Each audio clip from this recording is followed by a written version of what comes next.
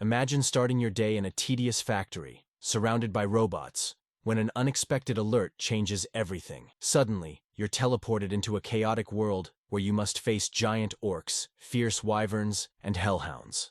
Along the way, you meet people in need, a guy riding a bike in the weirdest way, and you begin unlocking powers that might be your only chance at survival. All this while searching for your missing family and relying on the most unlikely mode of transport to outlast the apocalypse. But before we dive into the video, don't forget to subscribe to the channel. It really helps us keep bringing you more content like this. Already subscribed? Alright, let's get into the video! The main character of this manhwa is one of the most unremarkable individuals you'll ever meet, working at a logistics center to make ends meet. Kim Jeong-gyeom isn't too fond of his job, and you'll soon understand why. When he attempts to make small talk with the robot beside him, the machine simply ignores him and gets straight to work. That's exactly what he dislikes about the place. The entire logistics center is filled with advanced AI robots that handle most of the labor. Jeong-gyeom is responsible for overseeing everything, but there's no one around to chat with. He often feels down, missing the warmth of human interaction, and sometimes wonders if he's in the wrong place. This all began 2 months ago, right after he was discharged from the military, marking the start of a streak of bad luck. The first blow was when his parents relocated to Wojongbu. As a discharge gift, they paid the deposit and 6 months' rent for his small apartment, leaving him to live alone near his old school. Thus, his solitary life was forced upon him. Though financially stable thanks to government support and his parents covering rent, he took his time searching for a job, hoping to find the perfect opportunity without rushing.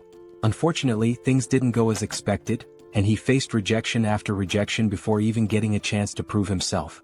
After a month of job searching, he was going stir-crazy from boredom. One day, while venting to his sister about being the unemployed brother, she teased him mercilessly. During their conversation, she mentioned that many people were working as operators for delivery companies using AI robots to make things easier. His interest was piqued, which led him to this lifeless place where there's literally no one to talk to. Just as I'm narrating this, someone else calls out to him. This person looks rather grumpy and unpleasant at first glance. Someone who could easily pass for the manager. Anyway, the senior worker informs Jeong-gyeom that they're out of tuna stock, despite the system indicating there's still some. He tells Jeong-gyeom to check the warehouse for any missing stock, and of course Jeong-gyeom agrees with a forced smile. Let's be honest, he finds the robots much warmer than his cold-hearted senior. As Kim enters the warehouse, the door behind him begins to close. He quickly searches for the tuna, eventually spotting it, climbing up to retrieve it. Just then he hears the door slam shut with a loud thud. He tries turning the knob, but it's jammed. He calls his manager Shin, but there's no response. He briefly considers calling 911 but decides against it, figuring it's not worth the trouble since he's not in immediate danger. Instead, he takes a selfie and sends it to his sister, letting her know he's trapped. She initially teases him, but then mentions hearing a building collapse near her house. Naturally, Jeong-gyeom gets worried and calls her, but when she picks up, she stays silent. Just as he starts thinking it might be a prank, the entire warehouse shakes and an emergency alarm blares. The atmosphere turns chaotic, with announcements urging evacuation. Trapped in the warehouse with no idea what's happening outside, Jeong-gyeom bangs on the door, but no one responds. Panicking, he tries calling 911 again, only to find there's no signal. He's losing his mind, wondering if there's a full-scale disaster outside. Suddenly, he hears something pounding on the door from the other side, each hit leaving massive dents in the steel door like it's made of cardboard. Trembling, he backs away from the door, instinctively knowing things have gone terribly wrong, and if he makes a noise, he's done for. Sweating, he drops to his knees, relieved when the pounding stops, though the noise and screams outside still terrify him. 3 days pass and he's still trapped inside, surviving on whatever food is available. With no one searching for him, he's convinced something catastrophic has happened. He wonders if there's a war going on and feels almost grateful to be stuck inside, thinking he might be safer here. The alarm, which used to blare constantly, has been silent since yesterday, giving him a bit of peace. However, with his phone's battery running low, he's unsure how long he can last. This might be his final note to the outside world, praying someone finds him soon and keeps his family safe. Just when he thought it couldn't get worse, a system window pops up, notifying him that he's been selected and should check his awakened abilities. At first, Jeong-gyeom thinks he's hallucinating, but then another window appears, revealing he's gained his own personal subspace for storing items. He starts to wonder if there's some kind of drug in the tuna cans he's been eating for the last 3 days. Another digital notification pops up, informing him that a target has been designated and asking if he wants to store it. Without hesitation he confirms, and suddenly he feels himself falling, landing hard on the ground outside. Scrambling to his feet, he looks around only to find everything in ruins, debris and wreckage everywhere. He spots his senior lying dead nearby. As system windows keep flashing, our protagonist is too busy vomiting after seeing his senior's lifeless body. The system then announces that a suitable operating system has been found for him and is now being installed. Suddenly he hears footsteps approaching from behind, casting a huge shadow over him, and he's almost certain this shadow isn't human. As the scene zooms out, we see a monstrous orc-like creature with sharp fangs and a massive blood-covered body. Jong-yun starts sweating profusely, trying to calm himself, hoping his worst fears aren't true. He convinces himself that the loud roar he heard 3 days ago might have come from a gorilla or a bear. Still, he doesn't dare look back and instead sprints away as fast as he can, running for his life. Panic rises as he realizes he's being hunted by a literal monster. In his frantic escape, he even steps on someone's entrails. He has no clue why an orc-like creature is here or why it's after him, but one thing is clear: he has to get away.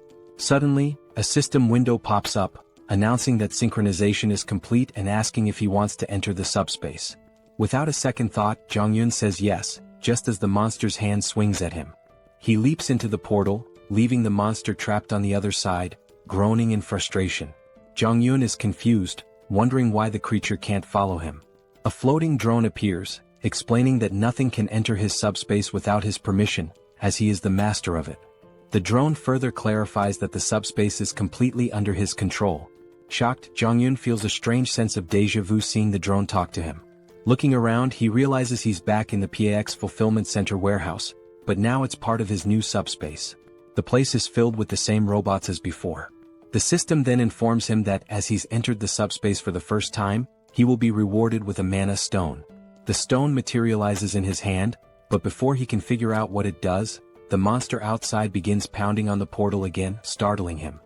He momentarily forgets he's being hunted by a monstrous beast and asks the system if it's sure the creature can't get in.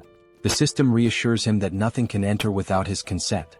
A new system window appears, informing him that the PAX Fulfillment Center is a 5-story facility with a total area of 10,000 pyeong, approximately 33,000 square meters, and contains everything necessary for improving customers' lives. It can ship products at speeds of 60 kilometers per hour, with a maximum shipment size of 2 meters. Jong-yun is just as baffled as anyone would be by all this information. The system adds to his confusion by stating there are only 2 minutes left until maintenance. Jong-yun, still disoriented, asks if the facility will shut down after 2 minutes. The drone confirms this and explains that he can use the mana stone to power the facility and maintain operations within the subspace. With 1 mana stone he can keep the facility running for 24 hours. Impressed by its efficiency, Jong-yun listens as the drone explains that when the PAX Center was stored in the subspace, its energy system was modified to run on mana stones. Jong-yun, still skeptical, asks if this is even real or just some sci-fi nonsense. Suddenly, the facility's lights shut off, and the drone begins flashing warnings. The PX system explains that the power has been cut, and if energy isn't restored, PX fresh products, items like fresh vegetables, meat and pre-prepared meals, could begin to spoil. Jong-yun realizes that in a chaotic world like this, where outside is a war zone, food is essential for survival. The power outage in the freezers and refrigerators could be a huge problem. He asks the drone if the mana stone can really replace electricity. The drone confirms this, so Jong-yun inquires how he can get more mana stones. The drone replies that mana stones can be obtained from creatures of other worlds. Clearly, Jong-yun isn't thrilled at the idea of confronting a muscle-bound monster that could easily tear him apart. He tells the drone to use the mana stone for now, then rushes into the facility to gather weapons. Inside he grabs as many weapons as he can, but a system window flashes their prices. With limited resources, he's worried he might run out of stock if he throws everything at the monster too quickly. He's also unsure whether these blades can even pierce the monster's thick skin. He figures that wounding the monster slowly rather than trying to kill it outright might be a smarter strategy. Since the creature can't enter his subspace, there's no rush to finish it off in one go. He'll focus on injuring it little by little, ensuring he doesn't waste resources or run out of weapons too quickly. Jong-yun hurls an axe at the monster, but it only grazes its body, which only enrages the creature further. With his original plan failing and aware that his weapon supply is limited, he decides to give the heavy axe another try, hoping it will have a more noticeable effect this time. He asks the system how many axes are left in stock, and to his surprise, he's told there are 15 remaining.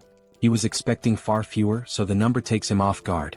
He quickly checks the location of these axes, and upon reaching the storage area, he's shocked to discover that the axes are duplicating infinitely. The system explains that the items are produced through a process that allows them to be duplicated endlessly. While they can be damaged or altered, they cannot be fully depleted. This revelation leaves Jeong-gyeom stunned. If the system is right, he has an endless supply of weapons at his disposal. Surprisingly, the system confirms this. With this newfound knowledge, Jeong-gyeom feels relieved, knowing he no longer needs to worry about running out of weapons. He can throw as many as he wants at the monster without fear of exhausting his stock. He realizes that his shoulders will probably give out before the monster does, but at least he has a seemingly unlimited arsenal. The system then reveals another useful detail. He doesn't even have to throw the weapons himself.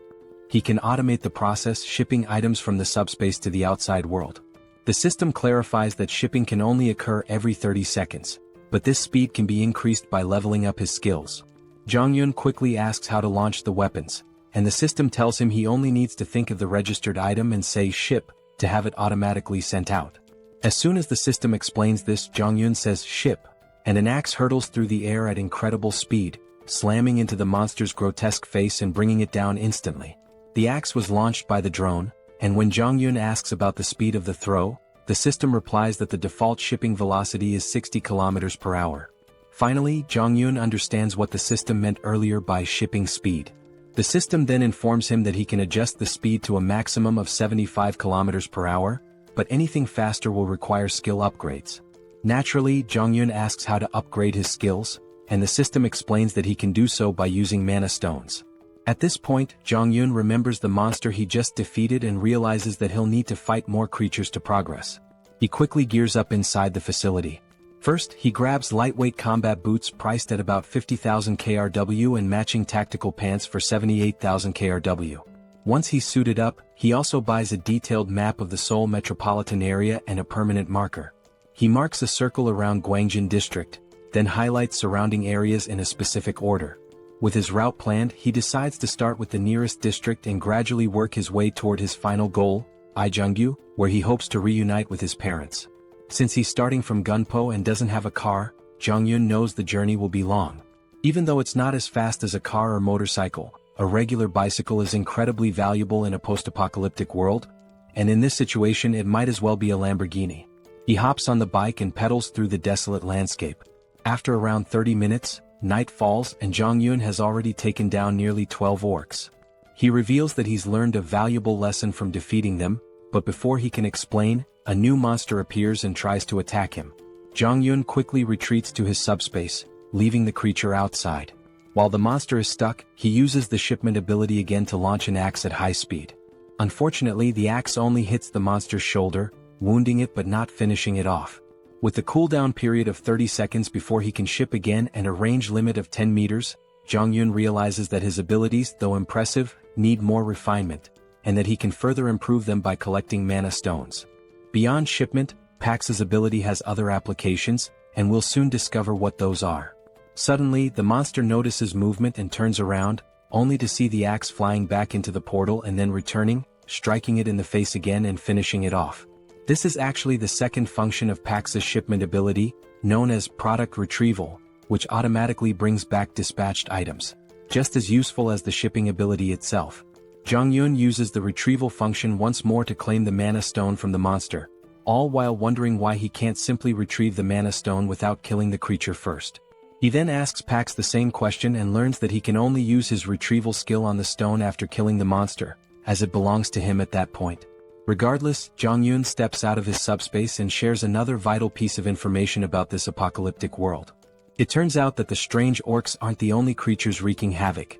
There are also winged monsters, and he knows it will be a serious challenge to hunt one of those. Suddenly, he hears cries for help, but before he can identify the source, the scene shifts to a man named Choi, desperately fleeing. He's so exhausted that each step feels heavier than the last, and a flying creature is chasing him. The monster swoops down, slamming into Choi from behind, sending him crashing to the ground in agony. There's another person behind Choi, but before he can help his fallen friend, the monster lands right in front of him, blocking his path. Its fierce, drooling mouth suggests that human flesh is the most appetizing thing around. However, strangely, the monster doesn't attack the man standing before it. Instead, it fixes its gaze on Choi, who is writhing in pain on the ground. The man, confused as to why the monster is ignoring him, realizes it has been targeting Choi all along, likely because he seems like an easier victim. He feels helpless, unsure of what to do with only a small knife in hand, doubting whether it could even distract the monster. Just then, the sound of a bicycle bell rings through the air, and not surprisingly, it's our boy speeding toward them, though these two have no idea who or what is approaching. Before they can process what's happening, they witness the monster that was hunting them get struck by a projectile, sending it sliding across the ground from the force of the impact. The creature was felled by a single axe throw, leaving both men in stunned disbelief. Jong-yeon quickly checks if they are okay, but they're still in shock, their mouths agape as they try to understand how someone on a bicycle managed to defeat a flying wyvern with just an axe. They immediately ask Jong-yeon if he's a soldier, bowing their heads in gratitude for saving their lives. Jong-yeon, glad they're safe, points to his uniform in response to their question. He explains that he's an employee of PAX FC, and they notice he's wearing the company's gear. This revelation shocks them even more, as they had assumed he was a trained soldier, given his impressive skills and presence. Even though he's not a soldier, his abilities are so extraordinary that if they hadn't seen it themselves, they wouldn't have believed someone could take down a wyvern with just an axe throw while riding a bicycle. Jong-yeon is surprised to find out that these people are already familiar with the concept of abilities. One of them confirms this, mentioning that he himself has an awakened ability, though it's just a simple driving skill, which he hasn't had much chance to use under the circumstances. Choi then laughs, admitting that he's a bit jealous because he hasn't awakened any ability of his own. Jong-yeon asks if there are more survivors nearby, and Choi explains that there aren't. They're currently in Block C, which houses a logistics center where many people gathered, but unfortunately so did the monsters. Most of the people were attacked, killed, or devoured, leaving only around 10 to 15 survivors who are now hiding in the underground terminal of Block E.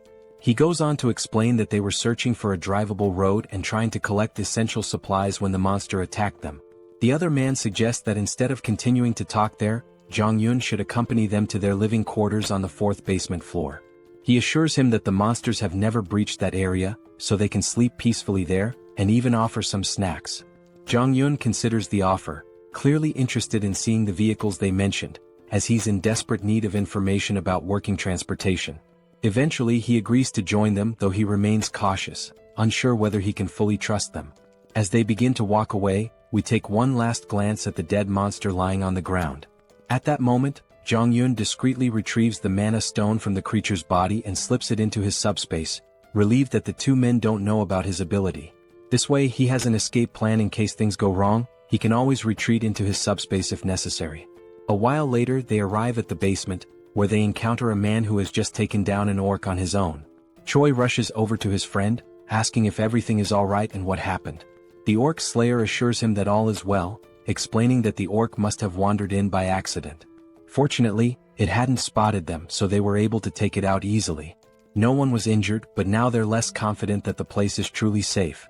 Jong-yeon meanwhile feels a surge of fear, realizing how perilous this area truly is. His thoughts are interrupted when the orc slayer asks who he is. Choi explains that Jong-yeon is the one who saved them from the wyvern and used to work for PAX FC. He also mentions that Jong-yeon is quite powerful, having taken down the wyvern with an axe throw from a distance. Everyone is both amazed and curious about what kind of abilities he might possess. At that moment, a woman rushes toward him, absolutely ecstatic that he saved Yongsoo and Byung-kal. Overjoyed, she begins to do a little celebratory dance. The rest of the group starts to gather around, showering him with praise. Jong-yeon tries to brush it off, modestly saying that he was only doing what was necessary. As he continues to receive so much attention, Choi steps in to break up the crowd, telling them not to tease the young guy. Just then, the orc slayer speaks up, revealing that everyone there has been working together for over a decade, and that Yongsoo and Byung-kal are like family to him. He expresses his deep gratitude for saving them and introduces himself as Lee Jin-mak, the center manager of Daehoon Express Terminal. He even bows respectfully to thank Jong-yeon for saving his two friends. After the introductions, Jin-mak gives Jong-yeon a quick overview of the place. He explains that while they can't guarantee total safety, it's far more comfortable than being outside. They have a stockpile of food and water from the logistics center, and he encourages Jong-yun to eat as much as he wants and to make himself at home. Jin-mak adds that they have enough supplies to last for a while and can always get more from the logistics center if needed.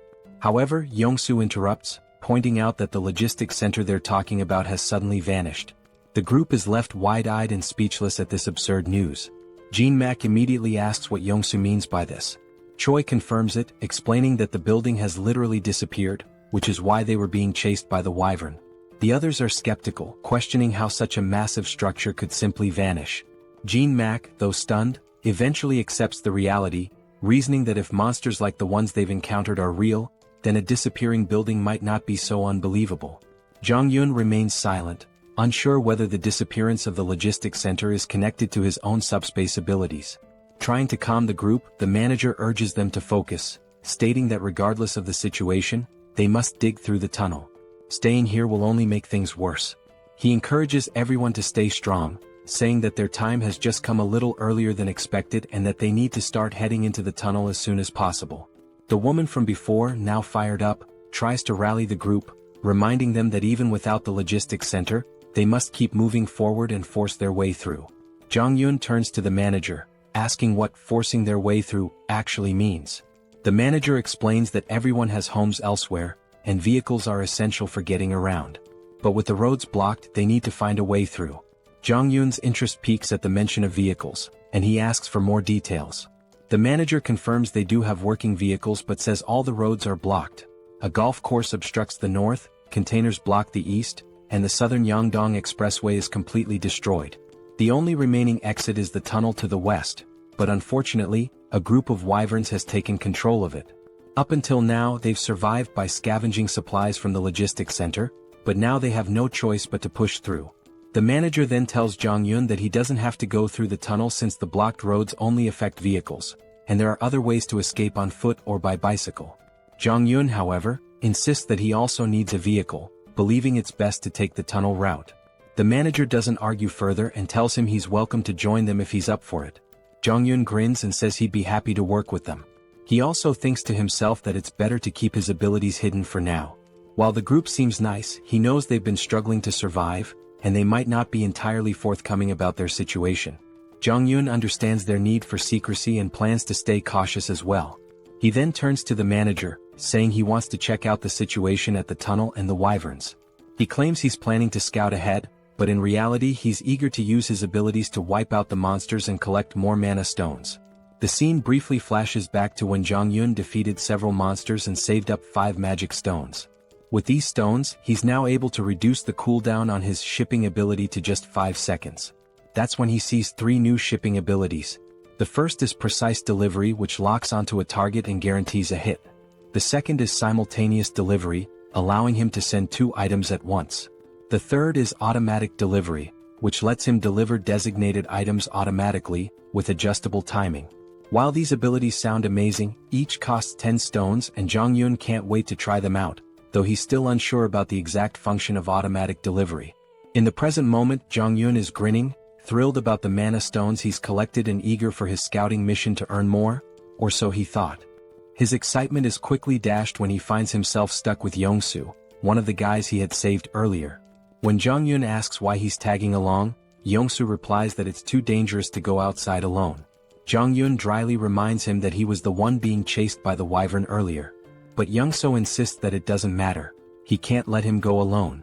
Besides, he's confident that if needed, Jong-yun will save him again.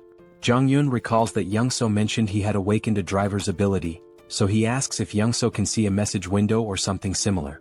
Yong-soo replies that he hasn't seen any window, but he feels deep down that he's awakened some sort of ability. It just hasn't fully developed yet. This answer isn't exactly comforting to Jong-yun, who starts feeling more concerned. As night falls, they zoom down the road on their bike at crazy speeds. Jong-yun is sweating in fear as he watches Yong-soo steer the bike with one leg while trying to maintain balance. When Jong-yun asks why he's driving like that, Yong-soo explains that the road is full of cars and it's hard to see. Suddenly, Yong-soo spots a wyvern ahead. Jong-yun quickly tells him to stop because he can't see anything. It seems like the monster has finally noticed them, and as it stares menacingly, Yong-soo nervously asks what they should do. Just then, a projectile strikes the wyvern, taking it down in one shot, leaving Young-so utterly shocked. Meanwhile, Jong-yun calmly tells him to focus and not look back. While speaking, he discreetly retrieves the mana stone and stashes it in his subspace. Finally, Young-so notices the tunnel up ahead and slams on the brakes. Before Jong-yun can ask why he stopped in the middle of the road, the answer becomes clear. They see a horde of monsters crawling around the area. Young-so is absolutely terrified, and Jong-yun wouldn't be surprised if Young-so had already panicked beyond measure.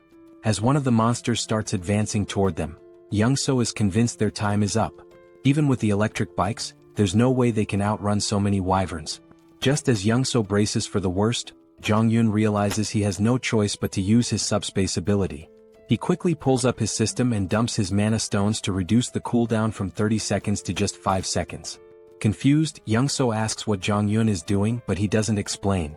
Meanwhile, the monster roars and every nearby creature starts converging on them. In the nick of time, Jong-yun shouts, "Ship!" and a projectile drops, taking out the monster and saving Young-so. Looking back, still panicking, Young-so's eyes widen as he spots a portal behind them.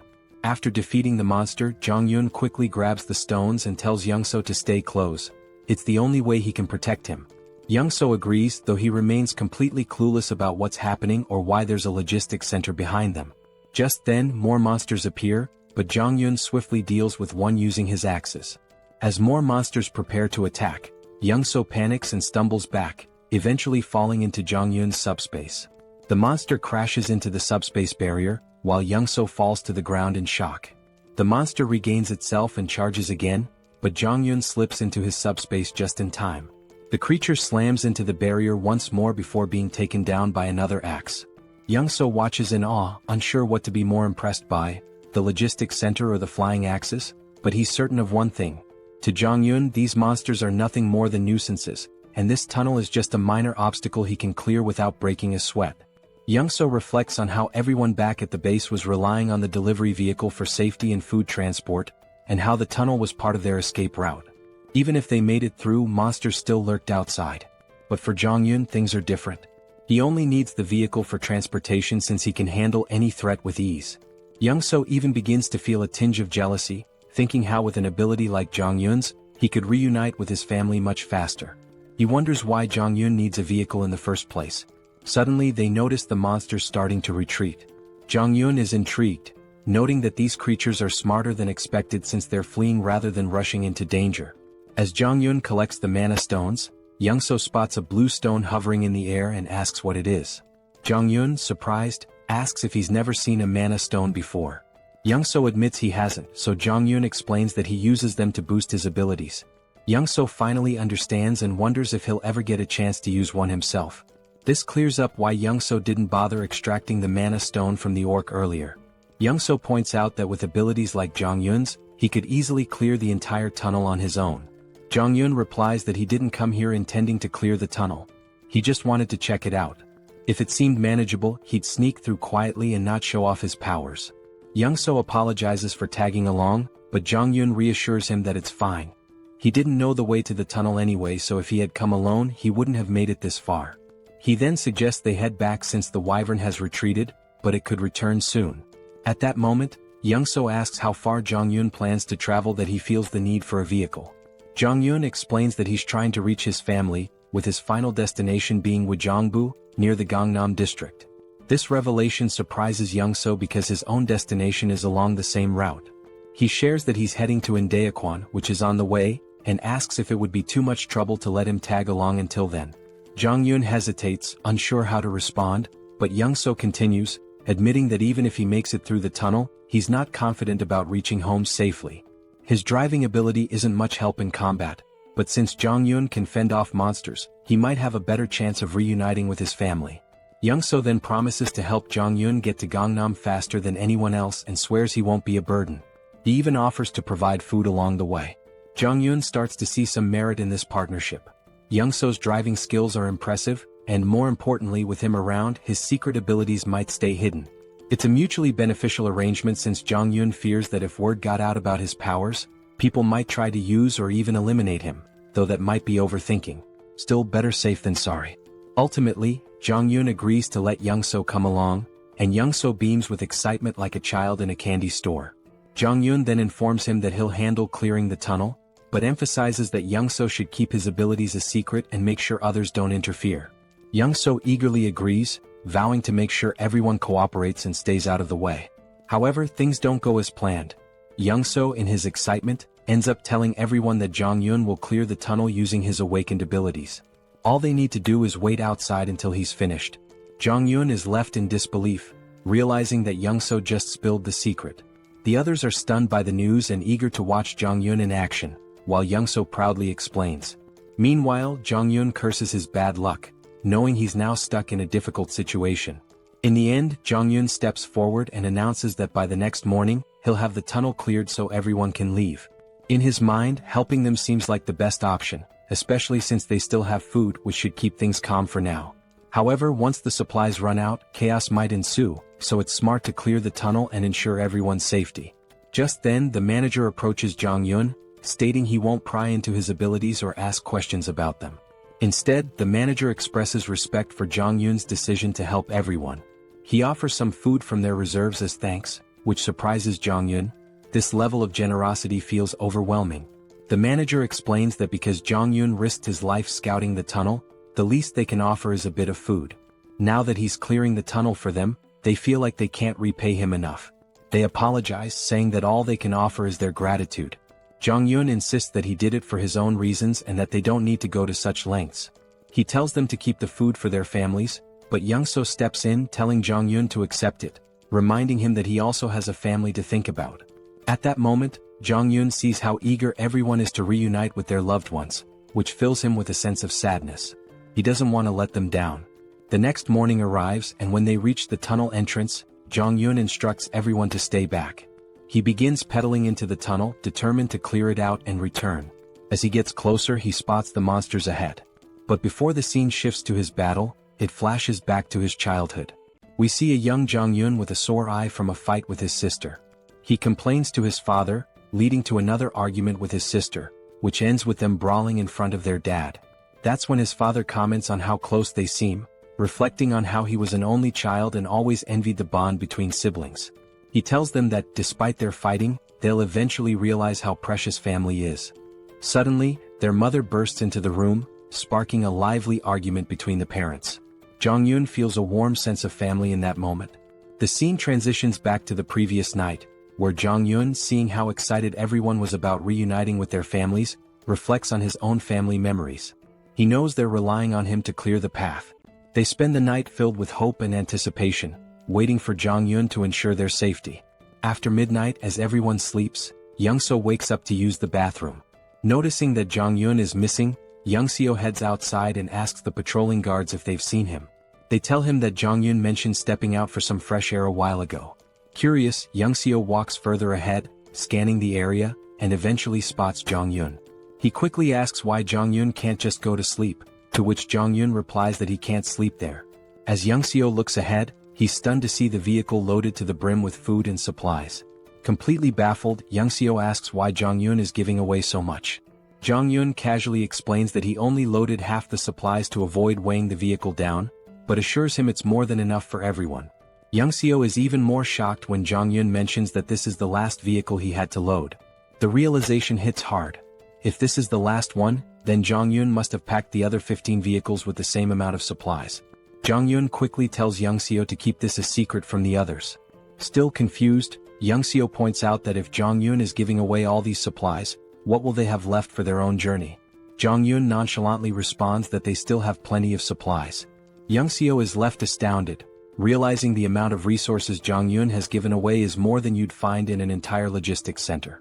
He can't comprehend how much stock Jong-yun must have left. Back in the present, we see Jong-yun effortlessly taking down monsters like it's no big deal. While fighting, he contemplates how much easier it would be if he could put all the people into his subspace and carry them to safety. Unfortunately, his system informs him that with his current subspace level, it's impossible. However, if he reaches subspace level 2, he could carry up to 20 people. To level up, he needs at least 100 mana stones.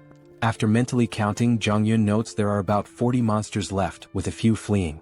The numbers aren't enough for him to level up here. He realizes he'll need to find another way to gain experience, especially since he wants to eventually bring his family into the subspace. Suddenly, Jong-yun notices something strange among the fleeing monsters. A closer inspection reveals a stronger, more imposing version of a wyvern, clearly some kind of boss-level monster. Even Jong-yeon is unsure of what he's facing. The scene then cuts back to the group waiting outside the tunnel, growing anxious about whether Jong-yeon is okay inside.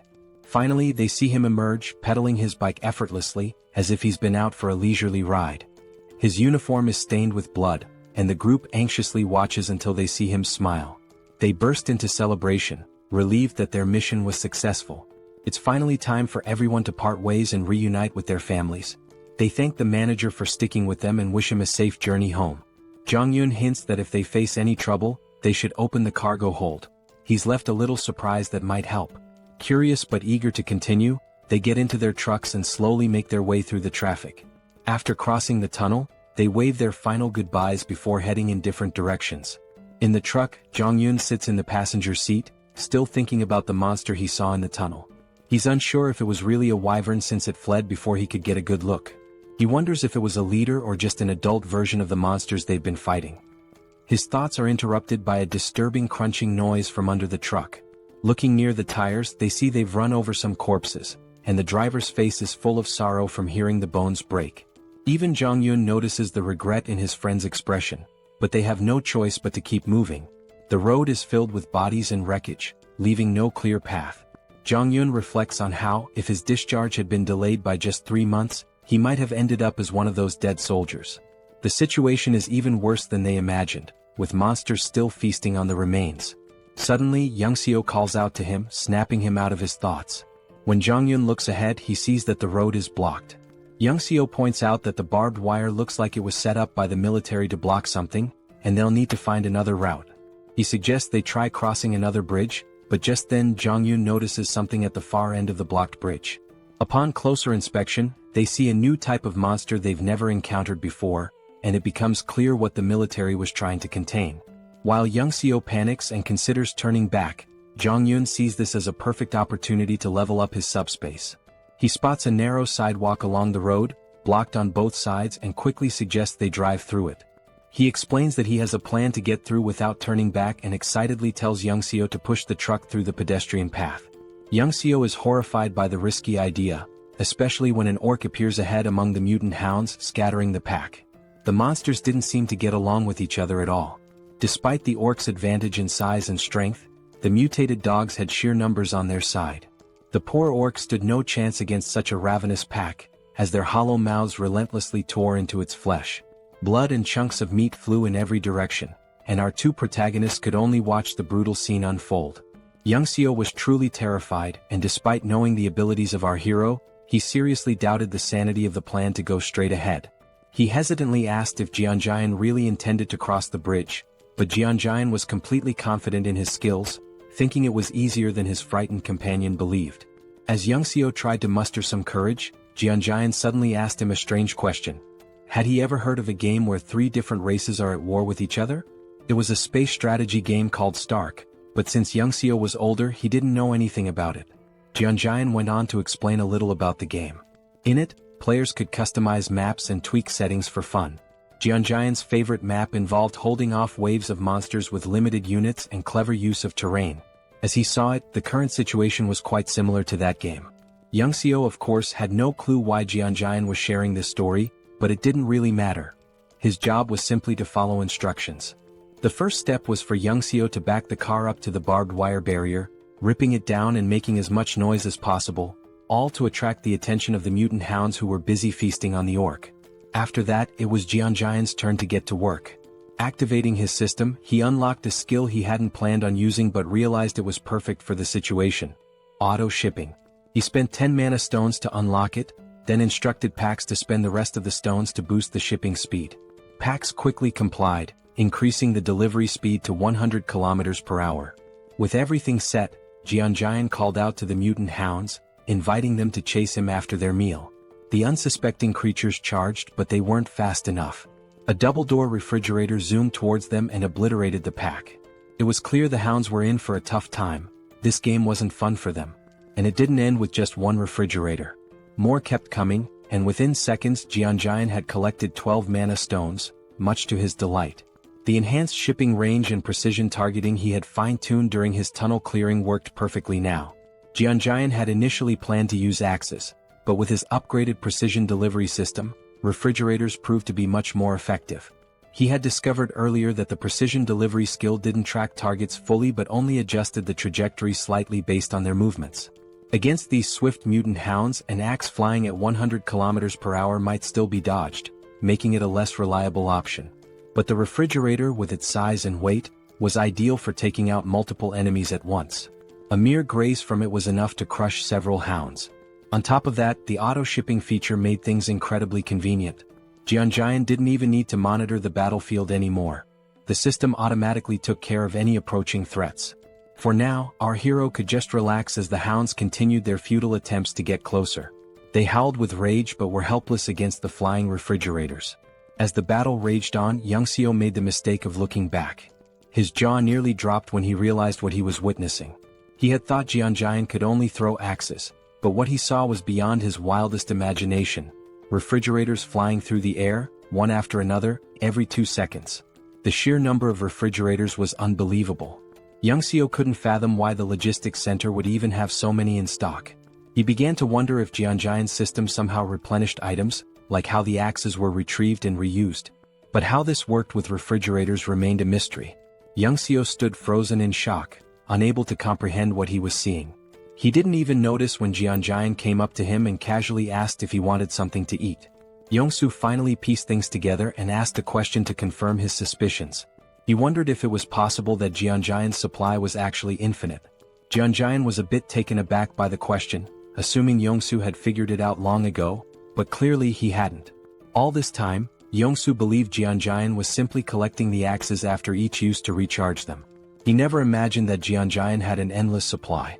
In reality, Jeonjaen did collect the axes with his system, but only to prevent them from lying around and accidentally harming someone. Even after hearing this explanation, Yongsoo still found it hard to grasp the concept of infinite items.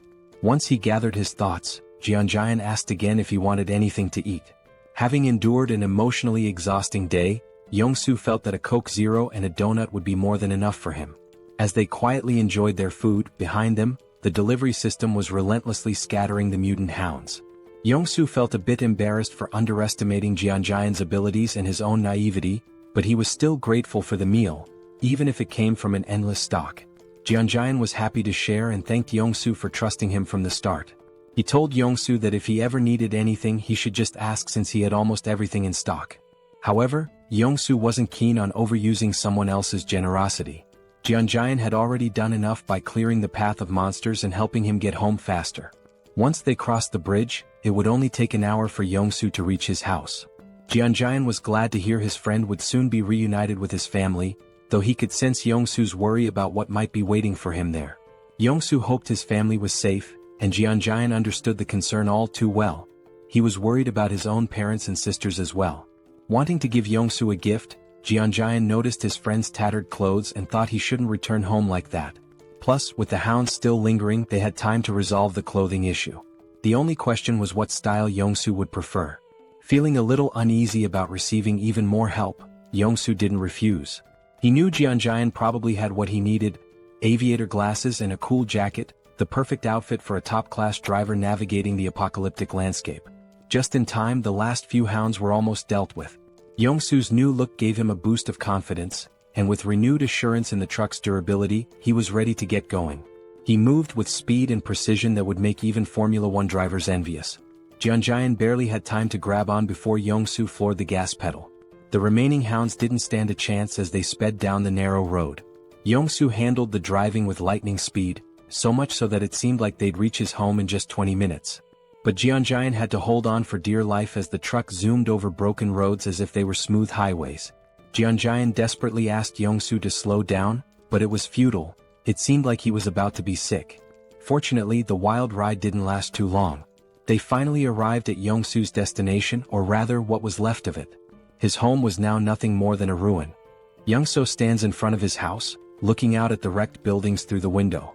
The destruction is overwhelming, and he tries to reassure himself that these buildings were just old. That's why they crumbled. But deep down, Yongsoo's hands are shaking. He's right at his own doorstep, frozen with fear, dreading what might be inside. The thought haunts him: what if his family isn't there? What if he opens the door to find their lifeless bodies? The fear feels suffocating. He keeps repeating that they're safe, that when he opens the door, everything will be okay. But his hands won't move. He's paralyzed, unable to turn the handle. Kim, standing behind him, watches, understanding exactly what Young-so is feeling. He had driven like a maniac, covering a journey that would normally take an hour in just 20 minutes, fueled by the hope of reuniting with his family. It shows just how desperate he was to get here. But now, standing before the door with the potential of finding something horrifying, Young-so can't bring himself to move. He knows that if he finds death behind that door, it might destroy him too. Sensing this, Kim steps forward, places a supportive hand on Young-so's shoulder, and offers to open the door for him. Young-so freezes, frustration and fear etched on his face. Almost on the verge of tears, he pleads with Kim to do it. Kim, understanding the fear of facing one's worst nightmare, steps up to the door. If he were in Young-so's position, he'd be scared too, wanting someone else to open it for him. Turning back to reassure Young-so one last time, Kim tells him he's about to open the door. But before Kim's hand reaches the handle, the door opens from the inside. Both Kim and Young-so freeze in shock. Young-so's eyes widen as he sees his wife and daughter standing there. His wife calls his name softly, her voice warm, and his daughter shouts, "Daddy?" Young-so's wife starts crying, and soon he's breaking down too. She runs to him, and the three embrace tightly as if they'll never let go. It's a deeply emotional moment. Kim, standing a short distance away, watches quietly, giving them space. Through tears, Young-so asks his wife how she knew to open the door. She explains that she heard voices outside and saw him through the peephole, which is why she opened it. His daughter, still crying, blurts out, "Dad, I hate you. Why did you make me wait so long? I was so scared." After a while, Young-so's wife notices Kim standing in the background and asks, "Who's this?" Only then does Young-so remember Kim's presence. But before he can respond, Kim's vision blurs and suddenly he collapses. Young-so shouts for him, but Kim can't hear anything. His body is shutting down, and after 3 or 4 days without proper sleep, exhaustion finally overtakes him. Darkness envelopes him and he slips into a dream. In the dream he's struck, but not by a fist, by a pillow. Standing over him is his older sister, holding the pillow with a playful grin. She swings it at him, knocking him down, and Kim yells at her, asking why she hit him so hard. "It hurts," he complains, but she just rolls her eyes and says, "Hard? That was a soft hit. You're such a crybaby." She's unfazed, brushing it off as nothing. Meanwhile, Kim is ready to run to their dad and tell on her. He storms off, determined to complain, but his sister couldn't care less. She stands tall, holding the pillow like she's won the pillow fighting championship of the month. Suddenly the scene shifts. Kim's dad is sitting with him and his younger sister, trying to mediate a sibling quarrel. He calmly explains that, annoying as they might be, family is precious. One day, Kim will realize how lucky he is to have them and how much love there is in their little fights. His father reminds him that, no matter the arguments, their bond is something to treasure. Just then, Kim's mom storms into the room, scolding his dad for not helping with dinner when she asked. She's frustrated, telling him she needed help, but there he is, just lounging around. The scene cuts to the whole family at the dinner table, enjoying delicious food, laughing and sharing stories. As they eat, Kim's mom eyes his older sister, Seoul, suspiciously and asks if she's got a crush on someone, noticing how she's always on her phone. Looking nervous, Seoul explains that she's just texting her friends non-stop. It's just how things are nowadays. From the outside, their family is filled with pure joy and warmth. Kim's dad, unable to resist, talks about how Seoul is interested in boxing, suggesting she check out a sports club at the local middle school. With a smirk, Seoul admits that the boxing club is the real reason she chose that school. Kim's ears perk up at the mention of middle school. Fast forward a year, and we see Kim attending the same middle school as Seoul. He's excited, ready to make new friends and have fun, but things don't go quite as he had planned. Instead of finding new friends, Kim ends up being bullied daily by the older students. They beat him, mock him, and Kim, who tends to be sensitive, doesn't fight back. He endures the blows day after day. But then one day someone steps in. Seoul, his fierce older sister, storms in like a force of nature. With an intense, threatening look, she grabs one of the bullies by the hand and breaks it with a single punch. Kim feels relief seeing his sister, his rescuer, but that relief is short-lived. Frustrated by her brother's weakness, Seoul declares that his training starts now. And so, Kim's grueling training under his ruthless sister begins. It's brutal, but it pays off. Soon, no bully dares to approach Kim again. For a while, life seems to settle down. Kim makes friends, enjoys himself, and coasts through middle school. But time flies, and one day his younger sister lands a job at a nursing school, catching both Kim and Seoul by surprise while Kim is lounging on his PS5, barely keeping up. Then, a moment arrives that flips his life upside down. Kim's dad walks in and tells him the time has come. Kim doesn't understand at first, but when it sinks in, it hits hard. It's time for him to enlist in the military. The family worries, though Kim tries to put on a brave face. Outwardly he's tough, but inside he's trembling. He doesn't want to leave his family. And after that, well, the rest is history. Slowly, Kim's eyes open. He feels disoriented and a bit afraid, lying in an unfamiliar bed. He remembers collapsing, standing outside Youngso's door, meeting his family, but after that, nothing. His mind races. Did Youngso betray him? Instinctively, he opens his portal and pulls out a heavy axe, gripping it tightly. Suddenly, a calm, warm voice interrupts his thoughts. Kim turns, startled, and sees Youngso's wife and daughter at the table, looking at him with puzzled expressions. Reality hits him. He's in Youngso's house. Looking to the side, he spots Youngso sound asleep, completely out.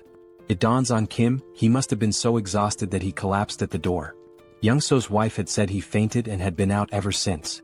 He must have been more worn out than he realized. Kim glances down at the heavy axe in his hands, momentarily confused as to why he even drew it. What had he been thinking? Quickly, he stashes it back in his portal, hoping no one noticed, especially Youngso's wife. She didn't need to see that. He asks how long he's been asleep, and she tells him it's only been a few hours. Then the mood shifts. With a soft smile, Youngso's wife begins to thank him, expressing her gratitude for everything he's done. Kim can feel the weight of her words, how he saved Youngso's life and brought him home safely. The gratitude in her eyes and her slight bow make him feel uneasy. Kim isn't used to this, feeling awkward and a little nervous, wanting to brush it off as no big deal. He thinks about how Youngso had helped him too. It hadn't all been on him. Just then Youngso wakes up. Still groggy, he chimes in to back up his wife, insisting that Kim had done far more than he lets on. Youngso makes it seem like driving Kim here was nothing compared to Kim saving him again and again. To Youngso, Kim was a true lifesaver. Even if Youngso hadn't made it, he believes Kim would have come through on his own. Then Youngso's wife changes the subject, saying everyone must be hungry. The atmosphere shifts once again as Kim's stomach growls, reminding him he hasn't eaten in what feels like ages. She mentions that Youngso had refused to eat without him, waiting until Kim woke up. Kim can't help but smile. Youngso, with that goofy grin, is all about eating together. With a warm chuckle, they decide it's time to dig in. Suddenly, Kim finds himself staring at a bowl of kimchi stew in front of him. The sight alone makes his mouth water. The smell pulls him back to memories of his mom, filling him with a bittersweet sense of warmth. The food isn't fancy. Youngso's wife even apologizes for the limited ingredients. But to Kim it doesn't matter. This is his favorite meal. After everything he's been through, nothing feels as comforting as kimchi stew. The first bite? Pure bliss. The moment the stew touches his tongue, it's like fireworks going off in his mind. Every cell in his body feels alive. The flavor, the warmth, it's almost unreal. And just like that, he's taken back. Back to when he'd sit down to meals with his family, back to simpler times. But as the meal ended, Kim felt a wave of sadness. For the first time in 3 months, he'd had a meal that reminded him of home, of family, and the ache of missing them overwhelmed him. The others noticed his quiet sadness, which shifted the conversation back to their journey. He mentioned their next stop was Gangnam, and Kim froze, realization hitting him. He was stunned, unable to fully grasp what Youngso was saying at first. It all felt strange. Then Youngso laid it out. He'd already discussed it with his wife, who insisted that since Kim had helped Youngso reunite with his family, he should return the favor. Kim was still confused. Even if Youngso took him to Gangnam, how would he safely return on his own? They stepped outside to get some fresh air, and that's when Youngso explained his plan. He'd drive Kim to Gangnam in his truck, and Kim would leave his electric bike with him. Once they reached Gangnam, Youngso would use the bike to get back home. Hearing this, Kim started to feel more at ease, but something still didn't sit right with him. Why was Youngso risking so much to help him? Sure, Youngso was an amazing driver, and with the bike he could avoid most threats. But Youngso didn't have any fighting skills, so if he encountered a large monster, it'd be over. With a truck full of supplies and his family safe, why was he risking it all? Unable to shake his doubts, Kim finally asked the question that had been weighing on him. Why was Youngso putting himself on the line for him? Youngso smiled knowingly, like he'd expected the question. Then he revealed his reason. Why had Kim helped him in the first place? Kim hadn't asked for anything in return or demanded any favors. He just helped. Without Kim, Young-so wouldn't have survived that tunnel. Now, he wanted to return the favor because they were in the same boat. Kim might have special powers, but that didn't make his life any less challenging. Young-so understood what it felt like to be desperate, clinging to the hope that his family was safe somewhere. That's why he'd risked the tunnel, and now he wanted Kim to feel that same happiness of reuniting with loved ones. With a sly grin, Young-so reassured Kim that he wouldn't take unnecessary risks. He was confident his driving skills would get him out of any tough spots, so Kim didn't need to worry. Then Kim had a flashback to when he first set out for the tunnel and saw a car with keys inside. Young-so could have left the group behind, but he didn't. He stayed and helped. That's when Kim realized Young-so wasn't about to leave him. He just didn't want to admit how far he'd go to help. Kim smiled and agreed, but with one condition. If Young-so was coming with him, he had to bring his family along. Kim explained he'd upgraded his subspace, allowing him to bring others inside. Young-so's family would be safer there than staying behind. Without hesitation, Young-so put on his signature shades and gave a confident grin, ready to drive with his top-tier skills. Meanwhile, Kim had upgraded his subspace to level 2, using 16 out of his 116 mana stones, allowing it to hold up to 20 people. The system informed him it would cost 6 mana stones per day to maintain, but he didn't mind. The system also asked if he wanted to enable external presence in the portal, and he agreed. A few months later, Young-so, his wife and daughter entered the subspace, astonished at what they saw.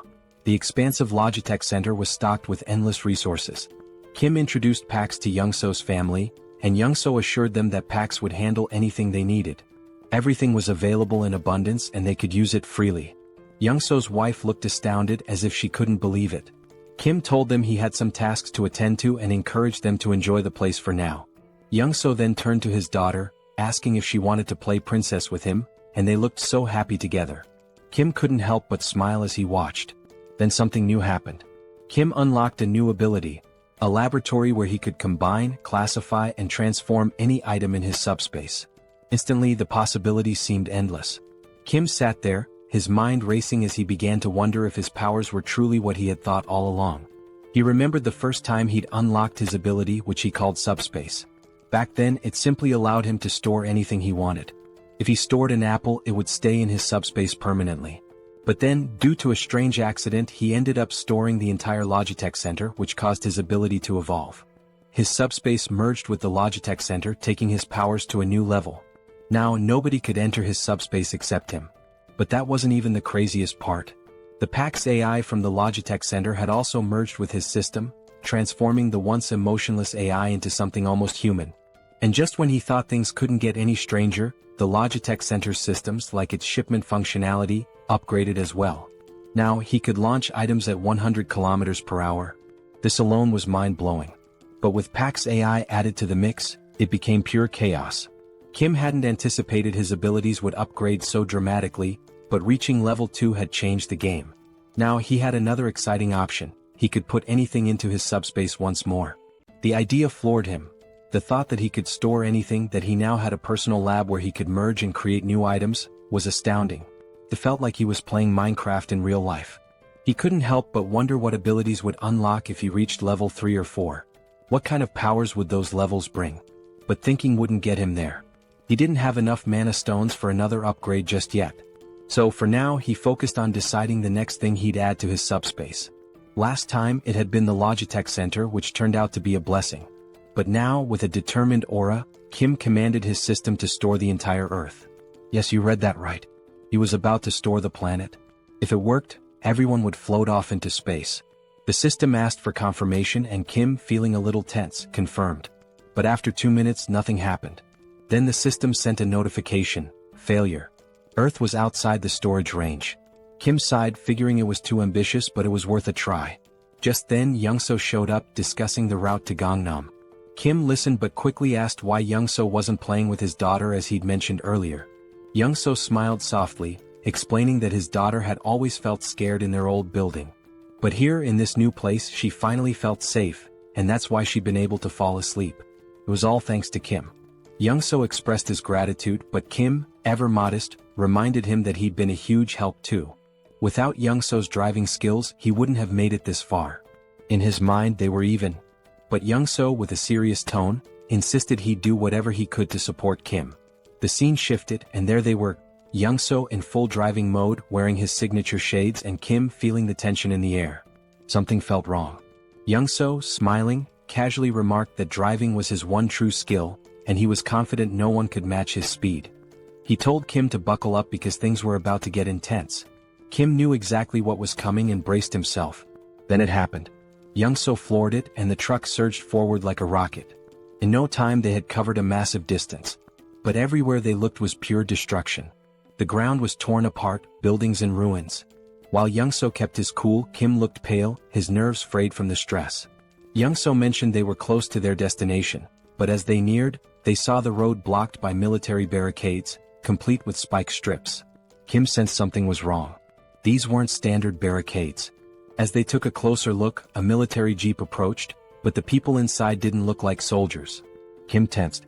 These men weren't military, they were trouble.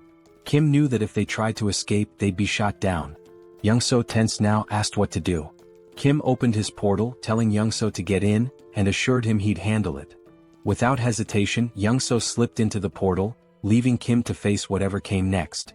Kim stepped out of the truck as three men approached, guns in hand, strutting like they owned the place. One of them, all muscle and little brains, ordered Kim out of the truck. Kim, barely holding back a smirk, stared them down with a cold glare. Without a word he got out. They opened the truck's cargo and were stunned to find it packed with food. Their eyes lit up like they'd just hit the jackpot. They turned to Kim, asking if the food was his. Kim, as calm as ever, nodded. But the musclehead stepped forward, puffed up with arrogance, and declared that the food wasn't Kim's anymore. Now it was theirs. Kim knew these clowns were far from military, they were just greedy thugs after his supplies. The musclehead tried to look intimidating as he questioned Kim about where he got all this stuff. Kim played dumb, pretending to be a clueless delivery guy, and claimed he worked at the Logitech Center. But they didn't buy it and pressed him on where the center was located. Calmly, Kim explained that even if he told them, they'd never make it there. The roads were blocked and monsters were everywhere. He himself had barely made it out, just trying to survive. The musclehead looked unimpressed, glaring at Kim and asking how much more loot was left at the center. Kim, staying in character, replied that the food in the truck was only a small part of what was stored there. One of the others glanced at his watch, muttering that it was almost time. Kim was puzzled. What was the rush? Before he could figure it out, wham! The musclehead punched him hard in the stomach and Kim crashed to the ground, wind knocked out of him. Before he could catch his breath, the bulky guy behind them clamped a cloth over Kim's face, knocking him out cold. When Kim woke up, he was tied to a chair in a dim room. His vision was still blurry, but he could see the bulky thug sitting on a makeshift commander's throne. Nearby, a body lay on the ground, a pool of blood spreading around it. Clearly a dead soldier. Kim quickly pieced it together. These guys had taken over the military base. The bulky guy started talking, bragging about how they'd wiped out the military and made themselves the new rulers here. Apparently they'd been fighting vibrants, monsters that swooped in every day at 6 p.m. The military had tried to fend them off with guns but couldn't keep up, so they'd recruited people like him and his crew. When the military was overrun, the gang had taken control, and now the bulky thug was the self-proclaimed commander. He made it clear that Kim was only alive because he needed him. Kim's task? To head back to the Logitech Center with some of the gang and raid it for more supplies. If he succeeded, maybe they'd let him join their group for protection. Kim was beyond annoyed. He was done with these lowlifes. Standing there, he decided what to do next. It struck him. This military base would make a perfect addition to his subspace. Without hesitating, he commanded Pax to store the entire Joint Commander Communication Headquarters in his subspace. The thug didn't even notice what was happening. He just sat there, confused as the entire base vanished around him. 1 second it was there, the next, poof, it was gone. He was left in his chair, now in the middle of nowhere, utterly clueless. By the time the thug realized what had happened, it was too late. Kim had already disappeared into his portal, leaving the thug sitting alone in the wasteland with nothing but his chair. At least Kim left him something to sit on. Around him, the thug's crew was completely baffled. They gripped their rifles, staring at the sky, trying to wrap their heads around the fact that the whole building had disappeared. The thug, wide-eyed and anxious, scanned his surroundings, his face showing a mix of fear and confusion. He was probably thinking, where did the whole building go? Meanwhile, Kim spat on the ground, noticing a trace of blood. That punch must have done some internal damage. He felt himself sway on the edge of fainting. Storing the base had drained his mana like nothing before. He was exhausted, completely wiped out. If he'd known it would take this much out of him, maybe he would have waited, maybe ducked into his subspace first. But it was too late for second-guessing. He had made his choice, now he just had to deal with the aftermath. His priority now was to get into his subspace to recover. As Kim slipped into the shadows, the thug's crew suddenly froze as the sky turned blood-red. Dark, looming shadows filled the air. The wyverns were coming. Hundreds of them, wings spread wide, headed straight for them, growling and screeching, ready to tear anything in their path. The sight hit the thug's men like a slap, sending them scrambling in all directions, completely forgetting Kim as they bolted for their lives. Even the guy who had captured Kim took off, leaving him free to drop to the ground. The thug was furious, shouting at his crew to hold their ground. He yelled that their rifles could still take out the smaller wyverns, vowing to handle the largest one himself. But his men weren't listening, they were too busy running. Rage twisted his face as he cursed them, calling them traitors. Then bam. The ground shook. Something huge landed behind him, shaking the earth. He turned slowly, terror contorting his face, only to see a massive wyvern towering over him. This one wasn't like the others. It stands a solid 20 feet tall, with black scales gleaming under the blood-red sky, and its piercing yellow eyes locked on him with deadly focus. This wyvern is 20 times larger than any he's ever encountered, a real monster brought to life. Amidst the chaos, we see Kim slipping into his subspace, bringing along an injured soldier. The system pings asking if Kim wants to allow the outsider in. Kim nods, weary but resolute, and both are let inside. Kim feels exhaustion pulling him down even further, and he knows he's just seconds from passing out. His mind races, he barely managed to sneak himself and the soldier in, and he realizes he'll have to be careful with these aftereffects. Storing something as massive as a whole base during such a critical moment might be risky next time. The black-scaled wyvern is still looming behind, its fierce gaze fixed directly on him, making Kim wonder why it's so intensely focused on him. Meanwhile, Pighead stands confidently before the wyvern, boasting about his new physical enhancement power, bragging he can shatter boulders with a single punch. Without hesitation, he swings at the wyvern, but to the enormous creature, it's nothing more than a mosquito's tickle. The wyvern doesn't even react. Suddenly, a bone-crunching sound fills the air. Kim, dreading what's happening, turns around slowly to see Pighead's fate, eyes widening in shock. With a single chomp, the wyvern swallows Pighead whole. Just like that, he's gone. Young-soo rushes over to Kim, checking if he's okay. Kim assures him, though he's clearly drained, his energy barely hanging on. He managed to bring the injured soldier along, who looks worse for wear. Kim and Young-soo gently lay the soldier on a bed, relieved to see he's mostly unharmed, with just a few scratches. But the man is severely malnourished. Kim recalls Pighead's rant about taking over the military base while struggling with food shortages, which must have left the soldier without proper nutrition for weeks. Young-soo then mentions something strange happening in Kim's subspace. An enormous structure has appeared, and not just any structure. It looks like an entire city. He leads Kim to a vantage point and Kim's jaw drops. He thought he'd stored just the military base, but somehow he transported the whole base city into his subspace. His mind races. He hadn't realized the extent of his power. He'd only commanded the system to store the base, but without specifying a building, it interpreted it as the entire city. Young-soo is equally stunned, staring in awe at this impossible sight. Kim realizes he needs to explore the military base thoroughly. Young-soo agrees to watch over the soldier and let Kim know when he wakes. Kim hops into his Mercedes and begins driving through the military base city, his mind buzzing with possibilities. Weapons, ammo, gas masks, military vehicles, even tanks. It's the ultimate jackpot for surviving the apocalypse, but there's a catch. Unlike the Logitech Center, where PAX handles everything and can send supplies directly, this sprawling city means he'll have to locate and retrieve each item himself. As he drives, Kim starts to grasp just how huge this place really is, realizing he has a massive job ahead of him to map out every corner. If he'd known it was this vast, he might have stored all the weaponry and supplies directly in his subspace. Now he's planning his next move. Once he identifies the locations, he'll send Young-soo to retrieve ammo and weapons, while he prepares to strike from his portal. Then a crucial thought hits him: supplies here aren't endless. Unlike the Logitech Center's infinite stock, resources from the base could run out. No more limitless bullets or grenades for reckless use. As he's lost in thought, Pax suddenly appears, casually correcting him. Pax explains that the base isn't an ordinary storage area. It's been fully integrated into the Logitech system format. Kim's jaw drops as Pax continues, revealing that since the military base has merged with his subspace, he can now command it just like the Logitech center. Kim can hardly believe it, but Pax confirms that the base is synchronized. He'll have unlimited access to its supplies, vehicles, and equipment, just like in the Logitech center. This changes everything. Kim can barely comprehend it. His mind races through the possibilities, his face a mixture of shock, wonder, and pure excitement. He asks Pax for double confirmation. Are they really talking about endless rifles, ammo, grenades, everything? Pax nods, and it's like Kim's entire reality has flipped upside down. This isn't just groundbreaking, it's downright game-changing. Still buzzing with excitement, Kim needs more details. He asks Pax how long synchronization will take. Pax admits it's a massive job with only 0.81% done so far, so there's no clear timeline.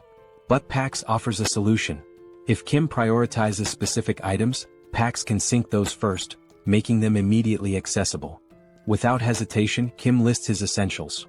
Rifles, ammo, grenades, vehicles, and fuel, the lifeline for surviving this apocalypse.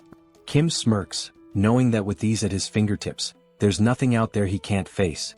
Pax informs him that the synchronization will be ready in just 10 minutes. After that, he'll have unlimited access to all the weapons, vehicles, and supplies he needs to go full throttle. Feeling a surge of confidence, Kim asks Pax if there's a security system, something to ensure no one touches the base without his direct approval. Pax confirms with a simple, yes. Satisfied, Kim tells him to lock everything down immediately. Kim thinks about it for a moment, not that he doesn't trust Young-soo and his family, but he's unsure about this soldier they saved. Standing by his portal, he realizes he now holds power over food, vehicles, and weapons in his hands, hoping the outside isn't as chaotic as he suspects. But outside it's a nightmare. The wyverns are on a rampage, tearing through Pighead and his lackeys one by one. Kim understands that the chaos outside won't settle down anytime soon.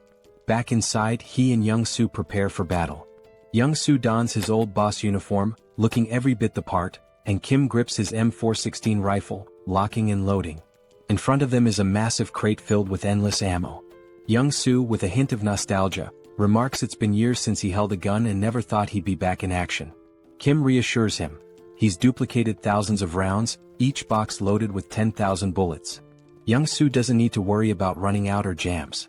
Kim throws Young-soo a little challenge, asking if he still remembers how to shoot. Smirking, Young-soo picks up his own M416, telling Kim he's about to show him just how skilled he was back in the day. He takes aim, exhales, and fires.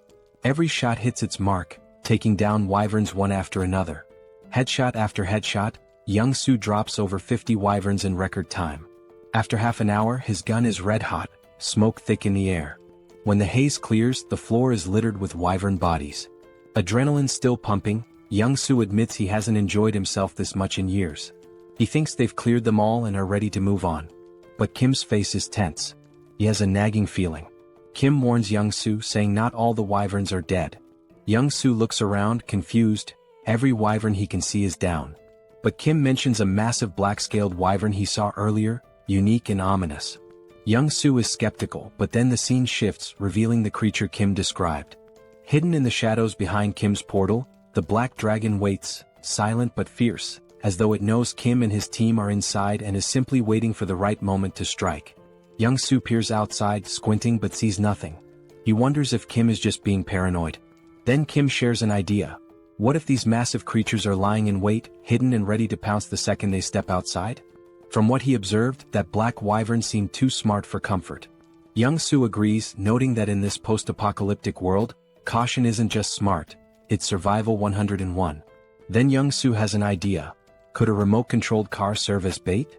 Would that huge beast chase a small moving target? They decide to give it a try. The scene shifts, showing both men with remote-controlled cars, each with a humanoid doll mounted on top. With a deep breath, they count to 3 and send the cars forward. The dolls roll out of the portal, looking like humans stepping into the danger zone. In an instant, a massive wyvern swoops down, claws piercing the doll's torso and ripping it apart. Young-soo's jaw drops in disbelief. He can't believe the wyvern was actually lurking back there.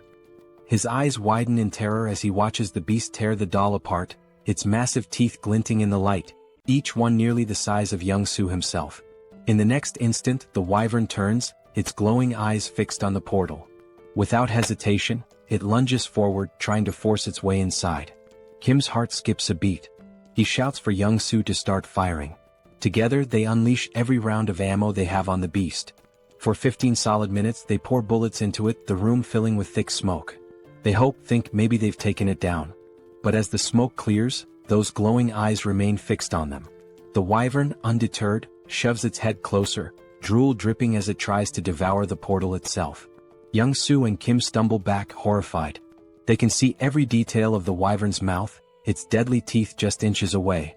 Young-soo is stunned. How is this creature still standing after all this firepower?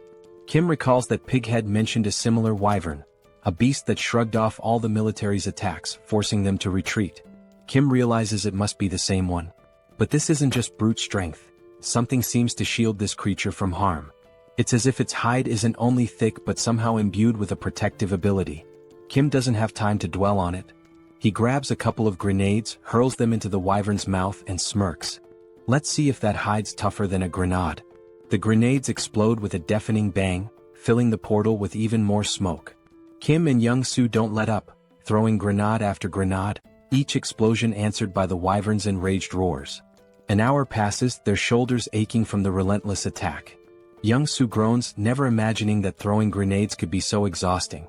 Kim's shoulder feels like it's about to give out, but the wyvern remains calm as ever, with its fierce gaze locked on the portal. They're trapped. How are they supposed to escape with this beast guarding the exit? Suddenly, the wyvern slams its claws against the portal, but thanks to its unique properties, it can't break through. Kim is left feeling both frustrated and confused. They've thrown everything they have, yet the wyvern's scales remain untouched. Finally, with what seems like a snort of boredom, the wyvern turns away and flies off. Young-soo, bewildered, wonders why it left. Kim suspects it got tired of waiting for them to make a mistake. After hours of failed hunting, it probably decided to look for easier prey. At least for now they're safe. They wait an extra hour to be sure. When the wyvern doesn't return, Kim and Young-soo share a look. Exhausted but determined, they gather their supplies, ready to continue the journey. The scene shifts as Kim and Young-soo hit the road again. Young-soo, still visibly shaken, can't help but mumble about the horror of facing such a monstrous wyvern. Kim shares his concern. Those dozens of grenade explosions barely left a mark.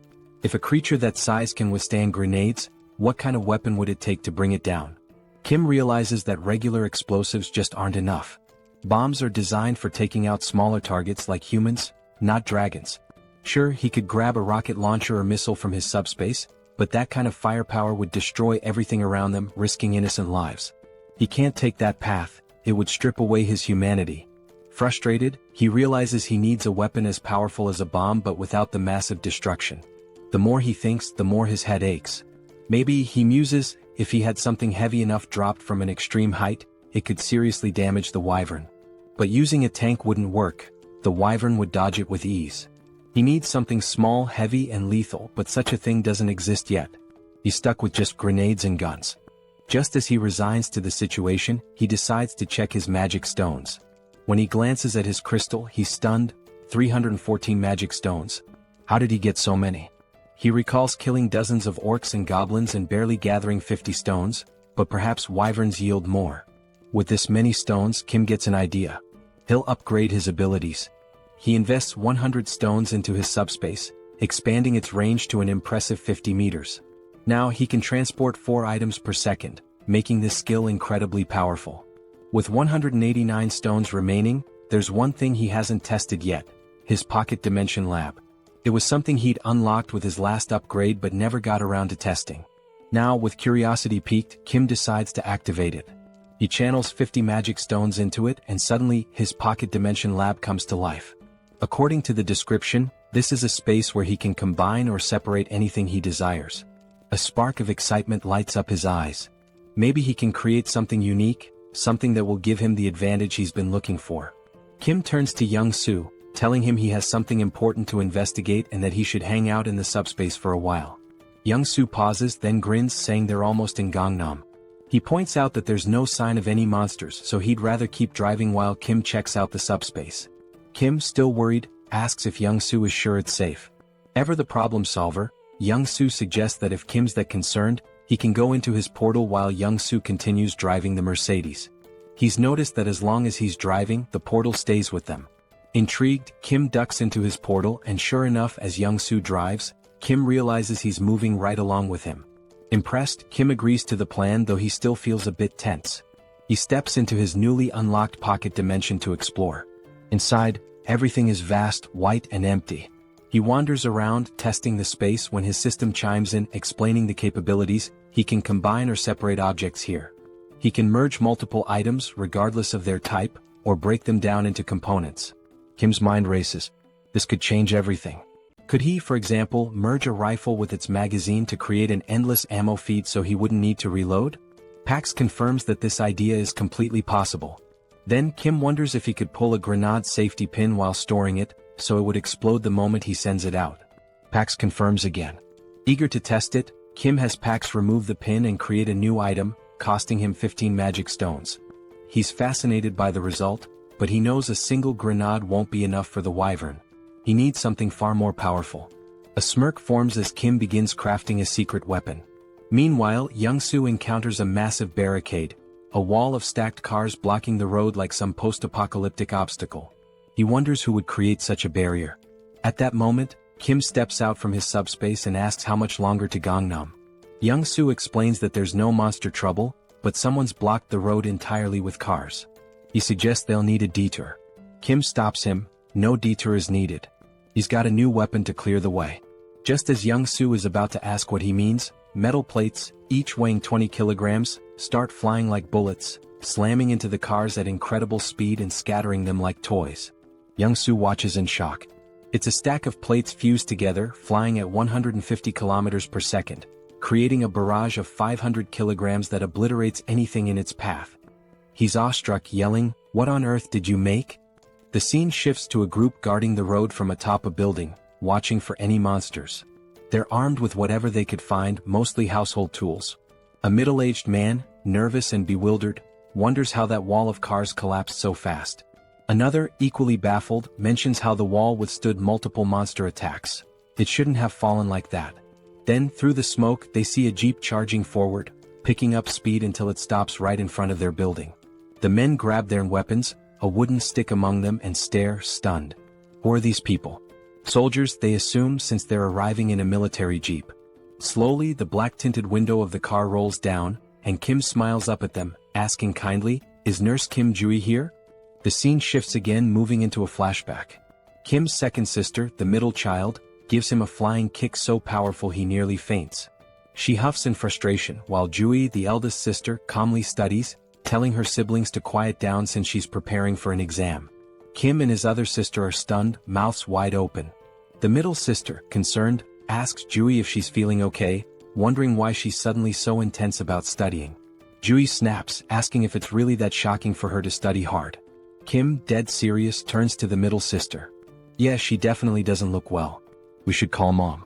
She's lost it." Jui's frustration erupts as she starts shouting, asking if they'll ever let her study in peace.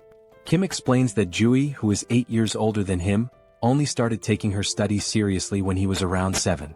Since she'd never sat still for more than 30 minutes before, her sudden shift had the whole family on edge. With big worried eyes, Kim and his other sister drag their mom over to Jui, pointing out that their big sister has completely lost her mind. Even their mom looks concerned. Jui can't believe it. Her own family doesn't think she's capable of doing anything with her life. Frustrated, Jui finally reveals her secret. Proudly, she holds up a medical textbook and declares her dream. She's going to be a doctor. She announces, "Even if the world ends tomorrow, today I'll still help those in need." Her face glows with pride, her eyes shining with determination. The whole family is stunned. They just stare at her, speechless. Kim and his other sister turn to their mom, whispering that Jui's condition is getting worse. Maybe she needs a mental hospital ASAP. The house erupts into a family brawl, everyone yelling, laughing, the whole scene chaotic. Days pass, and they assume Jui's passion will fade like a teenage phase, and that her ambition to be a doctor will pass. But no, her grades soar. She skyrockets through high school, and before anyone realizes it, she's accepted into the top nursing school she applied to. Her dad, mom, Kim, and her other sister are shocked. Juri, who once couldn't sit still for 30 minutes, has achieved the unthinkable. In the present, Jui stands frozen in shock, staring at Kim, who's come back to find her. It's all real, her journey, her family, her dream, and now this reunion. Tears start streaming down Jui's face, her cheeks red with emotion. Kim stands before her, his eyes filling with tears too, overwhelmed. Barely able to speak, Jui, still sobbing, asks Kim how he made it this far and if he's hurt. Kim, equally emotional, tries to reassure her, saying he's fine, nothing happened. Young-soo, watching from behind, smiles warmly, whispering to himself, grateful that Kim's sister is safe. Kim and Jui finally embrace, holding each other tightly, letting the weight of the world fall away, if only for a moment. Once they calm down, Kim wipes his tears and introduces Young-soo, explaining how much he helped him get here safely. Young-soo bows respectfully, introducing himself, and Jui, deeply grateful, introduces herself as Kim's older sister, thanking Young-soo for protecting her little brother in this apocalyptic nightmare. With a small, mischievous smile, Jui suddenly reaches into her pocket and tells Kim she has something for him, figuring he hasn't eaten well in all this chaos. She hands him a chocolate bar, but Kim stops her, saying, "I'm really full, sis. Actually, I've got enough chocolate to last me a lifetime." Then, Kim's expression turns serious as he explains that he has a critically injured patient. Jui's face shifts to concern, and she asks where the patient is, insisting they bring him to her immediately. But Kim explains that the patient isn't in the car. He's in Kim's subspace. Jui's jaw drops, her eyes wide with shock. "Kim, you have an ability too?" Kim nods, explaining he unlocked a power called subspace, where he can open a portal to a hidden area that only he and those he invites can enter. He laughs a bit nervously, noting that it might scare people if they saw it, so he suggests they find somewhere private. Jui agrees, noting the people around, and they decide to head inside the hospital for privacy. Slowly, Kim, Young-soo, and Jui enter the hospital, and the sight is heartbreaking. People clutching nothing but wooden sticks for protection, hollow-eyed and starving, sprawled across the floor like lifeless bodies. They finally reach Jui's private room. Young-soo closes the door behind them, leaving only the three of them. Kim then opens the door to his subspace, and as he does, Jui stands in shock, her eyes wide, mouth open, as she gazes at the vast, city-like area before her. "What is this?" Jui asks in amazement. "Are all these buildings part of your ability?" Kim reassures her, promising to explain later, but for now she needs to follow him. They make their way to where Kim has kept the injured soldier. Jui rushes to his side and begins examining him. Kim, still anxious, asks, "What do you think, Jui? Will he make it?" Jui, dead serious, asks how long he's been like this. Kim explains he's not sure, but it couldn't have been too long since he found him on the way there. He suspects the man was beaten and tortured. With a solemn expression, she tells Kim that this man may not survive much longer. Upon hearing this, both Kim and Young-soo freeze, fear visible in their eyes. They had been holding on to hope that the man could be saved. Desperate, Kim asks, "Is it really that bad?" Jui's tone then shifts. She smiles and explains that under normal circumstances, his chances would be slim. But then, her hands begin to glow with a green aura, and she grins confidently. "Isn't it cool?" she says, "I've awakened as a healer." She places her glowing hands on the soldier's chest, the green light spreading over his body. She warns them that her skill level is still low, so a full recovery is unlikely, but he won't die. After 5 minutes, Jui finishes the healing. The soldier's wounds close and his breathing stabilizes. Jui explains that while it's not a complete recovery, the essentials are taken care of. He's severely malnourished and will need food and rest to regain strength. Suddenly, Kim says, "Sis, even with the world ending, you're still treating patients. Just like you said you would." Jui, caught off guard and slightly embarrassed, laughs nervously. "Why bring that up now?" But Kim, undeterred, repeats her words from childhood. "Even if the world ends tomorrow, I'll still treat the sick today." Blushing, Jui shouts, "I should have disciplined you like sister number 2 did when you were little." And just like that, they're bickering again. Once the playful quarrel dies down, Jui turns serious. "Now, explain everything. What's been going on?" Kim takes his time and goes into detail, telling the entire story, how he got trapped in the storehouse, how he sent messages to Jui and sister number 2, and how the network system went down. He recounts unlocking his subspace ability, accidentally storing the Logitech Center, and merging with Pax AI. He talks about meeting Young-soo and their journey here. While Kim is telling the story, Jui is devouring a meal as if she hasn't eaten in days. Kim sighs, annoyed, and asks, "Are you even listening, Jui?" With her mouth full, Jui nods and says, "Of course I'm listening." Kim challenges her, "Alright, what did I just say?" Juri, clearly distracted, fumbles and gives a brief summary missing most of the important details. Kim groans but lets it slide, chuckling a little. It turns out the delicious meal was prepared by Young-soo's wife, who introduces herself to Juri. Juri smiles warmly and says, "Nice to meet you, I already love you." They all laugh together. Young-soo's wife offers more food, saying, "If you're still hungry, there's plenty more in the fridge. Just ask." She also tells Kim that she's prepared a bed for him in the first-floor staff room with supplies, suggesting he rest there. Kim tries to thank her, insisting she didn't need to go through so much trouble, but she smiles and replies, "With everything you've done for us, it's the least I could do." Juri, still curious, turns to Kim and asks, "How did Young-soo and his wife get into your subspace?" Kim, exasperated, groans, "I literally just told you this whole story, Juri." But Juri shrugs, so Kim sighs and begins the story again. Afterward, Kim starts explaining his future plans. He sums it up, saying he's going to bring his entire family into his subspace. The first goal has already been accomplished. His older sister, Juri, is safely inside. Next, he'll go find sister number 2, who is in Area 0. Juri's expression changes at this. In a serious tone, she apologizes to Kim, saying she can't come with him because she needs to stay here. Kim's face falls, shocked. "Why do you have to stay in such a dangerous place all alone?" he asks, concerned. Juri sighs, agreeing that it's dangerous, but explains it's not just that. There are other patients, and while other nurses can help, she stops mid-sentence as the scene shifts. In another building, a shadowy figure watches through a window at Kim and Juri's building. He notes that 2 people arrived in a military jeep, and his guards reported a loud crash from the car wall outside. The wall was broken by a jeep, he wonders. Puzzled, he speculates that they might be special forces, but an unknown voice interrupts, suggesting that one of them is Juri's younger brother. The man's face is revealed, ugly and intimidating. His companion, sounding hopeful, remarks that if one of them is Juri's brother, they might not be hostile, just in need of food and shelter. With control over the food supply, they could leverage Kim if necessary. But the ugly man's expression turns serious as he smirks and says, "Do you really think those 2 are stronger than you?" Just then, a towering 7-foot muscular figure steps forward from the shadows. His body is covered in veins and has a lifeless, vacant look, almost like a living corpse. The muscular man reassures his boss that it's unlikely anyone is stronger than him. The boss instructs him to greet Juri and her brother warmly, feigning kindness, while also making sure to fix the broken car wall. The muscular man nods, explaining that he has doubled the wall's height, ensuring it will be impossible to break through again. The scene shifts back to Kim and Juri, where Juri starts telling Kim about the department head, Jean. She reveals that Jean has an awakened ability, allowing him to control minds and poison people. Kim's expression turns serious as he listens intently. Juri continues, saying that Jean has somehow gained control over most of the awakened people in the area, and they are now guarding the food and monostone supplies. Because of this, the people in Juri's building are starving. She confesses that she's been secretly stealing monostones, trying to strengthen her own ability to potentially cure those who are poisoned or mind-controlled.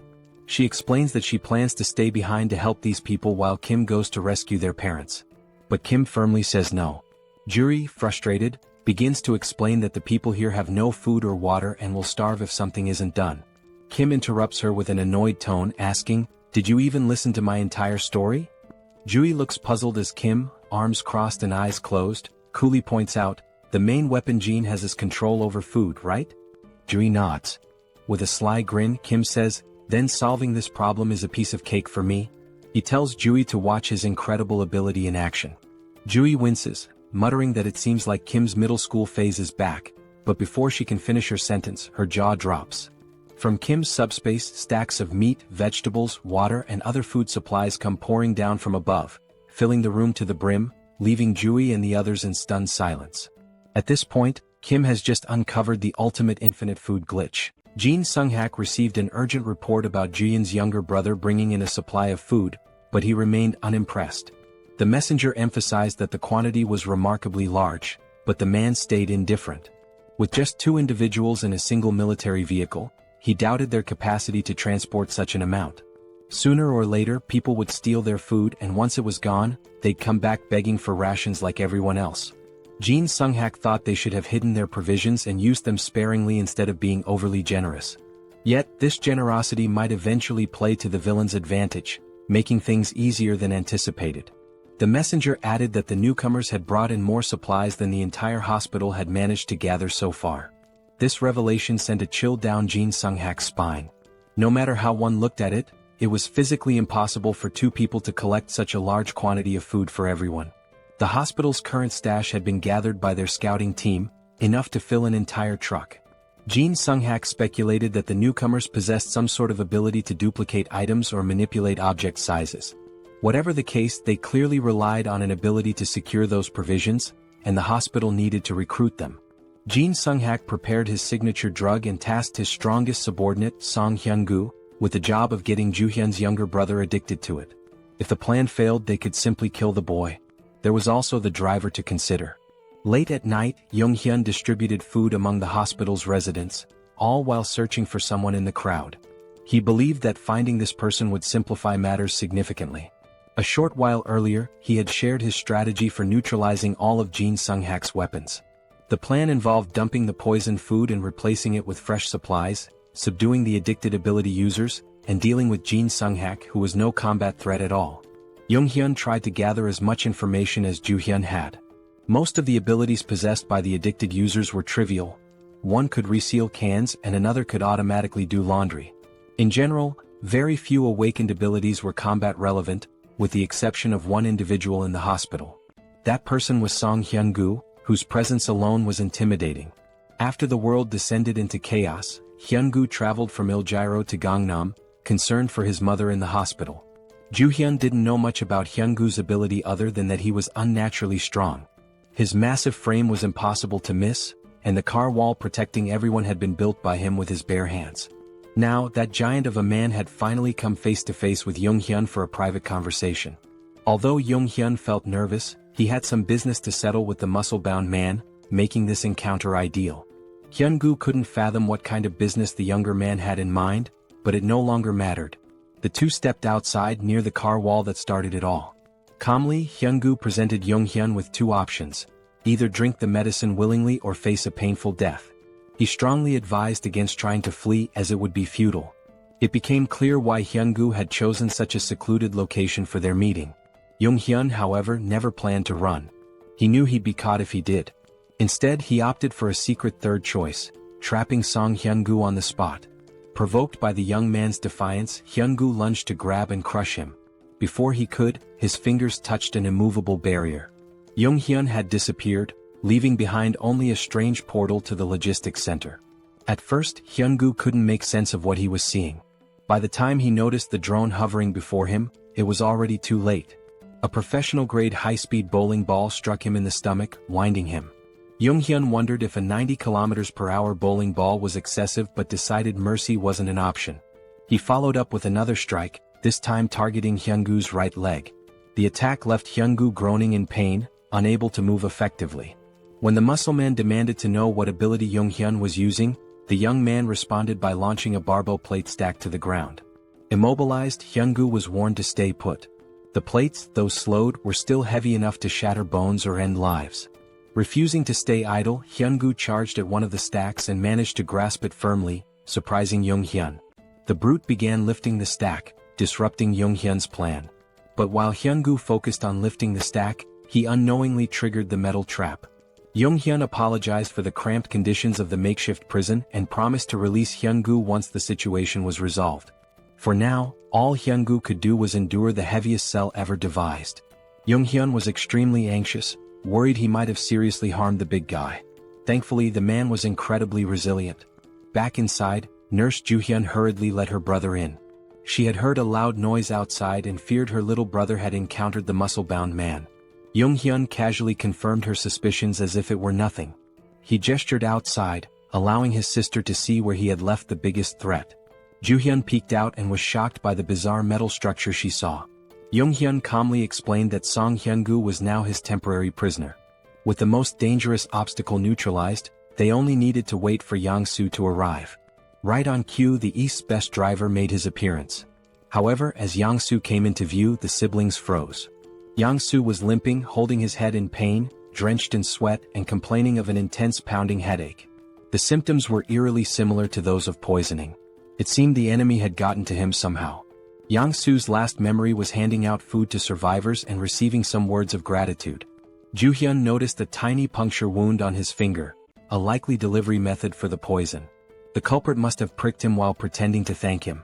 For now, Yang-soo needed rest and confinement in the subspace. He would have to be isolated for a while. Jung-hyun hadn't anticipated this turn of events. He felt responsible for failing to protect his friend. Without knowing how the poison worked, the situation could become even more complicated. Finding Jin Sung-hak quickly was now their top priority to secure a cure.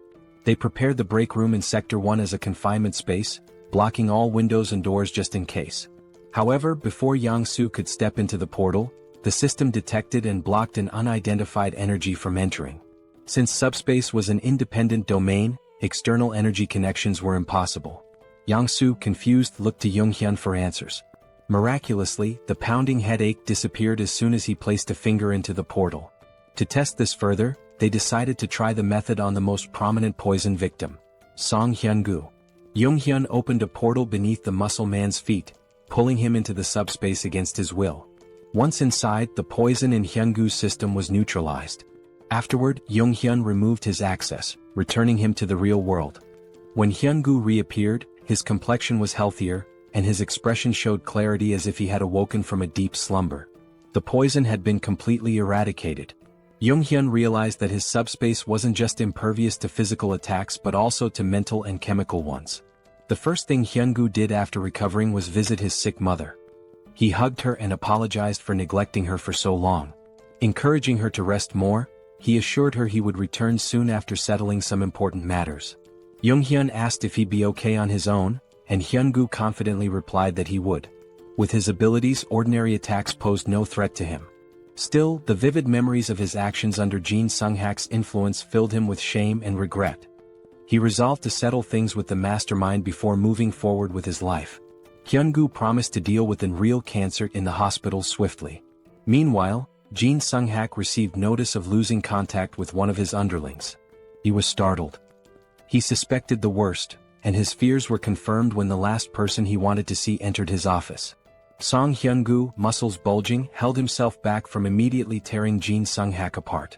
Although Jin Sung-hak didn't understand how their connection was severed, he smiled smugly and begged for mercy. Hyun-gu responded by slamming his arm into the villain's head, silencing him for good.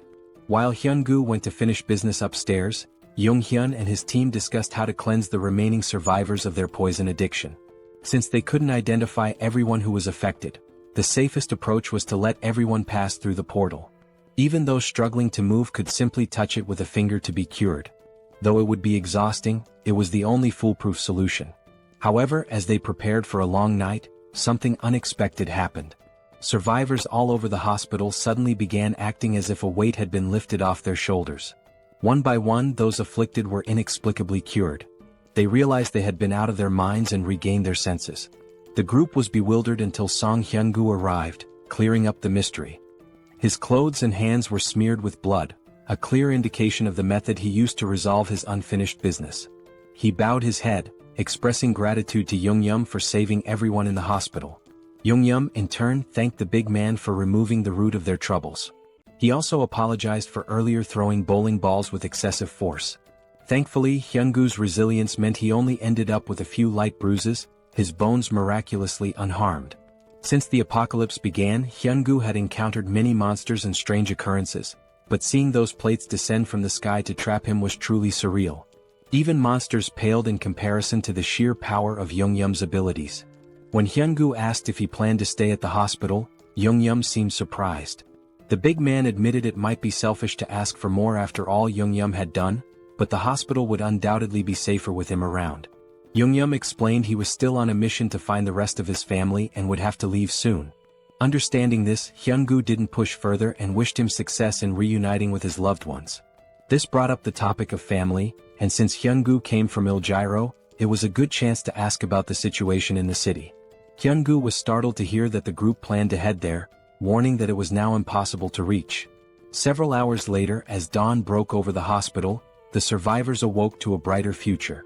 Not only had Jung-hyun ensured they had enough food to last for a long time, but he had also supplied them with essential items like clothing and tools. Former enemies parted ways as allies, with Hyun-gu shaking Young-yeom's hand and promising to repay his kindness someday. With that, the group departed the hospital, heading toward Il-gyro. Mr. Yong-soo, now fully recovered, drove with his usual expertise. He brought up the wall around Il-gyro that Hyun-gu had mentioned, theorizing it might be a product of someone's ability. If so, Young-yeom hoped to establish communication with whoever created it. Otherwise, breaking through might be their only option. The previous night, Hyun-gu had explained what he saw while leaving Il-gyro. He described the wall growing out of the ground like a tooth emerging, eventually reaching the height of a typical skyscraper. This meant ground travel was nearly impossible. Hyun-gu also mentioned something peculiar about the monsters in Il-gyro. Unlike those in Gangnam, the city was infested with undead creatures, skeletons that reanimated even after being destroyed. Walking corpses were a common sight there. Despite Il-gyro's challenges, Young-yeom wasn't worried about his sister, Seoul, who was trapped inside. He believed she could handle herself, even without awakening any special powers. While inside his subspace, Young-yeom received a call from Ju-yeon, who had finally agreed to join them after the hospital was freed of poison. When he lazily asked why she was calling, Big Sis immediately scolded him to adjust his tone. She informed him that the soldier they had rescued had regained consciousness. Young-yeom quickly entered the subspace, where the soldier sincerely thanked him for saving his life. The soldier introduced himself as Colonel Han Hyung-ho of the 50th Intelligence Communications Battalion. Thanks to Ju-yeon's careful treatment, he had made a full recovery. Looking around, the colonel seemed confused. He could see the military command center outside but found the rest of the surroundings unfamiliar. There shouldn't have been any buildings in that area, let alone a logistics center. Young-yeom explained they were currently inside the staff lounge of the PAX FC Logistics Center within his subspace. Outside, they were in Gangnam, heading toward Hanam Bridge. The colonel struggled to process this information until Ju-yeon simplified it. They were inside the kid's ability, situated in Gangnam. Upon learning this, the colonel humbly requested to be dropped off on the road. Young-yeom assured him they meant no harm and only wished to help. The colonel acknowledged this as the group had saved him from near death, but he couldn't share the details of his mission, which was to reach the Joint Chiefs of Staff as soon as possible. Recognizing the national importance of the mission, Young-yeom called PAX for assistance. Instead of simply letting the colonel go, he handed him banana milk and a sandwich, insisting he eat before explaining more about his mission. Despite his hunger, the colonel resisted at first. But when Young-yeom presented a feast of pizza, waffles, chicken, and other delicacies, the colonel couldn't hold back. As he ate, he began to reveal classified information. It all started when creatures from the other world appeared simultaneously across the globe. These entities included more than just monsters. There were insects, animals, plants, and even geographical features like mountains suddenly emerging. They attacked indiscriminately, targeting humans, animals, and even each other. They showed no mercy to anyone or anything. With the appearance of these monsters, the government began enlisting individuals known as the Awakened to form a specialized unit. These recruits, wielding their extraordinary abilities, were highly effective against the creatures. Colonel Han's unit was stationed near Gwacheon and Anyang, where they maintained a relatively stable situation. Everything was under control until that beast appeared. He witnessed his men being massacred and devoured by a massive wyvern. Their weapons, guns, grenades, and even heavy artillery were completely useless against the creature. They repeatedly called for reinforcements from nearby military units, but everyone else was overwhelmed by their own battles against other formidable monsters. Strangely, they were able to communicate with Gwacheon and Anyang during the battles, yet no reports or updates ever came from command. Ultimately, Colonel Han made the tough decision to retreat to avoid complete annihilation by the wyverns. Their destination became the National Communication Command. As the monsters relentlessly hunted the remaining members of his unit, more comrades fell. When they reached a city, they attempted to recruit additional awakened individuals to strengthen their numbers. After many days of exhausting travel, they finally arrived at the base camp, only to find it deserted as expected. The reason for the abandonment became evident soon after. While searching the command center, they discovered suspicious documents containing references to a coup. It appeared a rebellion was unfolding. Colonel Han made every effort to reach the Joint Chiefs of Staff, but the relentless wyvern trapped them at the base. To make matters worse, the awakened recruits turned against them, killing the remaining soldiers and taking over. These rogue awakened individuals were the same ones eventually devoured by the wyverns. Colonel Han suspected the First Corps was deliberately sabotaging government attempts to regroup, with their commander likely siding with the rebellion. In the midst of the apocalypse, even a coup felt oddly unsurprising. Since Jeong-gyeom's group was heading toward Yeoljiro, he assured the colonel they'd drop him off when they crossed the Han River Bridge. The colonel expressed his gratitude while continuing to savor the gourmet meal in front of him. Jeong-gyeom instructed Yong-soo to increase their speed slightly, though not to maximum, given the time-sensitive situation. As the colonel pondered, he realized the young man had likely encountered the wyvern at the military base as well. He was just beginning to wonder how Jeong-gyeom managed to evade such a persistent monster when his eyes widened in shock. A terrifying ogre was furiously pounding on the portal's barrier, desperate to break through. Yet Jeong-gyeom and Yong-soo appeared completely unbothered. While the colonel was paralyzed with fear, the rest of the group acted as though it were just another mundane day. Suddenly, a stack of heavy barbell plates shot out of the portal, striking the ogre and sending it flying like a lifeless ragdoll. The colonel watched in disbelief as the barbell stacks splattered the ogre's blood across the streets. Meanwhile, Jeong-gyeom and Yong-soo remained utterly unfazed, accustomed to such scenes. The colonel, however, had stopped mid-bite, unable to process what he was witnessing. When Jeong-gyeom summoned a military vehicle from thin air, the colonel nearly choked in shock. The duo exited the subspace, leaving the colonel with instructions to eat and rest. Jeong-gyeom left the portal open so the colonel could monitor the situation on the road if he wished. Launching pillars of discs at incredible speeds and conjuring vehicles out of nowhere clearly highlighted the overwhelming power of Jeong-gyeom's ability. What once were fearsome ogres now became trivial enemies, easily defeated in a single attack. Jeong-gyeom's method was simple: hurl stacks of discs at the monsters, crushing them instantly. Colonel Han was so captivated by the ogre massacre that he leaned closer to observe. He saw magic stones from the slain ogres being effortlessly absorbed into the subspace. At first he doubted his eyes, but it was all happening before him.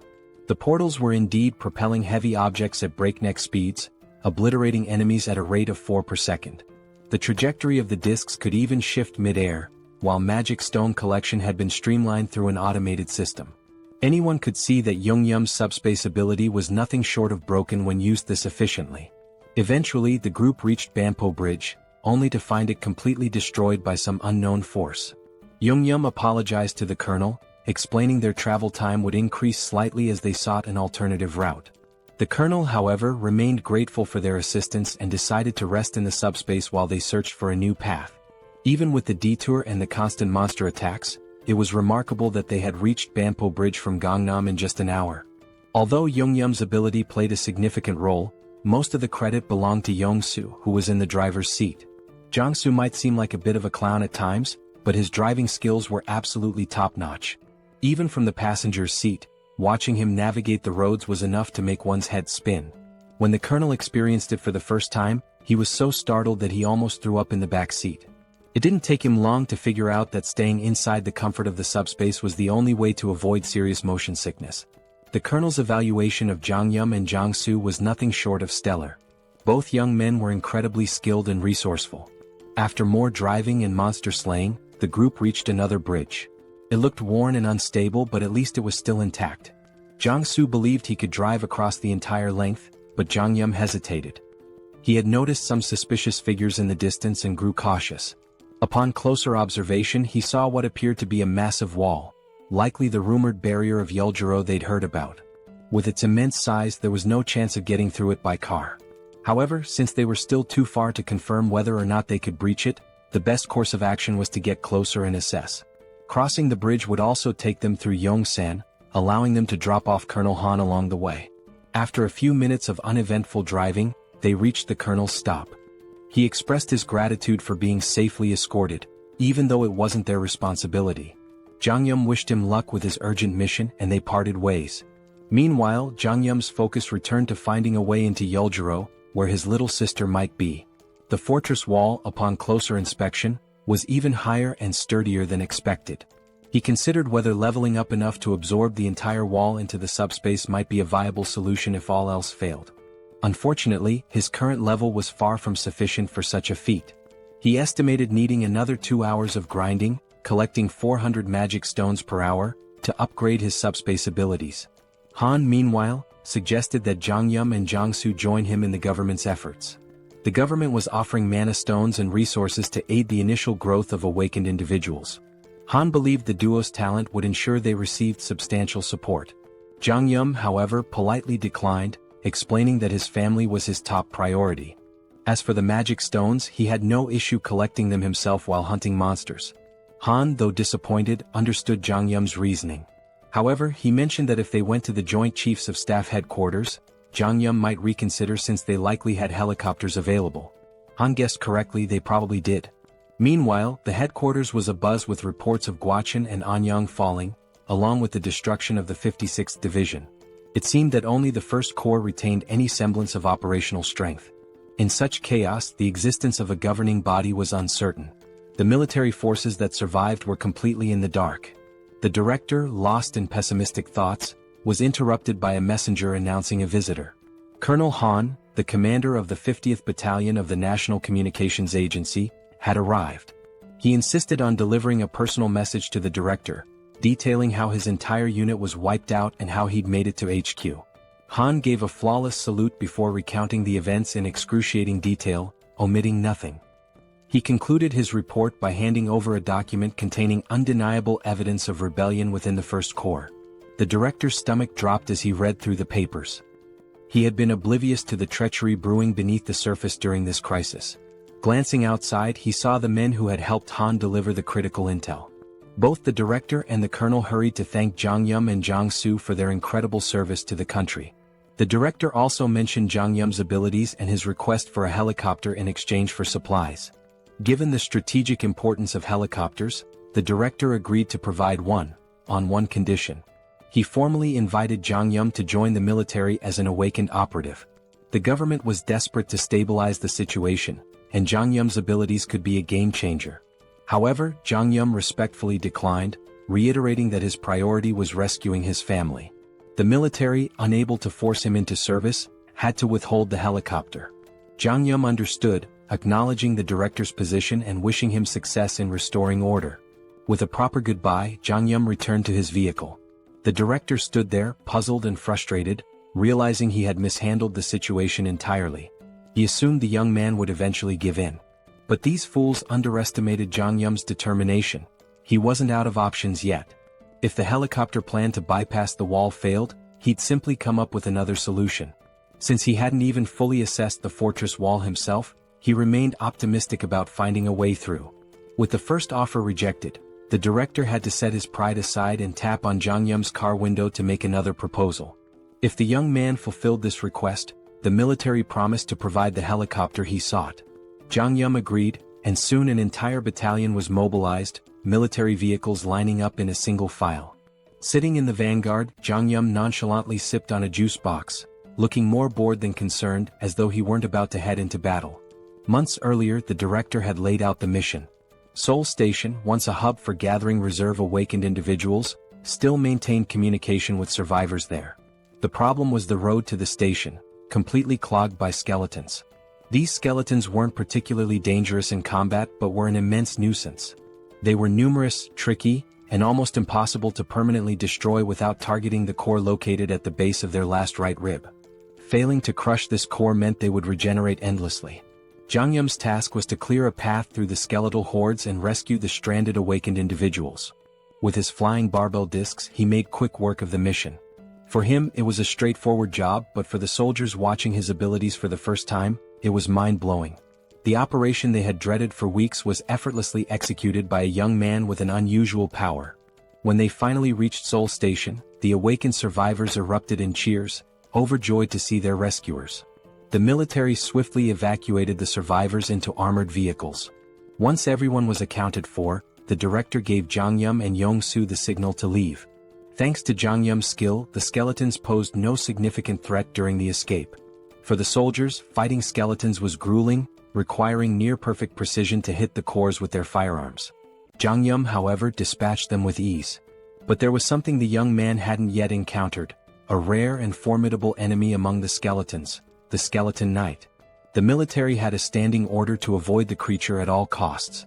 Engaging it was considered futile as it was deemed indestructible. As usual, Jeong-gyeom opened his portal and sent a barbell disc hurtling toward the enemy. This time, though, it wasn't an ordinary skeleton standing in the middle of the road, it was the Skeleton Knight. The menacing figure stared down the convoy, its piercing gaze fixed on them. To everyone's shock, the creature began speaking in an unfamiliar language. Though unintelligible, it was clear the knight was trying to communicate. Then, it plunged its sword into the ground and pulled out a magic stone, crushing it in its skeletal hand and sprinkling the resulting dust onto the ground. With that, the skeleton knight began speaking human language, introducing itself as Sir Gawain, one of the 12 knights serving the Night King. He greeted the humans, referring to them as otherworlders, but Jeong-gyeom seemed more intrigued by the magic stone trick than by Gawain himself.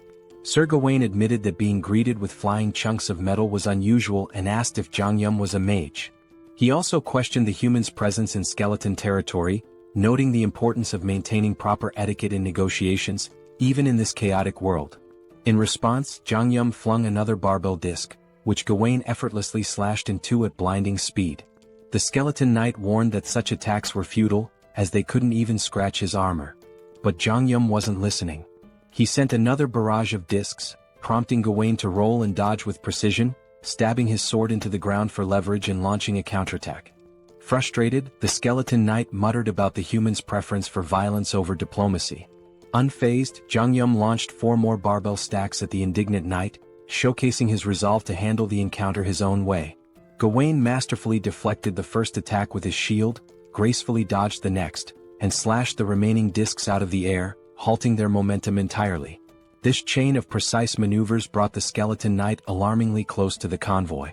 Yong-soo, seeing the terrifying figure charging at full speed, began to panic. Meanwhile, Jeong-gyeom was more intrigued than scared, marveling at how easily the knight could slice through 500 kilograms of steel as if it were butter. However, he noticed that Gawain was cautious, clearly trying to avoid taking any direct hits. If I can land a solid blow, Jeong-gyeom thought, we might have a chance. Determined, he gritted his teeth and spent 50 magic stones to unlock tracking delivery for greater precision. As a test, he launched a single stack directly at the skeleton knight's chest. The massive steel disc shot out of the portal like a cannonball, aimed with pinpoint accuracy. Gawain scoffed, mocking Jeong-gyeom for using the same trick repeatedly and calling him a fool by a mage's standards. Confidently bragging that he could dodge any projectile thrown at him, Gawain was blindsided when the disc suddenly adjusted its trajectory midair. Instead of the usual straightforward attack, this one veered sharply, homing in on Gawain's chest just as Jeong-gyeom intended.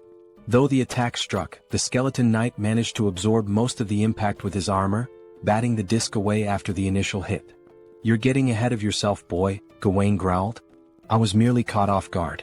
It won't happen again." But before he could finish his sentence, a bowling ball came hurtling out of nowhere, slamming into his head and knocking him to the ground.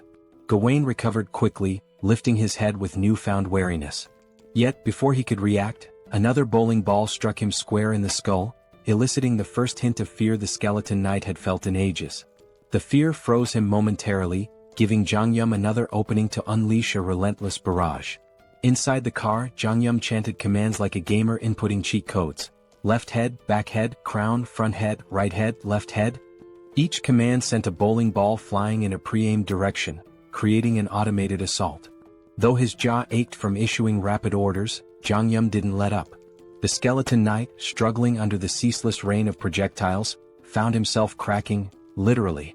Jeong-gyeom noticed fractures spreading across Gawain's skeletal frame and decided it was time to act decisively. He suggested the military convoy retreat while the enemy remained disoriented. But before they could leave, Gawain's curses turned to pleas. Fragments of his bones scattered in all directions as the relentless impacts took their toll. Seizing the opportunity, Jeong-gyeom ordered simultaneous disc attacks from all sides, left, right, front, and back. The coordinated strikes shattered the skeleton knight's form, marking the end of the formidable foe. Even in defeat, Gawain maintained his dignity, commending Jeong-gyeom as a remarkable mage. He issued a grave warning: "This is not the end. Skeleton knights do not die. Even in death we serve the Night King." As his body disintegrated, 3 magical shards fell, a pair of large blue mana stones and a small red reinforcement shard. Jeong-gyeom swiftly secured the loot through his portal. The soldiers trailing behind were dumbfounded. They had just witnessed a young man defeat a skeleton knight, a creature impervious to tank shells, with nothing but flying discs and bowling balls. At the rear, the survivors erupted into cheers, chanting Jeong-gyeom's name in celebration. The unkillable knight had been slain, and their victory deserved to be celebrated. Back at HQ, the director listened to the report with astonishment. He had explicitly instructed Jeong-gyeom to avoid engaging the skeleton knight at all costs. Yet, the young man had not only ignored the order but triumphed spectacularly. Despite his initial disapproval, the director realized the importance of having Jeong-gyeom and Yong-soo on their side. Swallowing his pride, he practically begged the duo to join the military's efforts. But Jeong-gyeom, unwavering in his resolve, politely declined. His quest to reunite with his family remained his top priority, leaving the military forces to wonder how to move forward without him. Thankfully, the director was a pragmatic man and chose to step back. Still, the offer remained open. He hoped that once Jeong-gyeom completed his mission to reunite with his family, the young man would reconsider the military's proposal. At present, the armed forces already regarded Jeong-gyeom as an irreplaceable ally to the nation. For now, the director's priority was to honor his promise and provide Jeong-gyeom with the helicopter he'd earned as a reward. Jeong-gyeom wasn't exactly thrilled with the weight of expectations being placed on his shoulders. It was just another layer of pressure. Still, he could understand their perspective. After all, he had just taken down an unkillable skeleton knight that had been a nightmare to deal with. Truth be told, his victory was far from flawless. He barely scraped through. If there had been even one more adversary as skilled as Gawain, their mission would have been doomed. The harsh reality was that this rescue could have ended in disaster. What's more, there were at least 11 other skeleton knights like Gawain out there. After all, he'd called himself one of the 12 knights.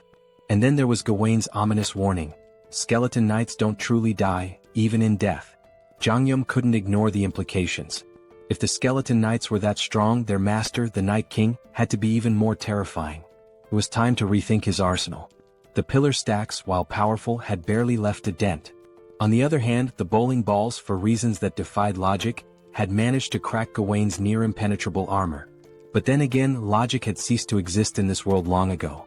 As they ascended to the helipad, the director asked if Jeong-gyeom was really planning to head to Yeoljiro. From the HQ, everyone could see the high walls encircling the area. The military had already dispatched a unit to investigate the nature of these mysterious walls, but contact with the team was lost. Since then, aerial reconnaissance missions had been conducted whenever feasible. These expeditions confirmed that people were still active inside the walls. The director believed his troops, and perhaps Jeong-gyeom's family, were safe within. Jeong-gyeom appreciated the director's optimism, though he felt a twinge of guilt. He had almost forgotten that his sister might be in danger. To be honest, he wasn't worried about her at all. That girl was more of a monster than anything he'd encountered since the apocalypse began. The director shared another peculiar observation. The top of the wall appeared to be growing and curving inward, as though it were forming a roof. While they couldn't estimate how long it would take for the structure to fully enclose, the director was relieved they could provide Jeong-gyeom with a helicopter before it did.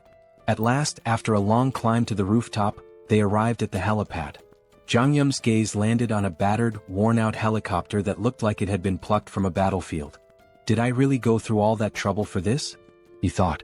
Trying to convince himself it would suffice, he reasoned that as long as it could fly over the wall, it didn't matter how it looked. But the director quickly redirected his attention to the other side of the rooftop. There, parked at the far end, was a pristine cutting-edge helicopter, gleaming brilliantly under the fading sunlight. Jeong-gyeom and Yong-soo were momentarily stunned into silence. Meanwhile, the director allowed himself a smug smile, finally able to prove his usefulness. Yong-soo burst into laughter, his excitement palpable. With his aviator sunglasses and Top Gun jacket, he now looked perfectly at home next to the sleek, powerful aircraft. Kim was equally taken aback. At the same time, the director began explaining something, but Young-soo interrupted with loud laughter. Turning to the director, Young-soo expressed how touched he was that the director was lending them a Black Hawk helicopter in such a desperate situation. He was already thrilled at the prospect of flying it. The director chuckled, remarking that he had been wondering who would pilot the Black Hawk, but it seemed Young-soo had prior experience with such aircraft.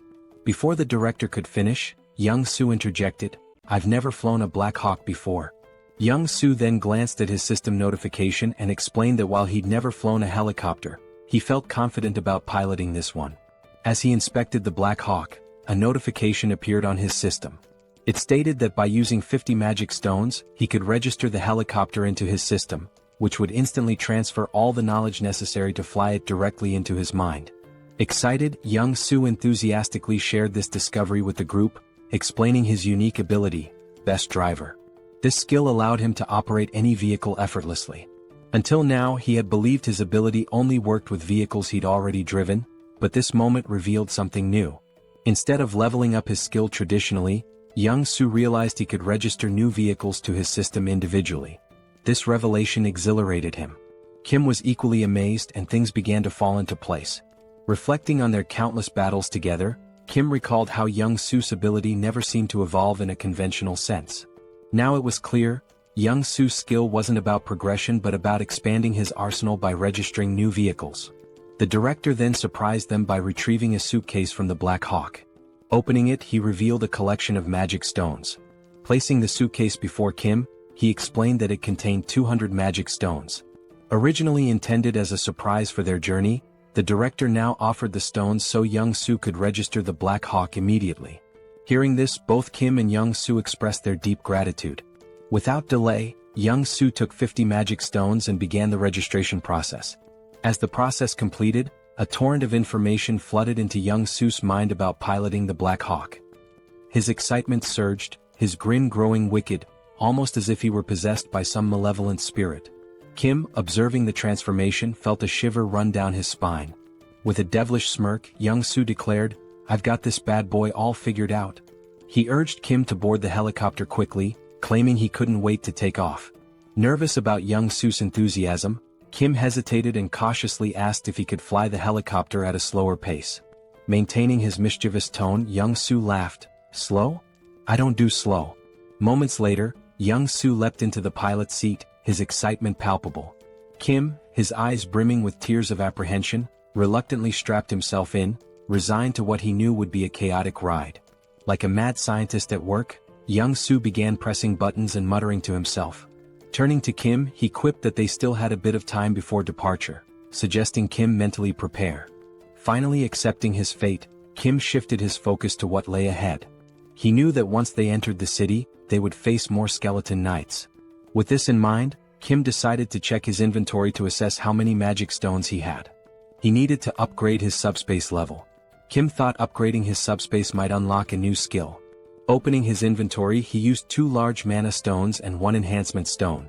The system notified him that the large mana stones had been converted, along with 200 regular mana stones, leaving Kim with a total of 1,393 mana stones. Shocked at the sheer quantity, Kim used 1,000 mana stones to upgrade his subspace to level 3. The system informed him the upgrade would take a few minutes. While waiting, Kim inspected the enhancement stone. The system explained that enhancement stones were unique, imbued with special properties. Unlike regular mana stones, they could be consumed via the awakening system to grant specific enhancements to an item.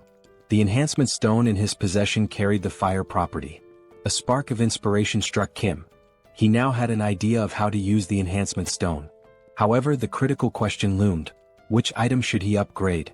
More importantly, Kim had no way of knowing how much his ability would increase from enhancing an item with the stone.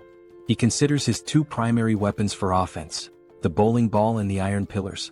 However, whenever Kim used the iron pillars, the skeleton warriors easily sliced through them. Only the bowling ball proved effective against them.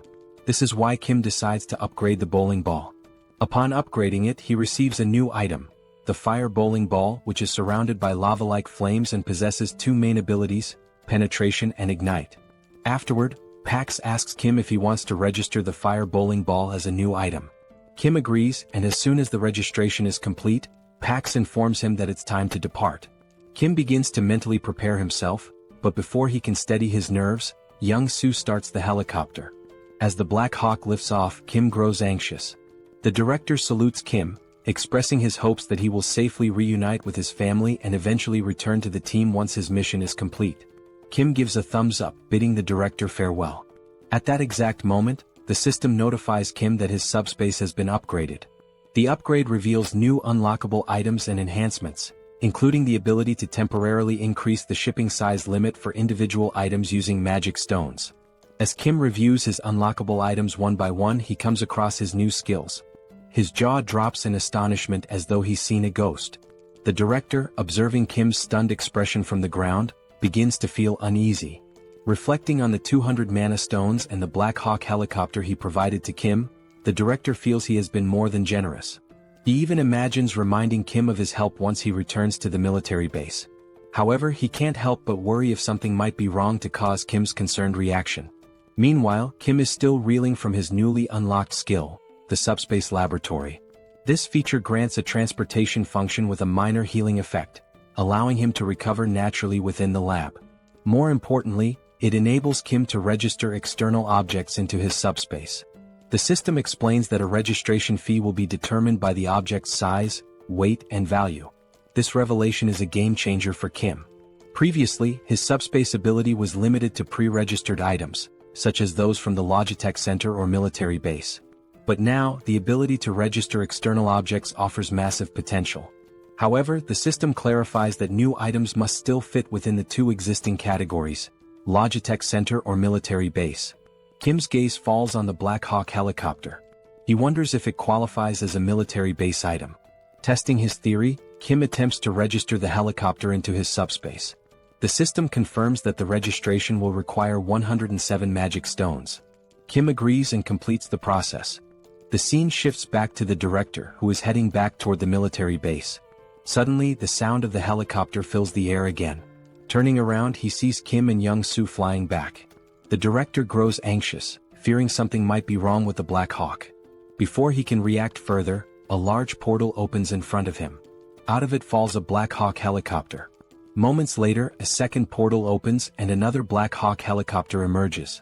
As the two helicopters land before the stunned director, Kim waves at him with a smirk before flying off again. The director stands there speechless. He doesn't understand what just happened. He gave Kim a battered old Black Hawk, only for Kim to somehow gift him two brand new ones in return. As the director contemplates the situation, his confusion quickly turns into mounting worry. The scene transitions to Kim, who has now entered the city. A massive fortress looms ahead, its upper sections gradually closing in to form a roof. The fortress is on the verge of sealing itself entirely. The focus shifts again, revealing a foreboding castle. Its dark and sinister interior radiates an evil aura. Sitting on an enormous throne is the Skeleton King, whose skeletal visage is illuminated ominously. In a chilling, clicking voice, the Skeleton King speaks. He admits that no matter how much he contemplates, he cannot comprehend one thing. The entry permit level for the Earth dimension is only tier 8 at most. For higher tier beings like himself to enter, they must lower their tier just as he did.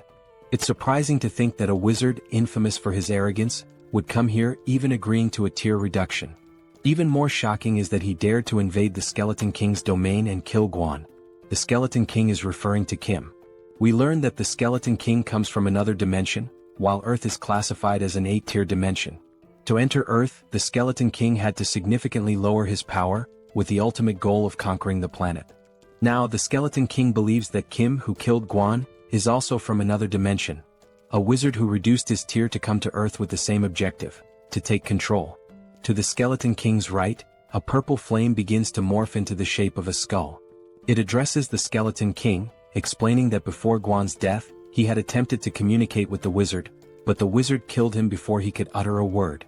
This indicates that the wizard is incredibly dangerous. The flame advises the Skeleton King to kill the wizard on sight during their next encounter, without attempting any conversation. The Skeleton King considers this carefully. He deduces that the wizard is here for one purpose, to take over the territory just like himself. But there can't be two tigers in the same jungle. If the Skeleton King wants to claim this land, he must eliminate the wizard. He mentions that the harvest is nearly complete, and once it is finished, they will launch an assault on the wizard. The flame introduces itself as Lancelot, revealing that it is the spirit of a knight whose physical body exists elsewhere.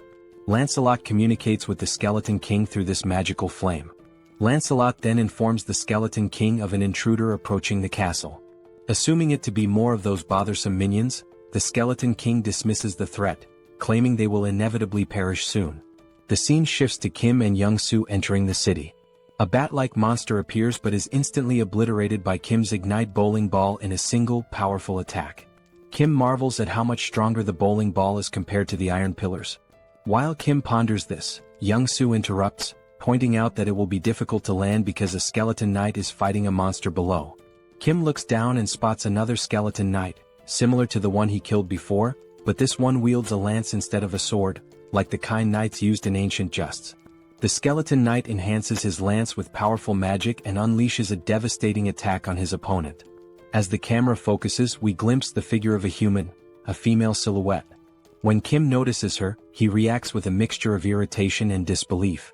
The human channels magic into her fist and, with a single overwhelming punch, sends the skeleton knight flying. The scene fully reveals the figure, a muscular and striking woman with an imposing presence.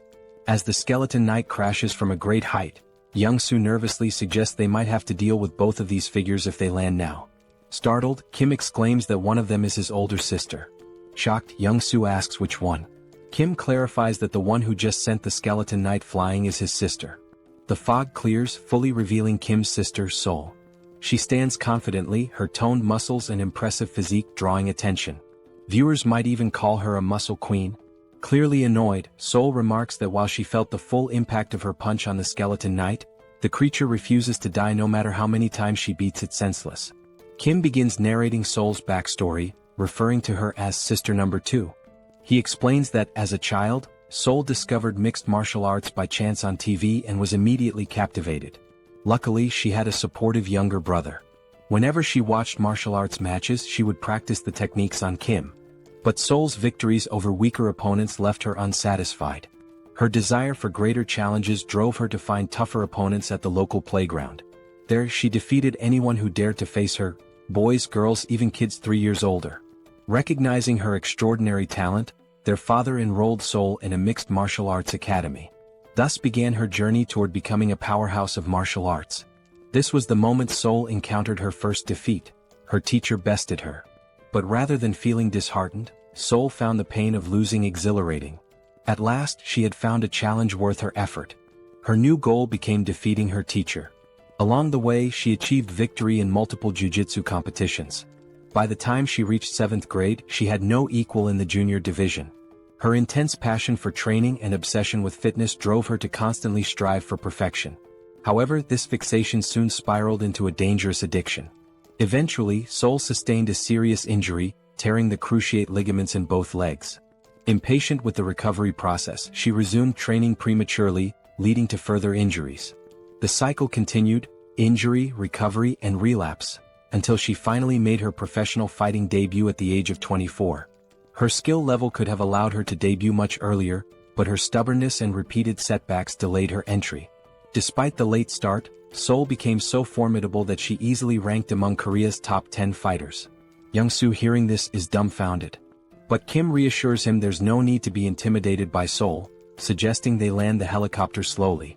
However, Young-soo, still observing Seoul from afar, mutters that she looks more like a monster than a human. Meanwhile, the skeleton knight approaches Seoul, his sword in hand, and with a rattling voice, questions why his attacks are failing to connect. Seoul replies nonchalantly, "Isn't it obvious? Your movements are too slow." The skeleton knight counters, claiming his speed is no less than hers and accusing her of using some incomprehensible trick. Seoul chuckles and explains it's not a trick but simply martial arts. She delivers the explanation so casually that it leaves the skeleton knight bewildered. Hearing this, the skeleton knight compliments Seoul, remarking that people like her are rare. He suggests that if Seoul were to raise her rank, she could become the greatest knight. Seoul, however, is unimpressed and confused, muttering about how all this talk of skeletons, knights, and rankings makes no sense. The skeleton knight continues, confessing that he's developed a deep admiration for her. He promises to speak to the Skeleton King to ensure she's the only one spared in the city. But before he can finish, a flaming bowling ball comes hurtling out of nowhere, smashing into him with a deafening crash and shattering his body into fragments. His remains scatter around Seoul. Moments later, the fiery bowling ball rolls to a stop at her feet. Seoul, puzzled, wonders how this strange bowling ball managed to obliterate the skeleton knight when her martial arts couldn't. As she contemplates this, 2 large mana stones and an enhancement stone emerge from the knight's remains. The stones are swiftly drawn into a mysterious portal, which appears to be controlled by a device resembling a piece of corn. At the same time, a helicopter hovers overhead and slowly descends. Kim steps out with a smirk, greeting Seoul with a playful, well, long time no see." He teases her, saying, "As expected, you're still kicking asses, sister number 2. Seoul stands frozen, mouth agape, stunned to see Kim after all this time. The scene shifts to a table laden with delicious food, fried rice, pizza, burgers, and an assortment of mouth-watering dishes. Joo-hee and Kim sit silently, watching in amazement as Seoul devours the food with feral intensity. Unable to contain her curiosity, Joo-hee asks if Seoul uses some special ability to enhance her strength. Between enormous bites of chicken and pizza, Seoul casually responds saying Joo-hee is partly right and partly wrong. Her physical prowess, she explains, is natural and unrelated to the barrier. The barrier's sole purpose, she says, is to shield her from external attacks. She delivers this explanation as if it's no big deal. As Seoul continues eating voraciously, Joo-hee's patience finally snaps. "Eat slower," she scolds, warning Seoul that she'll choke or get indigestion if she doesn't. Kim, observing the exchange, chuckles and tells Joo-hee it's futile to argue. "She's been eating like this since we were kids," he says with a resigned smile. Amid their playful banter, a warm, heartfelt conversation unfolds. Kim, smiling genuinely, tells his sisters how relieved he is that all three of them awakened survival-related abilities and managed to endure this long. Kim now had just one more task, to find their older brother. As Seoul ate, she glanced at Kim with skepticism and asked, "Everything's fine, but seriously, Kim, your ability feels like a cheat code. How are you even capable of all this?" Kim chuckled softly, replying, "It's a long story. I'll explain everything to you later, but for now, just eat and get some rest." He showed Seoul how to use the packs to order anything she needed and mentioned that Young-soo's family was safe in the subspace. He suggested Seoul take a moment to say hello to them. Seoul agreed with a nod but then asked, "Are we leaving this city right now? Are we really going?" Kim rose from his chair and answered, "Yes, we need to leave immediately.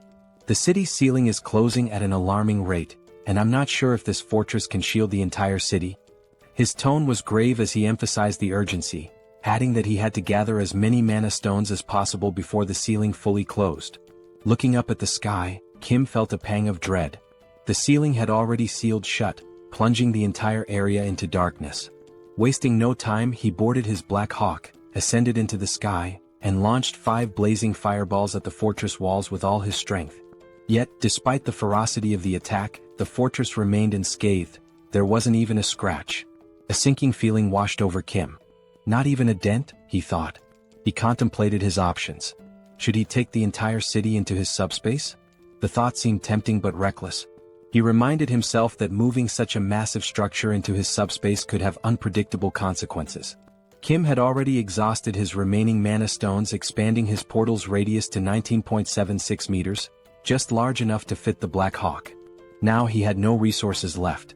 He considered hunting skeletons and monsters in the city to collect more mana stones, but he wasn't sure what would happen to the city's inhabitants if he took the entire structure into his subspace. As Kim wrestled with these dilemmas, Seoul's voice interrupted his thoughts. "This seems like a lot of trouble," she said from behind. She then recounted her encounter with the skeleton knight, explaining how he had promised to spare her life because he liked her. Before his demise, the knight had mentioned that if Seoul stayed in the city, her death would only be delayed. Curious, Kim asked for more details. Seoul shrugged and replied, "I couldn't get anything else out of him because you smashed him into pieces." She admitted she still didn't know how her death would have been delayed if she remained in the city. The skeleton knight had only mentioned speaking to the skeleton king on her behalf.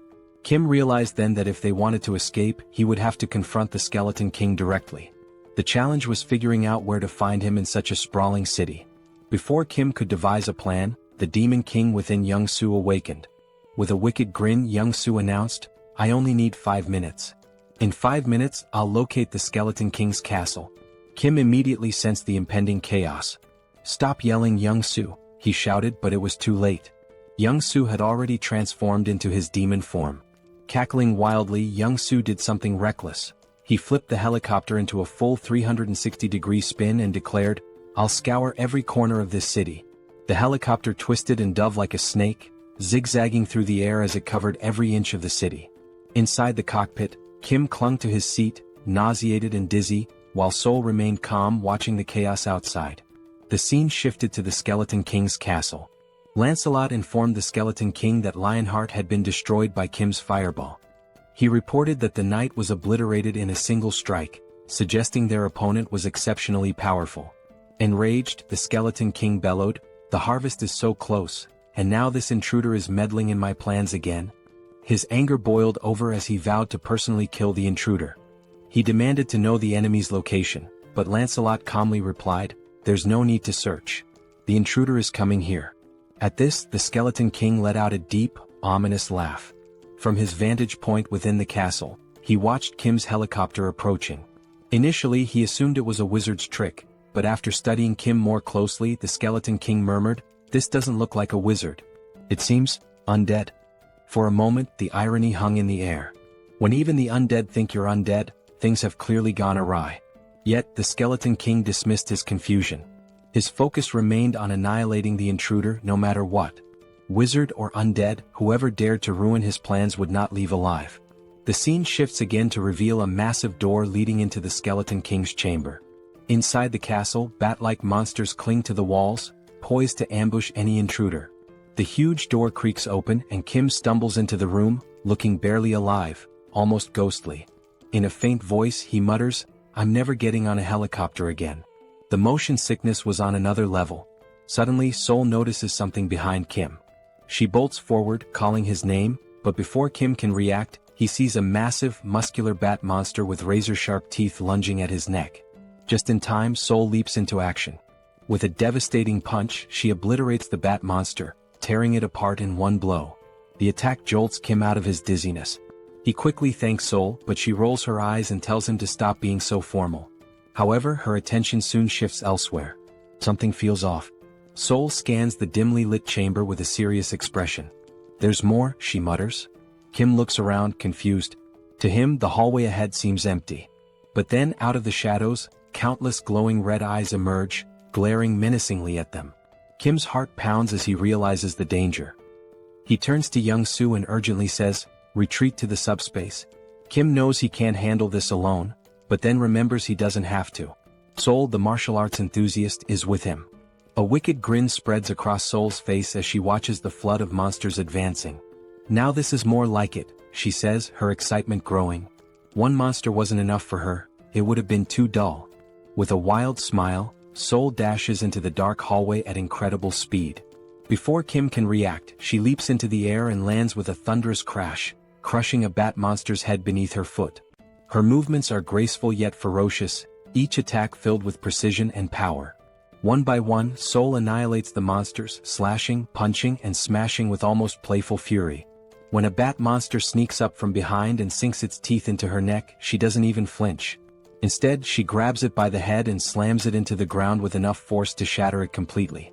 The blood-soaked ground becomes a testament to Seoul's relentless rampage. Her laughter echoes through the chamber, unhinged and chaotic. The remaining monsters tremble, their resolve crumbling in the face of her ferocity. Kim watches from the sidelines, torn between awe and concern. He knows Seoul is in her element, but he's also aware of the risks. He retreats to his portal, an idea forming in his mind. Inside the subspace, Kim begins constructing a strange device, a high-powered electric pest repellent designed to lure and eliminate the bat monsters. As the machine powers up, it emits a strong current that draws the monsters in. One by one they are electrocuted, falling lifeless to the ground. Seoul notices the device and glares at Kim, irritated. "Is this your idea of fighting? It's boring," she yells. Kim responds calmly, "I'm just trying to help you."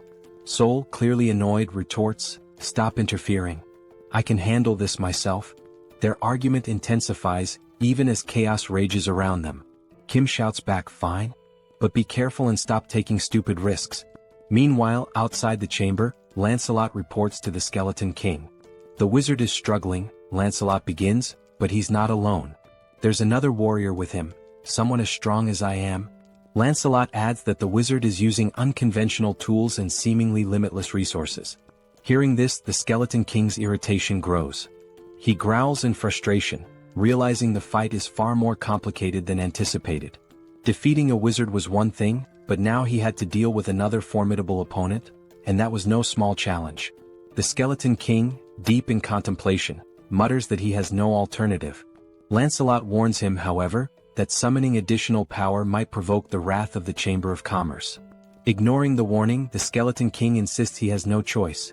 After all, the wizard is at least an 8th-tier rank, the same as himself. While the Skeleton King might stand a chance against the wizard alone, the presence of another 8th-tier warrior drastically shifts the odds. He knows he cannot triumph by himself and resolves to summon Lancelot. Extending his hands forward, the Skeleton King begins chanting an ancient incantation. The holographic image of Lancelot's skull vanishes, replaced by 3 reinforced stones instead of the usual one. He rotates the stones around the projection of Lancelot's skull as a surge of mana gathers, signaling the powerful summoning ritual.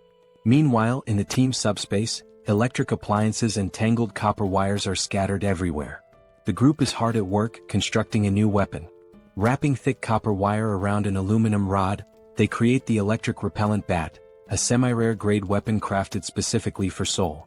Holding the new weapon, Seoul's face lights up with excitement. The bat, infused with an electrified ability, delivers double damage to enemies. Seoul twirls the bat skillfully, testing its weight and power, clearly thrilled by its potential. As they exit the subspace, she thanks Kim, teasingly calling his crafting skills a scammer's ability for how effortlessly he can produce items. She remarks that the electric bat will be perfect for dealing with the monsters but warns Kim not to interfere in her battle this time. She wants to face the bat monsters alone. As Seoul steps out, she begins scratching her neck. Concerned, Kim asks if she's injured. Seoul explains that since the bat monster bit her, she hasn't felt any pain, but now there's an itch. She adds that she received a system notification earlier, stating that all impure energy had been expelled from her body. This revelation makes Kim uneasy, wondering if Seoul might transform into a vampire. Seoul, noticing his worry, jokingly tells him that if she does turn into a vampire, he has to kill her. She wouldn't want to live as a vampire lady. The siblings share a brief, light-hearted moment.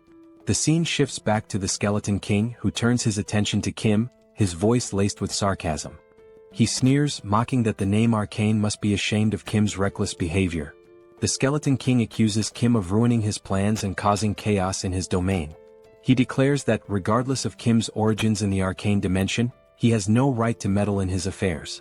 With a chilling roar, the Skeleton King vows to fight and kill Kim. Kim and Seoul exchange glances, baffled by the king's rant. "This idiot makes no sense," Kim mutters under his breath. The word idiot only enrages the Skeleton King further. Furious, he calls for Lancelot to attack, commanding him to eliminate Kim and Seoul immediately. Lancelot finally emerges from the summoning. His presence is nothing short of terrifying. His 4 glowing eyes gleam menacingly, and his massive silver armor radiates power. In his hand, he wields an enormous sword capable of cutting through anything. Seoul, seeing Lancelot, grins with excitement. She had grown tired of weak monsters and was ready for a real challenge. She turns to Kim, warning him again, "Don't interfere in this fight. If you do, it won't end well," before charging straight at Lancelot. Before Seoul can make her move, Lancelot lunges forward, hurling his sword with lethal precision, aiming to cleave her in half. Reacting quickly, Seoul dodges the attack and counters with her electrified bat.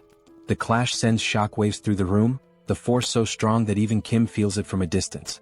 As the battle intensifies, Seoul notices that Lancelot's strikes are slowly slicing through her weapon. Realizing the danger, she retreats just as Lancelot delivers a devastating blow, splitting the electric bat in two. Seoul looks back at Kim and jokes, "My bat wasn't weak, it's just that Lancelot is ridiculously strong." Despite losing her weapon, Seoul remains undeterred. Lancelot, now fully revealed, stands as a fearsome and nearly invincible knight. Watching from afar, the Skeleton King boasts about summoning Lancelot, his most powerful knight. Meanwhile, Kim reflects on Seoul's words. It's rare for her to acknowledge an opponent's strength, and that fact alone tells him how formidable Lancelot truly is. If Seoul acknowledges Lancelot's strength, then he is indeed a formidable and dangerous opponent. Watching Seoul, Kim proposes a deal. If she manages to kill Lancelot, would she give him Lancelot's magic stone? Kim argues that he used up all his own magic stones to craft weapons for her, and since Lancelot destroyed those weapons, it's only fair to repay him with the stone. Seoul, however, flatly refuses, declaring that whoever lands the killing blow will claim the magic stone. With a confident smirk, she adds that Lancelot won't be able to stop her. Determined to contribute, Kim activates his Ignite bowling ball and hurls 5 fiery high-speed projectiles toward Lancelot. Yet Lancelot remains unfazed, standing casually as if unbothered. Drawing his sword, Lancelot effortlessly slices through all the bowling balls with a single slash. The shattered projectiles ooze a molten, lava-like liquid, but even this does not affect Lancelot.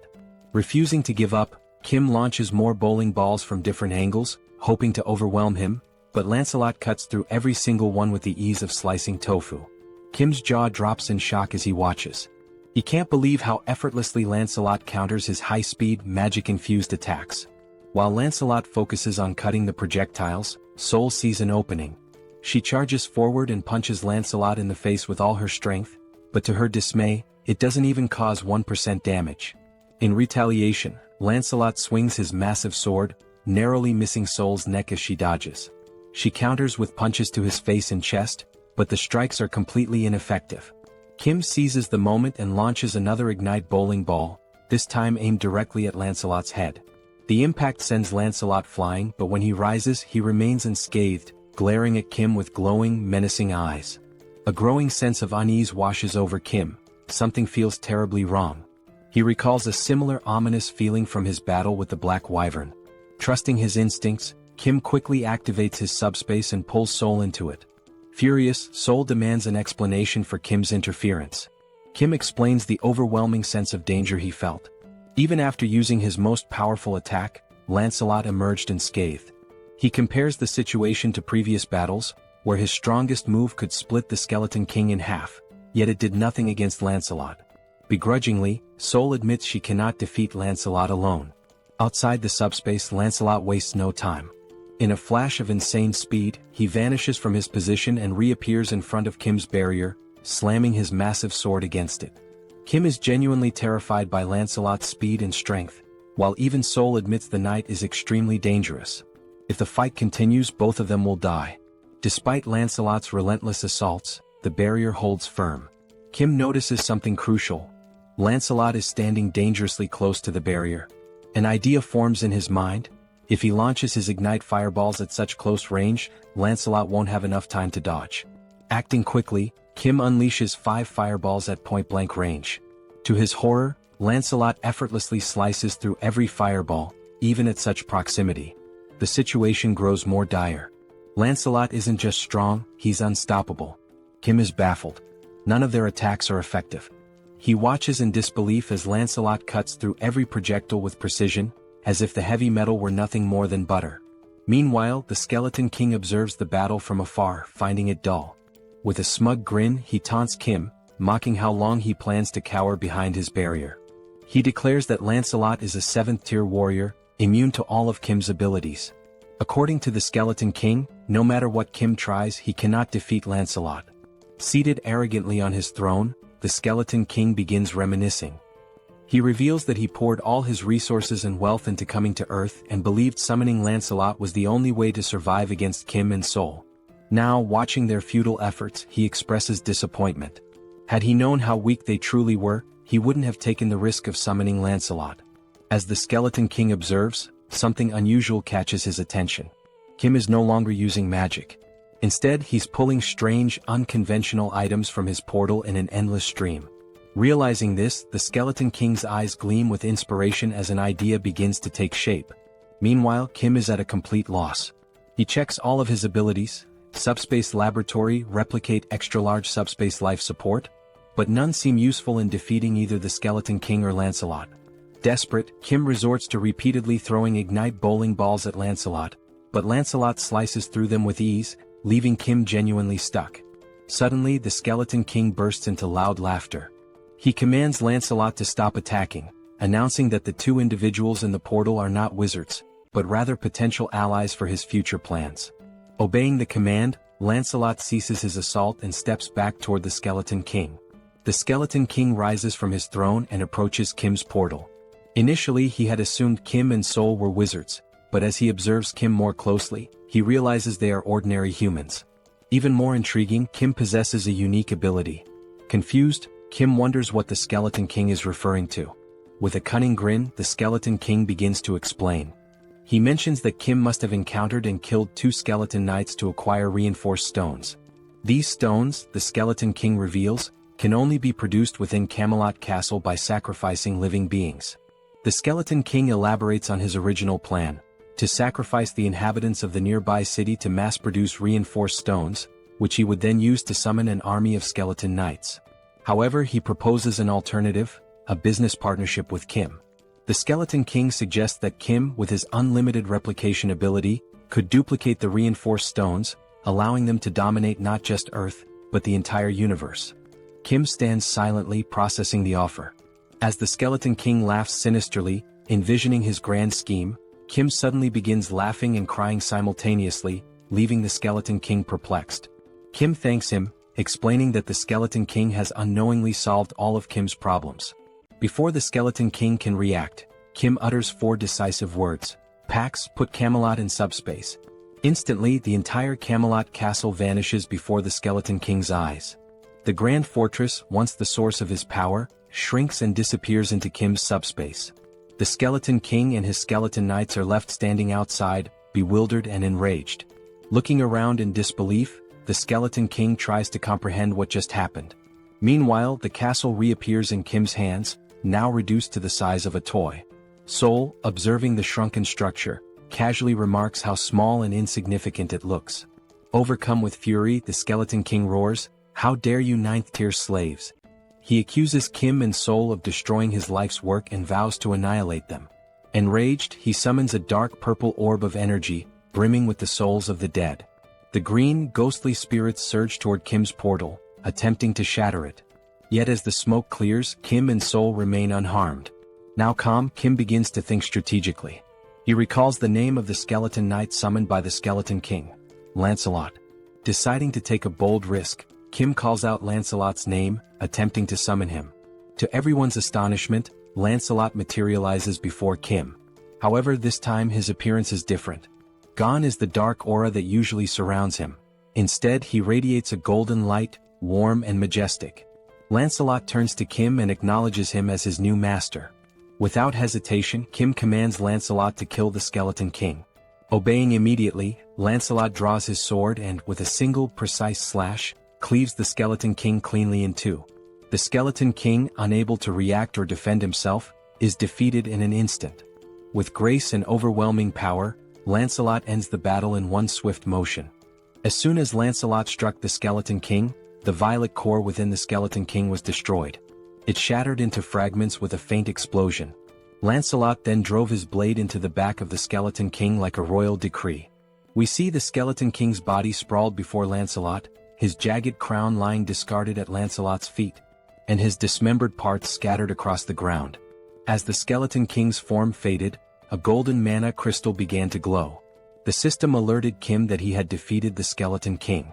When Lancelot transferred ownership of the Night King's dimensional account, it became Kim's property. Upon opening the system notification, a new feature appeared, the dimensional account. When Kim accessed it, he discovered 3,086 mana stones within.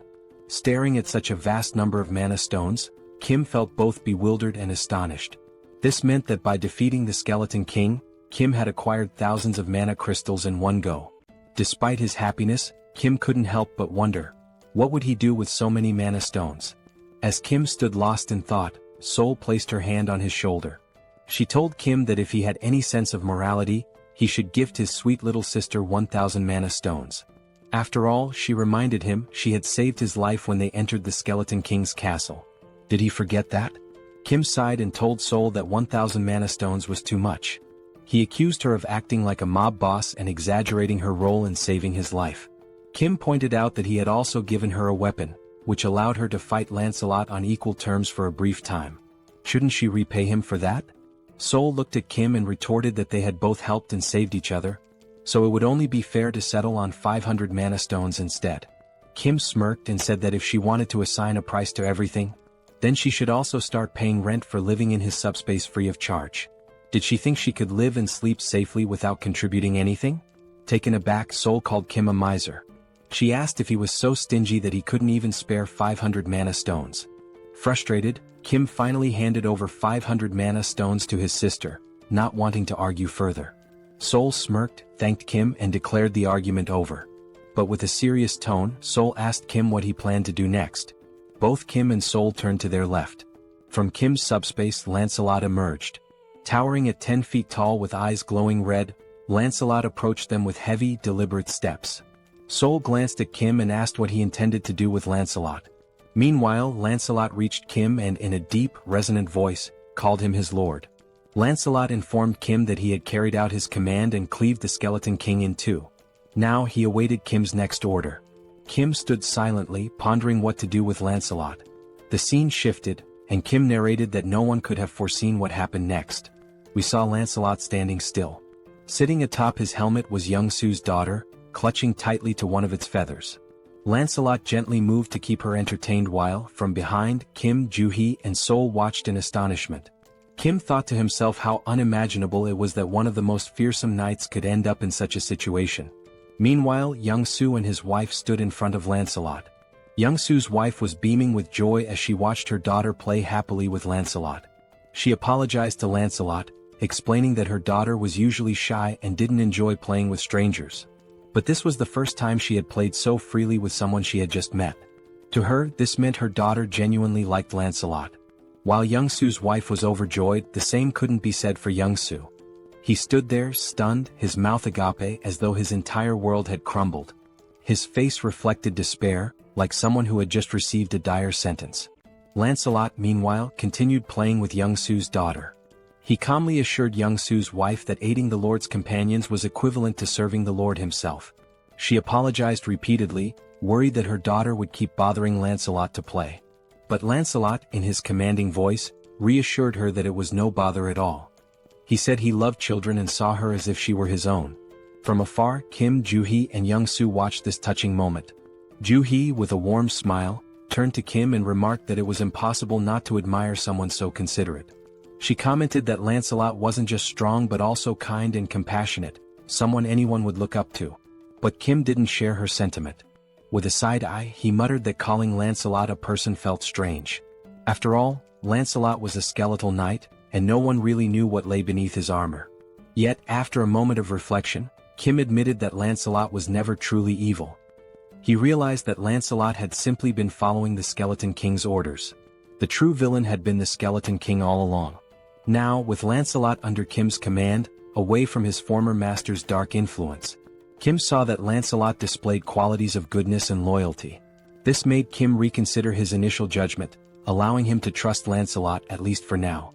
Joo-hee, noticing Kim's thoughtful expression, turns to him with a serious tone and asks, "Are you planning to go to Daebongu City right now?"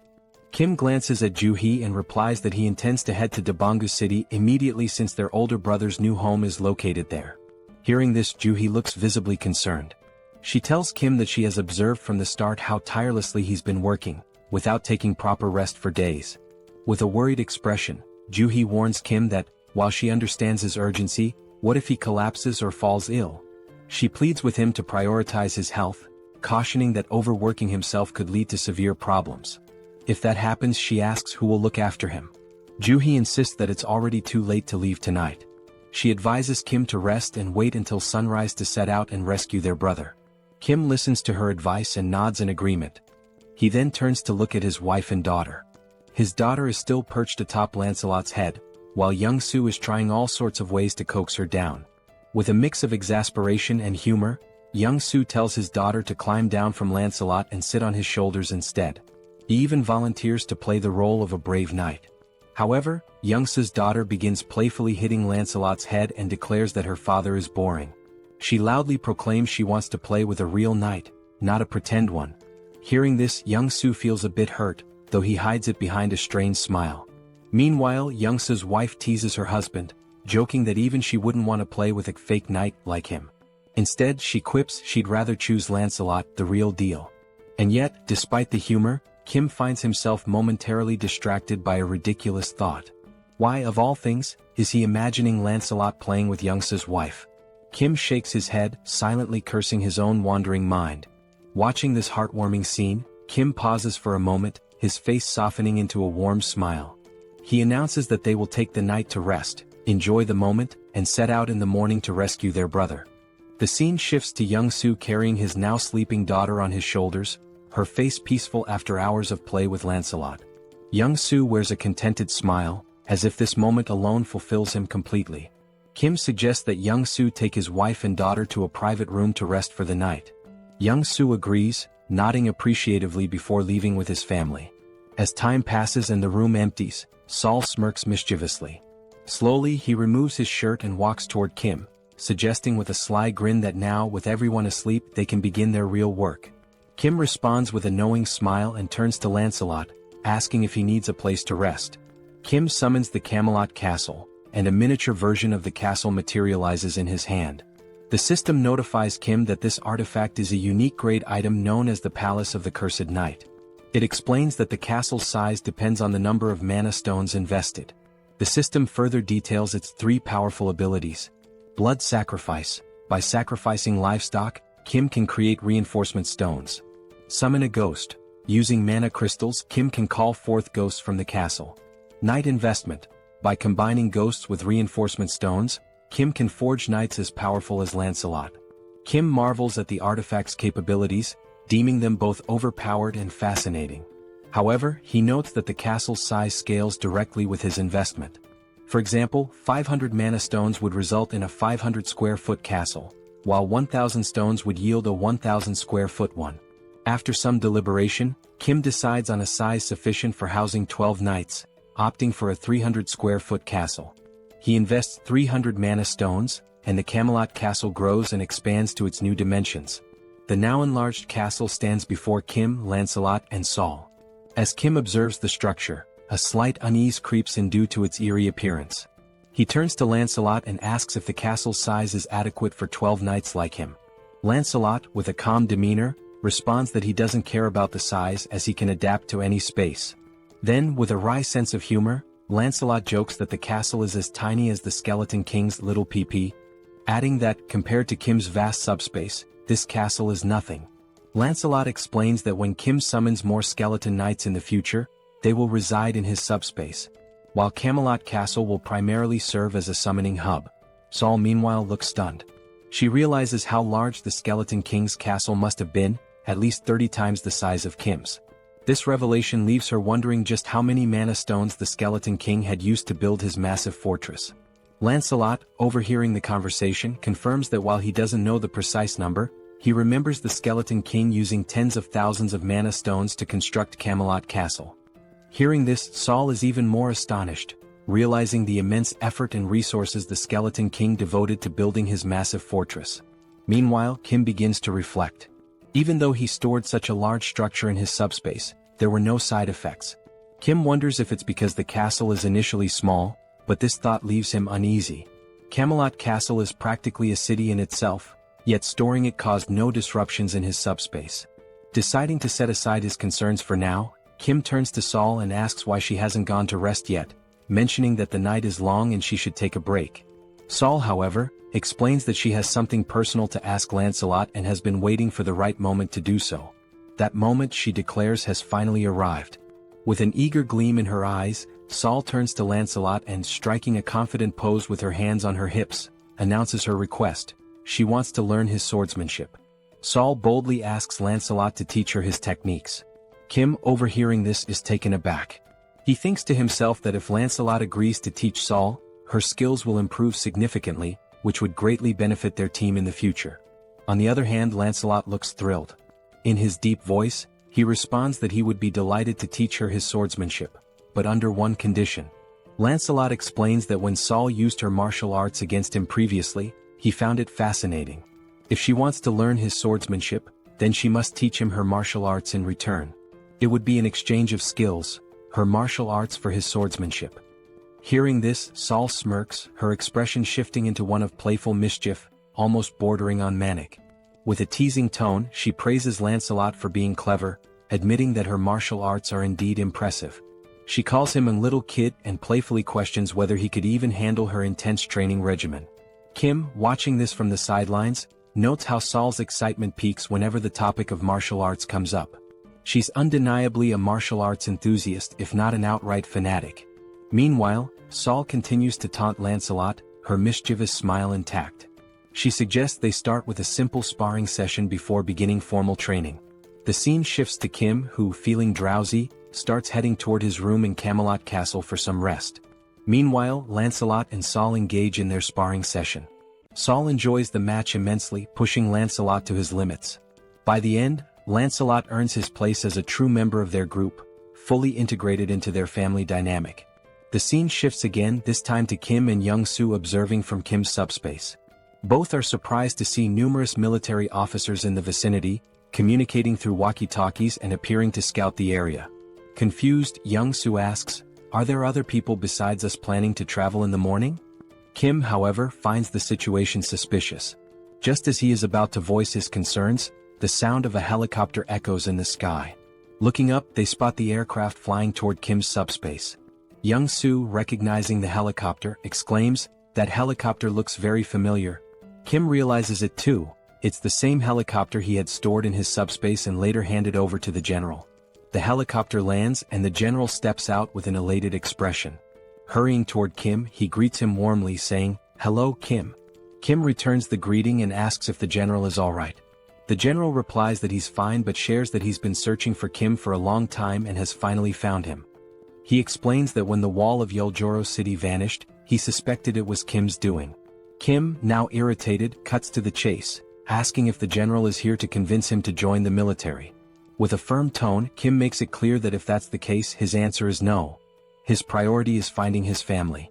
The general quickly reassures him, saying, "Kim, you've misunderstood." He explains that he hasn't come to recruit Kim but rather to deliver critical news. In a serious tone, the general warns Kim that traveling by helicopter is not safe.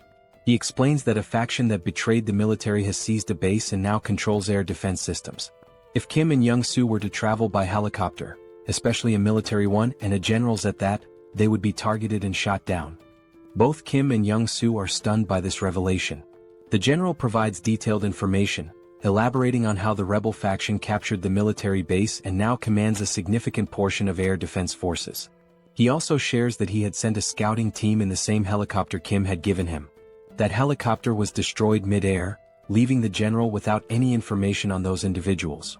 Growing increasingly concerned, the general reminds Kim that he mentioned traveling through the city to rescue his family. The general warns that if Kim had chosen to travel by helicopter, it could have placed him in extreme danger. Upon hearing this, Kim realizes that if they had used the helicopter, their deaths would have been almost inevitable.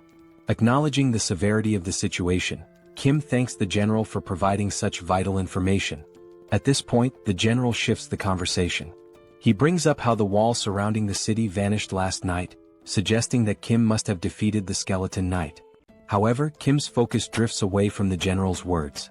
Instead, he contemplates the mention of the next city being under military control.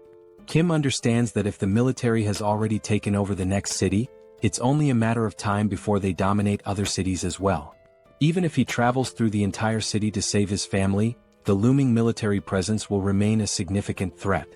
Adding to the peril is the Black Wyvern, a formidable force capable of annihilating helicopters, intensifying the danger. Kim resolves that to save his brother, he must head to Donggu City, a city now under military control. This means he must obliterate the enemy camp to secure his brother's safety. With a resolute and determined expression, Kim takes immediate action. He summons the Lord. From the subspace, a dark shadow emerges, causing the general to grow visibly uneasy. Kim, maintaining a calm yet intense demeanor, addresses the general. In response to the earlier question about whether he defeated the Skeleton Knight, Kim affirms, "Yes, I defeated the Skeleton Knight and took him captive." As Kim speaks, the Skeleton Knight appears. Towering 10 feet tall, the figure has glowing red eyes, wields a massive sword and carries a formidable iron shield. The knight stands ominously behind Kim. The general stares in pure horror and disbelief. He realizes that this knight is far stronger, at least 10 times more powerful, than the previous Skeleton Knight. And now, this terrifying entity is under Kim's command, ready to follow his every order. The general struggles to process the sheer weight of what he is witnessing. Kim, undeterred, confidently declares that his older brother's new residence is in Donggu City, the very city housing the military camp. This leaves Kim with no alternative, he must go there. With a sly, confident smile, Kim turns to the general and asks, "So, how about we take down all those military forces?" Overcome with joy and relief, the general feels tears welling up in his eyes. We are now introduced to another location, seemingly destroyed, which appears to be some kind of base. In this base, goblin soldiers, clad in military uniforms, are seen wielding rifles and equipped with heavy artillery. Behind one of the goblins, a human hand becomes visible, revealing humans imprisoned in cages under the watchful eyes of the goblin soldiers. As the goblin squints to focus, it notices something unusual ahead, though it cannot determine what it is. From a distance, we see Lancelot's ghostly head infiltrating the goblin base, investigating how it operates. Noticing that the goblin is approaching, Lancelot decides to retreat to avoid alerting the enemy. While flying to gather more information, he overhears a conversation between two goblins but cannot understand their language. However, upon observing their movements more closely, he notices that even within the goblin army, there is a ranking system that dictates the level of importance and influence each goblin holds over the others. Still concealed behind a tree, the ghostly head concludes it has gathered enough information and decides to return to the command center to report his findings. As he departs, the system screen reveals how the summoning ability for this ghostly form works, named Phantom Summon. This ability allows the summoning of Camelot's ghosts, with specific costs associated with each invocation. It is also shown that while knights are in their ghostly forms, they cannot physically interact with the environment, but they are also immune to physical interference. Moreover, this ability enables them to pass through walls and even fly freely. Summoning a ghost consumes 1 enhancement stone and 500 magic stones, the same cost as summoning a knight. Although not explicitly stated in the description, once summoned as a ghost or knight, they can switch forms without incurring additional costs. In other words, phantomization can be considered an optimal means of reconnaissance behind enemy lines. A few hours earlier, the general had been outlining the strategy they would use, showing on a map the cities involved and relying on Lancelot to patrol the enemy lines, determining the strength of their forces, the location of anti-aircraft weapons, and other characteristics of the enemy troops. Based on the information gathered, the plan was to devise a strategy to outmaneuver the enemies. However, due to the ghost's limited range, everyone needed to move closer to the enemy lines and pinpoint where government forces were stationed before reconnaissance could begin. Lancelot returned to the Allied base after taking 2 hours and 30 minutes to complete his reconnaissance. While reporting his findings, Kim was shocked to learn that the soldiers had mutated into goblins and had imprisoned over 200 people, referring to them as sacrifices. Additionally, Lancelot shared further details he had overheard. First, the enemy had a total of 9 anti-aircraft weapons. Second, they planned to recruit additional manpower from Bangkok Dong. Third, the brigade commander, a high-ranking officer, was stationed in the eastern wing. Lastly, they mentioned that the world would change when a certain someone arrived. Lancelot confirmed the accuracy of this information, leaving the 4 members listening utterly astonished. The commander remarked that security had indeed been tighter than usual and suspected they were plotting something but hadn't anticipated the capture of civilians. Kim mentioned rumors that some had voluntarily joined the rebel forces but expressed confusion about their motives and the reason for imprisoning civilians. He also questioned who this person capable of changing the world might be. Lancelot's ghost replied that he didn't know who this individual was but speculated that the reason for capturing people was likely to gain repulsive force. He explained that all beings across dimensions have a classification system known as hierarchy. Repulsive force is the power granted by this hierarchy, essentially the right to be protected from lower-ranked beings. The lower the hierarchy number, the stronger the repulsive force, preventing attacks from lower ranks, e.g., a 9th rank attack cannot affect an 8th rank being. However, this is not an absolute rule. At this point, Kim recalled the attack by the skeletal knight. The sister asks if they are sacrificing people to achieve this hierarchy. Lancelot, based on prior information, confirms it, stating that this method is instinctively used by beings with lower intelligence as a shortcut. With a serious expression, he explains that when this method is used in a lower dimensional hierarchy, it signifies that contact has been made, and possibly an agreement, with a higher-ranked being. Intrigued, Kim asks what kind of agreement this could be, but Lancelot admits he doesn't know the specifics. Seoul, now furious, says that since they are sacrificing people, they're undoubtedly up to no good and suggests going to the base to eliminate them all. Kim responds that if it were that simple they would have already done it. The colonel adds that these enemies seem extremely dangerous. The colonel also notes that the information provided by Lancelot has been excellent. They now know the positions of the brigade commander and the anti-aircraft cannons, which increases their chances of success. However, he emphasizes that the enemy's defensive line is much stronger than expected. Once the operation begins, the enemy will likely call reinforcements from the 1st Legion, potentially escalating this into a large-scale war. Given that they don't know the full strength of the 1st Legion, it's crucial to capture the enemy before reinforcements arrive.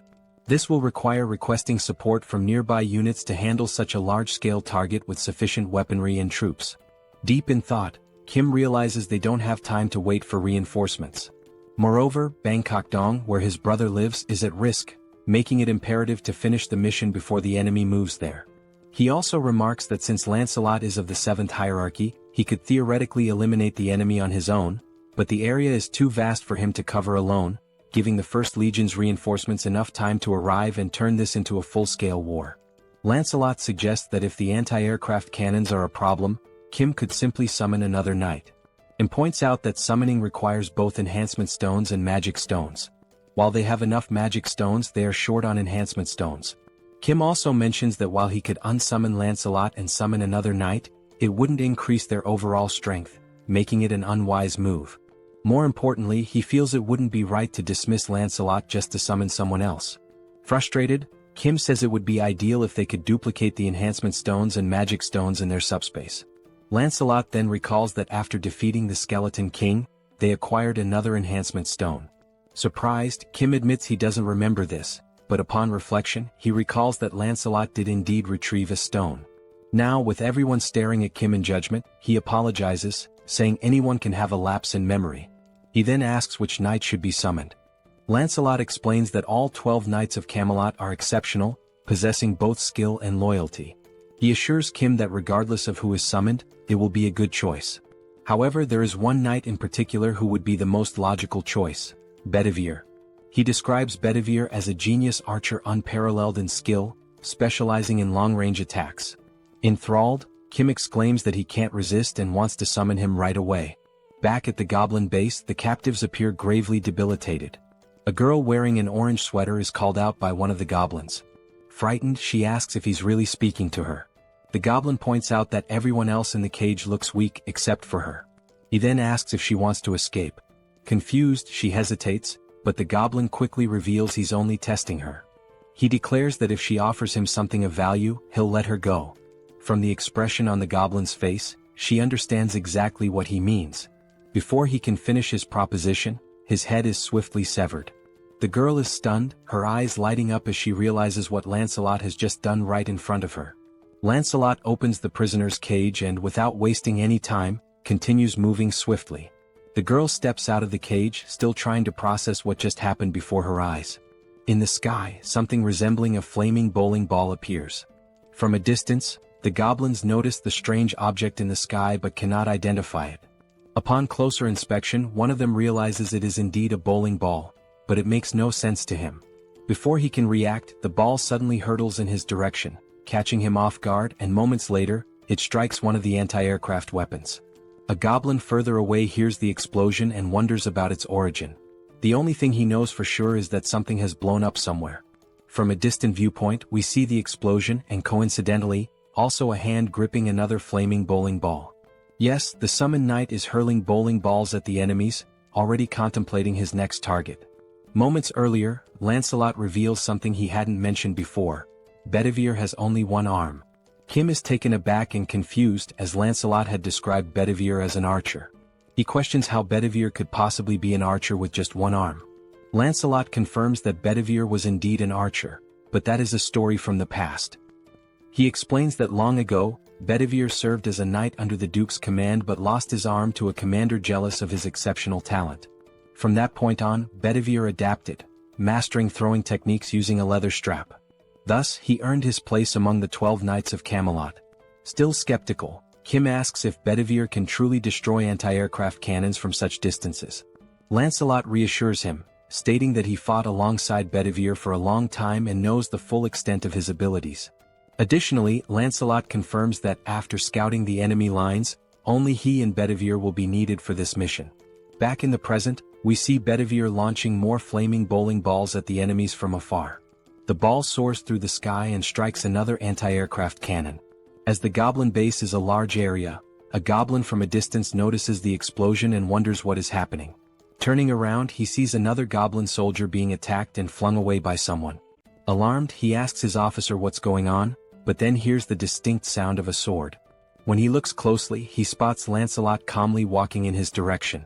The goblin, trembling with fear, stammers that this is a restricted area where unauthorized individuals are not allowed. Lancelot remains silent, continuing his steady approach toward him with an air of calm authority. Meanwhile, we see Kim's system sending him notifications. The first shows he acquired 4 magic stones, bringing his total to 2,686. Shortly after, another notification appears, adding 12 more magic stones, increasing the total to 2,698. Kim, staring at the system screen in surprise, reflects that owning a dimensional account eliminates the need to collect magic stones manually, as they are gathered automatically. Still, he finds it hard to believe how quickly the stones are being accumulated and wonders if this is really correct. Moments later, 3 more notifications pop up, one with 5 more magic stones, another with 8, and yet another with 5, bringing the total to 2,788 magic stones. Young, Seoul, and Kim stand idly waiting for a signal to act, and Kim continues to question whether this situation is as it seems. Young reassures him, suggesting he look up at the sky, stating that it is likely the source of the multiple notifications. Above, 2 flaming bowling balls launched by Bedivere collide mid-air, creating a massive explosion that draws everyone's attention to the sky. Amazed by Bedivere's precision, Kim remarks that the knights had mentioned they would signal when all major anti-aircraft artillery had been destroyed. Young adds that it's now clear why Sir Lancelot takes so much pride in the Knights of Camelot. As the group stands in awe, the colonel comments on the extraordinary combination of Lancelot's tactics and Bedivere's abilities. He notes that if all the knights possess this level of skill, there's absolutely no need for special forces to intervene. Young simply nods in agreement. Kim, still astonished, declares it's time to make their move and execute their part of the plan. He also contemplates the immense power he now wields with all 12 knights, most of whom he hasn't even met yet. As the explosion in the sky subsides, smoke begins to fill the air. The scene shifts to the source of the explosions, Bedivere. He is examining a map and muttering to himself that there's a problem. He notes that he destroyed all the necessary targets and even sent the signal in the sky, but now he can't make sense of the map. The map indicates the locations of the anti-aircraft artillery he had to eliminate, a goblin circled in red, and an arrow pointing somewhere else. However, he cannot figure out where Lancelot told him to go next. Bedivere continues staring at the map, trying to recall the route Lancelot had given him earlier, but he has no idea which direction to take now. He mutters that if there were written instructions, it would be much easier to understand. Shrugging off his frustration, he decides to trust his instincts and proceed. Back to Lancelot, he punches a goblin in the face, causing the creature to cry out in pain. Without hesitation, Lancelot follows up with a more forceful blow that sends the goblin flying. Unapologetic, he steps on the goblin with enough force to make it scream in agony. Still pinning the goblin underfoot, Lancelot states that controlling his strength is exhausting and warns the goblin to speak the truth before he accidentally kills it. He demands to know who informed them about using this shortcut, sacrificing humans to climb the hierarchy. He also presses for their plans and the strength of the First Legion's forces. The goblin chuckles, commenting on how much Lancelot seems to know about their operations. Eventually, the goblin gives in, revealing that the one destined to change the world is named Tonediu. He calls Tonediu a bastard of the 8th class, a giant compared to himself. Lancelot, unfazed, replies that he has never heard of this being and asks what Tonediu wants with the goblins and what exactly his plan entails. Reluctantly, the goblin admits he doesn't know and is promptly kicked by Lancelot, spinning him through the air. Now farther away, the goblin uses the last of his strength to flee. He leaps from a nearby window in a desperate attempt to escape. Upon landing, he finds himself near a group of goblin soldiers patrolling the area. Unfortunately, he lands awkwardly, injuring his foot. The goblin soldiers rush to him, asking if their commander is all right. Wincing in pain, the commander urgently orders them to fetch his bicycle. One goblin obeys and runs to retrieve it while the commander hobbles away slowly on his injured foot. Suddenly, he hears a sound behind him. When he turns to look, he sees Lancelot leaping from the building in pursuit. Calm and determined, Lancelot declares that attempting to flee is futile. Unaware of the level of the threat in front of them, the soldiers surround their commander, vowing to protect him. One goblin, holding a rifle, declares that they'll take care of him, while another assists the commander in walking, offering support. Lancelot changes his tone and remarks on how remarkable it is that they're so willing to sacrifice themselves so easily, adding that their judgment is indeed at a goblin's level.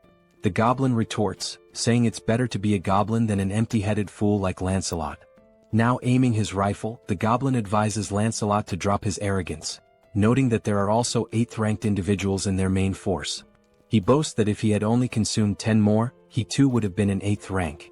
Disbelieving the audacity of their actions, Lancelot questions whether all those who became goblins are doing the same thing. The goblin, with a sly grin, affirms this. He adds that he is one of the intelligent ones, adapting to a changing world. Before he can finish his sentence, Lancelot swiftly lunges forward and drives his sword through the goblin's neck. Lancelot coldly remarks that knowing this will make it easier to decide whose lives to take. The fleeing commander glances back to see what is happening, only to witness blood spurting into the air. Lancelot's sword is now soaked in blood, and his gaze shifts toward his next target. The goblin commander, once again in danger, has no choice but to run. But as he glances up at the sky, he freezes in shock. There he sees a helicopter, unaware that the anti-aircraft artillery has been destroyed. Inside the helicopter are Kim and Young. Young announces his intention to land the helicopter, but Kim, feeling nauseous, warns that landing there is too dangerous and suggests entering the subspace. The goblin commander realizes that government forces are also attacking them. However, with a newfound dark aura, the commander mercilessly strikes down one of his own soldiers. From a distance, Lancelot observes this gruesome act, disgusted by the goblin's depravity. Kim descends from the helicopter and runs toward Lancelot, but upon looking to his side, he is horrified by the goblin commander's actions. With the magic stones of the fallen goblin in hand, the commander consumes them. Lancelot curses him, calling him a bastard and accusing him of becoming an 8th rank because of the stones. From behind, we see the goblin commander now transformed into a monstrous figure with long hair. As he turns, his glowing red eyes burn with rage. Kim asks Lancelot if the commander truly abandoned his humanity to become an 8th rank. Lancelot replies that the commander tried to ascend ranks too quickly and dismisses it as nothing more than a cheap trick. Now consumed by fury, the mutated goblin roars and charges forward to attack. Calmly, Kim asks Lancelot about his rank. Lancelot replies that he is 7th ranked but assures Kim there's no need to intervene since Bedivere can handle it with ease. On the rooftop, Bedivere readies his weapon to launch another flaming bowling ball. He comments that he's glad he trusted his instincts and found the correct location. The mutated goblin's blood sprays far and wide. The system notification flashes, showing that Kim has acquired 322 magic stones, bringing the total to 3,542. Moments later, government reinforcements arrive. The head of operations acknowledges that thanks to the knights, the removal of enemies and the rescue of civilians is progressing much faster. Kim feels a wave of relief hearing this. A soldier asks where the commander is, and Kim directs him to look to the side, where the lifeless body of the goblin commander lies. The head of operations is stunned. Kim asks Lancelot if he has uncovered more information about their plans. Lancelot apologizes, stating that the only piece of information he managed to extract was the name of a high-ranking being, Tonatiuh. He adds that it's the first time he has ever heard that name. Kim remarks that everything remains a mystery. The head of operations suggests searching the building's documents for clues. Lancelot points to the shattered windows on the 4th floor, explaining that the commander was staying in that room. He notes that there are numerous documents to sort through in that area. The chief of operations thanks them for their service, but Kim quickly interjects, asking if the PX system is capable of storing all the military documents from the building. Pax confirms and immediately begins calculating the number of documents and the cost to process them. The system reveals there are 5,086 documents, with a cost of 120 magic stones. Kim gives the order to proceed.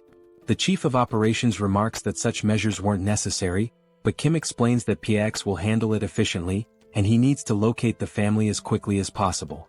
Soon after, the system alerts him that an unsuitable document has been detected among the military files, labeling it as an incompatible item. Confused, Kim tries to understand what an incompatible item might be. Now holding the document, he attempts to read it. It turns out to be a registration form for dimensional beings. Lancelot clarifies that it's a document capable of increasing someone's rank. Examining the two documents in hand, Kim notes that one is in poor condition. Lancelot explains that the pristine document is the official form, while the damaged one is a shortcut. He further elaborates that the soldiers likely turned into goblins because they failed to register properly using the official method. To add to this, Sir Lancelot explains that registering a dimensional being requires magic stones and a dimensional account. He states that Earth's dimension is still in its early stages of exploration, and no one currently meets these conditions, except for Master Kim, who defeated an 8th rank being possessing a dimensional account. Kim and the Colonel fail to grasp much of what he says, but Lancelot continues, emphasizing that despite the oddity of the document's existence, Kim should register since he meets the requirements. This suggestion catches Kim off guard. However, Lancelot assures him that by completing the official form, Kim will avoid becoming a goblin. He also explains that dimensional being registration is automatically adjusted for each dimension, and the reason Kim can read it in a standard language is that it's the official document. Holding the document, Kim scans the fine print and notes that the process would consume only 1,000 magic stones. Without hesitation, he signs his name on the form.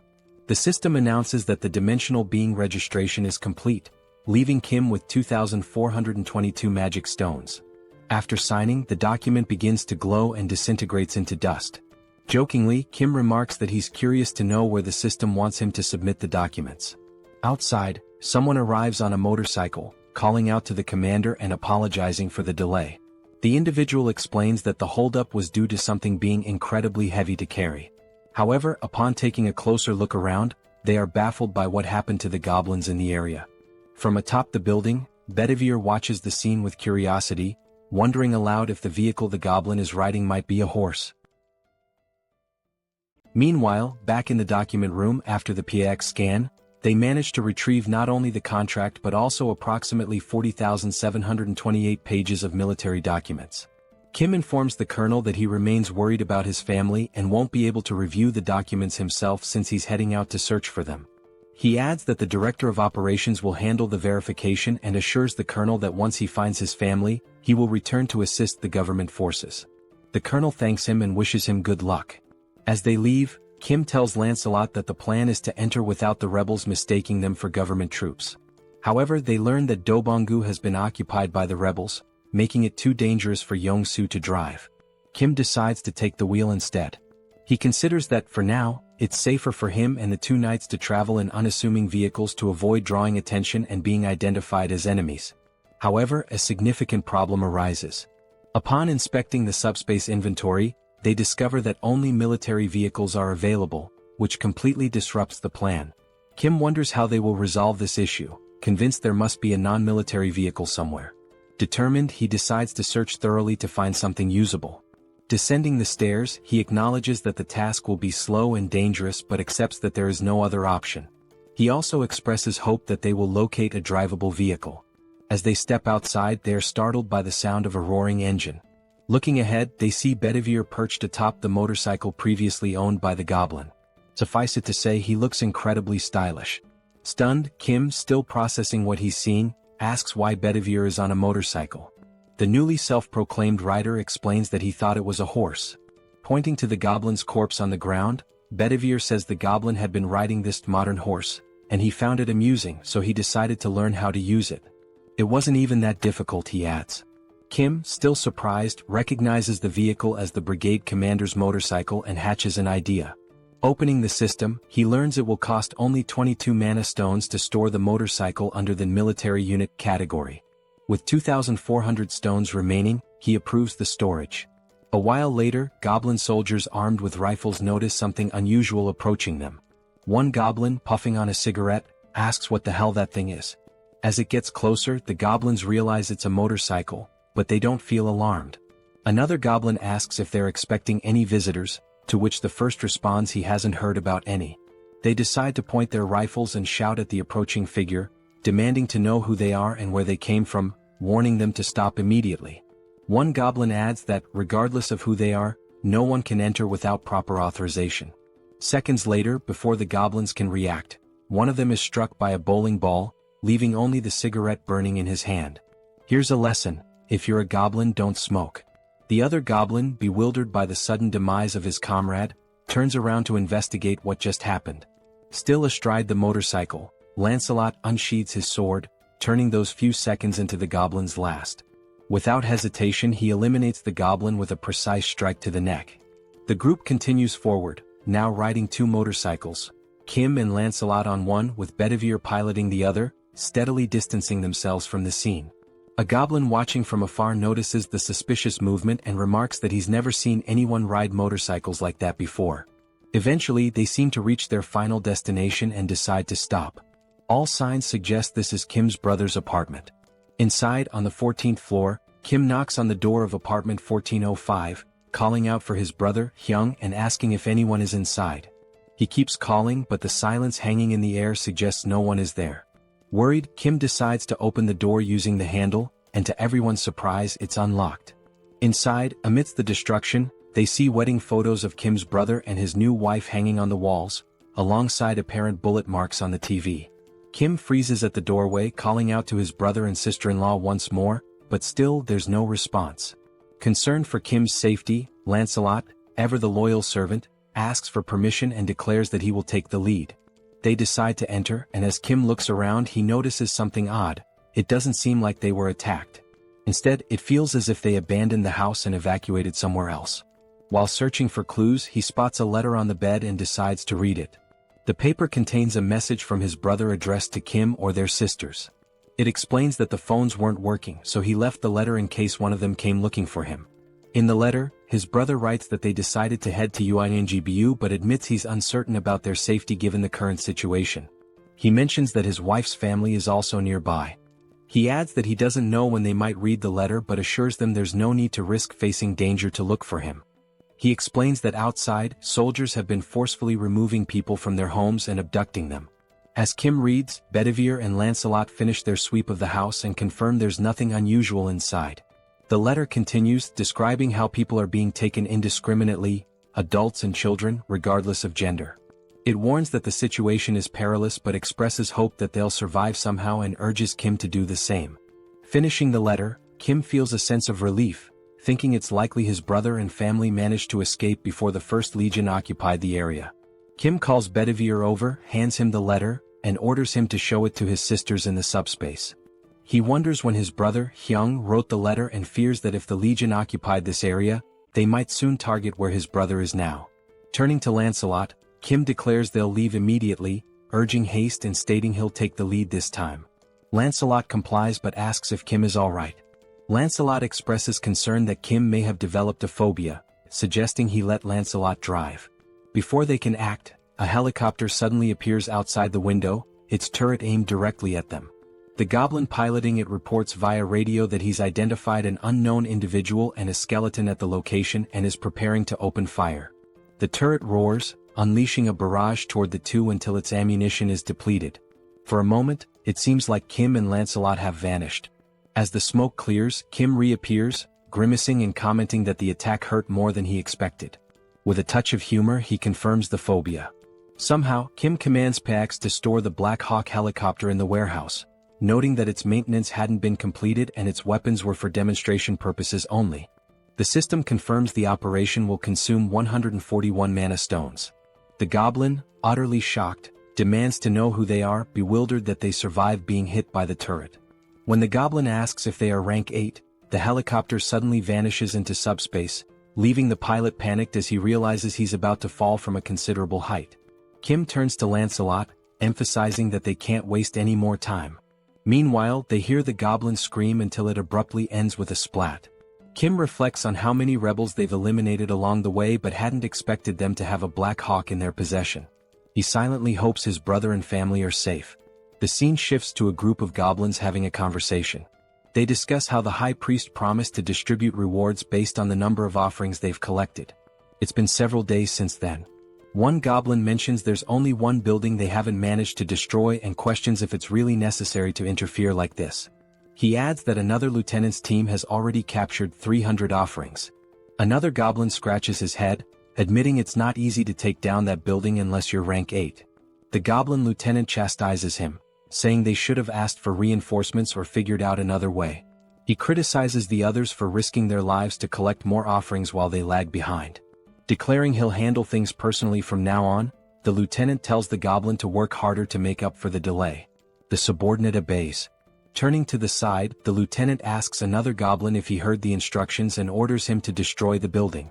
The monstrous goblin growls furiously but doesn't reply. The mutant goblin charges toward the building, but abruptly halts as he notices strange movement coming his way. Alongside the mutant, all the other goblins in the area stop in their tracks, watching as the figures draw closer. The goblin lieutenant hears shouting but can't make sense of it, bewildered by the approaching shapes. As they get closer, Kim bellows furiously, commanding the filthy goblins to leave immediately, declaring that this is his home. Lancelot, right behind him, unsheathes his sword and prepares to do what he does best. In mere moments, striking a dramatic pose, he wipes out all the goblins before they can even react. Wasting no time, Bedivere hurls a single flaming bowling ball at the mutant goblin, striking its head and defeating it instantly. With the goblins swiftly dealt with, the building in the background comes into full view. The structure bears the name Jeong-gyeom Tool Shop, a clear indication it belongs to Kim's family. Inside, peeking through a hole in the wall, a few people anxiously observe the scene outside. Someone asks if things are truly as bad as they appear. Another voice questions the father, wondering what's going on and why he's hesitating. The father, seated in a chair and spying on the commotion, reassures them not to worry. He explains that Kim has arrived on a motorcycle, accompanied by skeletons, leaving everyone utterly confused.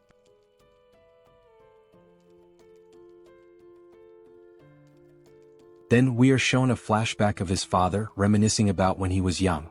His mother used to say that good and bad things only happen because of people, and this idea had fascinated him. Having survived many challenges, he realized that not a single word his mother had said was wrong. Even when his business failed, the reason he was able to get back on his feet was because of the people who stood by him, and love. He reflects that this is why he raised his children with the values of love and compassion. Watching them grow up from small children into capable adults, he felt like a dream had come true. A scene follows of Kim losing to his sister in a video game. The father continues, sharing his dream of building a large, spacious home where he could live with his family. To pursue this, he began studying civil construction, something he had never done before and found immensely difficult and complex. The financial burden made the dream seem unattainable. In the end, his children all grew up well. His eldest son recently married, his eldest daughter became a nurse, the youngest daughter became an athlete, and his youngest son had just completed his military service. Their futures seemed so bright, until the monsters appeared. He recounts how, luckily, as the manager of a tool shop, he survived the monster attack using hammers and other tools. However, even with that resourcefulness, the situation was dire. They had to constantly worry about food and water. He often pretended not to be hungry to give his wife the little food they had. On top of that, there were neighbors who raided for food and monsters roaming about, forcing them to hide as silently as mice. Amid this catastrophic situation, the first to arrive at their refuge were his eldest son's in-laws. Shortly after, his eldest son and his daughter-in-law made it there as well. Looking at his eldest son's face, stained with tears and blood, he could guess what they had been through to get there. He simply embraced him and silently wept. Another blessing came when his daughter-in-law awakened a new ability to generate water, eliminating one major concern in this apocalypse. He recalls how, over time, soldiers mutated into goblins and began wandering around. These goblin soldiers started abducting civilians regardless of age or gender, isolating their family even further. It was utter chaos. The very soldiers who were meant to protect them were now capturing people. He wished deeply for the safety of his children amidst such disorder. At one point, a system screen appeared before him, and he awakened an ability of his own.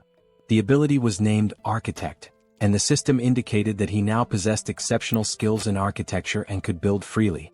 He doesn't fully understand how his long-dormant dream suddenly became a reality, but he feels grateful that it did. With this newfound power, he immediately got to work reinforcing the tool shop. Thanks to his daughter-in-law's water ability and his own architectural skills, they managed to survive. Even for the goblins armed with weapons, breaking into their fortified location was no easy task. Peering through a hole in the wall, he noticed that a group of soldiers had been stationed outside their home since the day before, and they had brought a monster with them. It was clear now that they were determined to destroy their refuge this time. But he had prepared for this possibility and retreated to plan. Seated in his chair, he called for his eldest son and instructed him to gather the family and escape through the tunnel. His son hesitated, asking what would happen to him. The father explained that the tunnel was an emergency passage meant for situations like this, though he couldn't guarantee that the other end was safe. At the very least, it's better than staying here and dying, he said. His wife, looking concerned, asked if he intended to stay behind. With a confident smile, he assures them he will leave as soon as everyone is safely out, telling them not to worry. In the meantime, a strange noise from outside catches his attention, sparking his curiosity. Before inspecting, he urges everyone to hurry, warning that the goblins are already moving and time is running out. Peeking through the hole, he goes silent for a few seconds. Those around him grow concerned, whispering questions about whether the situation outside is dire or if something is wrong, causing him to hesitate. Still in shock, he turns to them and says it's not what they think. It's just Kim. He's out there. He explains that Kim has arrived on a motorcycle, accompanied by a skeleton. Outside, Kim, Lancelot, and Bedivere approach the tool shop. Kim points to the building, now fortified with metal spikes and barricades, and declares, "This is my house." Then sighing he adds, "But that doesn't matter now. What matters is my family, are they okay?" Suddenly the door handle turns in front of him, catching him off guard. Looking more closely at who's in front of him, he freezes in shock. The father steps forward and asks in disbelief, "Is it really you, Kim?" At that moment, Kim realizes the rest of his family, the ones he'd been desperately searching for, are standing right in front of him.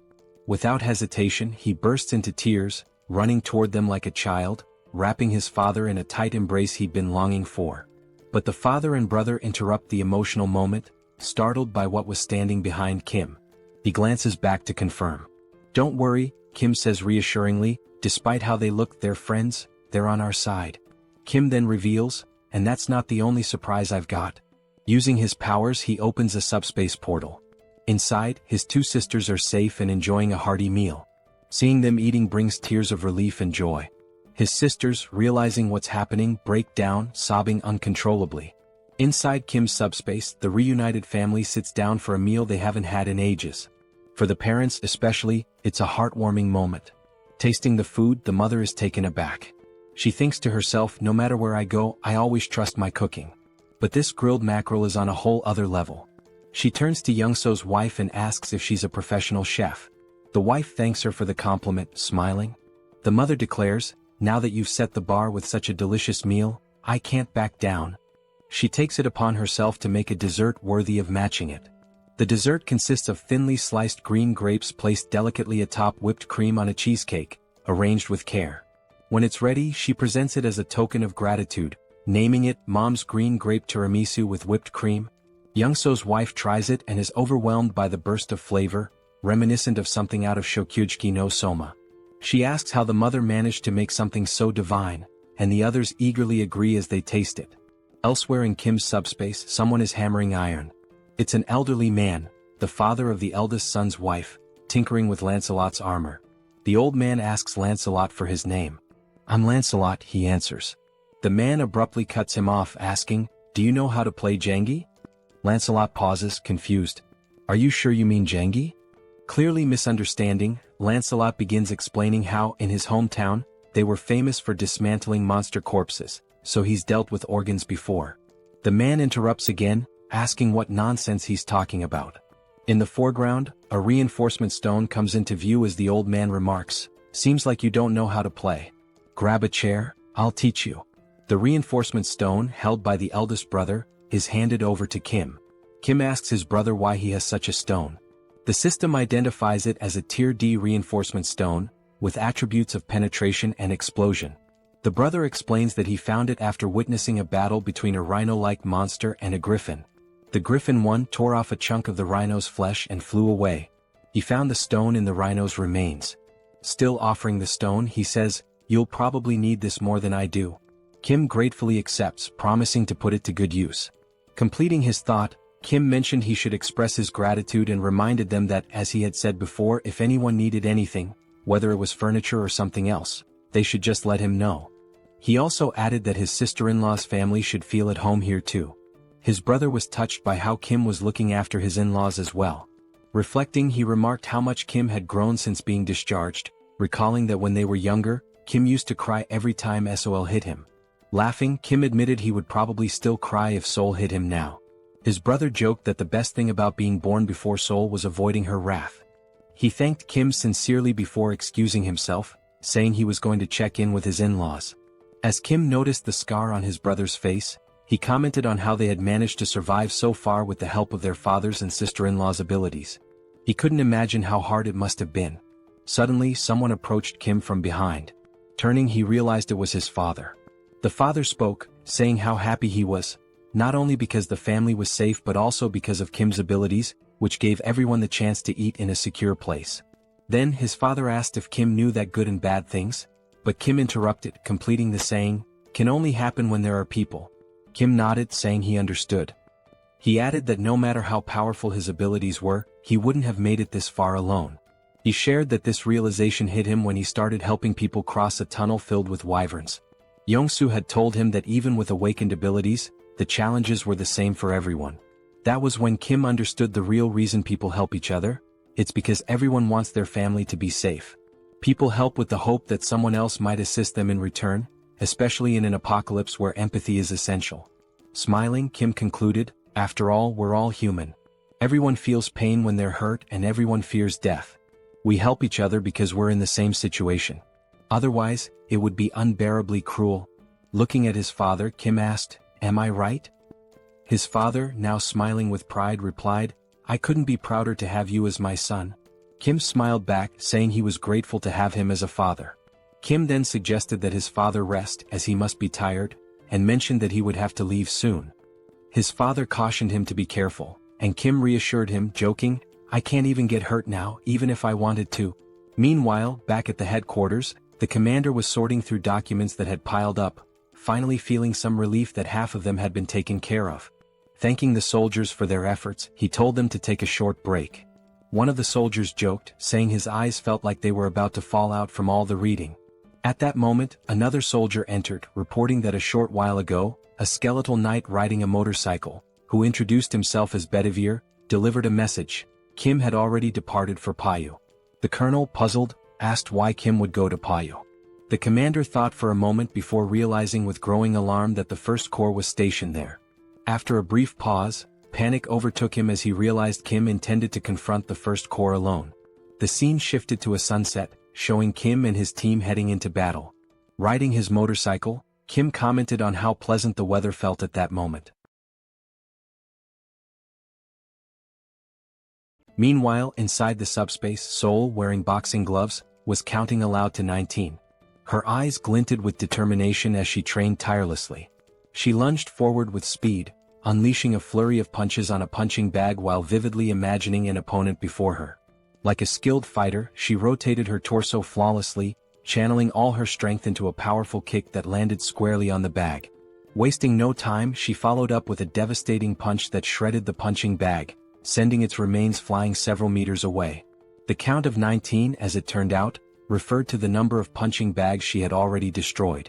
Frustrated, she called out to Pax, demanding he bring another bag and chastising him for being too slow. Nearby, her eldest brother, joystick in hand, observed the scene while Pax muttered that the speed of requests was set by Kim.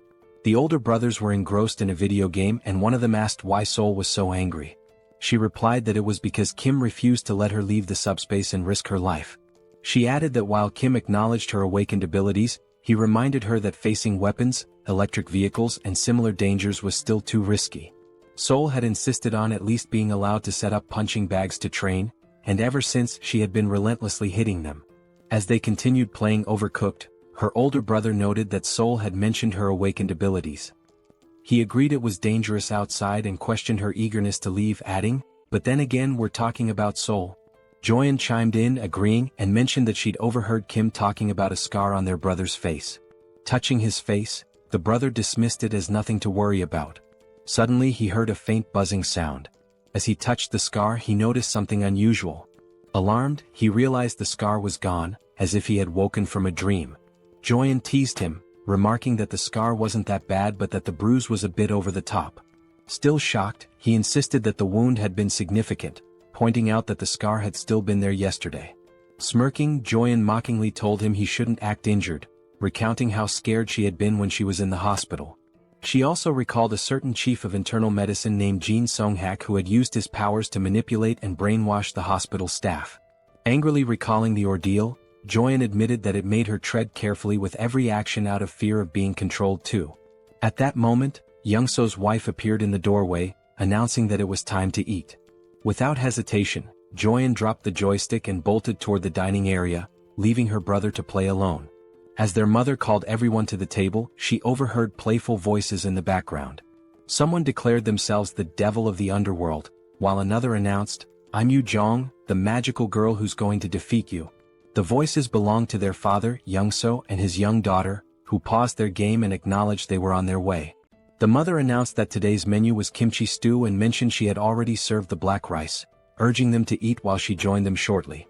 She turned to ask where Grandpa was, and the father replied that he likely wouldn't be eating just yet.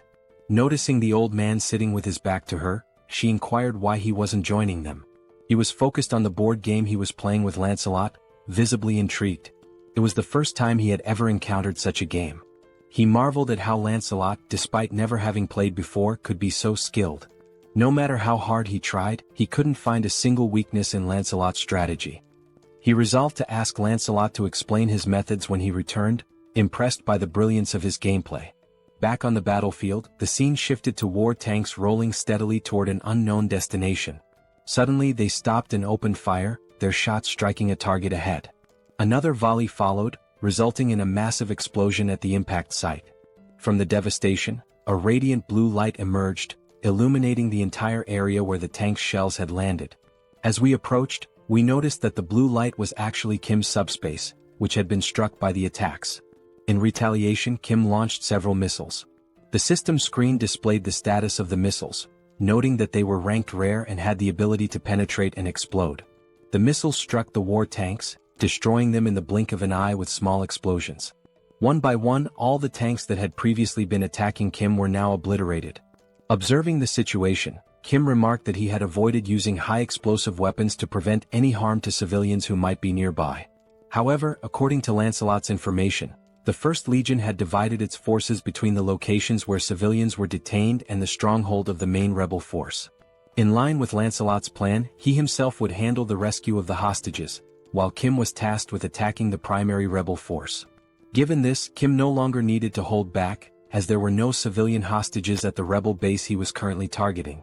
Fortunately, he had stored a Black Hawk helicopter equipped with missiles. Using the subspace lab and the enhancement stone his older brother, Hyung, had given him, Kim was able to upgrade individual features. Additionally, he improved the basic functionality of Pax's deployment system, which he had been procrastinating on for some time. The upgrades extended the range to 100 meters, and the maximum deployment speed increased to 300 kilometers per hour. What was already powerful now packed even more destructive force. Inside the subspace, as he studied the system screen, Kim realized that while the missiles were already powerful on their own, they could be upgraded to become far stronger. With this level of power, he could gather numerous magic stones in the blink of an eye. Looking again at the system display, he saw that 10,000 magic stones were required to upgrade the subspace to level 4. By now, he calculated he should have collected 2,000 magic stones. But when the system displayed the actual count, it showed only 1,890 stones. Puzzled, Kim questioned why the number was so low, insisting he should have more. The system then displayed a message stating that, according to the platform's terms and conditions, 45% of the revenue was deducted as a fee paid to Tonatiuh from the Mexica dimension. Additionally, the regulations required that 25% of the magic stones acquired be allocated to Priest Bongsu. Confused, Kim remarked that the names Tonatiuh from the Mexica division and Priest Bongsu sounded familiar. At that moment, he recalled a conversation with Lancelot in which Lancelot had revealed that the goblins had made contact with a high-ranking entity known as Tonatiuh. This memory startled Kim as he began piecing together the facts they had uncovered earlier. Suddenly, something appeared before him. It was Lancelot, addressing Kim as "my lord" and reporting that he and Bedivere had destroyed all the fields. Lancelot mentioned that Bedivere was helping people escape and that he had come alone for now. He asked if Kim was injured. Kim thanked Lancelot for his excellent work and assured him he was uninjured. Turning to Lancelot, Kim brought up the earlier conversation where Lancelot had mentioned a high-ranking entity named Tonatiuh that had contacted the rebels. Lancelot confirmed this and asked why Kim brought it up. Kim explained that both Tonatiuh and Priest Bongsu were taking his magic stones. He added that Tonatiuh was from the Mexica division and asked Lancelot what the Mexica division was. Lancelot explained that Mexica likely referred to the name of the planet or civilization from which Tonatiuh originated, using the example that their own location was referred to as the Earth dimension.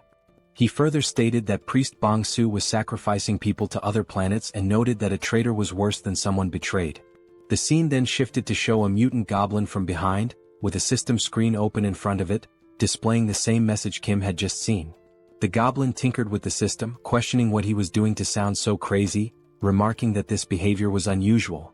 As he continued to look at the system, he wondered how the magic stones could be deposited into the dimensional account so quickly. He also mentioned that there had been massive explosions some time ago. The scene shifted to reveal where the goblin was, a setting resembling a sacrificial altar. He muttered that he hadn't heard the sound of helicopters or jets, much less any gunfire, which made him question where such powerful weaponry had come from. As a light approached him, He commented that, despite everything, none of his soldiers had come to report anything amiss. That light turned out to be a missile launched by Kim, which pierced the goblin's body like a donut. Due to the upgraded missile speed, the goblin had no time to react. After being struck, the goblin was hurled backward, landing hard on the ground. Moments later, Kim arrived, calling the goblin by his name, Priest Bongsu. Lancelot and Kim climbed to the altar, with Kim exhausted and joking that the stairs had nearly killed him. Kim also remarked that he had long wondered who Bongsu was, then asked if he was the commander of the legion. The goblin lay on the ground, pierced like a donut, with smoke rising from the hole left by the missile. While writhing in pain, the smoke seemed to have a regenerative effect, beginning to heal the goblin's wounded body. Kim, astonished by the sight, asked what was happening. Lancelot explained that the goblin was recovering from his injuries. As the goblin rose to his feet, Lancelot remarked that he had been curious about the blackish red smoke that had been rising throughout the camp. Kim, still stunned, asked if such a thing was possible. Now fully healed, the goblin smiled and revealed his sharp claws. He yelled at the two, saying this was more surprising than he had imagined. In front of him stood a human and a skeletal knight, with the latter being loyal to the former. Kim, equally surprised, remarked that he didn't know goblins could talk. The mutant goblin responded, saying that they must have already encountered his goblin soldiers. He explained that the goblins had recklessly consumed magic stones, transforming themselves into goblins. This transformation was a side effect of trying to gain power too quickly before their bodies could adapt. He added that he had given them guidelines, but their greed had led them astray. The goblin then speculated that since Kim had a dimensional account, he must be an 8th level hierarchy user. He questioned where Kim had obtained all the investment for it and proposed a deal. The deal was simple. Kim and his allies should cease their destruction and leave the area, and in return the goblin would refrain from harming them. Brimming with arrogance, the goblin declared that, as they had seen, they couldn't kill him. If he wanted, he could kill both Kim and Lancelot right now. However, the only reason he hadn't done so yet was that it would cost him some damage. Priest Bongsu concluded by saying that fighting at a time like this was nothing but a waste of time.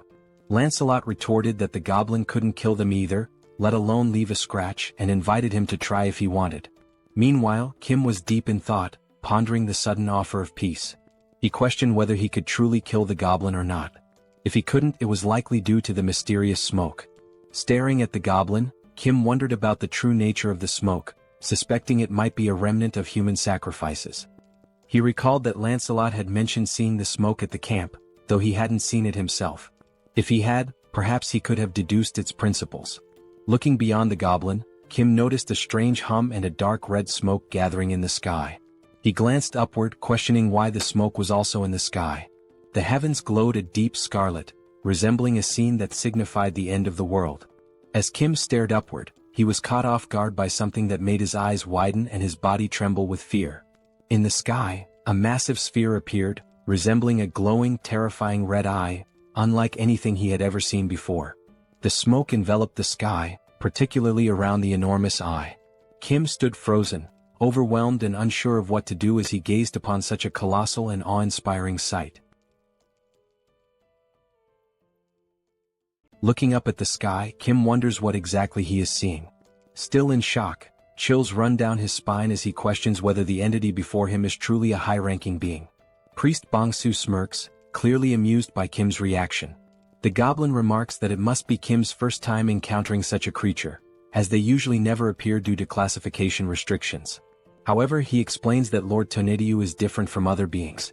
Unlike them, Tonediu will descend in person. Placing a hand on his chest, Bongsu claims that he alone has the power to make this happen. Still grinning mockingly, he taunts Kim, pointing out how foolish he has been. Despite that, he decides to grant Kim a chance, but only because of his abilities, which he finds too intriguing to waste. But there is a condition. Kim must kneel, beg for forgiveness and plead for his life. Only then will he be granted the honor of becoming Bongsu's right-hand man.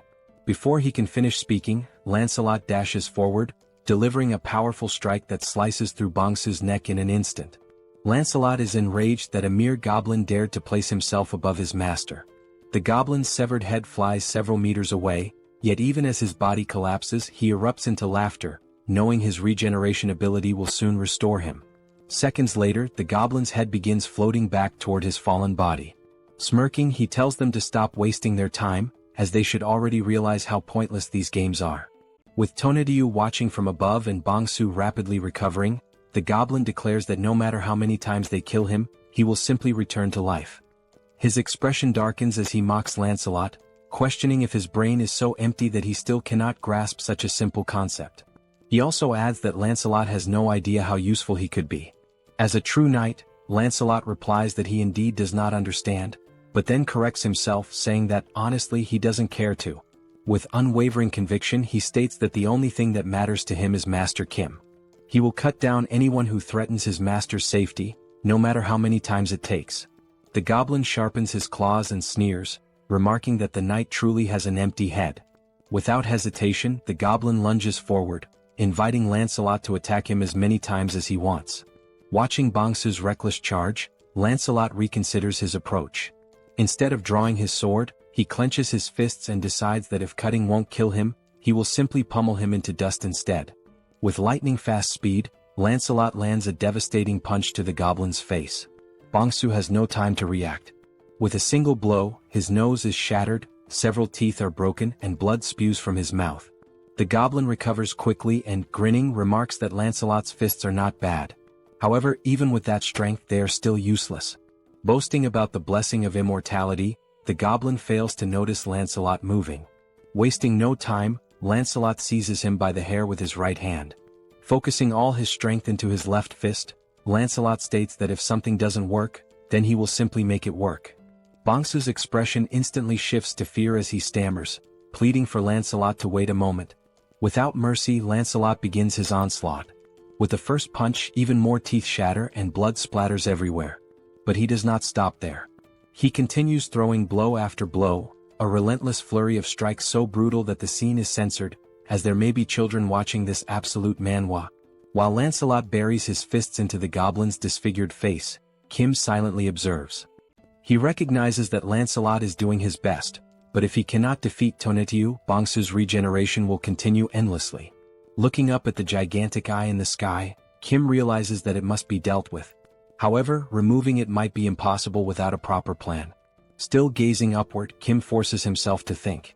After a few moments, he wonders whether there is at least a way to stop Bongsu's regeneration. Then, a memory surfaces. He recalls how he disrupted the mind control of that muscular man. He had used SUBSPACE. While Lancelot continues pounding Bongsu's face beyond recognition, Kim finally calls out to him.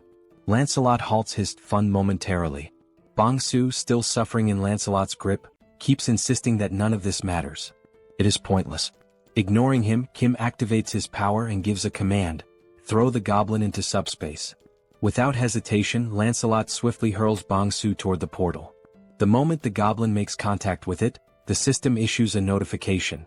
Warning, entity Bongsu is attempting to enter SUBSPACE. Do you wish to allow access? Then, Kim grants permission, and the system confirms that entry has been allowed.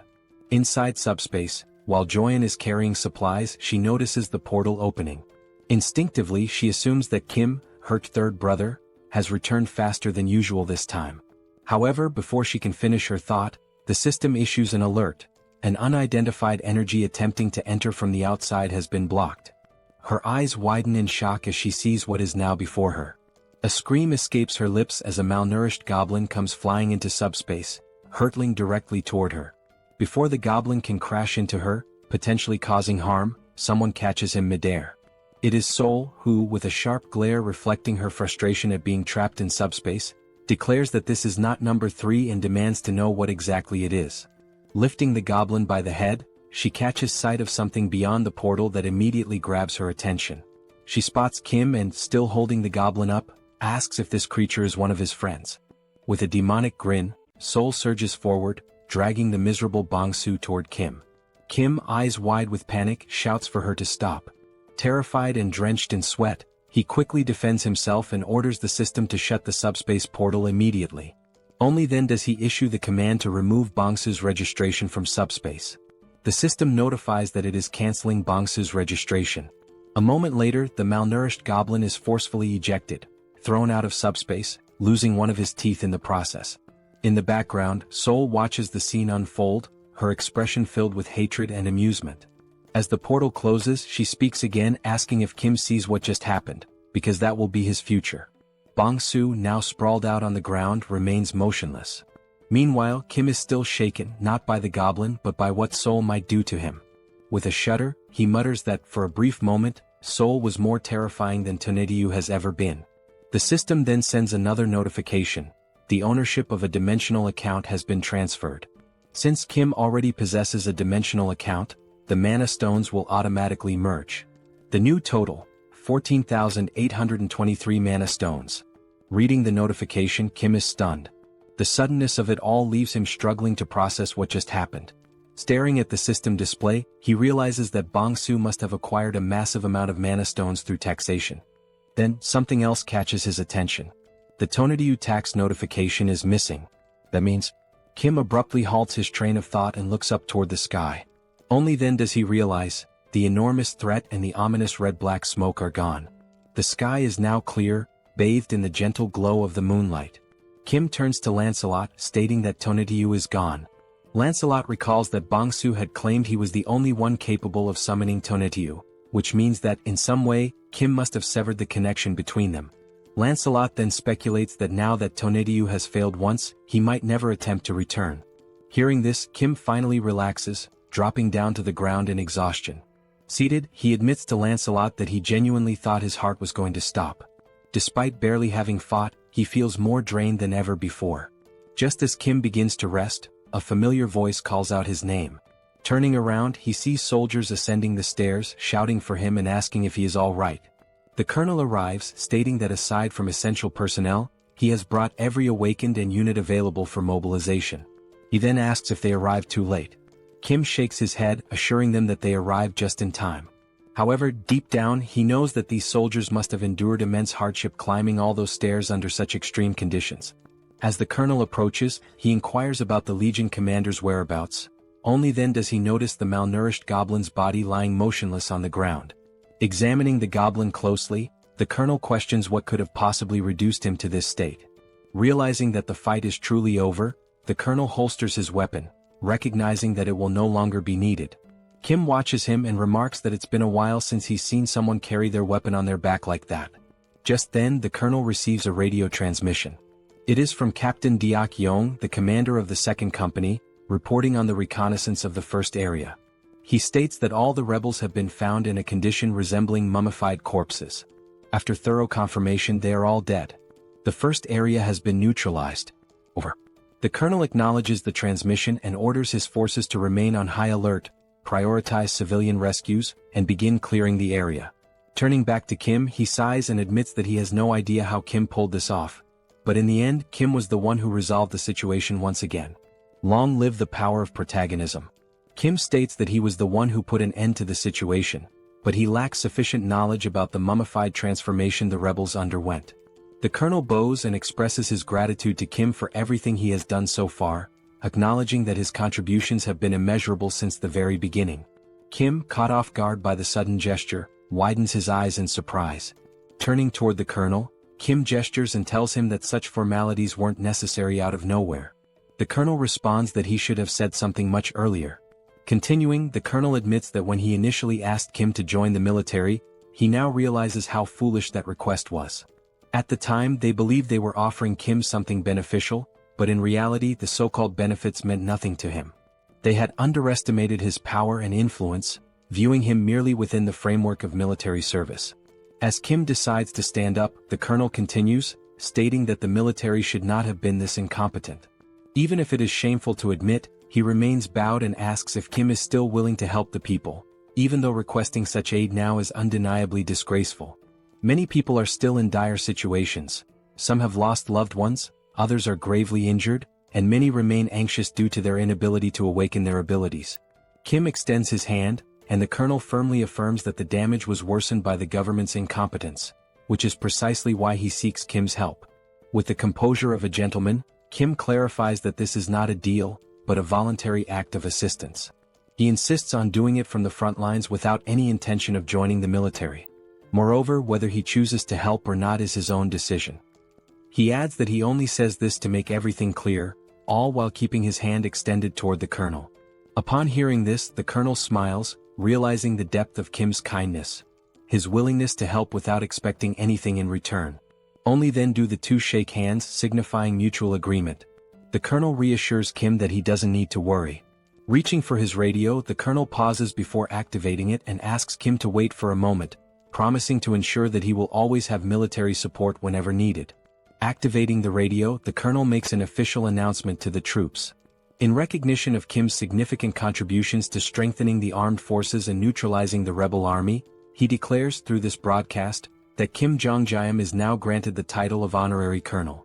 As Kim listens, he becomes increasingly uncertain about everything being said over the radio. The colonel continues, stating that from this moment forward, all military personnel without exception must show full respect to the newly appointed honorary colonel, Kim Jeong-gyeom, and cooperate with him whenever necessary. He adds that a response is not required, but whenever possible, everyone who hears this message should pass it along to others. Over. Still in shock, Kim mutters that there was no need to take things this far. Then the colonel salutes Kim and, with a cheerful tone, states that the soldiers will handle the cleanup and resolve the rest of the situation. He then orders Kim to rest, noting that it is getting late. Hearing this, Kim's face flushes red, and he protests, saying that he is not a soldier, so there is no need for such formalities. The colonel responds that if it makes him uncomfortable, he should simply ignore it, but reiterates once again that Kim has done an outstanding job. As the colonel steps back to rejoin the rest of the military personnel, Kim, still slightly flushed, comments on how exhausting everything is. He then tells Lancelot to rest as well, acknowledging that he too has worked hard. Lancelot responds by saying that Kim also did a great job and, by the way, asks if there is any news about Bedivere. Kim agrees, realizing that in his exhaustion he hadn't even thought about it. However, he suddenly smiles upon remembering that the subspace has a recovery function for lost items. He immediately gives the command for the system to retrieve the items.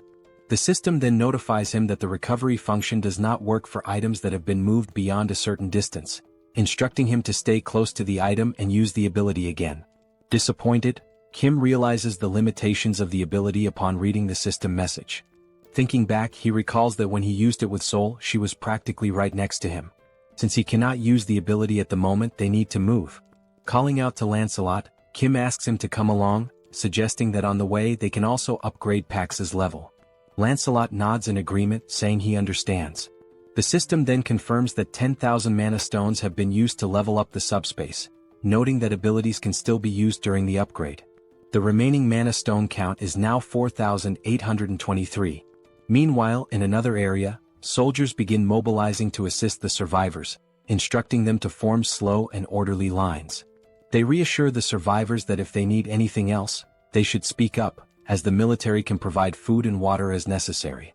At the same time, Kim turns to Lancelot, mentioning that he just thought of something. Since the soldiers are focused on helping the survivors, he wonders what Bedivere might be doing at this moment. The scene shifts to Bedivere, who is holding a document in his hands. While examining it, he mutters that he has found it, admitting that it was a good idea to change routes. After all, who would have guessed that entering a random building out of boredom would lead to the discovery of documents like these? Now crouching as he reads through the papers, Bedivere remarks that Kim will definitely be pleased when he brings these findings back. However, he can't help but wonder what kind of place this is, given the sheer number of documents. This is already the third one he has come across. Some time had passed, and in the meantime the system continued displaying the progress of the subspace upgrade, now at 45%. The documents that Bedivere had found all turned out to be dimensional being registration requests.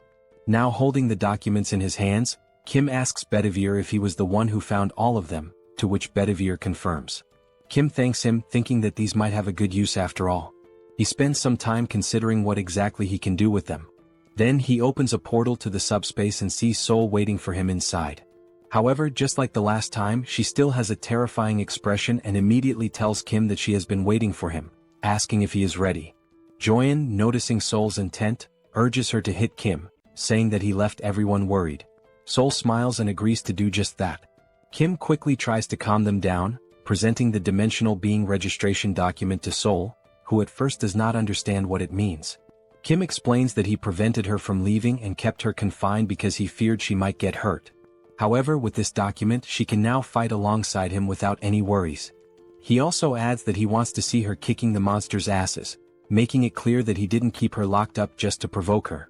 As Seoul listens and reads the document, Kim feels relieved, thinking that saying this to her might have just saved his life. After reading it, Seoul points out a problem. For her to obtain the registration, she needs a dimensional account. Kim immediately acknowledges that she is right. As Kim admits that he had forgotten this detail, a fist slams into his chin before he can even finish his thought. Seoul punches him with full force, sending him flying and spinning through the air. But it doesn't stop there. Before Kim can even hit the ground, Seoul charges after him. Kim catches himself with one hand on the ground, preparing to run. As Seoul chases him down with an intimidating aura, Kim feels a sense of relief, because despite the sheer impact of the punch, it didn't hurt at all. Meanwhile, the system notifies that the subspace level up is complete. New items and additional upgrade options have been unlocked, along with a new ability, Subspace Life Support System. This ability enhances healing effects within the subspace. As Seoul continues chasing Kim, in the background, Lancelot, Bedivere, and Joyeon are watching the scene unfold. Joyeon bursts into laughter, saying that Kim deserves this.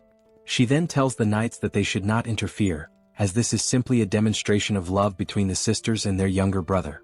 Joyeon also notes that Kim is now at level 8, meaning no matter how much Seoul hits him, it won't hurt. Lancelot agrees, but Joyeon notices something is off about him. Looking back at the two knights, she realizes that they are trembling. Concerned, she asks if they are okay. As Seoul puts Kim in a rear naked choke, he starts thinking about how heavy the hold feels, even if it doesn't hurt. However, Joyeon suddenly interrupts their scuffle, shouting that something is wrong with the knights and calling for help. Kim immediately tells Seoul to let go and rushes over, asking about their condition. The knights are so weakened that they can't even stand. Lancelot places his hand on the ground, and soon after, both he and Bedivere are overwhelmed with pain. Seeing Lancelot and Bedivere collapsing, Kim and Seoul rush over, asking if they are okay and what happened so suddenly. Lancelot struggles to respond, saying that he has no idea what is happening. He also mentions that suddenly, his entire body started itching uncontrollably and burning. Joyeon immediately asks what kind of itching he is feeling. Bringing his hand to his head, Lancelot admits that he has actually been feeling this itch for a while, but now it has become much worse. Joyeon wonders what it could be, noting that such intense itching and stinging are not normal. She suspects that something might be poisoning them. Seoul then recalls that when she was bitten on the neck during the fight against the Skull King, her neck also itched. But now, it has completely healed. As Seoul describes how unbearable the itch was back then, Kim starts thinking hard, trying to figure out what could have caused the poison. Kim recalls the system messages, where it indicates that there is a slight healing effect applied within the subspace. It also states that external objects that fit into the subspace category can be registered. However, a separate registration fee is charged based on the value, size, or weight of the object. Another message regarding the completed subspace level up appears, stating that new, previously unknown items and additional upgrade options are now available. Additionally, it confirms the activation of a new subspace support ability, which slightly enhances healing effects within the subspace. Upon remembering this last part, Kim is shocked, realizing that the healing effect might be restoring the knights. Looking at them on the ground, he begins to wonder if this form they are in is not their original state and questions what he should do, since leaving them outside the subspace may not be the right choice. As he contemplates, Lancelot suddenly mentions the name Camelot, leaving Kim confused. Lancelot then says that he feels a little better whenever he is in Camelot. The system then displays a skill called Blood Ritual, which allows him to generate random enhancement stones by either aging or extracting the vitality contained within them. Now in Camelot, the red ceiling emits a strong glow. A stone falls from above, hitting Lancelot on the head before dropping to the ground. The knights immediately kneel in reverence before Master Kim, and Kim kneels as well to pick up the white stone that had just fallen. Now holding two stones, Kim observes that the white stone appears to have just been created, whereas a blue stone, already lying on the ground, seems to have been there for some time. The system displays the statuses of both stones. The white stone has a resistance option, while the blue stone possesses electric attributes along with penetration and shock effects. The two knights speculate that the blue stone must have been there for a while. Now holding both stones, Kim realizes that the Camelot ability, Blood Ritual, does not only activate manually but also functions automatically. He also thinks that it was a good decision to keep sisters number 1 and number 2 away from here. Still deep in thought, he notices that he does not feel any itching or stinging sensation, leading him to believe that the blood ritual effect does not apply to the owner of the item. Still kneeling, Lancelot apologizes to Master Kim, expressing shame for showing such a weak side as a knight.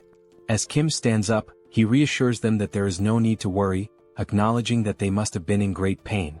He also states that he should be the one apologizing for being careless.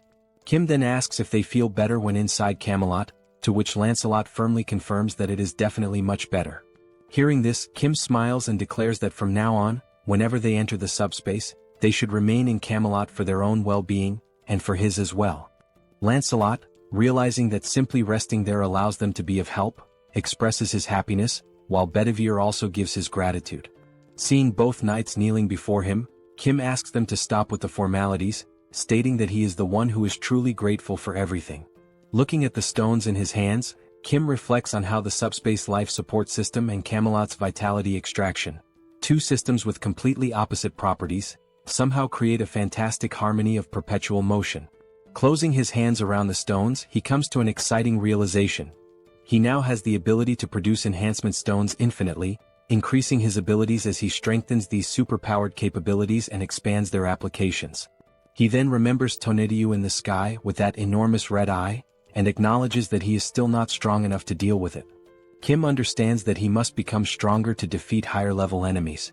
Furthermore, he needs to fully understand his abilities and learn to use them effectively. Determined, he sets off, thinking that now that the subspace level has increased, he should check what new functions were added in this upgrade. Meanwhile, outside the subspace, in the real world, two military officers are having a conversation.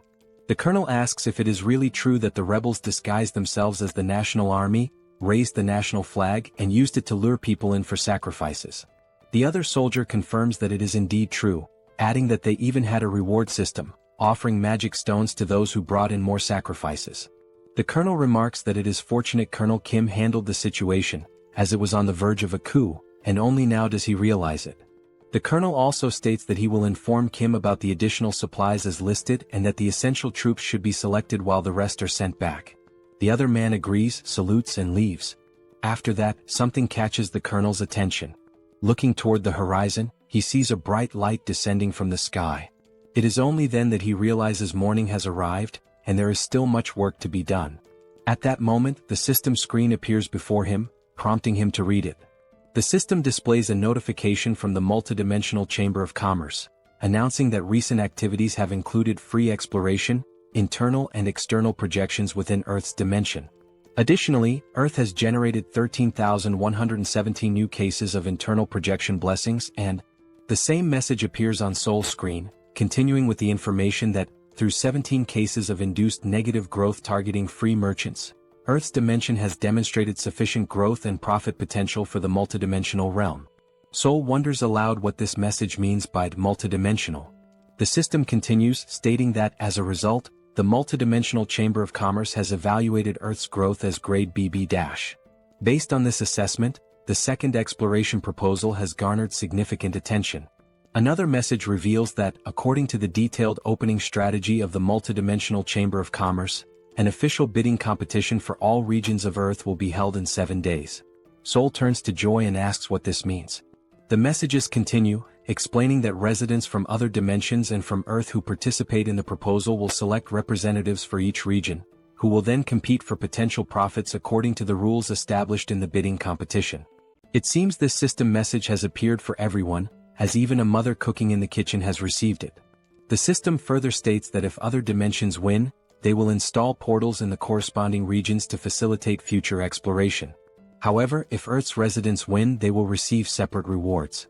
Additionally, it is revealed that more detailed information about the bidding competition will be announced 24 hours before the event begins in each respective region. Finally, the multidimensional Chamber of Commerce awaits Earth's support and participation. Upon reading this, Kim tells everyone that, in other words, they are planning to come in full force. It is all pointing in that direction. The two sisters question whether this is some kind of joke, to which Kim replies that it is not, pointing out that the document that elevated him to an 8th-level entity was also issued by the multidimensional Chamber of Commerce. The mother, now visibly frustrated, asks if all the monsters sent so far could be the work of this Chamber of Commerce. She grows even more irritated, demanding to know who they are to send monsters like this and questioning if they are aliens. She continues, expressing her indignation at how they dare to talk about rights to exploration, bidding, and competition over Earth. Both Kim and Joy smile, and Kim admits that he does not know much about it either, but what he does know is that the multidimensional Chamber of Commerce does not take anything seriously, treating everything like project proposals, bidding contests, and so on. Realizing this, it becomes clear that the bidding competition, structured with these rules, is essentially a kind of game that will take place across the entire Earth. At that moment, the system reappears, but this time only for Kim, announcing that he has been identified as the entity with the highest profit in the Seoul region during the free exploration period. It further states that if he accepts the position of regional representative, he will gain access to more detailed information about the competition. However, if he refuses, the selection authority will be transferred to the second highest profit-generating entity. Reading this message, both Kim and Joy are taken aback, and Joy questions what it means, pointing out that she did not receive the same message. Kim's older brother then explains that if Kim accepts the role of Seoul's representative, he will be participating in the bidding competition.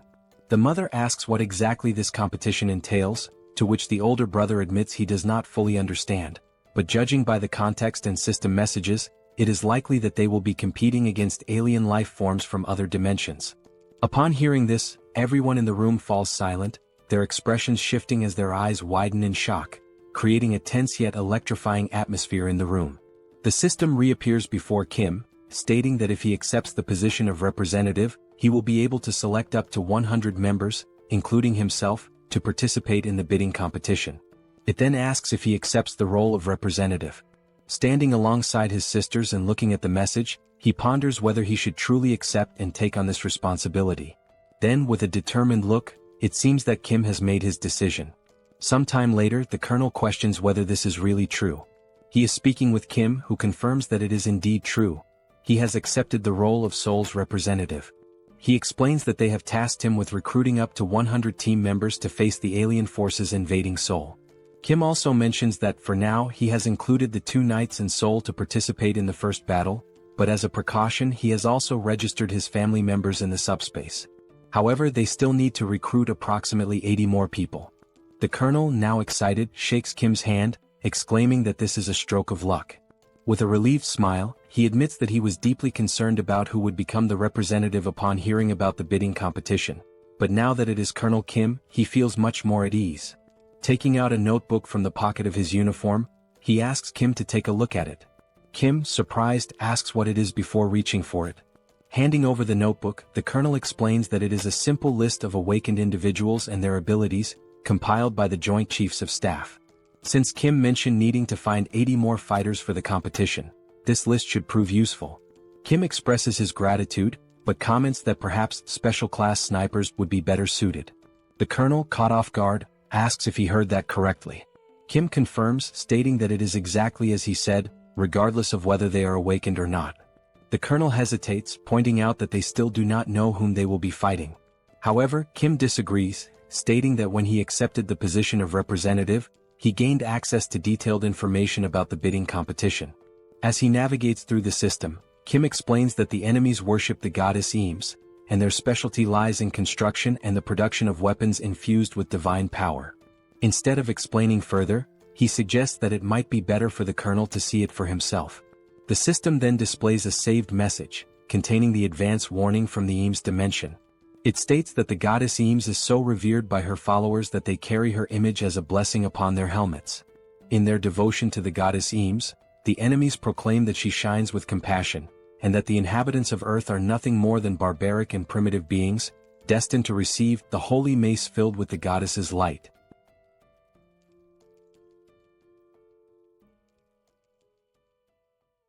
After Kim shows the video to the colonel, he opens another system screen to display the list of participants from the Eames dimension. The list includes 4 8th-rank knights, which means that the participants from Eames are not weak. Kim tells the colonel that the alien lifeforms they will be facing are sacred knights clad in shining armor and wielding radiant weapons. The colonel then asks how they are supposed to fight against these alien lifeforms. Kim begins explaining the details of the bidding competition, which he confirmed when accepting the position of representative while reviewing the information alongside his sisters. He starts summarizing what he saw, stating that 1 hour before the bidding competition begins, both sides will take their positions and enter a combat readiness phase. During this period, a barrier will be formed, making it impossible for either side to attack. This combat readiness phase serves as a preparation period before the battle. The Eames dimension will bring in a gate core, and once the competition starts, the gate core will automatically hatch after 12 hours. Destroying this gate core before it hatches is the victory condition for Earth's dimension, whereas the Eames dimension wins if they successfully protect it. Kim turns to the Colonel and states that, in other words, for Earth to win, they must simply destroy the gate core. He also adds that the Eames forces will not merely focus on defending the core. Kim explains that just as they can see the participant list from Eames, the enemies will certainly be able to view Earth's participant list as well. Since most of Earth's participants are 9th rank, the Eames forces will likely assume that Earth's main advantage lies in speed and attack power. The Colonel understands and states that, in reality, both Kim's team and the military must reinforce their offensive strategy to try to destroy the core simultaneously. Kim states that the attack strategy can involve his team, Lancelot, and Seoul, meaning the offensive side will not be an issue.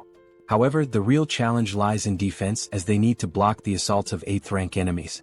The Colonel then states that long-range weapons will be effective in holding back enemy attacks, and only then does he realize why Kim specifically requested expert snipers.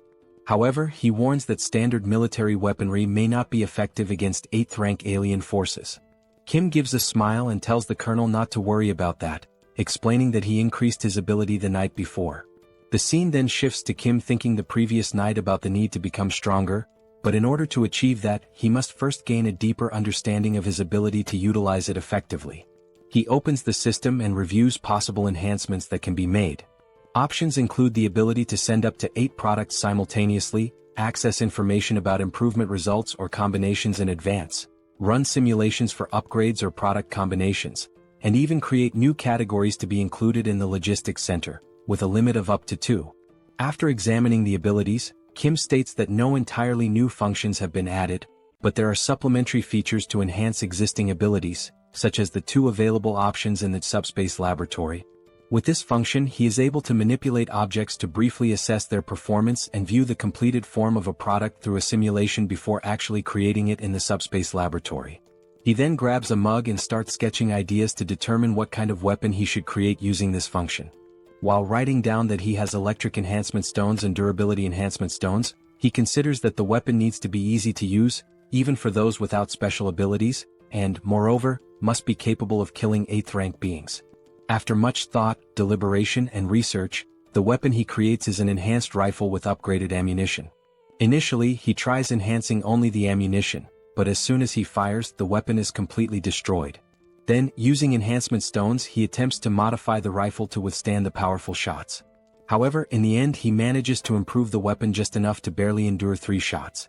Now, holding one of the rifles he created, Kim states that regardless, the strategy is to stack these 3-shot weapons to defend against enemy advances and destroy the core to secure victory.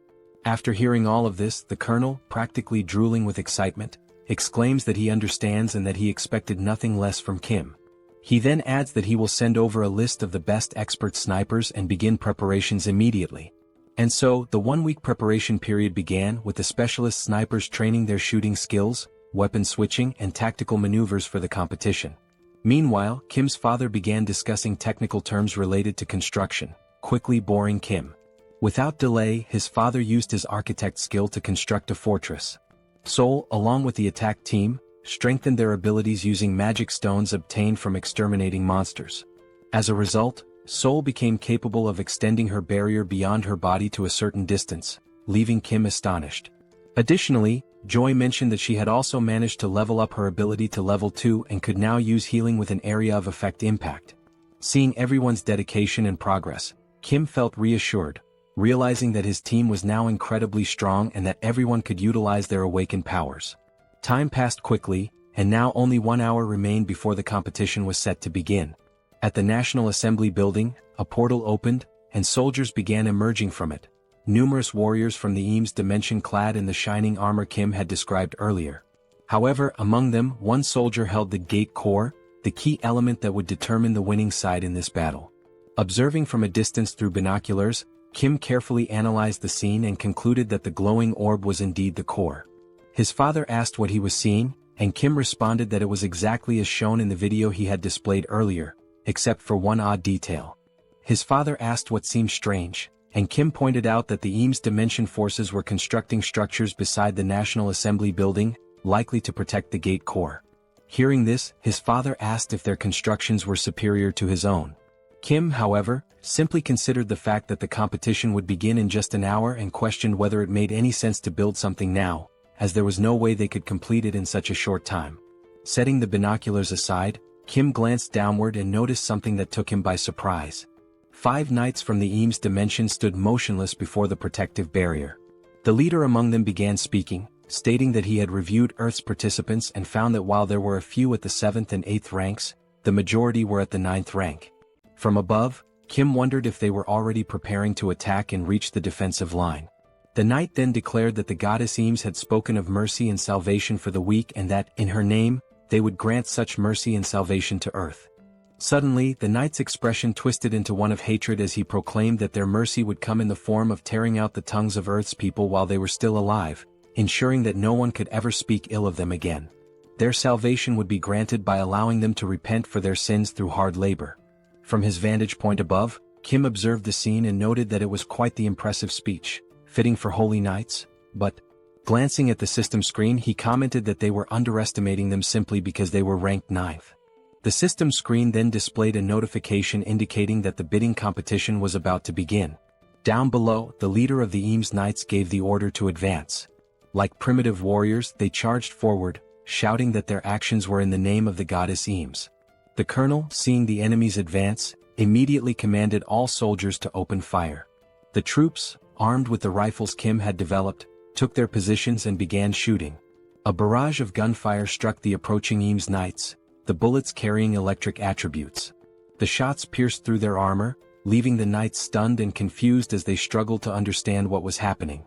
One of the soldiers, bewildered, questioned how it was possible for 9th-rank fighters to accomplish such a feat. Another knight shouted an order to use their shields for protection and continue advancing. One among them activated a barrier skill to block the gunfire and called for everyone to deploy their Eames barrier abilities. Their leader bellowed that, although they had no idea what kind of weapons they were up against, their shields were undoubtedly stronger. He ordered them to hold their ground and maintain their defenses. Believing himself to be insightful and strategic, one of the knights remarked that since their enemies were relying on long-range weapons, they would eventually run out of ammunition. If they could endure long enough, victory would belong to the Eames dimension. Meanwhile, up above, countless rifles were lined up, ready for use as the soldiers assisted each other in switching weapons after each rifle broke from firing its 3 allotted shots. The pile of discarded weapons had grown massive, prompting the military to inform Kim via radio that approximately 20% of the total weapon stock had already been used. Hearing this, Kim put away the radio and remarked that things were going much better than expected. He instructed them to keep up the momentum, as the attack team would soon begin their advance. The attack team, consisting of Lancelot, Seoul, and Kim, set out on 2 motorcycles to carry out their mission. The bikes moved at such incredible speed that they passed through the knights before they even had a chance to react or block their advance. One of the knights mentioned having seen 3 individuals heading toward the gate core, but another dismissed the concern, stating that it didn't matter and should be ignored since the core wouldn't be destroyed anyway. While defending with his shield, he shouted that their current priority was to hold the line and maintain their position. He acknowledged that the enemy appeared to have far more weapons than expected but reassured everyone that, once reinforcements arrived, they would be able to advance little by little. As a way to encourage his fellow knights, he urged them to endure just a little longer, assuring them that reinforcements would be there soon. Ignoring the knights entirely, Bedivere began hurling his infamous flaming bowling balls toward the battlefield. His absurd precision allowed the balls to curve perfectly through the air before striking their targets. His targets were none other than the Eames reinforcements advancing through the center of the battlefield. One of the knights, casually walking forward, noticed something unusual approaching but couldn't quite make out what it was. Then the flaming bowling ball struck, triggering a massive explosion that sent the Eames Knights flying in all directions. Upon hearing the explosion, Kim hit the brakes on his motorcycle. He already knew exactly what had happened. It was Bedivere's handiwork, expertly carrying out his task of intercepting the enemy in the middle of the battlefield. Refocusing on the attack line, the final objective remained. There they stood, Lancelot, Seoul, and Kim, stationed in front of the massive statue of the goddess Eames, awaiting the signal to launch their assault and destroy the core. Gazing up at the colossal statue before him, Kim recalled his initial thoughts when he saw them constructing something earlier. At the time, he had dismissed it as nothing important. Now, however, he couldn't help but wonder, How the hell had they managed to build such a massive structure at such an absurd speed? Still baffled by the sheer impossibility of it, he launched several missiles toward the statue. The missiles struck their target, resulting in a powerful explosion. However, as the smoke slowly cleared, the statue remained completely unscathed, not even a single scratch. Kim was taken aback. Even after being hit by enhanced missiles, the only visible effect was a radiant glow. Then he chuckled and came up with an idea. He remarked that, in moments like these, it would be rather interesting to store such an object inside the subspace. The system immediately prompted a question. Would you like to store the unfinished statue of the goddess Eames in subspace? At that moment, a soldier from the Eames army bellowed that Earth would be nothing more than pastureland for the Eames and that Kim and his people were nothing more than two-legged cattle. An elder, his voice hoarse from shouting, declared that they should be grateful and should bow to the sacred feet of Eames. He then questioned the foolishness of launching missiles at the statue. The soldiers accompanying the elder urgently warned him that it was too dangerous and urged him to retreat inside. However, the elder refused, insisting that he had to spread the words of the goddess Eames and cleanse the evils of Earth's dimension. As the elder spoke, something else caught Kim's attention. One of the knights advised the elder that, if he truly wanted to continue his speech, he should do so from inside. The elder, offended, demanded to know if he had committed some kind of sin to warrant such treatment, questioning why he wasn't allowed to speak outside. However, Kim was no longer listening. His focus had shifted to something else entirely. In the distance, Kim had spotted something interesting. While the elder argued with the knights, Kim's gaze locked onto a warehouse stocked with construction materials. A wide grin spread across his face as an idea took shape in his mind, an exceptionally good one. With a menacing aura and practically drooling with excitement, he ordered packs to store the warehouse. The system immediately responded, storing the temporary construction material warehouse of the Eames dimension in subspace. After that, the elder noticed something unusual in the surroundings. Looking back, he and the two knights realized that the warehouse filled with construction materials had vanished. Only then did he finally grasp who was responsible for this. Kim entered subspace and approached Young, who was lounging comfortably, asking if he was interested in piloting a helicopter again after so long. Young questioned the sudden request. He responded that he would love to fly and asked how he could help. Kim clarified that it wouldn't involve much flying, he just needed to ascend as high as possible. Excited, Young expressed his eagerness to give it a try. Meanwhile, Lancelot and Seoul sensed something off and immediately went on alert. Within moments, they noticed several spears descending from the sky, hurtling toward them. Seoul attempted to use her newly developed barrier ability to halt the incoming spears. However, the materials used to create objects in this dimension were far too strong, and the barrier could not withstand the impact. The spears shattered through the barrier, perfectly aligned to strike Seoul, who was momentarily frozen in place. Reacting swiftly, Lancelot stepped forward, using his sword to deflect the spear that was about to hit Seoul. She turned to Lancelot, questioning whether these were no ordinary spears. She explained that her ability had evolved to the point of stopping even Kim's enhanced bullets, yet she had failed to block these. Lancelot confirmed that these were far from ordinary spears, though it wasn't a matter of enhancement. Hearing this, Seoul became puzzled and asked what made them so special. Lancelot explained that he had heard of something like this before. A certain dimension had developed a technique that produced an effect similar to item enhancement. The knights then realized that Kim's group had been the ones who looted the warehouse. Enraged, they shouted the order to attack and continued hurling spears. Preparing to defend, Lancelot explained that this technique was referred to as a blessing, and that the construction materials likely carried such a blessing, which was why they had resisted Kim's attacks. With his sword, Lancelot skillfully deflected another spear aimed at them. The deflected spear soared toward Seoul, who caught it midair. Now holding the spear in her hands, Seoul grinned and remarked that, regardless of the origin, this spear was incredibly powerful. Inside the helicopter, Kim observed everything happening below. Young noted that the number of incoming spears had decreased and announced that he was about to take off. Kim acknowledged the update and instructed him to ascend as high as possible. Still watching from the window, Kim set his sights on the enormous statue. It was undoubtedly the source of the enemy's increasing strength. As the helicopter approached the statue, he declared that he would bestow a blessing in the form of a gift to the Eames dimension. At that moment, he released the stolen construction materials from the highest altitude, naming the attack god's staff. The materials plummeted, striking the statue and obliterating it with the very essence of its own dimension. From a distance, Lancelot and Seoul observed in awe as the sheer power of these materials reduced the statue to rubble. As the dust slowly settled, something crushed beneath the debris became visible. Then the system broadcasted a message. The Earth dimension has won the bidding competition in the Seoul region by destroying the core of the Eames dimension's gate. Rewards will be distributed to all inhabitants of the dimension who participated in the competition. The rewards included dimensional accounts for all participants, 5,000 destroyed magic stones based on individual contributions, and additional items from the Eames dimension, which would be transferred and allocated accordingly. Without hesitation, the very first thing Kim did was register his entire family as 8th rank. As soon as the registration process was complete, the documents began dissolving in the hands of those receiving them. Just then, a paper descended from the sky, landing near Kim. He picked it up, puzzled by its contents and its sudden appearance. The system then issued another announcement. The commercial rights of the Lettal dimension, previously held by the Eames dimension, have now been transferred and allocated to the representatives of Seoul. With this, Kim had essentially obtained exclusive commercial rights to the Tertius region. As soon as they finished reading, a new portal, this time glowing red, appeared before them. Both his father and Seoul questioned what the portal was. Kim admitted that he wasn't sure, as he hadn't been the one to create it this time. He speculated that it might be related to the commercial rights mentioned in the document.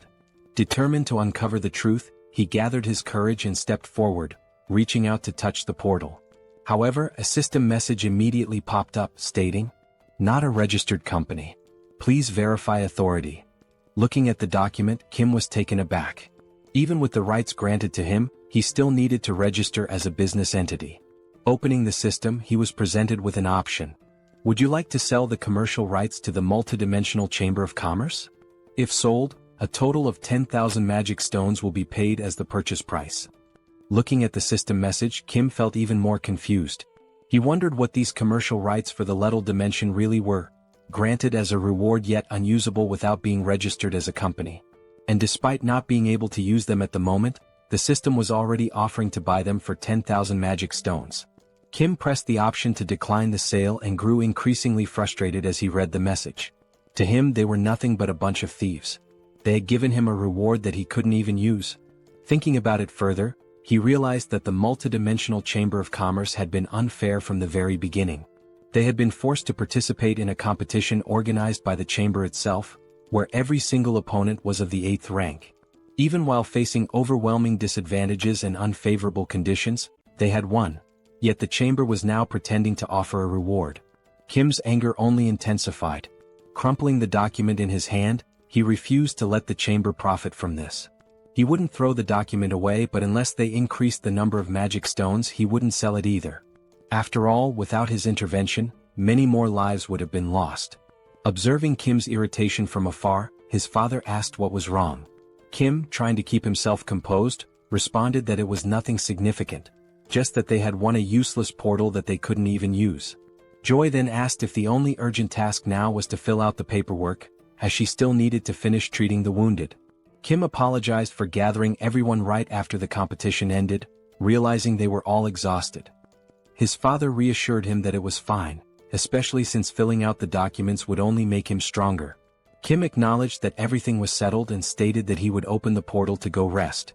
Meanwhile, Seoul mentioned that she would play around for a bit to test her new spear and told him to call her if he needed anything. Kim simply nodded in understanding. Young said he planned to finish some games he hadn't completed on his console, while his father decided to rest as well, complaining that his body ached from all the effort put into building the base. Just then, his father's eyes widened as he noticed the newly acquired construction materials. There were now several high-quality options available. Still in awe, he began listing them: bricks, drywall, beams, and even rebar. At that moment, Kim realized he had forgotten to mention them. But the real shock came when Kim casually revealed that all these construction materials were infinite. Kim had anticipated that this revelation would leave his father speechless. As he entered the portal, another thought crossed his mind. He wondered about the results of the competition in other regions. Given the 12-hour time limit, the results might be available by nightfall. When night finally arrived, the competition results were displayed, confirming that the event had concluded. The system then announced the final rankings for the Earth region's bidding competition. The results for South Korea showed that out of 5 competitions, there were 4 victories and only 1 defeat. Then, another system message revealed the global outcome. Out of 761 competitions, there had been only 113 victories and a staggering 648 defeats. Based on these results, the multidimensional Chamber of Commerce decided to downgrade Earth's growth potential from BB to CCC. This message was broadcast to everyone. Kim immediately recognized how disastrous this was, while Young admitted he hadn't expected the competition's overall results to be so terrible. Kim analyzed the data and noticed that some areas had an equal ratio of wins and losses, but the majority had suffered significantly more defeats. As a result, the global situation was dire. Even though he had anticipated this, he hadn't expected it to be this severe. The colonel pointed out that, fortunately, South Korea's situation wasn't as bad. If it came down to Incheon, they could quickly resolve the issue by concentrating their forces. He also mentioned that Incheon was nearby, so they could deploy as soon as they were ready. At that moment, a soldier rushed in, apologizing for interrupting the meeting. He handed a report to the colonel, informing him that they had just received an urgent radio transmission from the 17th Division in Incheon and that the colonel needed to read the report immediately. Scanning the document, the colonel asked why Incheon had contacted them. The report stated that they had been defeated and were transmitting urgent engagement information. The enemy force was identified as the Lizard Men from the Sabros dimension, and their portal was currently located in Chinatown. These Lizard Men appeared to be a highly trained military force, engaging in both ground and aerial combat simultaneously, demonstrating superior mobility, and completely annihilating Incheon's team. The battle had ceased approximately 2 hours before the end of the competition, and after the fighting had stopped, the Lizard Men began organizing their forces, with even more troops emerging from the portal. Additionally, they had deployed a team for reconnaissance and securing access routes, which suggested a large-scale troop mobilization was underway. The reason for the urgent transmission was that, based on their movements, their next target was Seoul, which was exactly what the colonel confirmed in the report. Kim was surprised that they were heading directly for Seoul. Hearing this, Young found it highly unusual, reasoning that it was unlikely they were targeting Kim, as no one knew his exact location. Seoul remained deep in thought, while Young pointed out that furthermore, there was no bounty on Kim's head. Looking at the map, Lancelot noted that, given the proximity of the two cities, the Lizard Men were already close. Kim turned back to the system interface, where a new message appeared. From this moment onward, the names of the regional representatives who had emerged victorious in the Earth Dimensions competition would be displayed above their heads. Seoul also read the message and questioned what it meant, commenting on how random this was. If this actually happened, then Kim's name would appear above his head, and she wondered if there was any kind of badge instead. Kim instinctively looked up, trying to see if a name was displayed above him, but found nothing. He then questioned whether he was truly the regional representative. However, Lancelot countered, stating that if Kim wasn't the representative, then the entire competition made no sense. Kim, still confused, asked why it wasn't visible if that were the case. Seoul reread the system message and another announcement appeared. Starting now, 7th rank beings were partially allowed to travel through all installed portals on Earth. Furious, Seoul clenched her fists. She had just reached the 8th rank, yet this rule was exclusively for those of the 7th rank, meaning she would be trapped inside the subspace again. The system message continued, stating that dimensions that had acquired commercial rights by winning the competition could now establish portals in the corresponding regions to eliminate the Earth Dimension's regional representative. Everyone read the new rule and immediately felt outraged. This was incredibly unfair. The colonel then spoke, stating that from now on, they would have to face 7th rank beings and that the regional representatives would likely be the primary targets of these attacks. He compared the situation to a game of territorial conquest, but what stood out was that Kim did not have a name displayed above his head.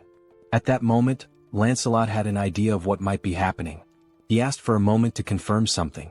Lancelot walked toward the window while Kim, confused, asked what was going on. Stepping outside the building, Lancelot held onto the window frame and looked up. What he saw left him stunned. The words "Seoul Representative" were massive, displayed not above Kim's head, but hovering above the entire building for all to see. Lancelot calls Kim over to take a look, and upon stepping outside, Kim is left speechless, not expecting something this conspicuous. Realizing what had happened, Kim remarks that the tag wasn't missing. It was just so high up that no one had noticed it. Seoul points out that something this massive makes it the perfect target for the Lizard Men, with Kim himself being the obvious objective. A strange feeling washes over Kim, a bad premonition settling in. The Lizard Men were organizing their forces to attack Seoul, even though there had been no bidding competition. Turning to Seoul, he connects the dots, pointing out that a wonderfully convenient new rule had just been added, and questions whether it feels like they had prepared in advance, knowing these rules would come into effect. Seoul hesitates but admits that it is strange. Lancelot, however, is certain they knew these rules were coming. However, instead of targeting the representative from the beginning, they had been preparing for battle. Lancelot further suggests that perhaps they have experience in these bidding wars, meaning they had likely anticipated this rule and were familiar with it beforehand. Regardless, the situation is dire as there is little time left to prepare for their attack. Kim, running a hand through his hair, admits that he had a bad feeling about all of this, but he never expected them to be this experienced. Seoul, concerned, asks if there's anything they can do to prepare and whether everyone could just stay inside Kim's subspace for safety. Lancelot, in his usual wisdom, quickly dismisses the idea. It won't be that simple. While defeating Master Kim would be impossible for them, they could take hostages and force them out of subspace, or worse, they could divide their forces and overrun other regions first. Kim murmurs in frustration, acknowledging that he's right. This wouldn't be defending, it would be hiding, and they wouldn't even be able to attack from within the subspace. No matter how they looked at it, the lizard men would have to be defeated in the end. Then a thought occurs to him. If he himself were the target and his location were exposed, it would undoubtedly draw them in. In that case, he could lure them into a place where they would be at a disadvantage. A heavy silence falls over the group as they contemplate possible strategies. The colonel finally speaks up. If they could anticipate the enemy's movements, mobilize their troops faster than the lizard men, set up weapons and defensive lines before the attack, then this would be the best course of action. He adds that speed will be the key.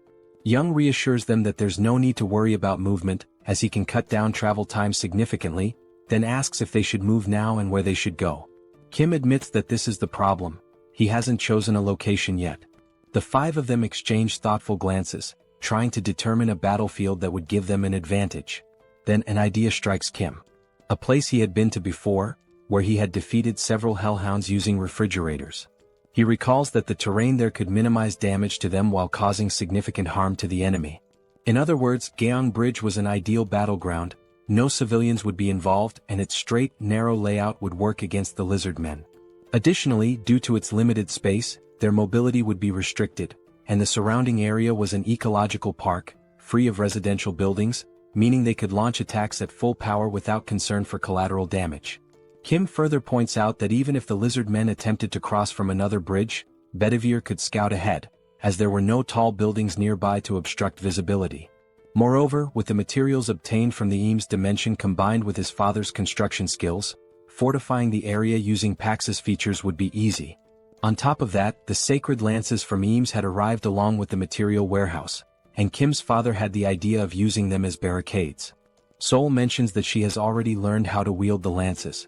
Looking at the sacred lances in front of him, Kim suddenly recalls that Lancelot had mentioned Bedivere's proficiency with dart throwing, which means these lances could certainly be put to good use. At another moment, Seoul grips a lance while Bedivere is already scanning the surroundings, keeping an eye out for enemy movements. The two of them stand atop the newly built defense tower, which Kim's father had constructed using the new materials. Meanwhile, his father remains hard at work, building at full speed. Given the urgency of the situation, the structure itself had been prioritized, with guards deployed first, and beams were reinforced to create defensive walls. Additionally, barricades made of the sacred lances had been erected around the tower, serving as an additional barrier to slow the enemy's advance as much as possible. Observing the preparations, Kim recalls the enemy report, which stated that the lizard men were fast both on the ground and in the air, which meant that blocking their ground approach was an absolute necessity. At this point, a total of 4 hours had passed. Kim acknowledges that his father had exceeded expectations, as these 4 hours had been nothing short of miraculous, thanks to his architectural skills and Pax's assistance. It is only then that Kim realizes they had overlooked two critical details. The first, reptiles are excellent swimmers, meaning the lizard men could approach unnoticed via the water. And the second thing is that the surrounding bushes had grown faster and were lusher than he had expected. And yes, the lizard men were doing exactly that, taking advantage of the gaps. One of the lizard men then remarks that he cannot understand how the warriors of the Eames dimension lost to these people from Earth. Even though they seem weak, their defense is something to be considered, and with this construction they wasted a lot of valuable materials. The lizard man pauses and says that, for now, he will not be able to hold his head high in the multidimensional battlefield, but perhaps he can extract something more. This lizard man is a general named Lakis. He states that last time he took a spear and this time he will take armor. The lizard man soldier informs him that the other general, Yatu, is also ready. Back at the bridge, Bedivere is closely observing everything, trying to detect any suspicious movement. Then he notices a strange noise and Seoul also senses that something is wrong. Looking carefully, Seoul is taken aback. The lizard men, armed with spears and mounted on giant lizards, are advancing to attack the tower. From afar, Kim and Lancelot hear a shout, warning that the enemies have appeared. Turning their heads, they see a battalion of lizards charging toward them, both on land and in the air. As they advance, the lizard men cry out that this is revenge for the people of the Eames dimension.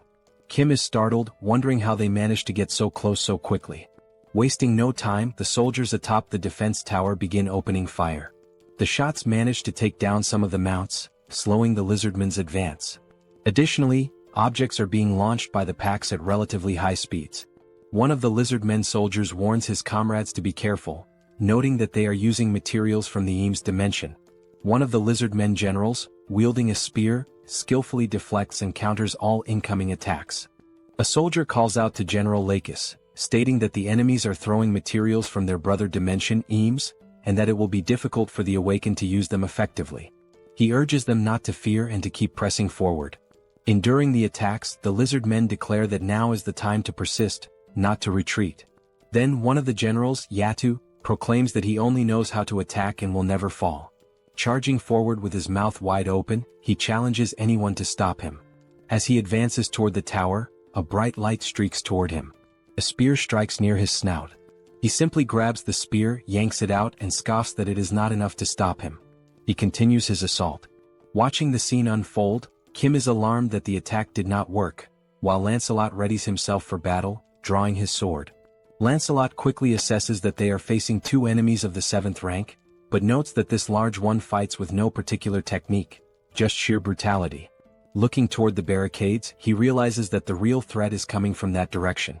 Still gripping his sword, he turns to Kim and warns that this will be a tough battle. However, he adds that the previous attacks were effective against the bulky lizard. Lancelot states that he will take care of the other enemy and warns that if the large one reaches the defense tower, the battle will be lost. He instructs Kim to keep him at bay, even if it means restraining him. Kim tells Lancelot to be careful, and he assures him that he will. Without hesitation, Lancelot charges toward the enemies in the other direction. General Lakis then notices something coming toward him. He swiftly blocks a high-speed attack with his spear. Lancelot was the one who struck, moving with incredible speed, but Lakis successfully parried the blow. A lizard man soldier asks General Lakis if he is alright, to which the general replies that he is fine and orders him to keep attacking. Turning to Lancelot, Lakis states that it seems he has a personal matter to settle. Studying Lancelot, the general comments on his boldness for leaping alone into enemy lines. Furthermore, he notes that Lancelot specifically aimed for his neck, calling it a remarkable move. Lakis smirks, remarking that it has been a long time since he has encountered a warrior like this. He then asks Lancelot for his name. Lancelot introduces himself, and the lizard man is enthralled, calling it a magnificent name. Lakis introduces himself in return. Lakis acknowledges that Lancelot's goal is to keep him occupied. The only reason he is paying attention to him is because he recognizes him as a true warrior. Lakis adds that a warrior's instinct is to seek battle when faced with a strong opponent, and so he challenges Lancelot to a duel where their lives will be on the line. Without hesitation, Lancelot accepts, declaring that if Lakis does not value his own life, neither will he. Lakis laughs, praising Lancelot's fighting spirit, and declares that he will test whether his skills are as great as his resolve. Lancelot then raises a finger and tells him to wait, asking if he plans to fight while mounted on his lizard. Lakis states that this is truly unfair, as a warrior's duel to the death is meant to determine who is the strongest. Lancelot then remarks that the mount is merely a way for him to compensate for his lack of skill or even to save his own life. He goes on to say that even if he loses, he will not complain, urging the lizard man to come at him. Hearing this irritates Lakis and a tense atmosphere floods the area. Dismounting, Lakis begins walking toward Lancelot, who then asks if they are now evenly matched and ready to engage in a battle where their lives are at stake. Meanwhile, on the other side, the soldiers continue firing toward the lizard men. Their bullets find their marks, and some of the reptilian warriors are hit, tumbling from their mounts amidst the chaos. However, despite the casualties, their assault does not slow down. Determined, the lizard men keep advancing toward the defense tower, ignoring the danger and pressing forward. The soldiers, realizing that the enemy is closing in dangerously, shout to one another, ordering them to keep firing without hesitation. Suddenly, one of the mounts leaps unexpectedly and, with its sharp fangs, sinks a brutal bite into the shoulder of one of the military soldiers. The force of the attack sends him crashing to the ground, and as he falls, his comrades rush to his aid, shouting that there is a wounded man. Amid the chaos, a lizard man and his mount attempt to break through. One of the soldiers quickly takes command, declaring that he will tend to the injured and requesting cover fire. Additionally, he warns that more enemies are approaching rapidly. Before anyone can react, someone appears wielding a spear. In a swift motion, the spear is thrown, striking the mount that was about to breach the defenses. The impact is so powerful that the lizard man riding it loses his balance and crashes to the ground. He barely has time to process what happened before Seoul appears and, without hesitation, slams his head into the ground with a devastating strike, leaving him no chance to react.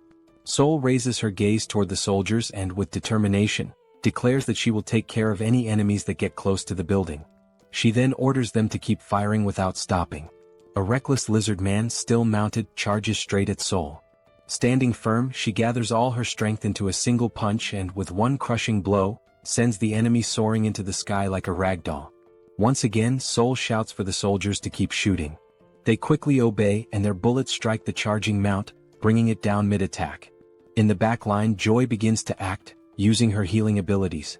The wounded soldier groans in pain as she works swiftly to treat him, assuring him that it will only take a little longer to finish. Meanwhile, the lizard men riding flying mounts notice a weak spot in the defense and launch a direct assault. However, before they can get close, one of them is struck mid-air by a spear, plummeting to the ground along with his mount. Another lizard man, sensing something approaching, tries to react but isn't fast enough. He too is hit, but this time the force is so great that his mount collides violently with another, creating a destructive impact. Even so, their numbers remain overwhelming. Despite those who have been taken down, many continue pushing forward, relentless in their attack.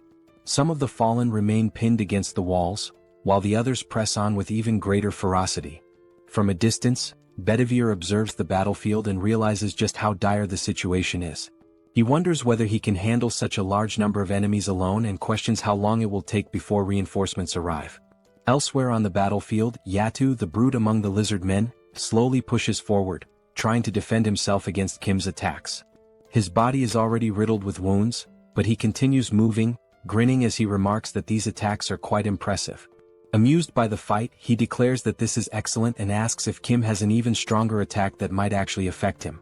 Without hesitation, Kim launches several sturdy beams, the same ones he obtained during the battle in the Eames dimension. Yatu, however, merely blocks them, showing little concern. With each new strike, Kim hears Yatu commenting from afar that this continuous barrage leaves him no opening to advance. Hearing this, Kim realizes that Yatu is a complete idiot. He had been using the same automated attack from the very beginning, yet, for some reason, Yatu believed it to be a new tactic. Even as the beams continue firing relentlessly, Yatu seems increasingly impressed. Kim, on the other hand, recognizes that he has effectively trapped him. Now he must decide what to do next. He wonders whether he should maintain this strategy and wait for Lancelot to return or take a different course of action. Scanning the battlefield, Kim tries to assess Lancelot's fight. However, he quickly realizes that waiting might be too risky. Even so, he wishes there were a way to help Lancelot. At that moment, a distinct sound rises above the battlefield. A series of rapid strikes cut through the air with tremendous force, creating a loud, slicing noise. Kim immediately identifies the source. It's coming from Lancelot's fight. The sound originates from the sacred spear wielded by Lakis. The power of the spear is so immense that, even when Lakis swings and Lancelot manages to dodge, the impact completely shatters the ground beneath them. Right now, Lancelot is focused entirely on evasion. He knows that the spear is incredibly powerful and that facing it head-on would be a fatal mistake. Noticing this, Lakis taunts him, questioning how long he intends to keep running. He remarks that he thought Lancelot was a true warrior, but perhaps he had been mistaken. Lancelot puts some distance between himself and Lakis, reflecting on his words. He wants to respond to the provocation, but in some way Lakis isn't wrong. The truth is that his weapon is overwhelmingly powerful, and Lancelot realized this before it was too late. Observing closely, Lancelot confirms that the power of this spear surpasses that of the spears from the Eames dimension. Moreover, he recognizes that it possesses additional properties, making it far more dangerous than he initially expected. Lancelot interrupts his thoughts and remarks that, upon further reflection, the lizard men refer to the Eames dimension as their sister dimension. He then inquires whether the spear was created in Eames. In response, Lakis immediately denies it and adds that the spear was actually forged in the SUBSPACE dimension. However, he explains that the people from Eames provided a special enhancement to it. Lancelot states that he suspected as much and then mentions that he has a proposal. However, he quickly corrects himself, calling it a question instead, which causes Lakis to hesitate momentarily.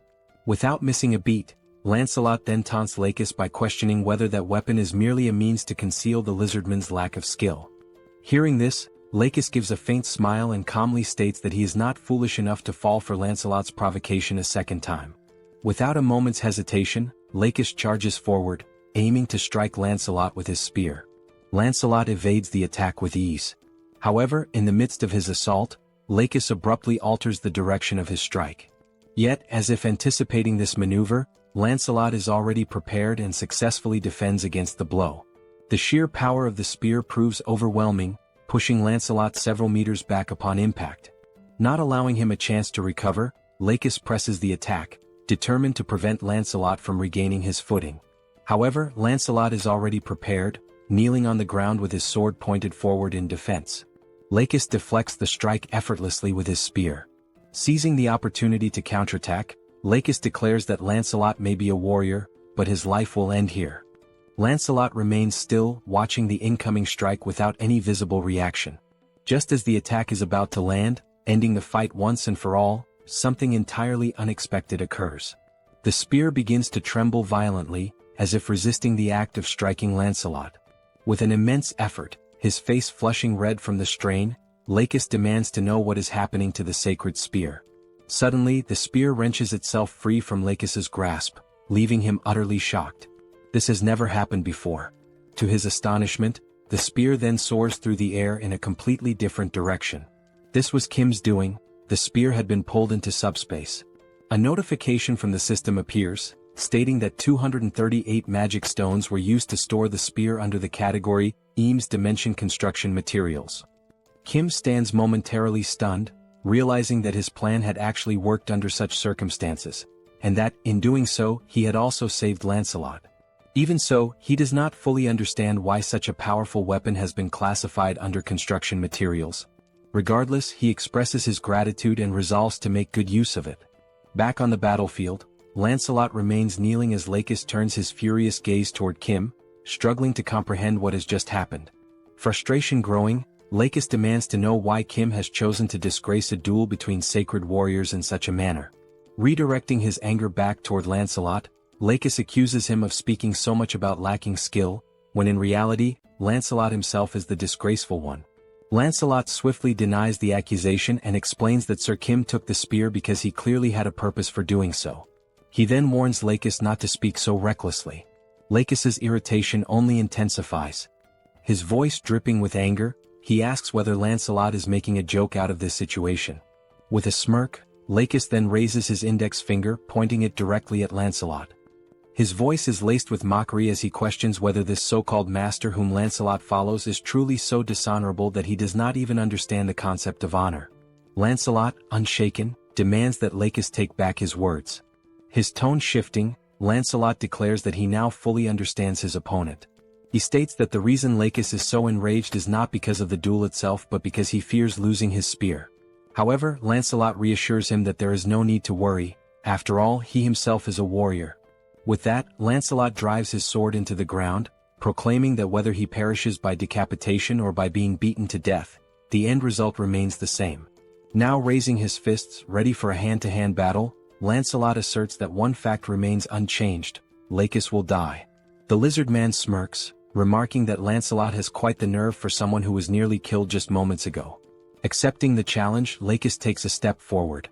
Lancelot stands firm, calling his enemy to battle. And so, the two warriors prepare to engage in a fight to the death, this time with their bare hands. From another perspective, the remaining lizardman soldiers continue their advance toward the defense tower, their numbers pressing forward relentlessly. Meanwhile, following his acquisition of the sacred spear, Kim watches the system while Seoul effortlessly cuts down every lizardman that dares approach the tower's perimeter. While observing the system, Kim notices something peculiar and wonders what exactly it could be. The system then displays the spear, along with its status information. It is identified as the Lakis' Sacred Spear, Enhanced Level 3. The classification is marked as Epic, with enhancements provided by God Eames. The listed attributes include plus 31 penetration, plus 31 acceleration and purification. Reading through the details, Kim immediately realizes that this spear is on an entirely different level. The scene shifts back to the lizardman Yatu, who remains trapped within the beams launched by Kim. With a smirk, Yatu questions Kim, asking why he has suddenly stopped attacking. His gaze filled with arrogance, he assumes that Kim must have been overwhelmed by the sheer might of the great Yatu. He convinces himself that this must be the case. After all, his body is incredibly resilient.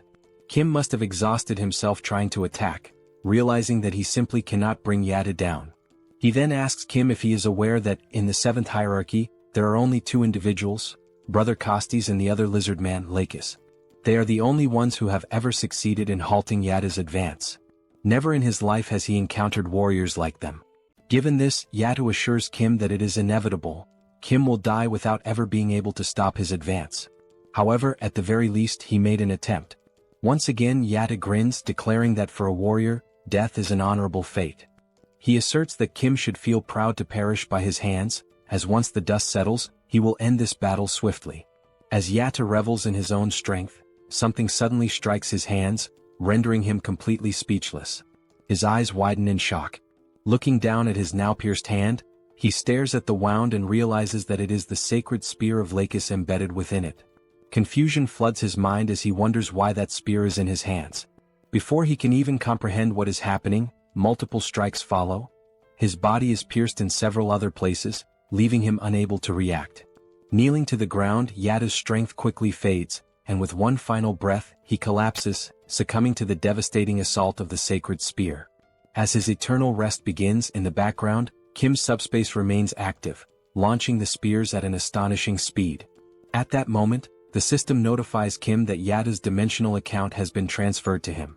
However, since Kim already possesses an account, the value is simply added to his own.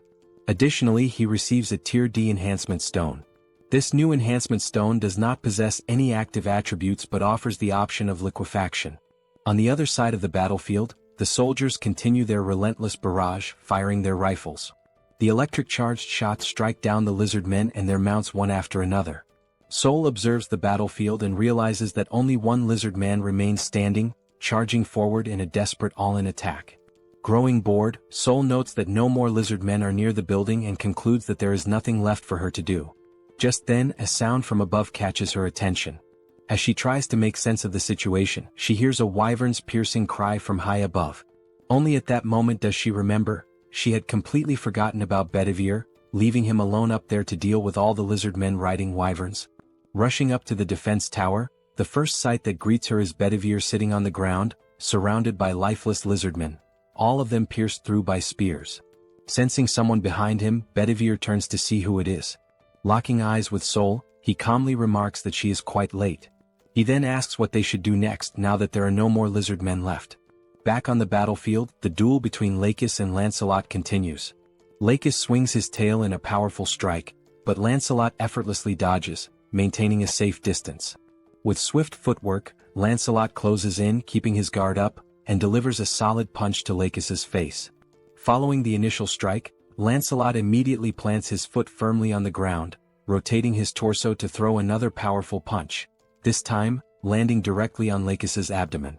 Still dazed from the first hit, Lakis finds himself taking blow after blow, unable to react as Lancelot's relentless barrage continues across his entire body. After a brief moment as his consciousness begins to return, Lakis finally registers another incoming punch. However, just as Lancelot's fist is about to make contact, it swings through empty air, Lakis manages to evade at the last second by ducking low to the ground. Seizing the opening, Lakis lunges forward, attempting to counterattack. But Lancelot, quick to react, drives his knee straight into Lakis's face. Now down on the ground, Lakis's thoughts race. He cannot believe that he has been brought to this state. Before he can recover, Lancelot follows up with an uppercut, striking Lakis squarely on the chin. The impact is so forceful that Lakis momentarily lifts off the ground, nearly standing upright again, only for Lancelot to deliver another crushing punch. This final blow sends Lakis flying several meters away. Lying motionless, Lakis realizes that this is the end. He has no strength left to stand. Slowly, Lancelot approaches the fallen lizard man. Standing over him, he asks if Lakis has any final words. Still on the ground, drained of all energy, Lakis calls Lancelot a true warrior and acknowledges that it was a splendid duel. Lancelot agrees, admitting that it was indeed a good fight. Summoning his remaining strength, Lancelot clenches his fist and delivers a devastating punch to Lakis's face, slamming him into the ground. The impact is so brutal that blood splatters across the battlefield. The fist of the now victorious Lancelot remains stained with the blood of his fallen enemy. From atop the tower, the soldiers observe the battlefield, and the commander, seeing the outcome, states that it is finally over. At that moment, one of the soldiers calls out to him. The soldier informs him that they have just received an urgent message from the Joint Chiefs of Staff headquarters, causing the colonel to feel a slight unease. As the battle comes to an end, Kim takes a moment to process the difficulty of the fight. The lizard men had proven to be formidable opponents, and the strategies initially devised had not worked as expected. However, what matters now is that the portal to the lizardmen's dimension remains open. As long as it stays that way, there is always a risk of more enemies returning, potentially in even greater numbers. With that in mind, the time has come to launch a counterattack. Sometime later, Kim sits inside a helicopter, his system interface displayed before him. The system indicates that he is currently using 1,000 magic stones to unlock a new ability, granting him the capacity to send up to 8 items simultaneously. Beyond that, Kim still ponders over the best way to utilize the new enhancement stone he obtained after defeating the crocodilian enemy. The stone possesses the liquefaction property, and it is becoming increasingly clear that the time has come for Camelot to begin mass-producing enhancement stones. At that moment, Youngso informs him that they are about to land, catching Kim off guard with how quickly they have arrived at their destination. Before disembarking, Kim acknowledges the urgent need for more intelligence, information regarding the exact location of the lizardmen's portal, their numbers, the defensive lines, and any other strategic details. Additionally, he also requires data to determine the ideal location for launching the counterattack. As he steps off the helicopter, one of the soldiers suddenly calls out, instructing the others to salute Colonel Kim. Watching the scene unfold before him, Kim scratches his head, feeling slightly uncomfortable. He has always found these formal salutes to be rather embarrassing whenever he receives them. A soldier steps forward, introducing himself as Park Inbo, Lieutenant Colonel and Operations Officer of the 17th Division of Incheon. He states that he has heard many impressive things about Kim, particularly how he managed to halt the lizardmen's assault without a single casualty. He mentions that he received this information directly from the Chief of Operations, who unfortunately could not be present due to urgent business matters. Kim recalls that the Chief of Operations had received a wireless message and had immediately sprinted off without offering any explanation. Thinking back, Kim vaguely remembers overhearing something about insects attacking headquarters as the officer rushed away. Shrugging off the thought, Kim comments that it is probably nothing too serious. He also recalls that the colonel mentioned having some unfinished business to handle at the Joint Chiefs of Staff. Lieutenant Colonel Park nods, expressing relief that the situation is not a major issue, and then invites Kim inside to discuss the matter further. Once inside, Lieutenant Colonel Park wastes no time, opting to get straight to the point. He reveals that they have discovered the location of the enemy's gate. However, there is one major issue: the core of the gate remains unknown.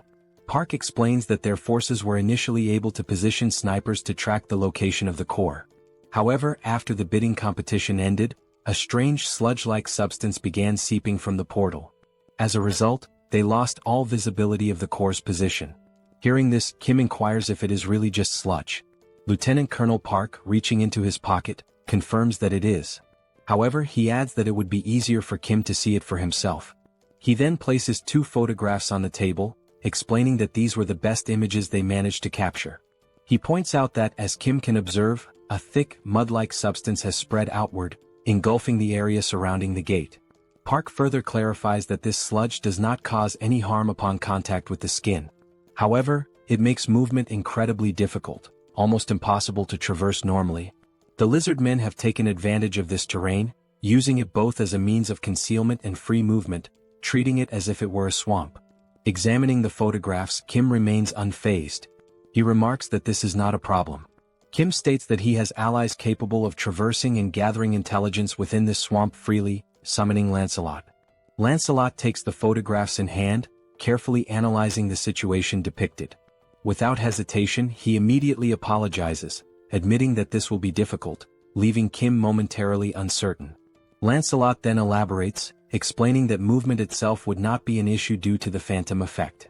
However, if the entire area is submerged in the swamp, their presence would be easily detected as there would be nowhere to hide. Kim acknowledges that he had not considered this factor. However, Lancelot, as always, reassures him that there is still a way. He states that he knows someone who is both swift and stealthy. Kim, curious, immediately asks who fits that description. Moments later, the system interface activates, notifying that an enhancement stone and 500 magic stones have been consumed. As a result, Mordred has been officially appointed as one of the 12 Knights of Camelot. At that very instant, a portal materializes before them, heralding the arrival of a new warrior. The figure steps forth and, without hesitation, announces that he has arrived in response to Lord Kim's summons. Introducing himself, the newly summoned ally declares his name as Mordred, one of the 12 knights under Lancelot's command. With unwavering resolve, he swears to serve Lord Kim with his life.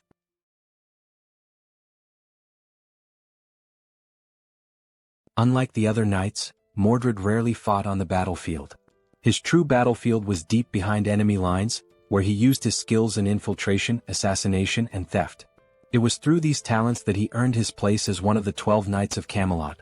The reason he distinguished himself as an assassin was not only due to his exceptional skills and intelligence but, above all, because of his unique ability, an ability that allowed him to eliminate his targets without being noticed. This ability, known as stealth, enabled him to become virtually invisible for a brief moment, hiding his appearance without actually disappearing. However, this also meant that he was still susceptible to external factors. Despite this, Mordred used his talent to become an extraordinary assassin, and the very fact that he survived proves his strength.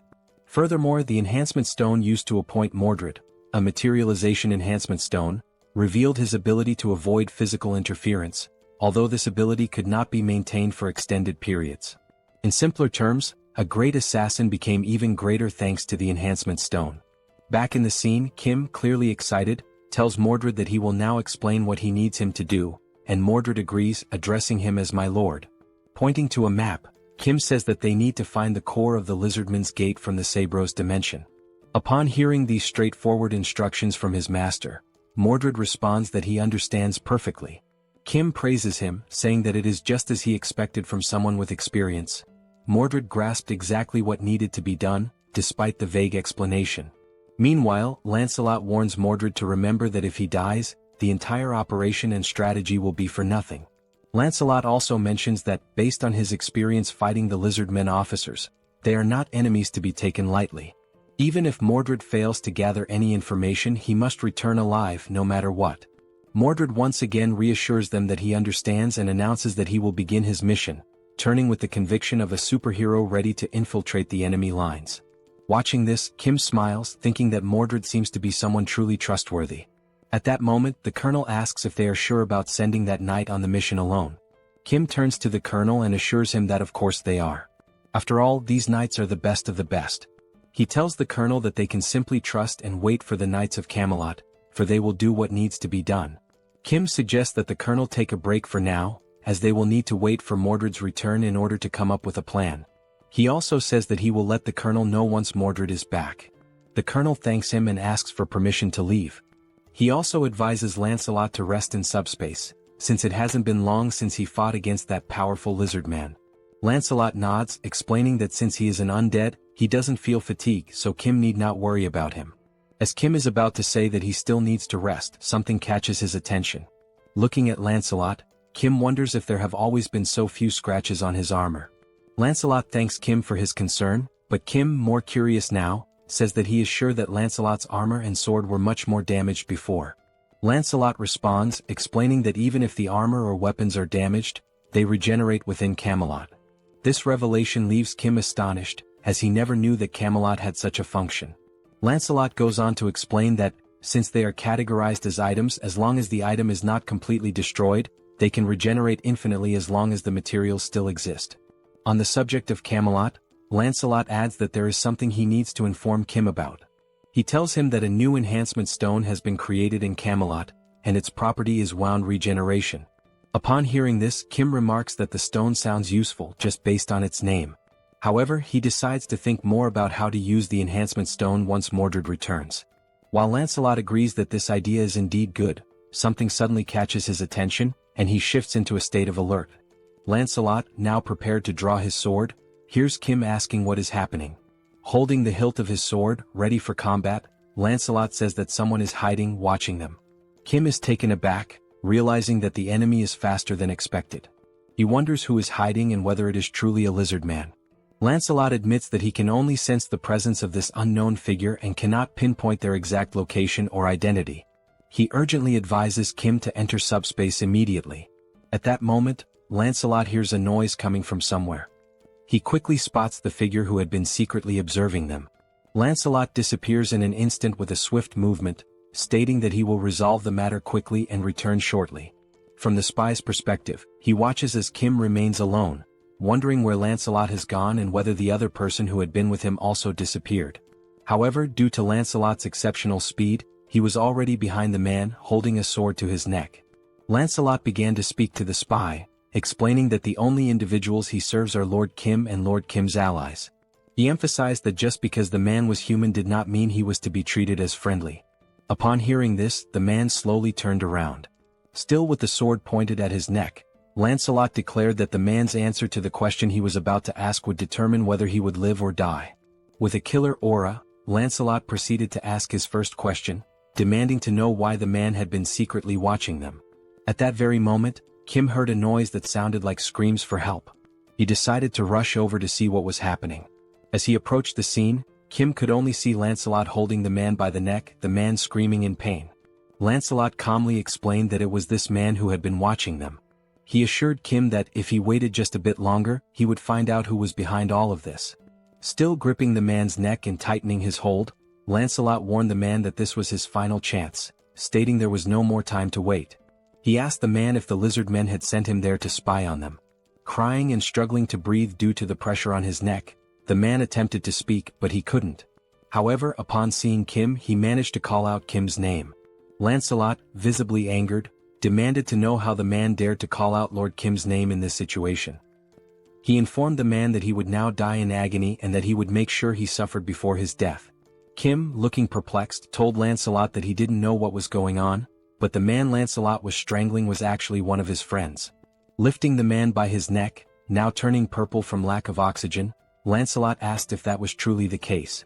Meanwhile, in the enemy area, the entire area was covered by something that looked like sludge. All the buildings, cars, and even some lifeless lizard men lay scattered on the ground. At that moment, Mordred realized that the lizard men were a warrior race that considered dying in battle an honor, meaning they were often exposed to the smell of blood and became desensitized to it. As he observed a lizard man lying on the ground, Mordred thought that, based on this, if he covered himself with blood, it would make it much harder for the lizard men to track him. He also knew that erasing his trail was a vital skill. Pouring the lizardman's blood over himself, he made his way toward a tunnel, thinking to himself that now that his scent was gone, it was time to begin the infiltration. Moving slowly and carefully to avoid drawing attention, Mordred noticed that the place was enormous, with unusually large corridors. He wondered why they had built something so vast.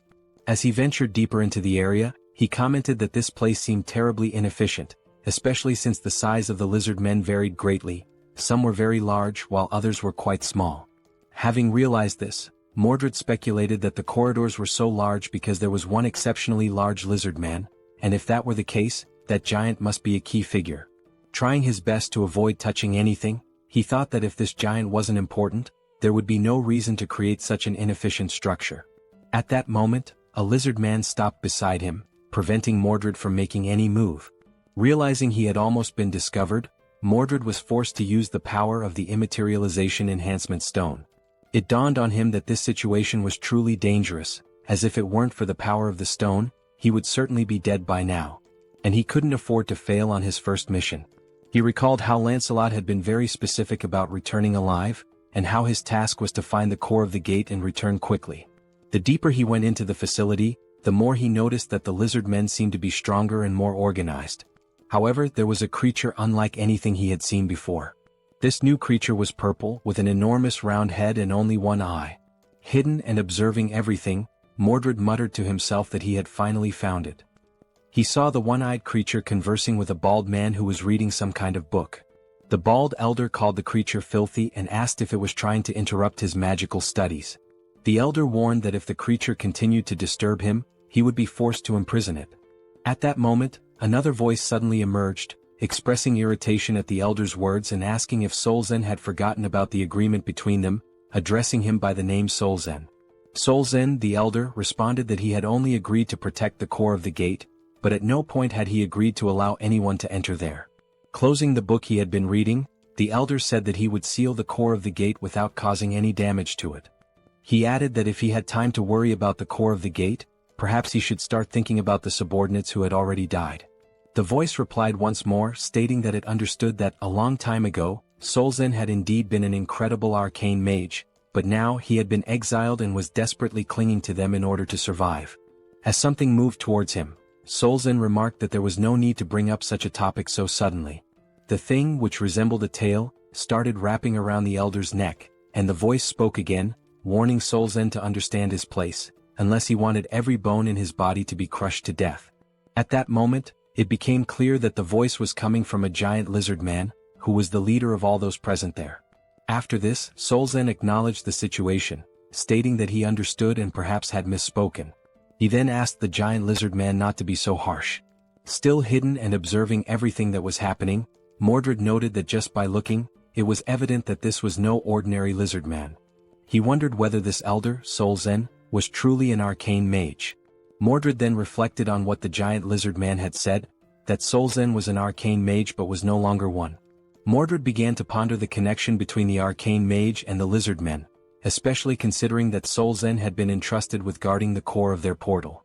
Unable to see everything clearly, he questioned whether the elder was talking to a tail or a tentacle. Not noticing what was beside him and listening to the conversation, Mordred could tell by the tone of the voice that it was authoritative and oppressive, clearly indicating that the giant creature must be the leader of the lizardmen. A giant chameleon had blended into the environment so well that even Mordred hadn't noticed it, leaving him vulnerable. At that moment, Mordred realized that, from where he was standing, he could not fully see the entire shape of the massive creature, but it was enormous, and he speculated that the large corridors might exist solely because of that creature. Mordred mentioned that the lizardman's defenses didn't seem so strong, so perhaps he could move a little closer to confirm the size of the creature.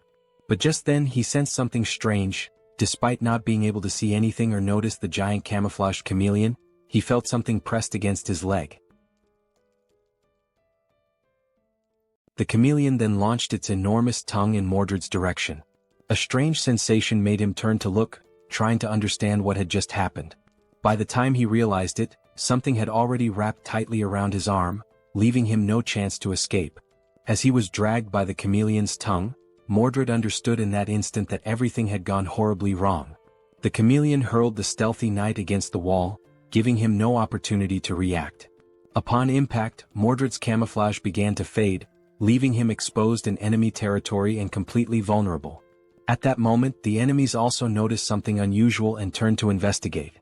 The giant lizard called out to the arcane mage, demanding to know what was going on. Solzen, who had already understood what needed to be done, responded without hesitation, stating that someone had infiltrated their domain and had been spying on them. The bald elder then activated one of his red aura spells, summoning several scrolls into his hands. Unrolling one of them, he prepared to unleash an arcane spell. Without hesitation, he cast a magic missile, sending multiple powerful projectiles, imbued with a crimson aura, flying straight toward Mordred, who was still in the process of recovering. Seeing the attack rushing toward him, Mordred tried to react quickly. His eye gleamed, possibly as he activated his materialization ability to avoid being hit. At that moment, a flashback emerged. Kim's friend mocked his uniform, calling it pathetic and asking if he had pulled it out of the trash, pointing out how tattered it was. Kim thought back to the very first impression he had of this guy, and how it made him want to buy him a new pair of glasses. The boy laughed, making further remarks about Kim's family being poor, stating that from now on, Kim stinks and should stop talking to him. The words sparked Kim's anger. Without a second thought, Kim punched him in the face, and at that moment, the reason behind Kim's earlier thought about buying him new glasses became clear. Sometime later, the same boy was seen playing on a handheld console. He had just bought the video game the day before, yet he wondered why the other kids in the class didn't seem to care about him at all. Sitting alone in the room, the boy, comfortable in his privileged life, subtly boasted about it, trying to draw attention from his peers. However, the only thing the others could think was how annoying it was that he kept flaunting his wealth. Some even remarked that money wasn't everything, and despite his attempts, no one envied him. Kim, reflecting on the situation, considered that the boy had been young at the time, so it was understandable that he didn't know how to properly connect with his friends. But Kim also thought, I was young too, and I still found him incredibly irritating. What started as a small, random incident eventually led to something much worse. Some kids snatched his console and began fiddling with it, commenting on how he had some good games.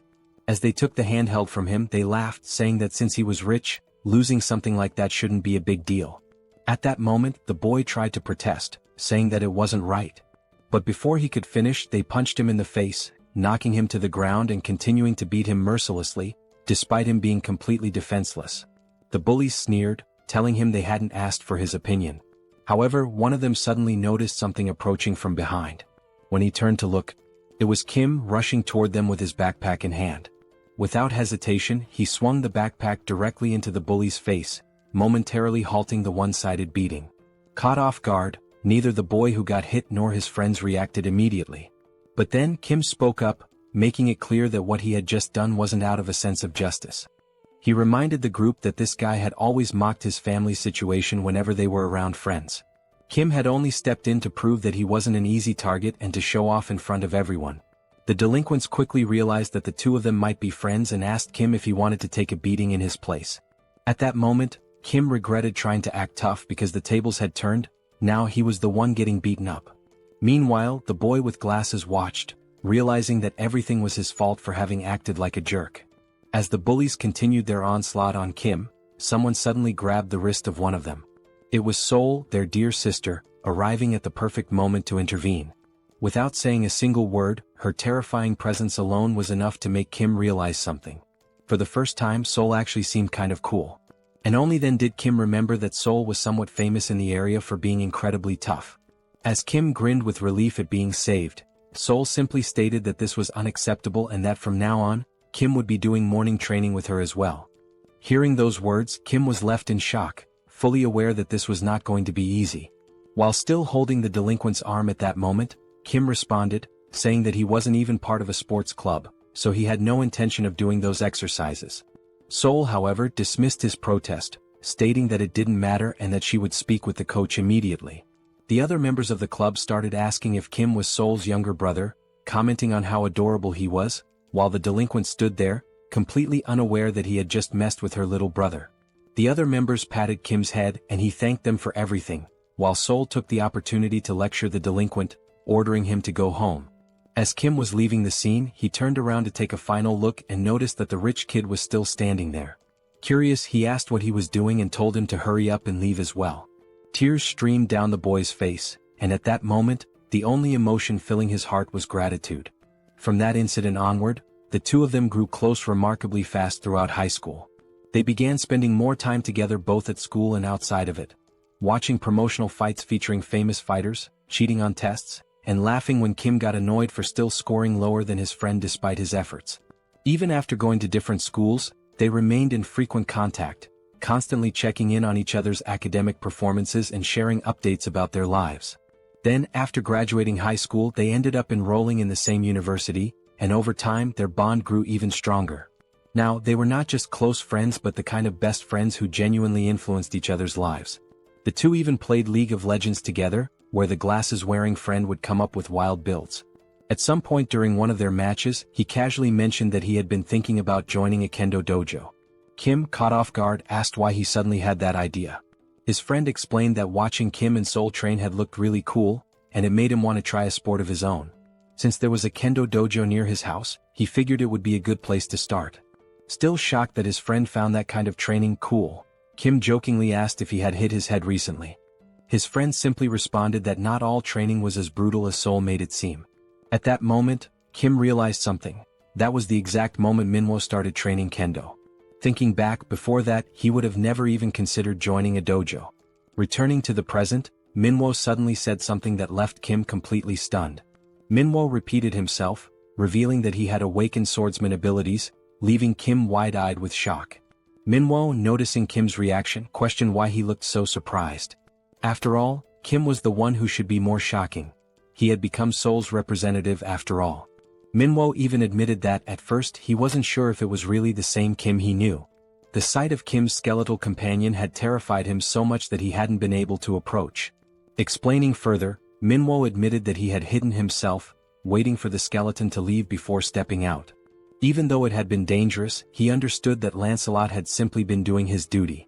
Turning to the side, Manhwa then asked Kim to call off his skeletal friend, saying that he was too intense. Meanwhile, Lancelot had pressed his own head into the ground, bowing deeply as a sign of apology. Kim, observing this, explained that even if he told Lancelot to stop, he wouldn't listen. For a knight, honor was something personal, and this was a matter of self-discipline. It was about not being able to forgive himself, something that only he could atone for. At that moment, the only thought running through Lancelot's mind was how pathetic he was for having wronged Lord Kim's dear comrade. Beyond pathetic, it was tragic. With that heavy realization, Lancelot declared that he no longer had the right to call himself a knight. Manhwa, observing his posture, couldn't help but ask where Lancelot had learned such a stance. Kim casually responded that he had probably learned it from getting beaten by Seoul. Shifting the conversation, Kim expressed his relief that Manhwa was safe and asked how his mother was doing. He then suggested that, if Manhwa agreed, his mother could stay within a secure subspace, ensuring her safety. Upon hearing that, Manhwa turned his face away, as if something was weighing on his mind. After a moment he responded, probably she was fine, maybe. Kim, now feeling uneasy, realized that Manhwa didn't even know for sure if his mother was safe. Sometime later, in enemy territory, where the homes had been consumed by mud and filth, Manhwa's mother could be seen, lying down to rest, surrounded by only a few meager supplies. A noise from nearby caused her to wake up. Alerted, she got up and decided to check what it was. As she turned around, her eyes widened at the sight of Lancelot standing outside her window, his fist raised, ready to strike. In an instant, his punch shattered the window, sending shards of glass scattering throughout the house. Stepping inside, he introduced himself. He was Lancelot, the captain of the Knights of Camelot, and one of the loyal knights serving Lord Kim. Then with a steady voice he asked, "Are you Manhwa's mother?" The woman responds affirmatively, confirming that she is Manhwa's mother, but immediately questions what all of this is about. Lancelot then states that, from this moment on, he will personally ensure her safe passage to where her son is waiting. Manhwa then recounts how, shortly after the apocalypse began, a bidding war ended with a transparent barrier tragically separating him from his mother. Desperate to see her again, Manhwa even offered himself as a participant in another bidding war, hoping to reunite with her. However, he lost. The barrier eventually disappeared, but due to the terraforming, he still couldn't reach his mother. He explains that terraforming occurs when an environment from one dimension flows into another, altering its landscape and accessibility. Depending on which dimension the terraformation originates from, it may not necessarily be dangerous. In this particular case, while the environment was difficult to access, it wasn't inherently lethal, meaning there was still a strong chance that his mother had survived. Filled with renewed hope at the thought that his mother might still be safe, Manhwa's excitement grows. However, Lancelot tempers that optimism, warning that despite these conditions she may not be as safe as they assume. While this terraforming event may not have been toxic or deadly, the reality remains that this territory belongs to another dimension. In other words, it is still enemy territory. That is precisely why, as Lancelot carries Manhwa's mother on his back, he speaks with unwavering conviction. Even if the risk of failure is high, even if the mission is arduous and dangerous, he must prove himself worthy of being called a knight. And so, Lancelot declares that he will not repeat the failures of his past. At that moment, Lancelot notices a sudden increase in noise nearby. Glancing to the side, his eyes catch sight of someone running while shouting his name. The voice grows clearer as the person calls out, addressing him as Captain, while sprinting toward him. Focusing on the approaching figure, Lancelot recognizes Mordred, running frantically and yelling that he doesn't know why Lancelot is here, but that he needs to hurry. Mordred, looking increasingly desperate, pleads once more for Lancelot to run and look behind him. For a brief moment, Lancelot struggles to process the urgency in Mordred's words. Then, making the decision to turn around, he finally sees it. A wave of enemies surging toward them at full speed. The advancing enemies, their voices filled with pure hatred, declare that under no circumstances can they let that rat escape. It is only now that Lancelot fully realizes the grim reality before him. The plan to rescue Manhwa's mother quietly has completely fallen apart. Irritated by the situation, Lancelot turns his frustration toward Mordred. Fuming, he snaps at him, calling him a useless idiot, blaming him not only for failing the stealth mission but also for making the rescue significantly more difficult.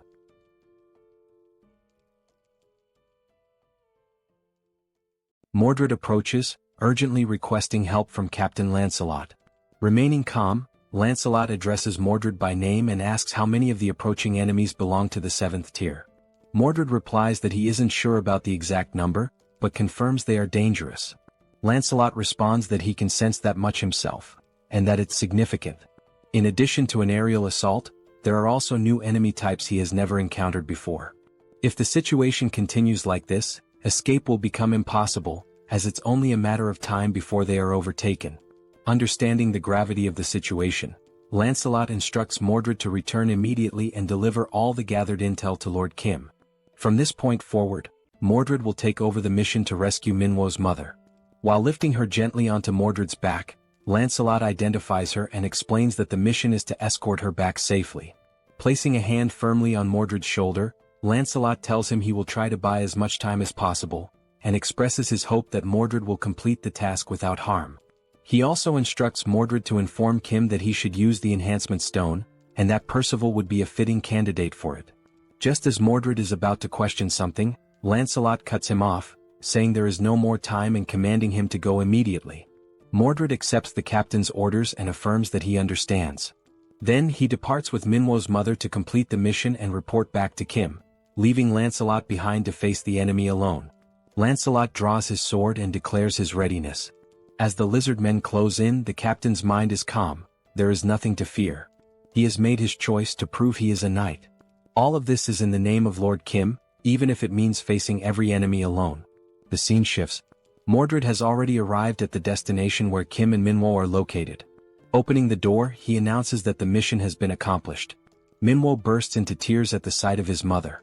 Kim, too, expresses his relief and happiness that Manhwa's mother is safe. Kim recalls that Lancelot had vowed to bring her back and asks whether Mordred is alright or if he was hurt somewhere. At that exact moment, Kim senses something is off as a system notification appears out of nowhere. The message reveals that the ghost of Camelot, Lancelot, has disappeared. Outside, Mordred begins recounting everything he witnessed and what happened after the split. Upon hearing this, Kim realizes that Lancelot must have sacrificed himself to complete the mission. And thanks to that sacrifice, Mordred was able to deliver the vital information, and Manhwa's mother was saved. Kim then reflects that Lancelot may not be truly gone, as he could be revived by naming him once again using the enhancement stone and the magic stone. Even so, the thought leaves Kim uneasy. Being able to revive and being able to survive are not the same thing. He begins to question whether he placed too great a burden on Lancelot, now realizing that perhaps such a sacrifice wasn't necessary at all. Kim continues to reflect that he shouldn't have let Lancelot go like that. Even if Lancelot didn't want to listen, Kim should have told him that everything was alright, and that he didn't need to give up his life to prove his worth as a knight. Interrupting Kim's thoughts, Mordred recalls that Captain Lancelot specifically asked him to say that the enhancement stone would be well suited for Percival. This reminds Kim of the conversation he once had with Lancelot regarding the proper use of the enhancement stone, which possesses healing attributes. Kim acknowledges to himself that Lancelot truly thought of everything in advance, strategically and efficiently, even considering how best to use the enhancement stone. Once again lost in thought, Kim pulls himself back to the present and orders Mordred to share the rest of the information he gathered. With a look of unwavering determination, Lord Kim states that Lancelot's sacrifice will not be in vain, and that they will now formulate a plan to close the gate used by the lizard men. Back in the enemy's hideout, we see Lancelot's helmet, shattered and battle-worn, lying as the only remnant of the fierce fight that claimed his life. The The bald old man, Sozen, is shown to be manipulating the helmet through the use of his magic. As he observes it closely, Sozen realizes that it belonged to an undead knight, and begins to wonder if there is a sorcerer somewhere responsible for creating such beings. While the old man is still deep in thought, he hears a voice commending him for a job well done. The voice belongs to the giant lizard man, who says that although the infiltrator was lost, they managed to capture someone else in his place. The old man responds dryly, saying that in situations like this, it's not about saying well done, but about offering a proper thank you, since it was the giant lizardman's duty to capture intruders in the first place.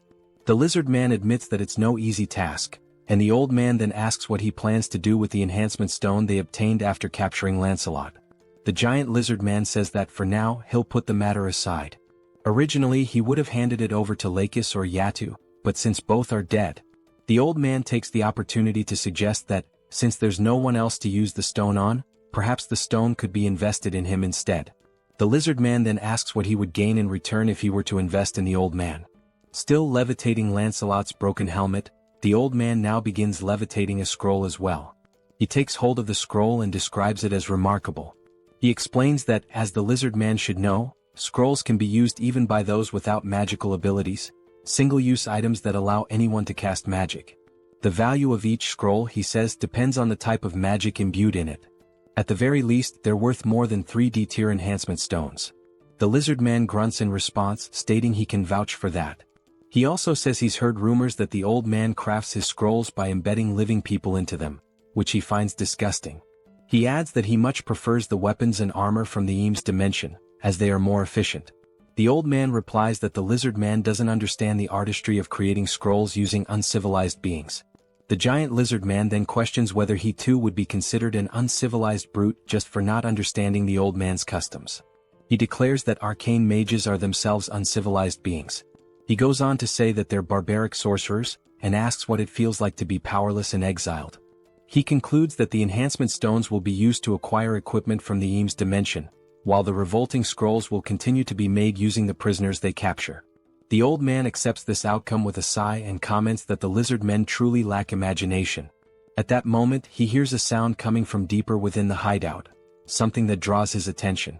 Their focus turns to the entrance and soon someone begins to step through. The old man and the lizard man exchange confused looks, unsure who the newcomer could be. Then they see a knight entering, holding a shield in one hand and an axe in the other. The knight announces himself to the enemies. He is Percival, one of the 12 knights of Camelot. The old man demands to know who this man is, and once again the knight identifies himself as Percival. The old man scoffs, saying it doesn't matter, and asks if he's come to avenge his fallen comrade. Wasting no time, Sozen casts a flame spell using one of the scrolls and tells Percival to try and endure it. A fireball crashes into Percival, but after the blaze dissipates he stands completely unharmed, having blocked it entirely with his shield, without even taking a step back. Seeing the hulking figure standing firm before him, Sozen mutters that Percival is far tougher than he expected.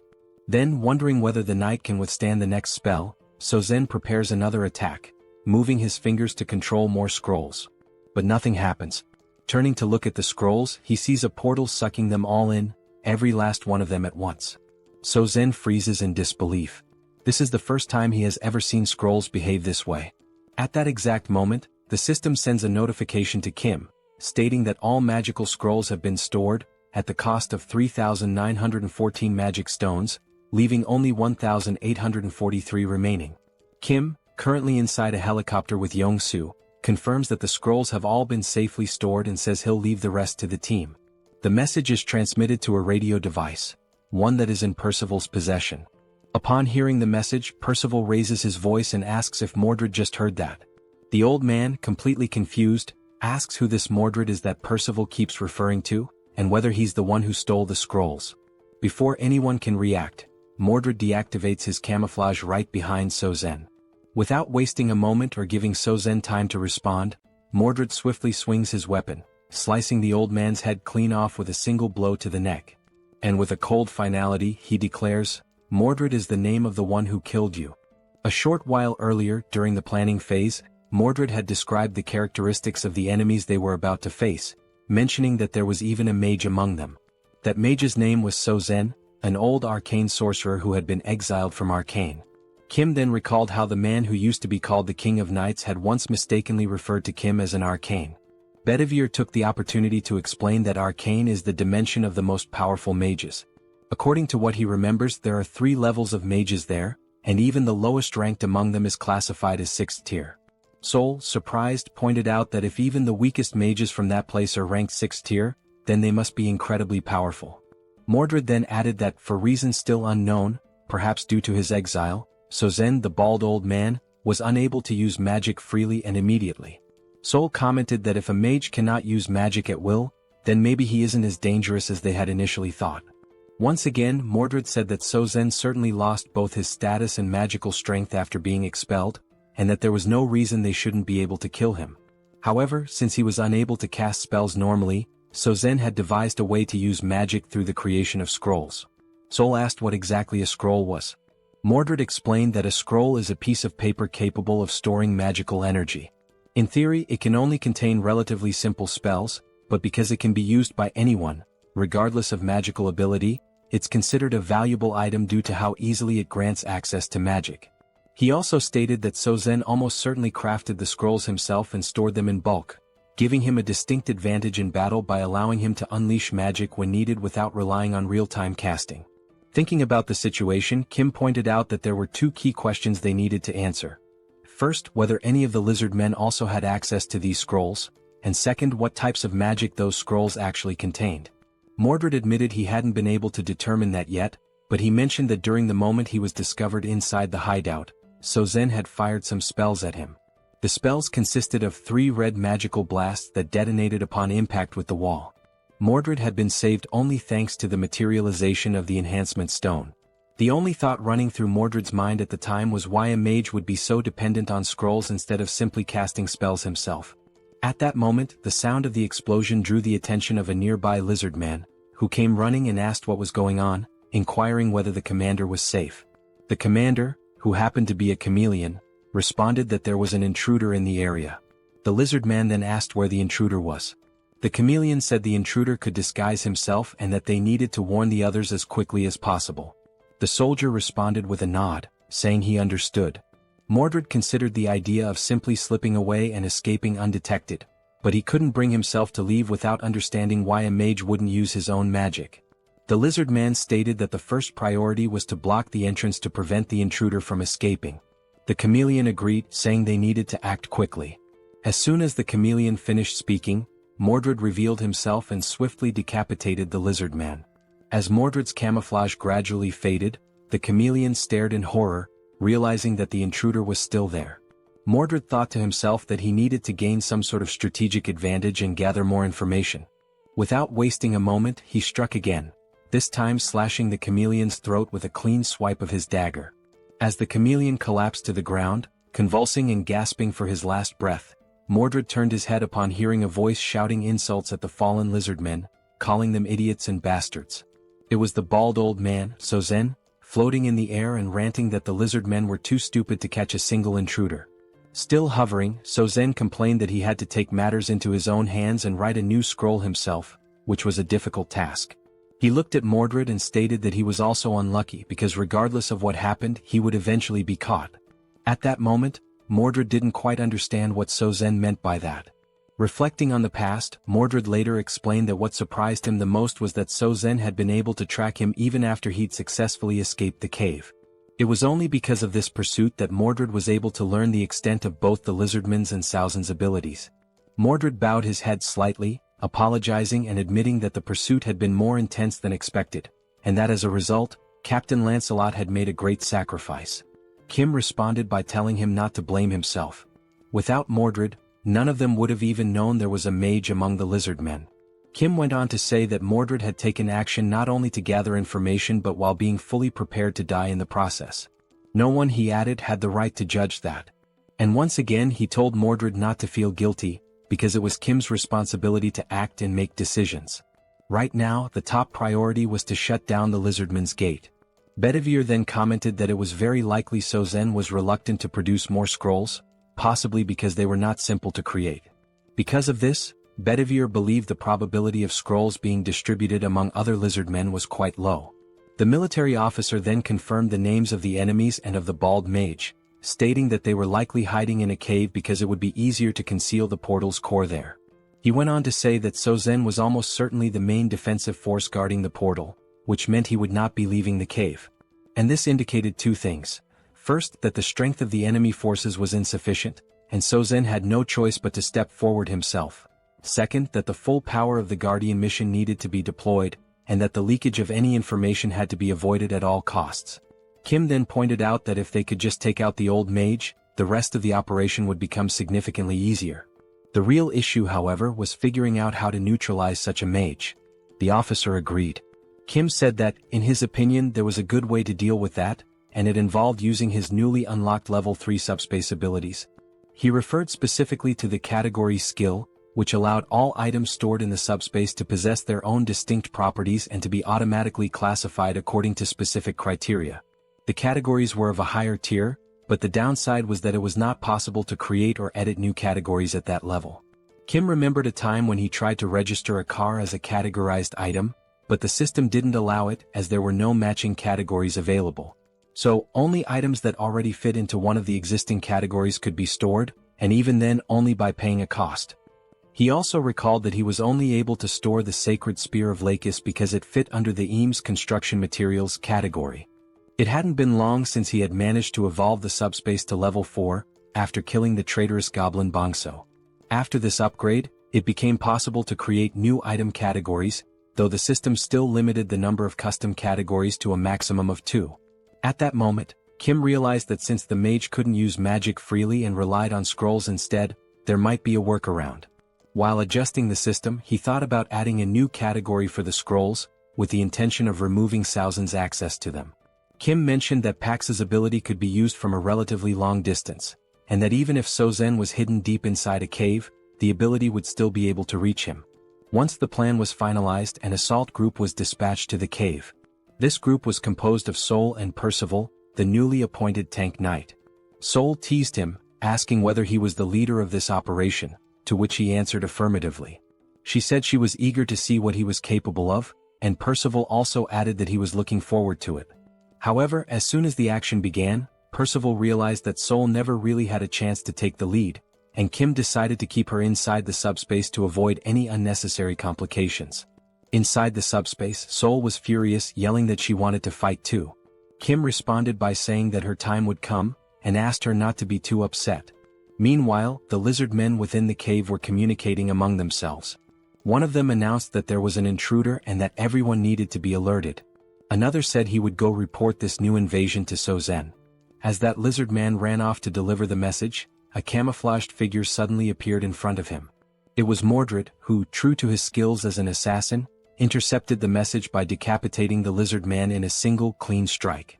The infiltration team also included Mordred, who, back in the present, the scene revealed Saozen's severed head rolling across the floor of the cave as Mordred calmly held his dagger.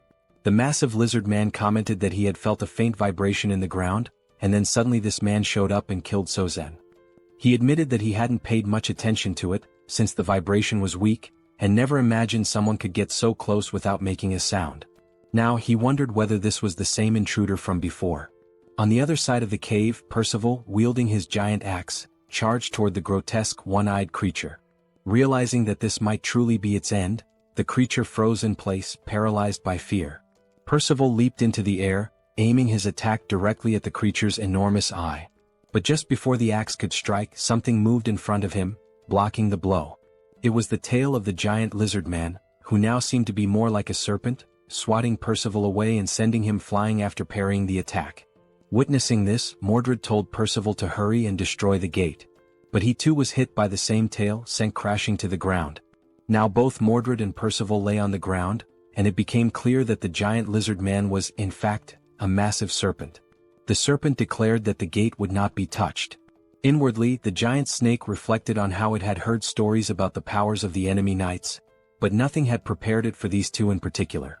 Glancing at Saozen's lifeless, headless body on the ground, the snake muttered that the old mage had been useless from the start. It had never accepted him, and now that things had come to this point, there was only one option left. The giant serpent then grabbed the one-eyed creature in its jaws and fled into the tunnels that lay deeper within the cave. Lying on the ground, Mordred questions the reason behind the enemy's actions and wonders what the true intention is with relocating the core of the portal. His thoughts circle around the possible objectives, trying to understand where the enemy intends to go with such a move. Meanwhile, as it flees through the tunnels, the giant serpent reflects on its past experiences and competitive bidding processes. From what it has learned, regardless of how powerful someone might be in the present, a representative is never allowed to be of the 7th rank. That rule, deeply ingrained in its understanding of power dynamics, makes the current situation more complex. The serpent considers that perhaps its leader has chosen to remain outside the cave for protection, yet is still observing and monitoring everything that is unfolding inside. As the serpent moves swiftly through the passageways and begins to see the light of the cave's exit, it becomes aware that with all the forces now focused within the cave, the leader, Kim, will be left exposed. And as the serpent had anticipated, just outside the cave inside the helicopter stood Kim, marked with a massive representative sign glowing above his head.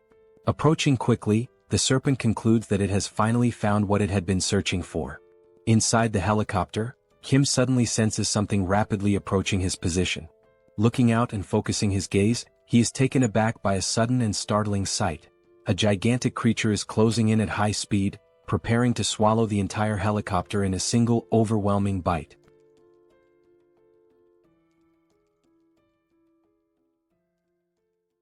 Kim notices that the massive serpent is getting closer and closer. However, in some way he remains composed, perhaps due to the confidence he has in the capabilities of his powers. Recognizing the imminent danger, he calmly instructs Pax to throw something at the enormous creature approaching the helicopter. Without hesitation, Pax hurls an object at incredible speed, striking the serpent and causing it to recoil in pain, thereby interrupting its attempt to attack the aircraft. The impact is so intense that the colossal snake is slammed into the ground with tremendous force. The object thrown is revealed to be a beam from the Eames dimension, known for its highly durable properties. The serpent, catching the beam with its tail, flings it far away. After tossing the object aside, it realizes that the material is indeed a construction element from the Eames dimension. Having heard rumors about Kim's strange abilities, the serpent begins to understand that the rumors might be true. From inside the helicopter, Kim watches the creature and assesses its power. The snake, as enormous and intimidating as it appears, is evidently just as strong as its size suggests. Kim instructs Young-soo to keep some distance from the creature for the time being. Determined not to give the enemy a chance to recover, Kim gives the order for Pax to continue the attack. In response, Pax rapidly launches several Eames dimension beams at astonishing speed, all directed at the giant serpent once again. Sensing the incoming assault, the serpent coils its massive body in an effort to shield itself from the barrage. With its incredibly resilient body and the advantage of anticipating the strike this time, it manages to block the incoming beams, seemingly taking no damage at all. Observing the creature's movements as it defends itself, Kim realizes that defeating this enemy may not be so simple. The beam barrage from Pax continues, but this time the giant serpent seems to come up with a plan. It begins dodging each of the beams one by one with precise and agile movements. It slithers swiftly through the area until it comes across a building which it begins to climb.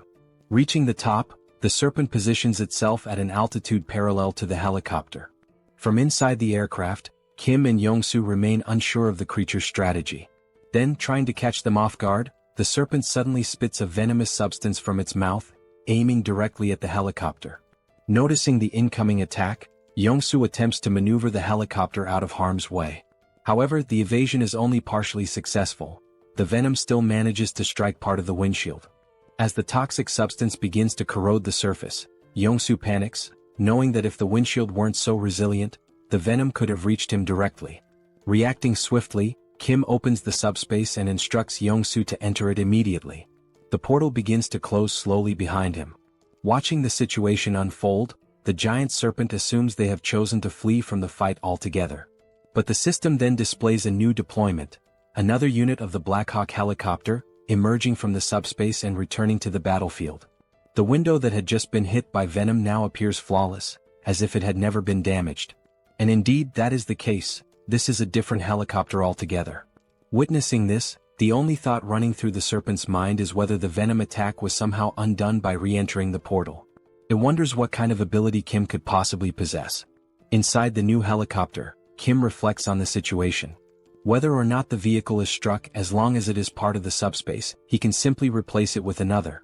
However, he now recognizes that attacking the creature using the EAM's beams is ineffective, and he begins to wonder what alternative strategy he should use. The serpent, now coiled around another building, continues to watch him closely. Kim considers whether he should try using that newly acquired item. Choosing not to waste time overthinking, he commands Pax to launch the spear imbued with electrical properties. Flying at high velocity, the spear hits the serpent directly. At first, it shows no reaction, no visible pain. However, unlike the beams, the spear manages to pierce through the creature's thick hide. The serpent turns its gaze toward the object lodged in its body, questioning what it is and where it came from. Upon closer inspection, it realizes that the weapon is none other than the sacred spear once belonging to its ally, the lizard man Lakis. As the serpent tries to process how this is even possible, another spear swiftly follows, landing right next to the first and piercing its flesh once again. The serpent now begins to question just how strange the situation truly is.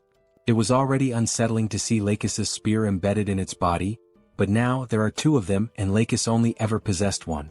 Still in disbelief, the serpent tries to process how such a thing could be possible. Meanwhile, yet another object is rapidly approaching, clearly intended to strike it as well. Unlike the previous spears, which carried electrical properties, this new one is imbued with the power of ice. It pierces the serpent's thick hide just as easily as the others, causing it to react with a hint of alarm.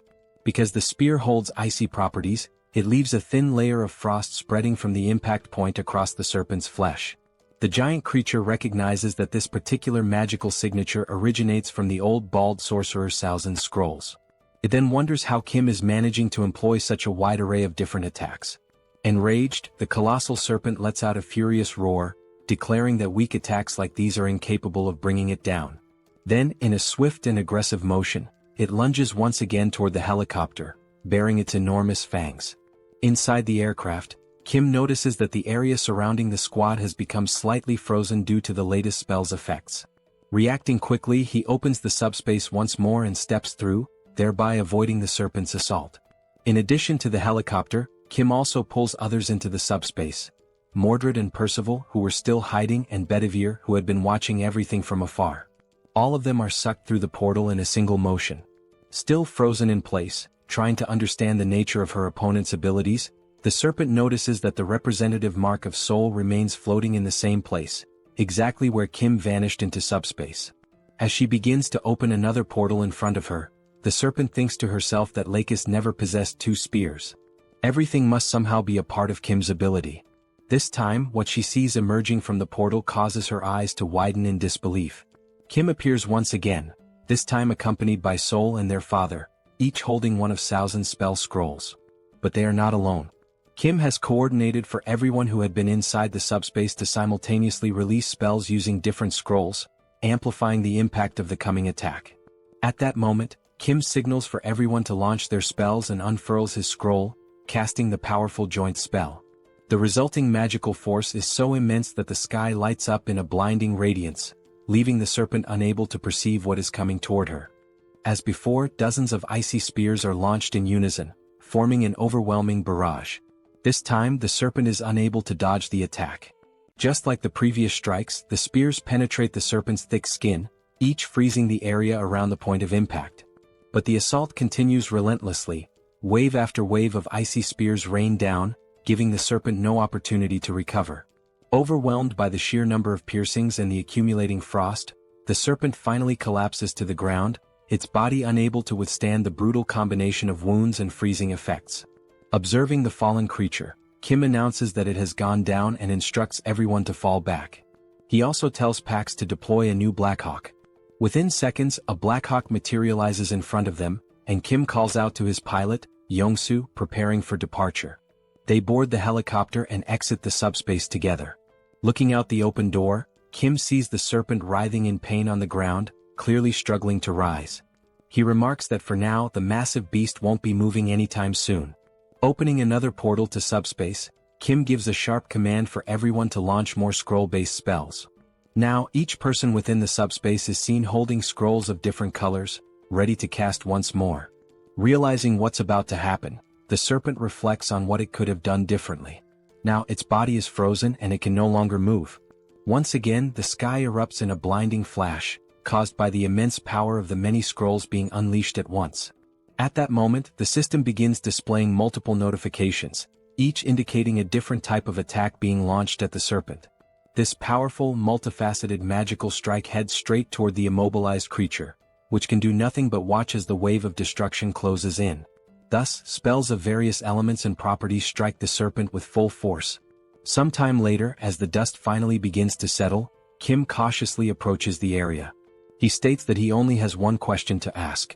Then, looking ahead, he calmly asks why the enemies have been so desperate to launch their invasion. The serpent then states that things had to unfold exactly the way they did. Kim asks why. The serpent replies that he would not understand the reason, at least not now. Kim questions why he wouldn't be able to understand it. The serpent continues, explaining that the Earth's dimension is not far, and that, in time, Kim will realize that instead of simply defending himself as he is now, he will eventually become the one hunting other dimensions. It finishes by saying, "The universe, that is how the system was designed from the very beginning." And with those words, the giant serpent speaks for the last time. At that very moment, the system displays a notification stating that the dimensional account has been transferred, along with a total of 5,911 magical stones. Another screen appears, confirming that since Kim already holds a dimensional account, the values are combined, bringing his new total to 17,668 magical stones. Mordred, approaching silently like the assassin he is, comments that the serpent does indeed appear to be dead. The serpent's final phrases are echoed once more, raising questions about what she meant when she said there was no other choice but to invade, and about the system of the universe having been structured that way from the beginning. Mordred explains that although the leader of their enemies is now dead, the core of their dimensional gate is still intact. Kim asks if he knows where it is, and Mordred responds that he saw the serpent swallow the gate's core in an effort to protect it, something he witnessed not long ago while they were still in hiding. Upon hearing that, Kim points out that even after everything they went through to defeat her, they now have to locate the gate's core inside the enormous corpse of the serpent. Mordred confirms this. However, Mordred adds that Lord Kim doesn't need to worry. Back in their hometown, they were well known for dismantling and breaking down corpses. Taking the lead, Mordred calls out to the other knights, stating that their objective is to destroy the gate's core and drive the Sabros dimension out for good. All of them step into the remains.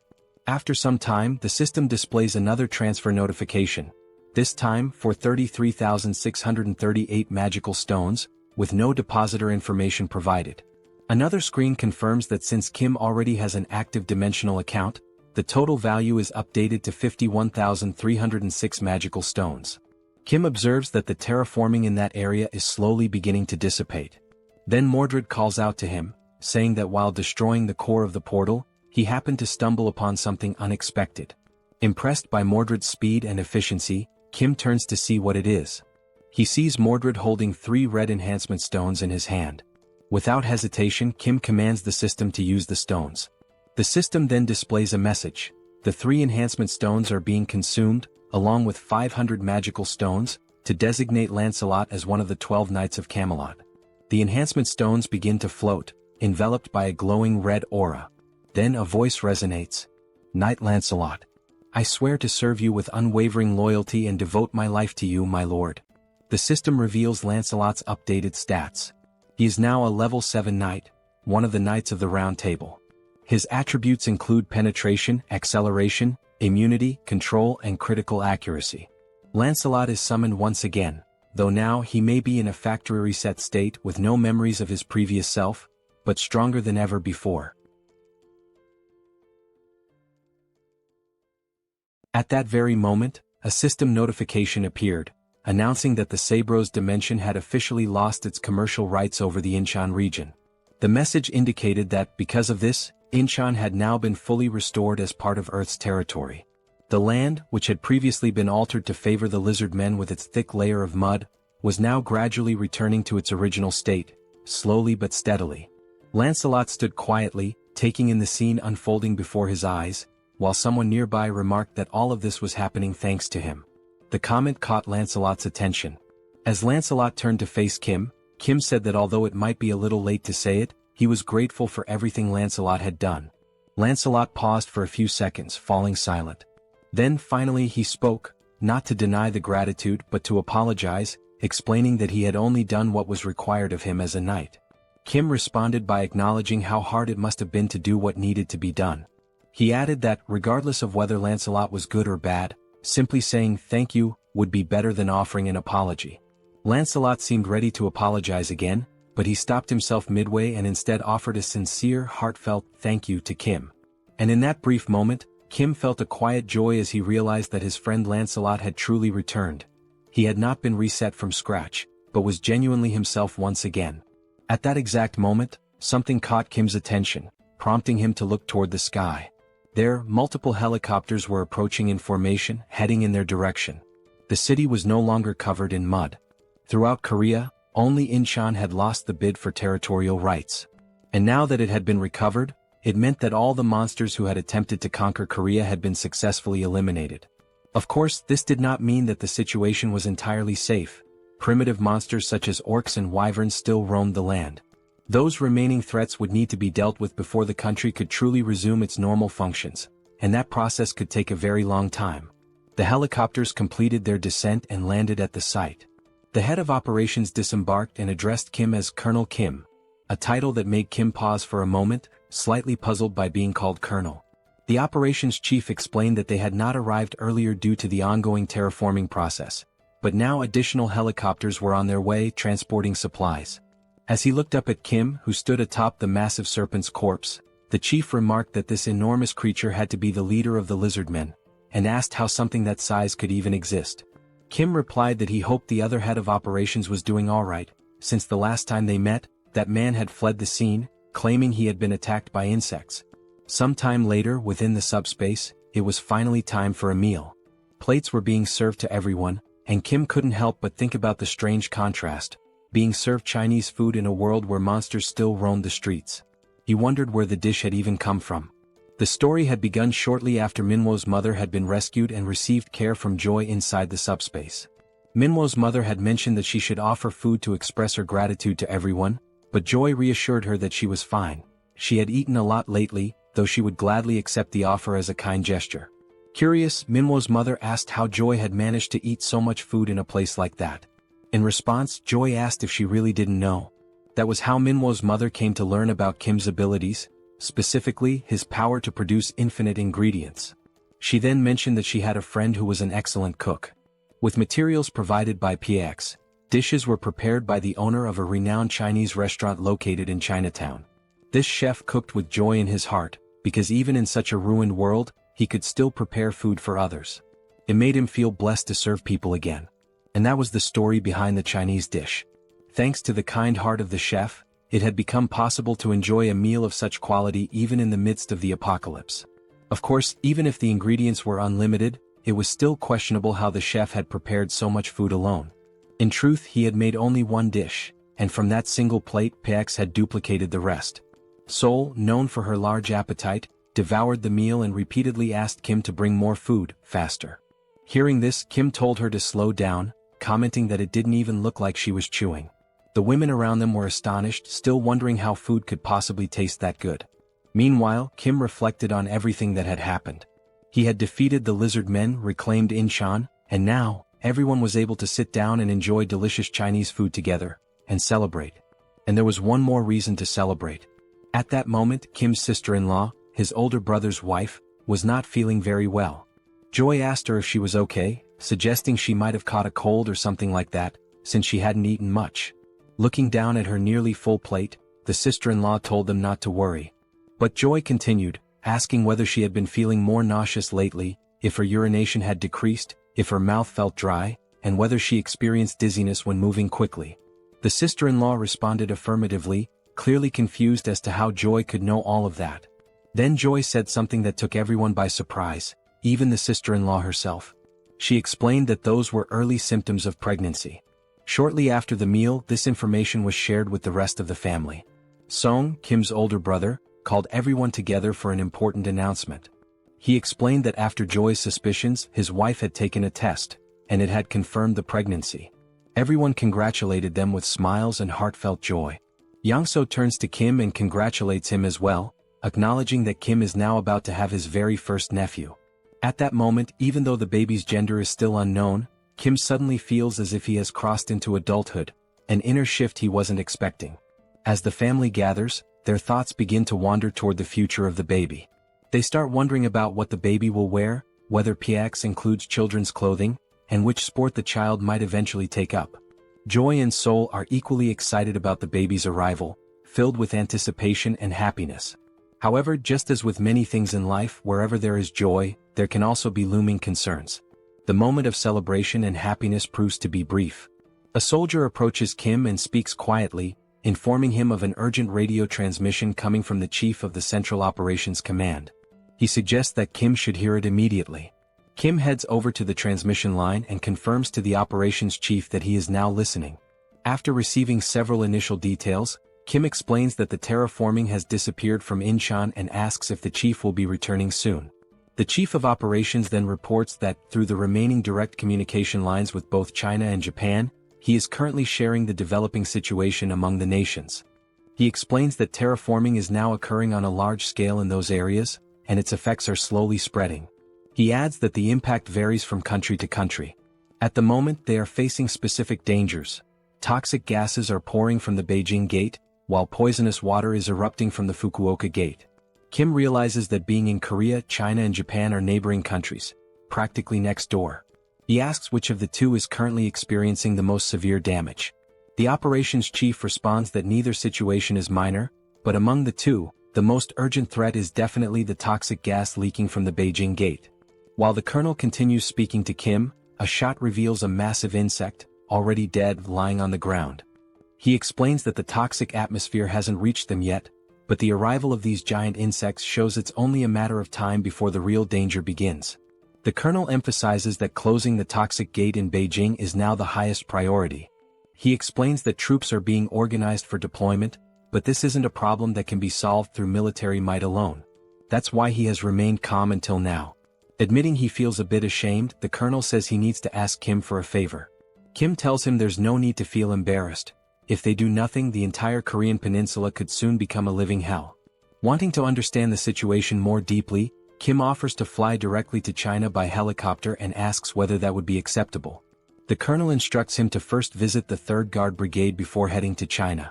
Kim confirms the order, says he will leave tonight, and ends the radio transmission with the colonel.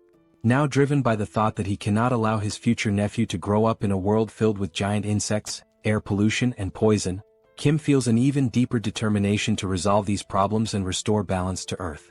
He gives the command for PAX to increase the level of the subspace.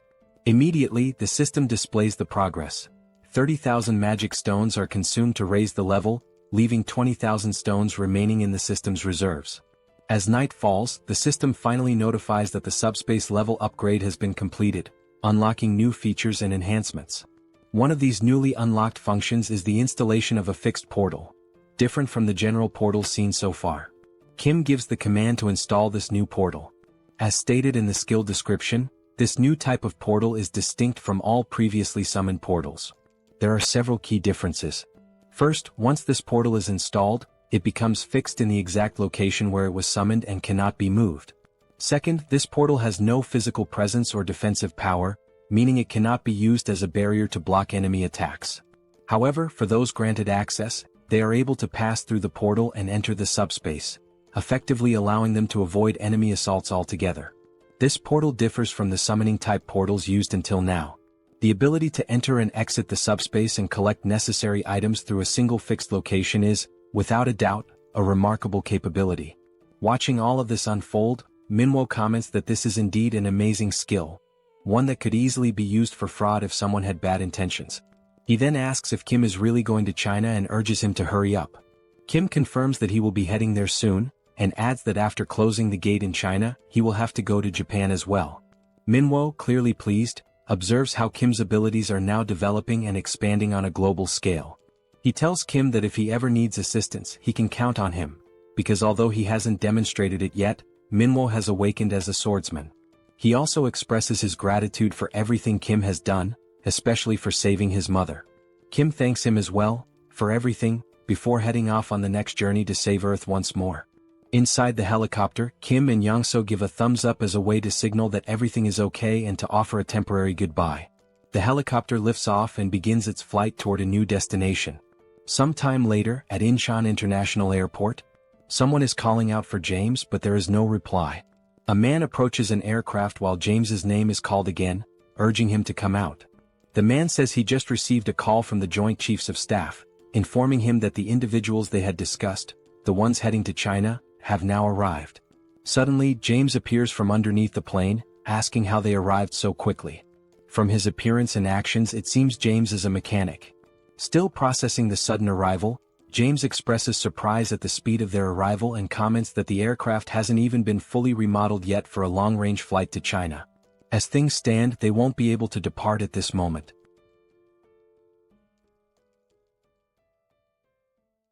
After arriving at the airport, a military officer was already waiting for them, standing at attention and expressing his gratitude for their efforts in coming all the way there. This officer introduced himself as Park Cheo-hwan, captain of the 3rd Guard Brigade. Both Kim and Young-so respectfully returned the gesture and introduced themselves by name. The officer mentioned that he had already been informed in advance about their arrival so that preparations could be made for their flight to China. Young-so, visibly eager, commented on how excited he was to pilot a new type of aircraft. Without further delay, the officer instructed them to follow him. Once inside, they entered a hangar where the aircraft that would take them to China was waiting. The officer explained that the model of the aircraft was the C-130J, which is significantly faster than a Black Hawk, making the journey to Beijing possible. Hearing this left Young-so fascinated, and he quickly asked whether this aircraft was the same kind used by special forces in spy movies, equipped with cargo compartments. The officer confirmed it was, but added that maintenance work on the aircraft had not yet been completed. He asked them to wait a moment until the preparations for takeoff were finished. Curious, Young-so asked what kind of modifications were being made. The officer explained that they anticipated encounters or possible monster attacks on the way to China, so the aircraft was being upgraded with minimal defensive capabilities.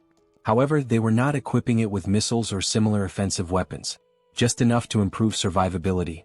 As Young-so stared in awe, clearly itching to fly the aircraft, the officer noted that it was almost ready, they just needed to be patient a little longer. However, he mentioned that there was only one engineer working on it. This surprised Kim, who questioned whether just one person could really handle modifications on an aircraft of that size. The officer admitted that Kim had a point, but added that the engineer, a man named James, was quite an unusual individual. Even with that reassurance, Kim couldn't help but feel skeptical about a single person managing such a massive task. Looking behind him, the officer suddenly noticed someone approaching and remarked that if he was already on his way over, it must mean the job was done. Walking over calmly was James, the engineer responsible for the aircraft's maintenance, who called the others over to show them the result. Holding a magic stone in his hand, James explained that if they looked carefully at the aircraft's exterior, there wouldn't appear to be any difference before and after the upgrade. That was intentional. He had focused all the modifications on the aircraft's underside. He went on to explain that flying monsters typically attack from below, which was why the upgrades were concentrated there. Observing the scene, Kim could only think that James must be an awakened person with a mechanic-type ability. The magic stone in his hand made that clear. James was likely an aeronautical engineer who had awakened after the beginning of the apocalypse. Because engineering was already his profession, his skills had been enhanced in ways that aligned with practical, technical needs. As Kim looked at the sharp metal spikes attached beneath the aircraft, he couldn't help but be impressed by James's extraordinary abilities. Still, part of him wondered if the plane would even be able to fly properly after being modified like that. Before departing for China, they would test the functionality of the modified parts. In the meantime, Kim distributed food and other supplies to the local soldiers. As a portal opened beside James, Kim observed him closely. What stood out was how James showed absolutely no reaction to the portal's sudden appearance. In a world filled with monsters, where people were forced to hide, live with anxiety and fear, endure hunger and thirst, and where resources were incredibly scarce, any sign of food or water usually brought joy. But James didn't react at all. Not even when presented with first-class Chinese cuisine prepared by a professional chef. He simply said that he had already eaten too much and was full, remaining entirely indifferent. Kim wasn't sure whether this was a good or bad thing. But what he did realize was that James genuinely wasn't interested. And just as the captain of the 3rd Brigade had said, James truly was a special kind of person. Kim called Pax and asked it to take the dish away. It was only then that Kim noticed something that did interest James. James's expression changed when he caught sight of the machines inside the subspace. He even stood up from his chair to get a better look, his face lighting up with surprise and curiosity. Watching him, Kim thought, this man rejected fine food without a second thought but showed clear excitement over machinery. There was no doubt in Kim's mind, James was a complete and utter machine fanatic. Thinking about recruiting James into his team just as he had done with Yangso, Kim wondered what dreams James might have, if any. He couldn't help but think, would James be interested in a flying motorcycle? Or maybe a motorcycle designed to look like a horse? Kim's expression shifted as he suddenly realized that he had absolutely no idea who this James truly was. He only had a vague notion of the man's abilities, but he already felt a strong urge to explore them further. With the limitless supply of materials available to him thanks to his subspace ability, he could potentially make such exploration a reality. Unable to hold back, Kim asked James whether he would be interested in accompanying him to China. Upon hearing Kim's proposal, James simply looked at him in silence, not uttering a single word. Kim then began to explain that he shares food with others, that he possesses many mechanical capabilities, and that James would be free to use a motorcycle whenever he wanted. He also added that by joining them, James would be protected from monsters. Believing he was making good progress, Kim smiled and added that he helps people by defeating monsters. But James replied that he was not fond of such things. James then stated that this was the first day he had even met Kim, and they had barely spoken at all, so he couldn't place his trust in someone so unfamiliar. Hearing this left Kim momentarily stunned, because it was undeniably true, there was nothing substantial he could say to change James's mind. Kim replied that he understood, acknowledging that the proposal had indeed been sudden. However, he said that perhaps their abilities would be highly compatible if combined. Now rubbing his neck and already sweating nervously, Kim remarked that it had been a good conversation, but the time had come for them to part ways. At that point, James asked if what Kim truly wanted were his mechanical abilities. Kim confirmed that, yes, it was those abilities he wished to make use of. However, he also admitted that he did not have enough time at the moment to prove himself worthy of trust. James then stated that there was one condition. If Kim were willing to travel to America, then James would accompany him on that journey. Kim asked if that meant James would only lend his skills if they went to America, to which James replied affirmatively. At that moment, Kim could only think about how the trip from their current location to the United States would not be short. Still, something told him it might be worth the effort. He then asked James why he wanted so badly to go to America. James replied immediately that he didn't have any family there. But even without family, there was still a place he deeply wished to return to. However, he did not want to risk making the journey alone, and with Kim being as strong as he was, it would be reassuring to go with him. Kim responded that going to the United States was a possibility, but not immediately. After closing the portal in China, he would need to head to Japan right away. James said he wouldn't pressure Kim that far as long as the delay wasn't too long. Kim smiled and said they had a deal, promising to take James back home. Then, as a way to initiate the sealing of this agreement, he opened a portal to his subspace. James had no idea what Kim was planning to do next. Suddenly, Kim pulled the entire aircraft into his subspace. Then he summoned 2 motorcycles and 2 Black Hawk helicopters. But upon noticing how empty the space still looked, he increased the quantity significantly, making many more vehicles appear. Kim looked over at James, who stood there speechless, and told him that all those vehicles now belonged to him. He could dismantle or rebuild them however he wished. Kim clarified that this wasn't a gesture of goodwill or a promise. It should simply be considered a gift. Smiling, he said he would return soon, waving goodbye. Then Kim left, while James remained behind, still in shock at what he had just witnessed. As Kim continued walking away, the only thing running through his mind was that what he had just done might have seemed frightening, but also slightly amusing. Back with James, he could only wonder what he was supposed to do with that many vehicles and aircraft. He questioned what kind of ability Kim even possessed. And at that very moment, James felt a deep sense of regret. If he had known that Kim had that kind of power, he definitely would have agreed to join him right away. Meanwhile, the flight continued on its course toward China. From inside the aircraft, Kim thought to himself that James truly had no idea what he was capable of.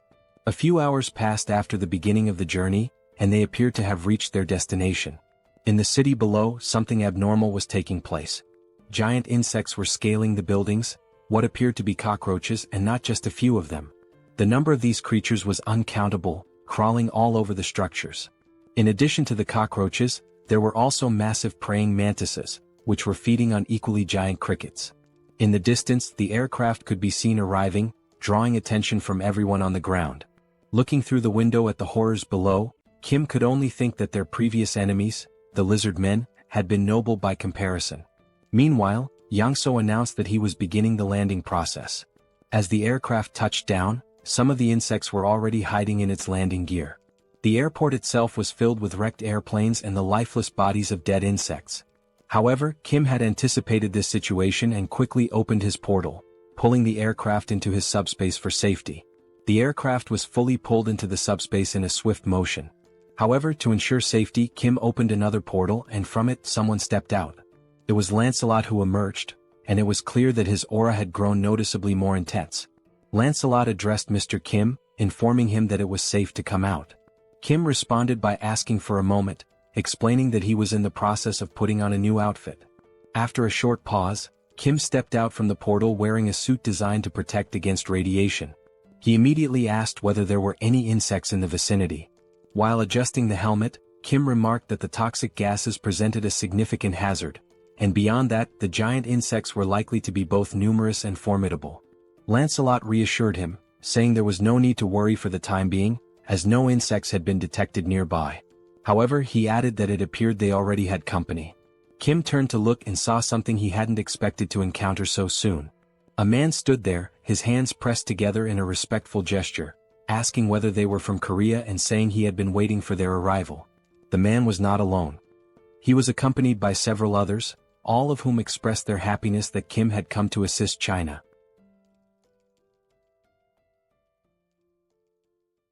Besides the giant insects, the toxic air remains one of the most pressing concerns at the moment. Inside one of the buildings, a man with long hair cautiously opens the door. He takes a quick glance outside and notices to his relief that there do not appear to be any insects following them.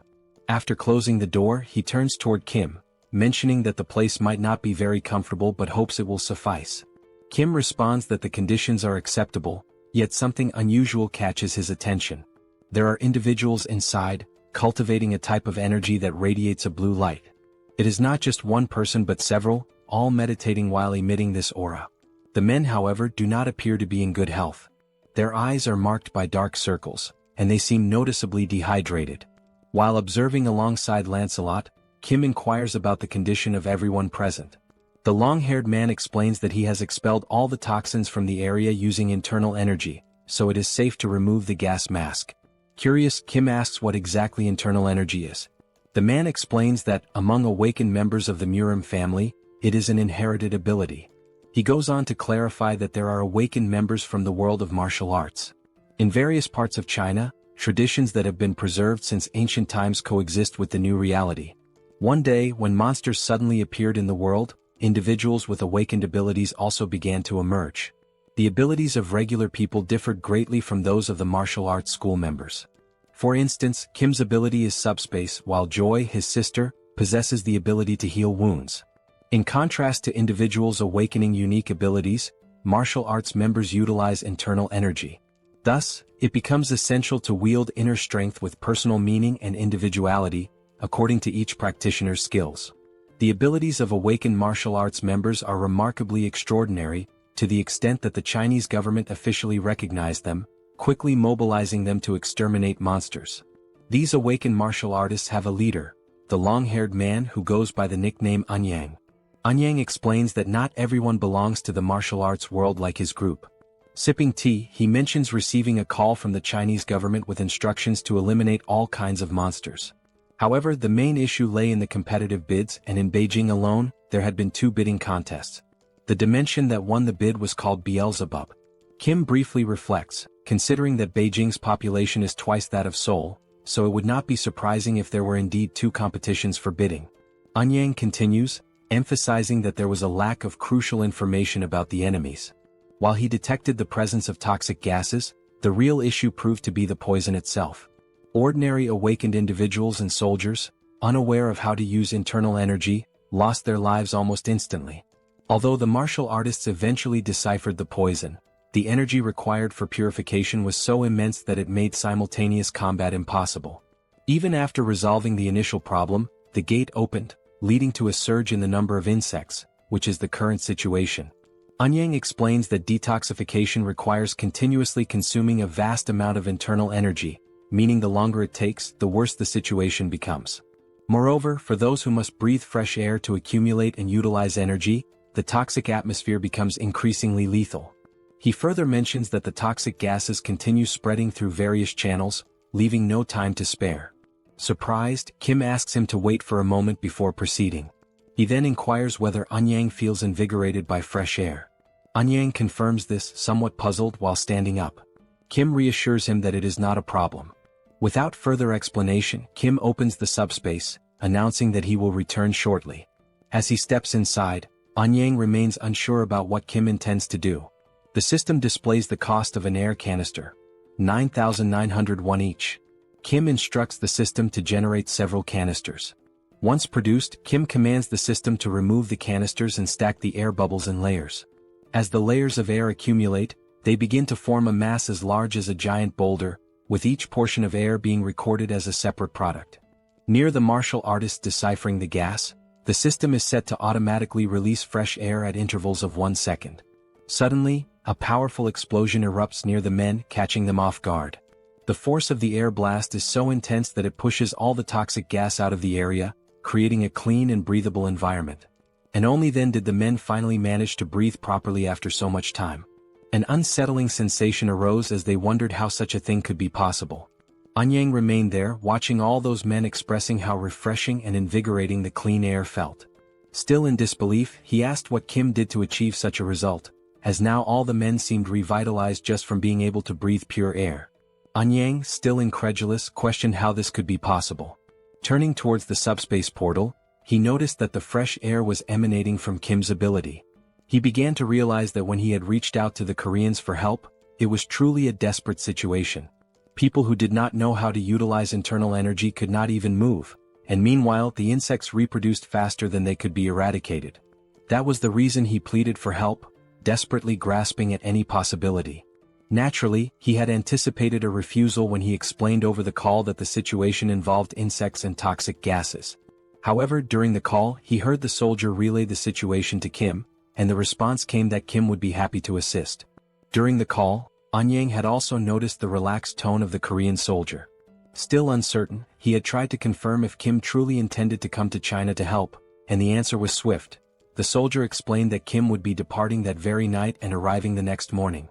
For a brief moment, Anyang had thought the Koreans were being arrogant, assuming that the problem was small enough to be resolved by just Kim. And at that precise moment, when Kim did not merely arrive to eliminate the insects but genuinely demonstrated his immense strength, Anyang realized that he himself had been the arrogant one by underestimating Kim. Casting a sidelong glance with a look of surprise, Anyang finally grasped why Kim had been so composed. His abilities were indeed astonishing. Kim then noticed something that caught his attention. Looking to the side, he saw Anyang leaning towards him, seemingly wanting to express gratitude. Furthermore, Anyang sincerely apologized for any inconvenience caused to Korea, thanking Kim and assuring him that he would never forget this gesture. He continued by saying he intended to act before the toxic gas spread to Korea. Kim responded that he was taking his apologies too far and asked him to raise his head, emphasizing that there were ways to help people survive. Anyang raised his head, acknowledging that originally, it had been a battle where the longer it lasted, the more disadvantageous it became. However, thanks to Kim's ability, the internal energy could now be used in an optimal way. This meant that recovering their strength first would be beneficial, although it was clear they did not have unlimited time. Anyang then suggested launching an operation 3 mornings from now. Kim agreed, stating that it was a good plan as they were already recovering, so it made sense to do it right.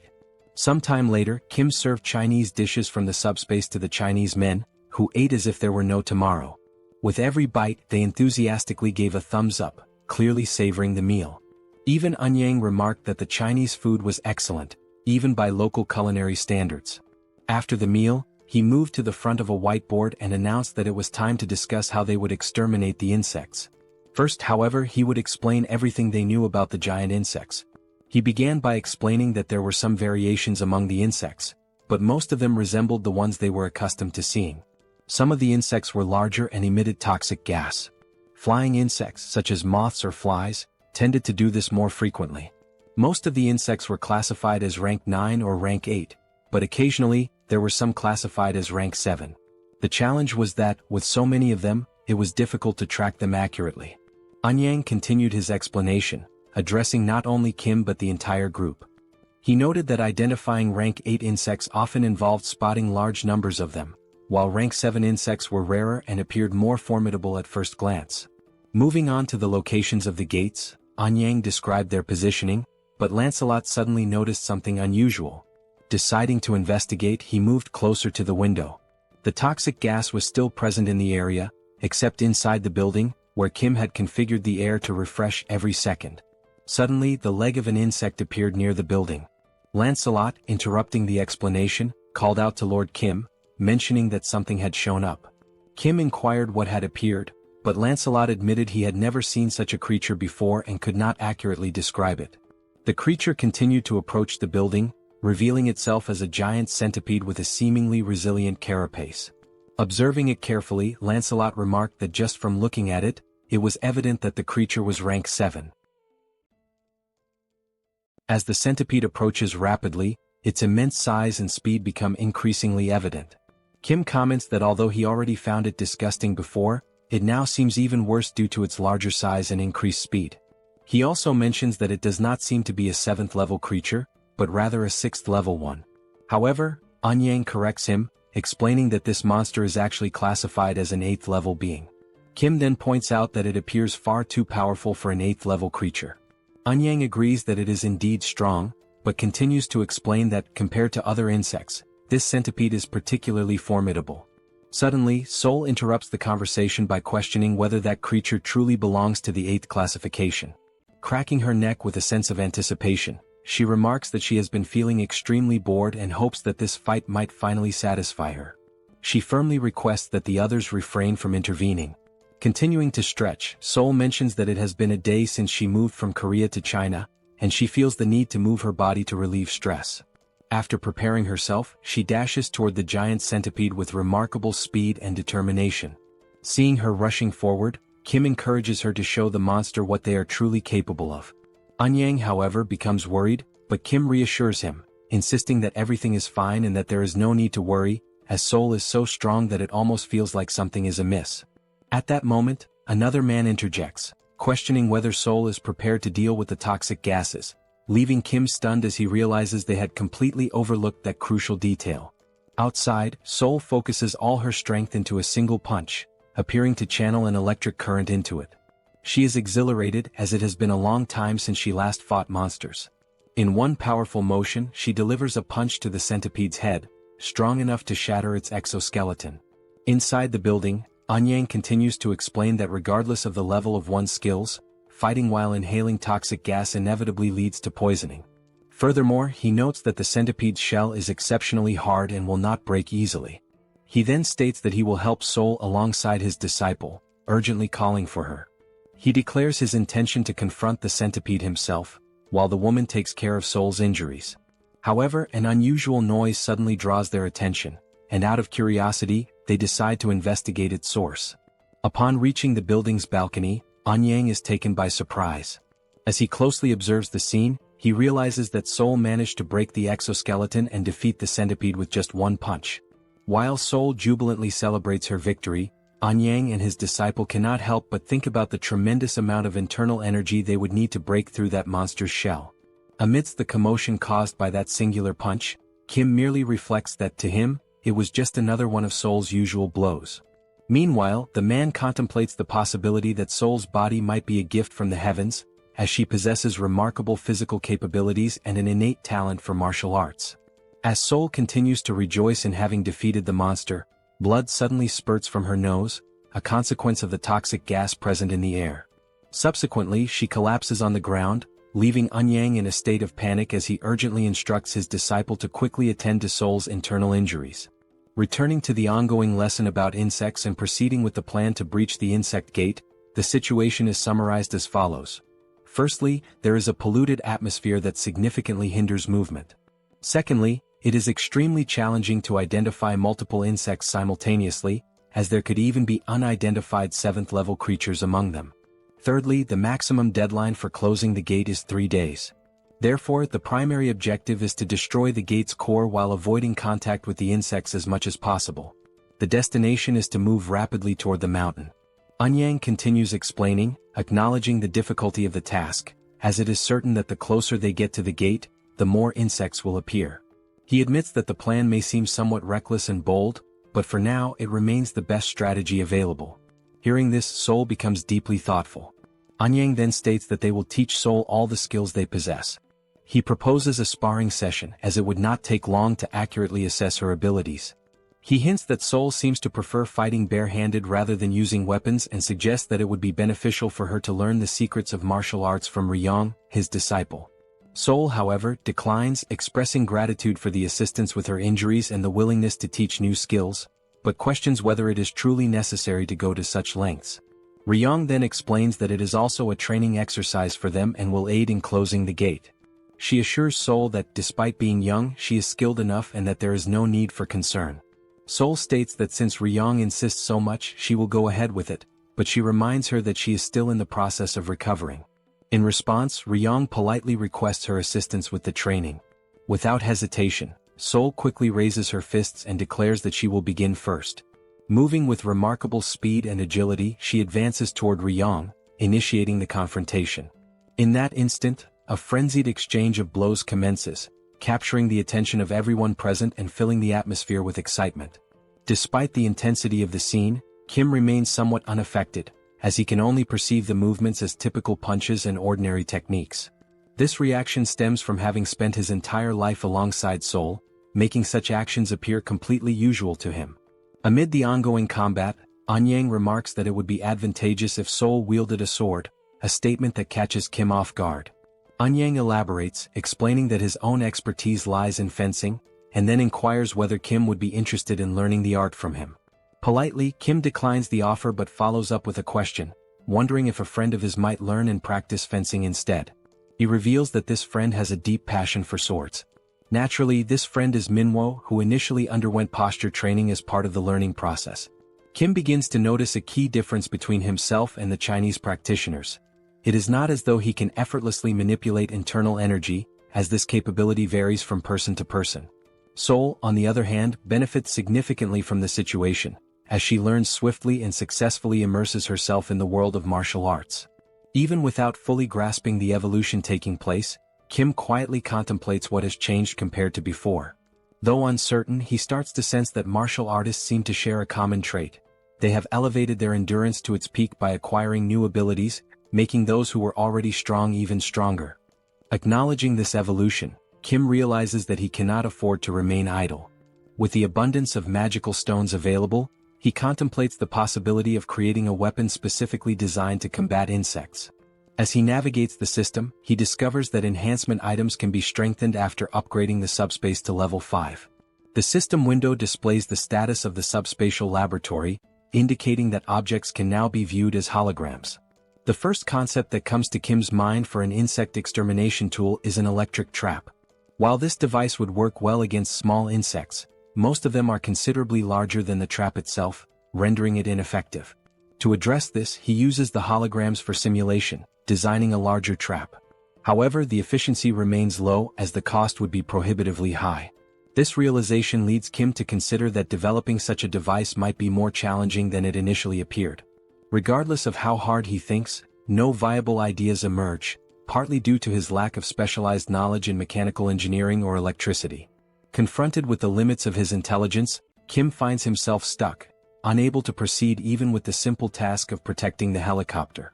Furthermore, he lacks familiarity with 7th-level flying insects, and according to his new allies, the situation becomes increasingly dangerous the closer one gets to the gate, as the insects grow more alert and aggressive. While analyzing the hologram, he notices that the maximum range of the packs is 100 meters, which means staying relatively close. Reflecting on this, he mutters to himself that if it were solely up to him, he would produce pesticides and eradicate them all. At that precise moment, someone approaches and asks whether he truly spoke about creating pesticides. It turns out to be his sister-in-law, who confidently states that she is capable of making the pesticides. Recalling past events, Kim remembers that when he brought his entire family into the subspace, everyone managed their food consumption carefully. The water supply, on the other hand, resulted from Sun's awakening as an alchemist, something his older brother had mentioned quite clearly. Realizing that his happiness over reuniting the family had momentarily made him forget this detail, Kim becomes more attentive to the situation. Excitedly, his sister-in-law reassures him that, although her alchemy skills are not as advanced as his, she is also an awakened individual and can be of assistance. She further explains that she has been using the laboratory while Kim has been preoccupied with other matters. He expresses his approval, granting her permission to use it whenever needed. Grateful, she inquires about the specific type of pesticide he requires. Directing his attention back to the hologram of the giant centipede and considering the vast number of insects, some even stronger than anticipated, Kim specifies that he needs a super powerful insecticide capable of exterminating all the insects at once. Sometime later, amidst a city overwhelmed by toxic gases and gigantic insects, the group moves toward the core of the portal. As they advance, Anyang reflects on how the past 3 days have flown by like an arrow, and he now finds himself in the best physical condition he has ever experienced. His pure internal energy feels more powerful than ever. At that moment, one of the men interrupts his thoughts to alert him that insects have appeared up ahead. Thanks to Kim's assistance, they now have the means to fight against the insects, although they still don't know how to properly repay him for such invaluable help. Suddenly, a horde of insects emerges in front of them, prompting Anyang to instruct everyone to prepare for battle. The insects in their path are ants, obstructing their progress. However, before the Chinese fighters can initiate their attack using internal energy, a green liquid is thrown at the ants. The liquid makes contact and seemingly eliminates them with ease. This substance is, in fact, the insecticide that Kim's sister-in-law had created specifically for combating the insect threat. The Chinese warriors are left stunned by the potency of the insecticide. Anyang reflects on how, while they had been focusing on gathering and refining their inner energy, Kim had been developing this powerful insecticide. At that time, Kim is riding a motorcycle with Lancelot. Observing the scene before him, he realizes just how incredibly effective the insecticide truly is. He recalls his conversation with his sister-in-law, during which she mentioned that she had been using his laboratory and that the holographic system made everything far more convenient. Over the course of the past 3 days, she had been experimenting with various types of potions aimed at eradicating insects. She mentioned that although she hadn't succeeded in creating anything particularly powerful, the pesticide had been easy to make. In that moment, Kim had come to the realization that even what she had already produced was impressively effective against the insects. Moreover, it was completely harmless to humans and entirely odorless. Recognizing the functionality and value of the pesticide, Kim thanks his sister-in-law but adds a note of caution. The substance does not work against rank 7 insects, though it is excellent for dealing with common ones. After taking a short break, Anyang gazes out a window at what used to be a mountain known for its natural beauty, now transformed into nothing more than a dungeon swarming with insects. Turning to the others, he explains that from this point on, things become significantly more difficult. He expresses gratitude to Kim for getting them this far without needing to fight. However, the mountain itself will not be so easy to deal with. He further explains that many attempts have already been made to destroy the portal's core, but all have failed. Whenever they have tried to climb the mountain, the insects would unite and attack in force. Though they are mindless creatures, they seem to possess an instinctual understanding that they must protect the core of the portal. Anyang continues, stating that it has been a long time since their last attempt, and therefore, they have no idea what kinds of insects currently inhabit the area. Kim responds by saying that Anyang need not worry, as he is fully prepared to fight rank 7 insects. With a confident smile, he reveals something he had not mentioned earlier. He gestures to Lancelot and explains that Lancelot himself is a rank 7, and there is also something inside the subspace capable of dealing with rank 7 threats. Kim then reassures Anyang once more, encouraging him not to worry too much. However, their very first enemy on the mountain immediately makes Kim question just how powerful their opponents will be from this point on. Standing before them is a massive and terrifying grasshopper. Kim can only think that, unlike the lizard men they had faced before, this enormous insect is definitely a rank 7. As the grasshopper prepares to attack, Kim wonders whether such a creature could have possibly completed the dimensional entity's paperwork. He then recalls what Lancelot had once said about the traitorous goblins, that they had evolved through sacrificial means, a method that lacked intelligence. Those goblins had received unofficial documents, underwent evolution, and thus became what they are now. Kim begins to question whether some intelligent life forms had taken the shortcut of evolving by sacrificing other creatures.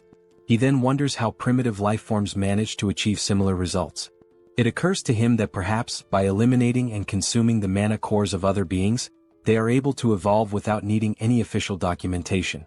Looking at the massive creature standing in front of them, Kim concludes that this grasshopper must have devoured many others to reach such an advanced state of evolution. It had grown into something incredibly powerful, so much so that intelligence was no longer necessary. Trying to catch the creature off guard, Kim opens the subspace and launches several beams from the Eames dimension, aiming directly at the grasshopper's face. However, even those powerful beams are unable to leave a single scratch on the creature. Kim is left speechless, realizing that although the beams had at least been effective against Yatu in the past, they now barely tickled the grasshopper. Just as Lancelot is about to say something, Seoul steps forward and announces that she will take care of it. Kim quickly urges her to be careful. As something catches Lancelot's attention, Kim mentions that it would be a good idea for Seoul to bring Lakis's spear with her. Lancelot turns all his attention in that direction, trying to understand what exactly is happening. He begins to wonder what that could possibly be. As he attempts to get a better look, he questions why the trees are moving. Gradually, those trees seem to be drawing closer. It is only then that Lancelot realizes that they are not trees at all, but rather the legs of something enormous, something whose full form is still obscured. Suddenly, the massive creature leaps forward, rapidly closing the distance between them. The loud noise from the impact causes Kim to turn his attention to the source, curious about what just arrived. Now, standing opposite the colossal grasshopper, there is a gigantic spider, both towering creatures facing each other, while the group of people remains in the center, caught between them. For a moment, everyone struggles to comprehend exactly what is unfolding before their eyes. Amidst the confusion, Kim remarks that the next wave of giant insects might appear on a continental scale, hinting at the magnitude of what they could face next. Lancelot calls out to Mr. Kim, urgently suggesting that they should climb onto the spider's back. He explains that the spider is incapable of reaching its own back with its legs. From that elevated position, they would be safe from immediate attack, buying enough time to devise a new strategy. Kim expresses his appreciation for the idea and immediately gives the order for everyone to move onto the spider's back. Even without knowing what the specific plan is, everyone follows his command without hesitation, quickly making their way upward. They ascend using various methods, some relying on a technique known as light steps, which allows brief bursts of flight or enhanced movement, others using barrier jumps, while a few grab hold of the spider's thick hair for support. Now safely positioned on the spider's back, the group looks around trying to figure out what comes next. They begin to question what the plan will be moving forward. Kim states that Lakis's spears might be effective against the spider, but they won't work against the grasshopper. Seoul adds that she had already struck the grasshopper multiple times and found its exoskeleton to be unbelievably hard. While the spears could manage to leave shallow scratches, actually taking the creature down seemed impossible. She also warns that if anyone drops their guard, the grasshopper will not hesitate to devour them. Right as she finishes speaking, the grasshopper suddenly launches itself toward their position with astonishing speed. The sheer agility of the movement leaves everyone momentarily stunned and unable to react in time. All of them are caught off guard by the sudden charge of that colossal creature, now barreling straight toward them. Seeing that massive creature charging toward them with clear intent to attack, Kim shouts for everyone to get out of the way. Instinctively, the group is already moving, reacting without hesitation. In the next moment, the giant grasshopper collides violently with the spider. From a distance, Lancelot shields Kim from the force of the impact, placing himself between his master and the shockwave. The men around them begin to question what on earth just happened so quickly. Looking down at the ground, they spot insect blood splattered across the terrain.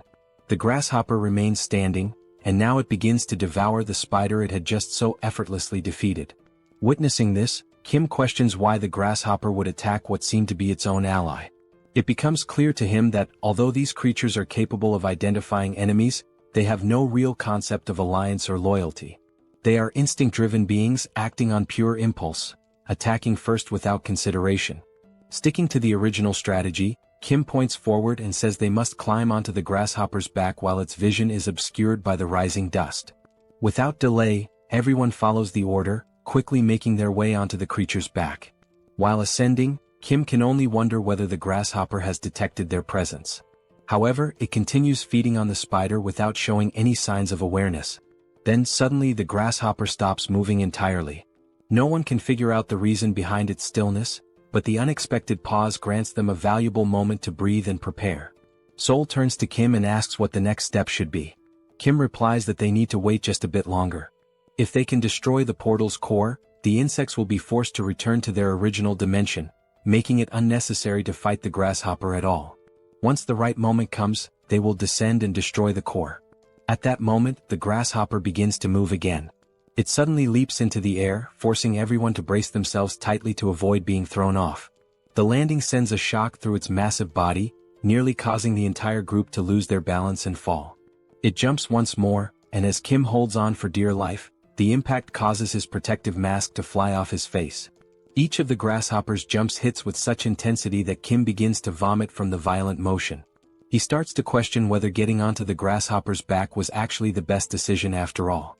Not only might the repeated impacts break their backs and spines before they ever get close to breaking the portal's core, but the nausea is becoming overwhelming. Compared to the first time he rode with Yangso, this experience is significantly worse. At that moment, a new sound begins to rise, something similar to the sound of helicopter blades cutting through the air. Kim turns his head and spots a gigantic wasp approaching. The grasshopper halts in place as the wasp draws closer, and everyone remains still, waiting to see what will happen next. Seoul points out that dealing with the wasp right now will be extremely difficult. The wasp approaches even closer, revealing a long, sharp stinger. It heads directly toward Kim, who is in an exposed position on the grasshopper's back. Kim's eyes widen as he realizes the imminent danger he's in. Lancelot rushes toward him, urging his master to be careful. But it isn't only Kim who notices the threat. The grasshopper also seems to sense that it could be the next target of the wasp's sting. As the wasp gets close, the grasshopper reacts swiftly, swinging one of its powerful legs to strike it down to the ground. Kim starts to think that maybe the grasshopper assumed it was the wasp's target and simply acted in self-defense. Now the grasshopper charges toward the fallen wasp to launch a full attack. Trying to defend itself, the wasp bites down on one of the grasshopper's legs and successfully rips it off. The massive creature now stands with one less limb. Kim can only hope the grasshopper will continue to fight despite the injury. The wasp remains on the ground, seemingly vulnerable. However, the towering insect no longer makes any aggressive moves. Kim grows increasingly frustrated by the mindlessness of these creatures, annoyed at how they act like idiots without any coherent behavior. He begins to wonder if it's even possible to control such beings. At that point, he remembers someone capable of controlling certain things. Kim opens his subspace and calls for Yongsoo, who appears to be in the middle of playing a video game. Kim then asks whether it would be possible to control insects as well, not just vehicles.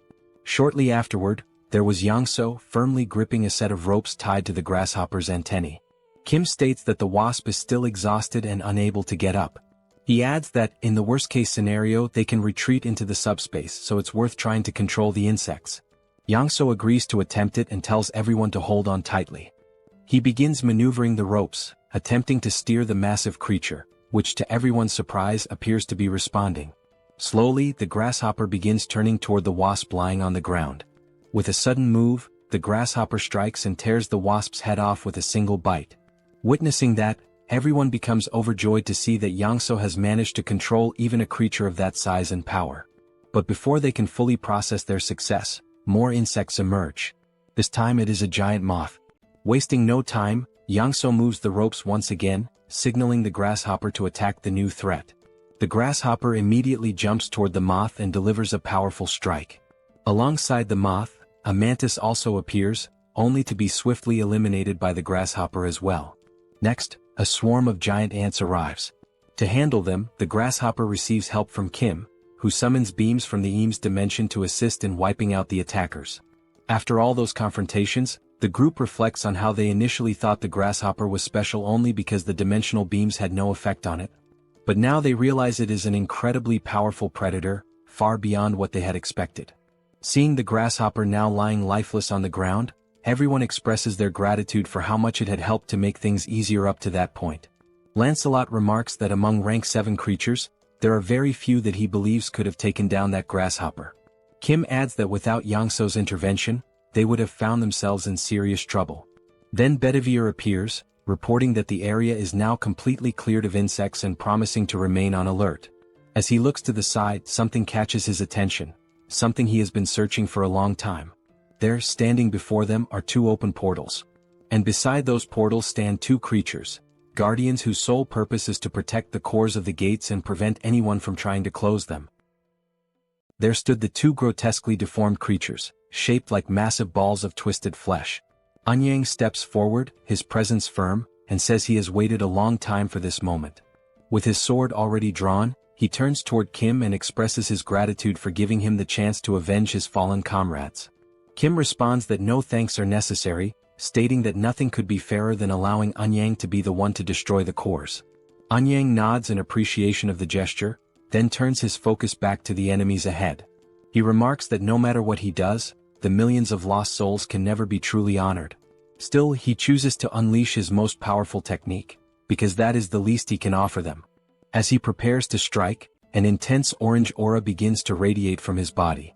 Gathering his strength, he raises his weapon and launches the attack, shouting for those disgusting insects to vanish. The skill, known as Descending Footprint, is released from a distance, designed to strike both gate cores simultaneously. The impact of the ability is overwhelming. Upon hitting its target, it obliterates the creature completely, crushing it with brutal force. The surrounding area is instantly engulfed in a thick cloud of dust stirred up by the shockwaves. Anyang turns around, his back to the devastation still unfolding behind him as the explosion continues to rumble. Watching the display of raw power, Kim acknowledges that Anyang had not been exaggerating when he said this was his strongest ability. The strength is truly formidable. Then one of the portals begins to close. However, everyone immediately questions why only one of the two portals is shutting down. As the dust settles, it becomes clear. The hand of some unknown creature had shielded one of the cores from the full force of the attack. Everyone turns to see what exactly that creature is.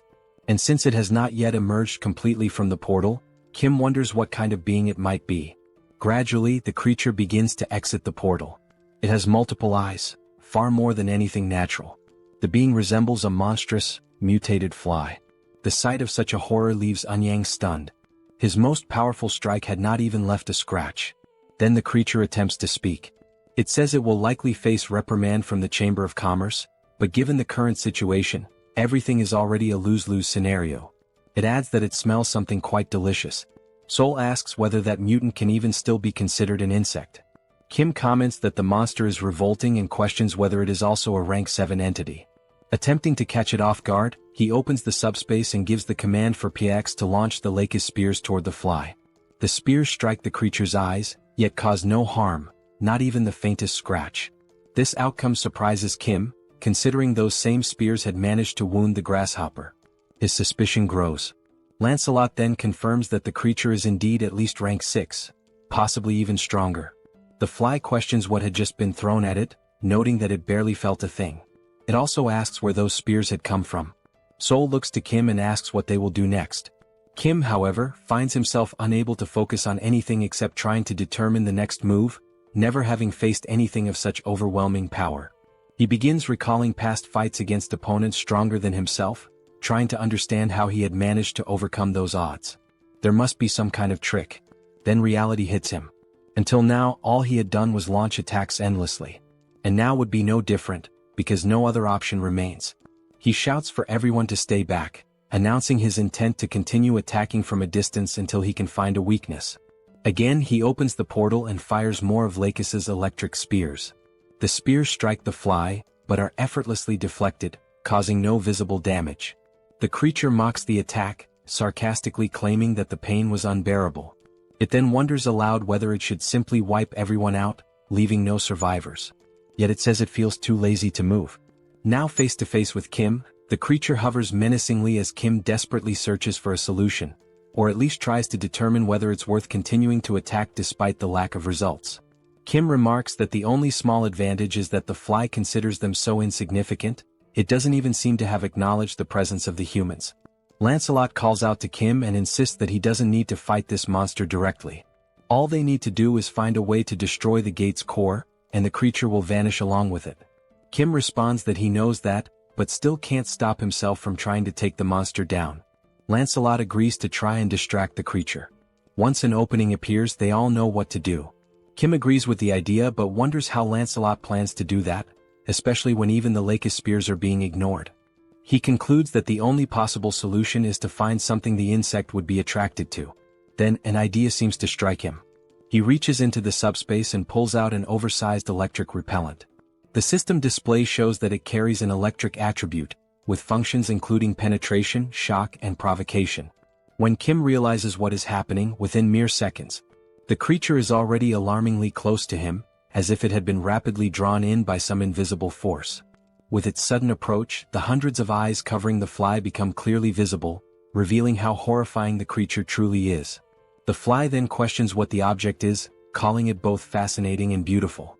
Kim begins to tremble with fear, mistakenly believing that the creature is speaking about him, and not the oversized electric repellent it now holds.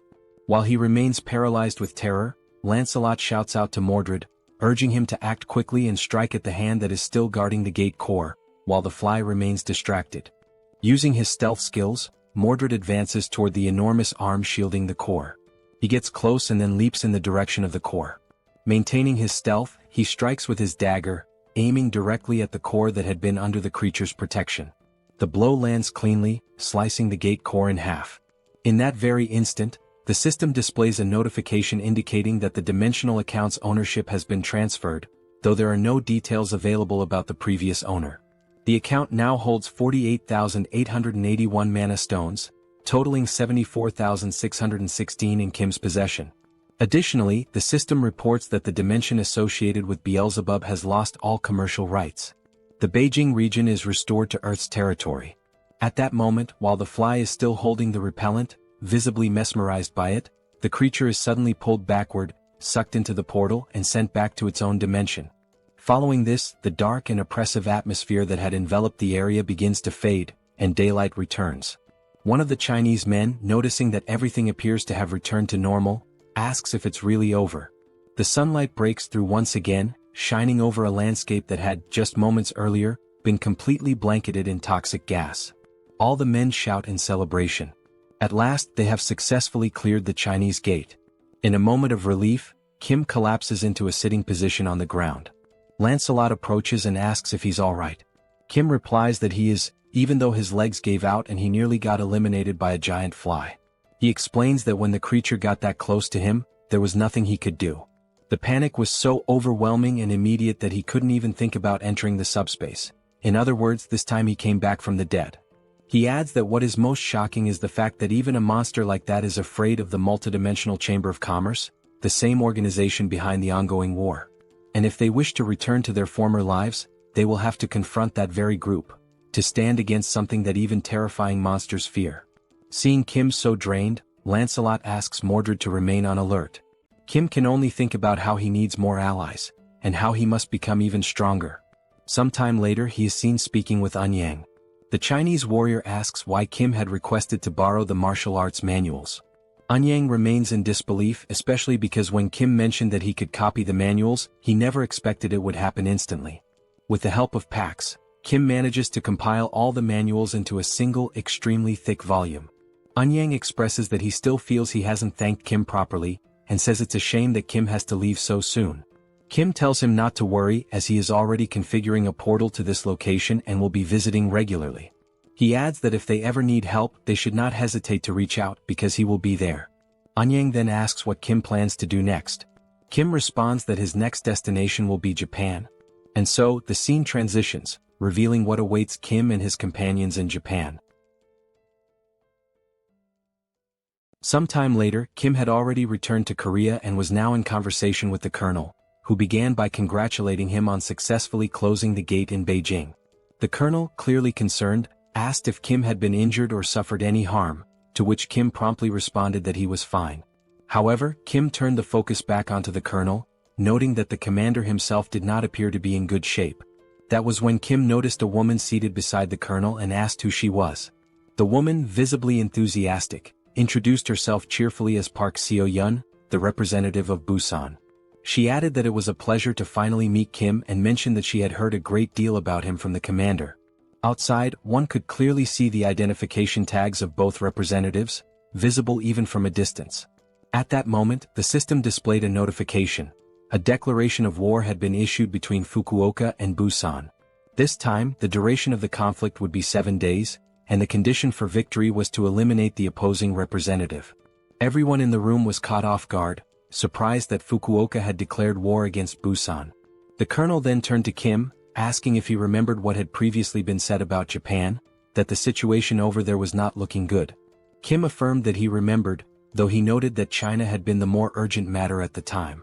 The colonel explained that on that very same day the previous government of Japan had collapsed, and an ultranationalist group known as the Society for the Awakening of Restoration had seized power. As the name implied, this group revered beings from other dimensions and exalted awakened powers. Kim commented that it reminded him of the traitors from the First Corps who ended up turning into goblins. The colonel placed an image on the table and said that it showed the appearance of one of their enemies. Kim picked up the photo and was taken aback. It clearly depicted some sort of fish. He questioned whether they were not humans, to which the colonel responded that most members of the Society for the Awakening of Restoration appeared as fish-human hybrids. That was the only key difference between them and the goblins. Back in Japan there had been no one to stop them. Thus, their influence continued to grow unchecked until they eventually took control of the entire country. The situation escalated just the previous day when Hideki, a so-called assault captain, made a sudden appearance in Busan. Civilians working near the coast witnessed the arrival of the monstrous figure and were bewildered, unsure of what kind of creature it was. The shark-like entity then charged at the group of people, aggressively biting down on them without hesitation. Seo-yun began to explain that Hideki had shown up and immediately began indiscriminately slaughtering civilians. Now, it appeared the group's ambitions extended beyond Japan, with plans to invade other countries as well. And right after these brutal attacks, they issued the very declaration of war that Kim had just seen. Kim felt overwhelmed, struggling to understand how the situation had devolved into such chaos so quickly. Seo-yun explained that no one knew anything about the true nature of the enemy, only that they were fishmen. No one knew their numbers, nor the extent of their powers. What was known, however, was that in only 6 days the fish would reach Busan. The colonel added that attempts had been made to contact military units to recruit awakened individuals, but the turnout had been shockingly low. Kim joked that he finally understood why the colonel looked so unwell. As he thought further, he realized that these humans had also aligned themselves with beings from another dimension. At first glance, they resembled the goblins of the First Corps. However, back then, the most powerful enemies had still been limited to rank 8. Now, it seemed that nearly every enemy was at least rank 7 or perhaps even stronger. Beyond that, they had no intelligence on their enemies, no information about which beings they had formed alliances with. And relying solely on Mordred to gather intelligence was no longer sufficient. Given all this uncertainty, the only rational approach was to assume the worst and begin preparations accordingly. The colonel acknowledged that Kim had just returned from China and was likely exhausted, but he asked nonetheless if Kim would be willing to help with this new threat as well. Without hesitation, Kim responded affirmatively, surprising the colonel with his speed and resolve. Kim then stated firmly that he would do everything he could to stop the enemies. His first question was how many awakened individuals were currently present in their ranks. Then, without hesitation, he opens the subspace and causes a massive stack of papers to appear right in front of him, instantly drawing the colonel's stunned gaze. The sheer volume of documents leaves the colonel speechless for a moment, prompting him to ask what exactly all of that was. Kim calmly explains that it is a comprehensive collection of martial arts techniques, a compilation of manuals he had received from the Chinese. This vast archive contains teachings that could greatly benefit awakened individuals if they take the time to study them. Still in disbelief, the colonel asks if Kim truly intends to distribute such valuable material to the awakened units. Kim confirms that this is indeed the plan, but not only to the awakened units. He states that he will also offer them to anyone willing to lend a hand in the upcoming battles. He emphasizes that what matters now is contribution and cooperation, regardless of affiliation. Then, turning his attention to someone in particular, Kim mentions he has someone specific in mind. He notes that it has been a while since he last saw this person and wonders aloud whether that individual is doing well. He's referring to Mr. Song, the large man who had previously been under mind control. Appearing slightly embarrassed, Song responds that he's doing fine, especially since his unique ability lies in being incredibly durable. Kim, looking serious, mentions that he has a difficult request to make. He asks whether Song would be willing to do him a favor, specifically, something important that will take place in Busan within 6 days. The scene transitions swiftly to the international airport, where James stands facing Kim.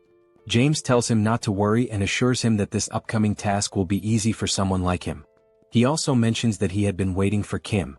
Curious, Kim asks him why he had been waiting. James replies that he once said he would only help if it involved going to the United States.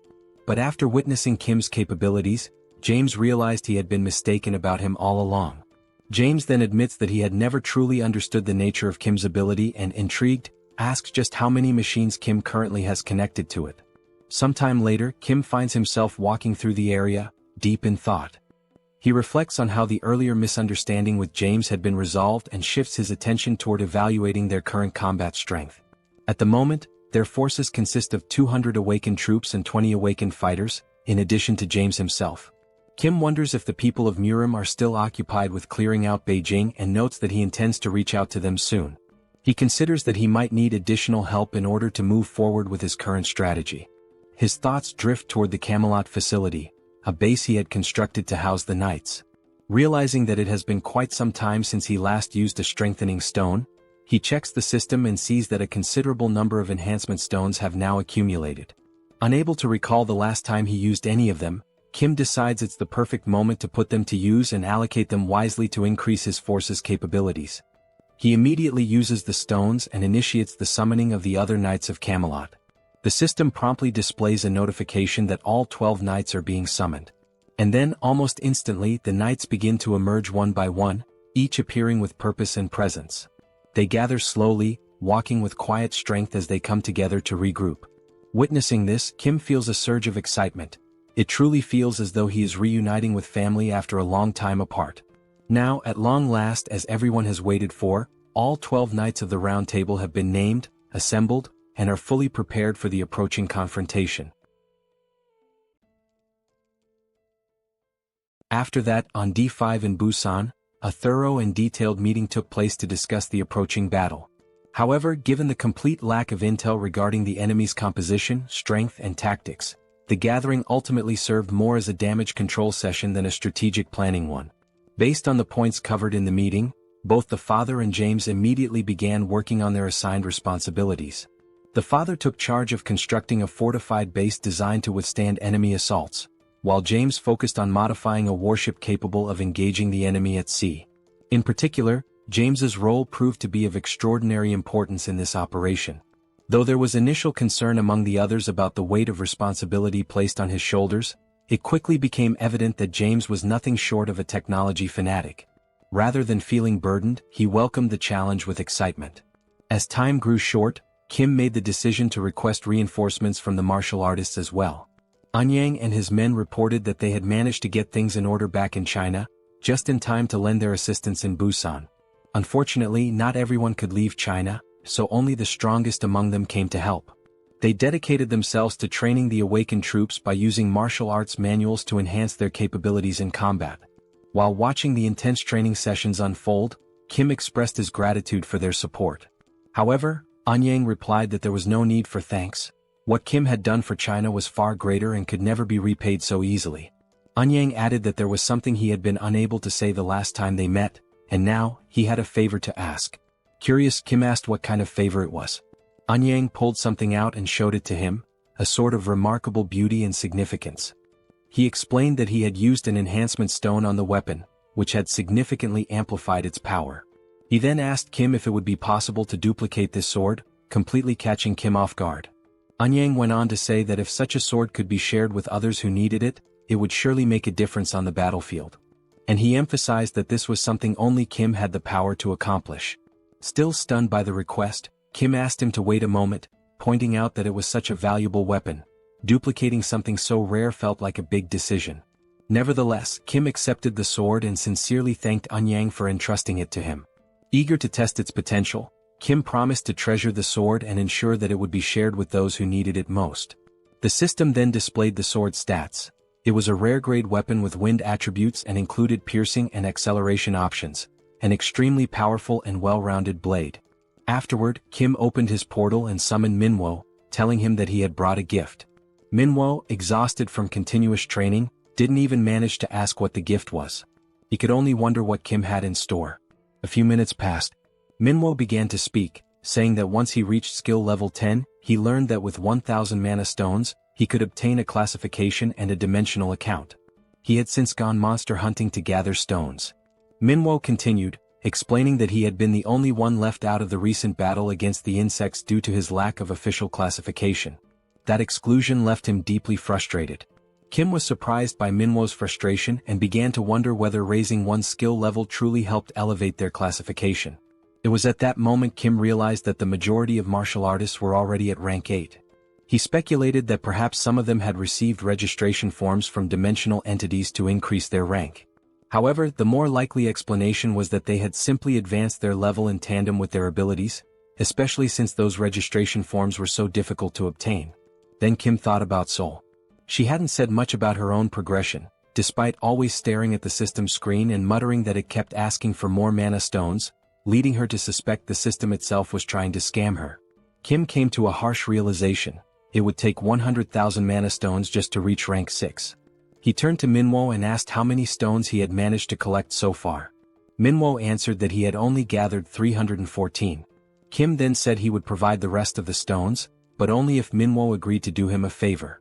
Minwo asked what kind of favor that would be. And so, Minwo joined the upcoming battle against Fukuoka.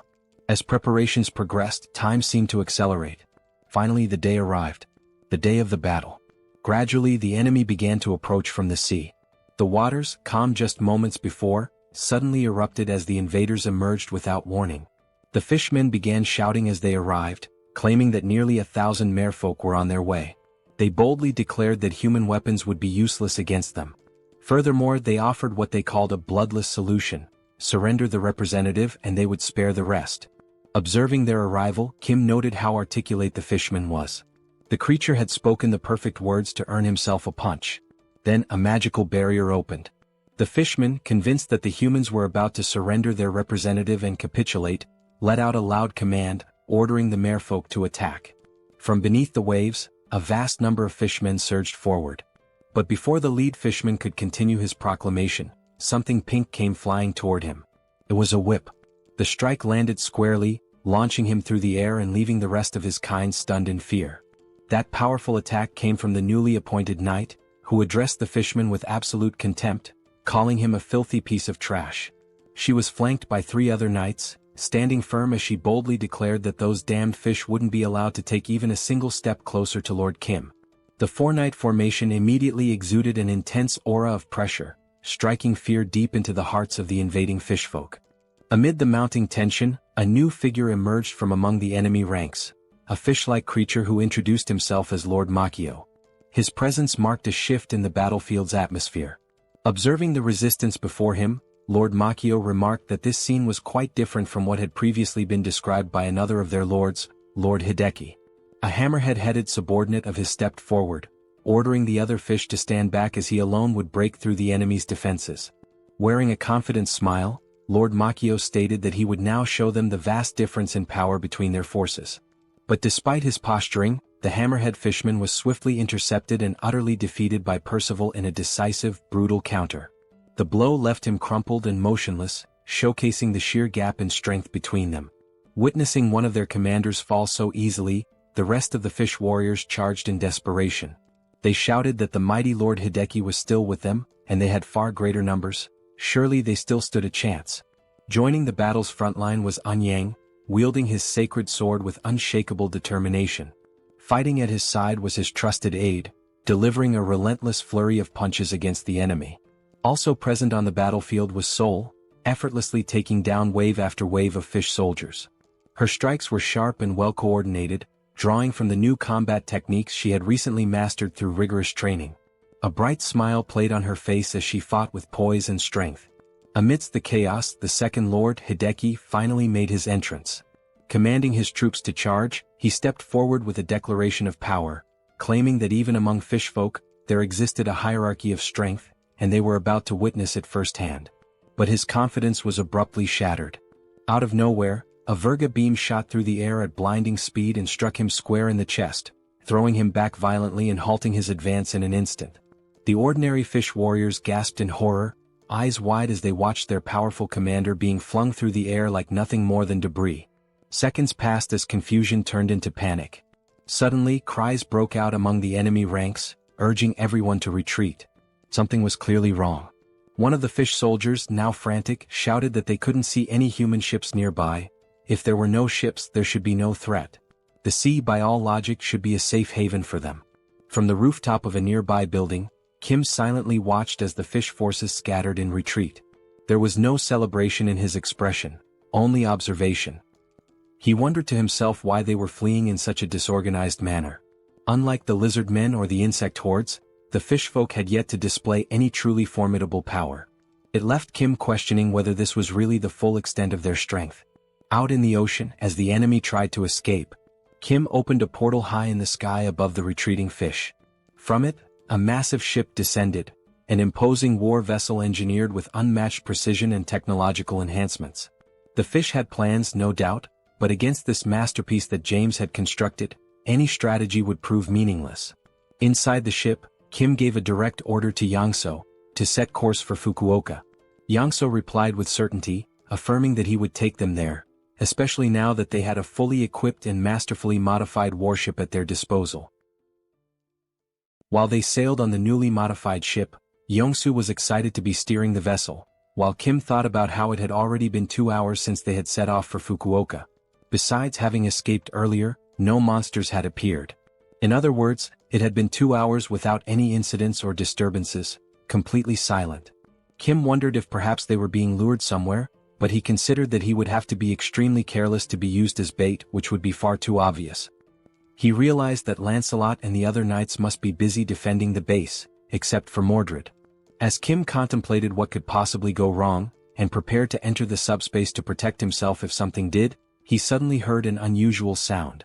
Quickly, he shouted that it was the noise of a strange monster and continued yelling that he had known it was a trap from the very beginning. Outside, on the sea, a giant whale emerged from the water. Kim said that, at first glance, this whale was at least of the same class as the locust, and if it reached Busan, it would cause total devastation, putting Kim on high alert. He then stated that he would try to stop it right there, even though he had no idea how strong it might be. Kim opened the subspace and launched the Eames dimension beams toward the whale. The beams struck the whale, piercing it easily. Then all the other beams also hit, severely injuring the whale. Seeing this, Kim commented that, as expected, the strength of that whale did not even come close to the power of the locust. As the whale sank into the sea, the system appeared, showing that the ownership of the whale's dimensional account had been transferred to Kim, making his current balance 54,827 magic stones. Looking at the system, Kim wondered if it was normal for such a weak enemy to possess a dimensional account and questioned whether this was also part of a bait strategy. Suspicious, he thought about how strong the rank 7 enemies that would appear next might be, but he was ready for whatever came his way, if the enemy had the courage. Or so he thought. About 10 minutes later, Yongsu announced that they had arrived in Fukuoka. Kim was surprised at how quickly they had gotten there. Kim remained cautious since they had crossed the sea without any problems. He had expected to fight the merfolk in the water, but that had not happened. Regardless, he was glad they arrived safely. However, from that point onward, it was completely enemy territory, and he knew he could not lower his guard. Looking up, he saw the giant sign marking the representative of Fukuoka hovering above the heads of the representatives. Seeing that, Kim said that the target, the representative, was more exposed than he had expected, but he did not know what traps or monsters were waiting for him. Kim opened the subspace and said he knew someone who specialized in infiltrating enemy lines. He called Mordred and said it was his turn now, assigning him the mission to infiltrate and gather information about the enemies. Mordred replied that he would carry out the order as commanded by Lord Kim. Then the stealthy knight proceeded to enter the enemy lines without being seen. While infiltrating an enemy facility, he saw 2 monsters arguing with each other. Mordred stopped, intending to listen more carefully. One of the enemies called the other frustrating. The angry enemy said that they had sent 1,000 soldiers but still failed to break through the weak defense in Busan and eliminate the Busan representative. The one reprimanding them was a fat fish wearing clothes, scolding one of the fish who had fled. The fat fish asked why they had failed to complete the mission. Still furious, the fat fish asked where the hell Hideki was and what he had been doing. The fleeing fish said that Hideki had been struck by some gigantic structure and had simply been eliminated easily. The fat fish said that made no sense at all. While the fleeing fish apologized, someone was quietly listening in the background. A man said that apparently they had underestimated the strength of Korea, which had come to help Japan. A large fish security guard said that, in this bidding war, Korea's score had been very high and not without reason.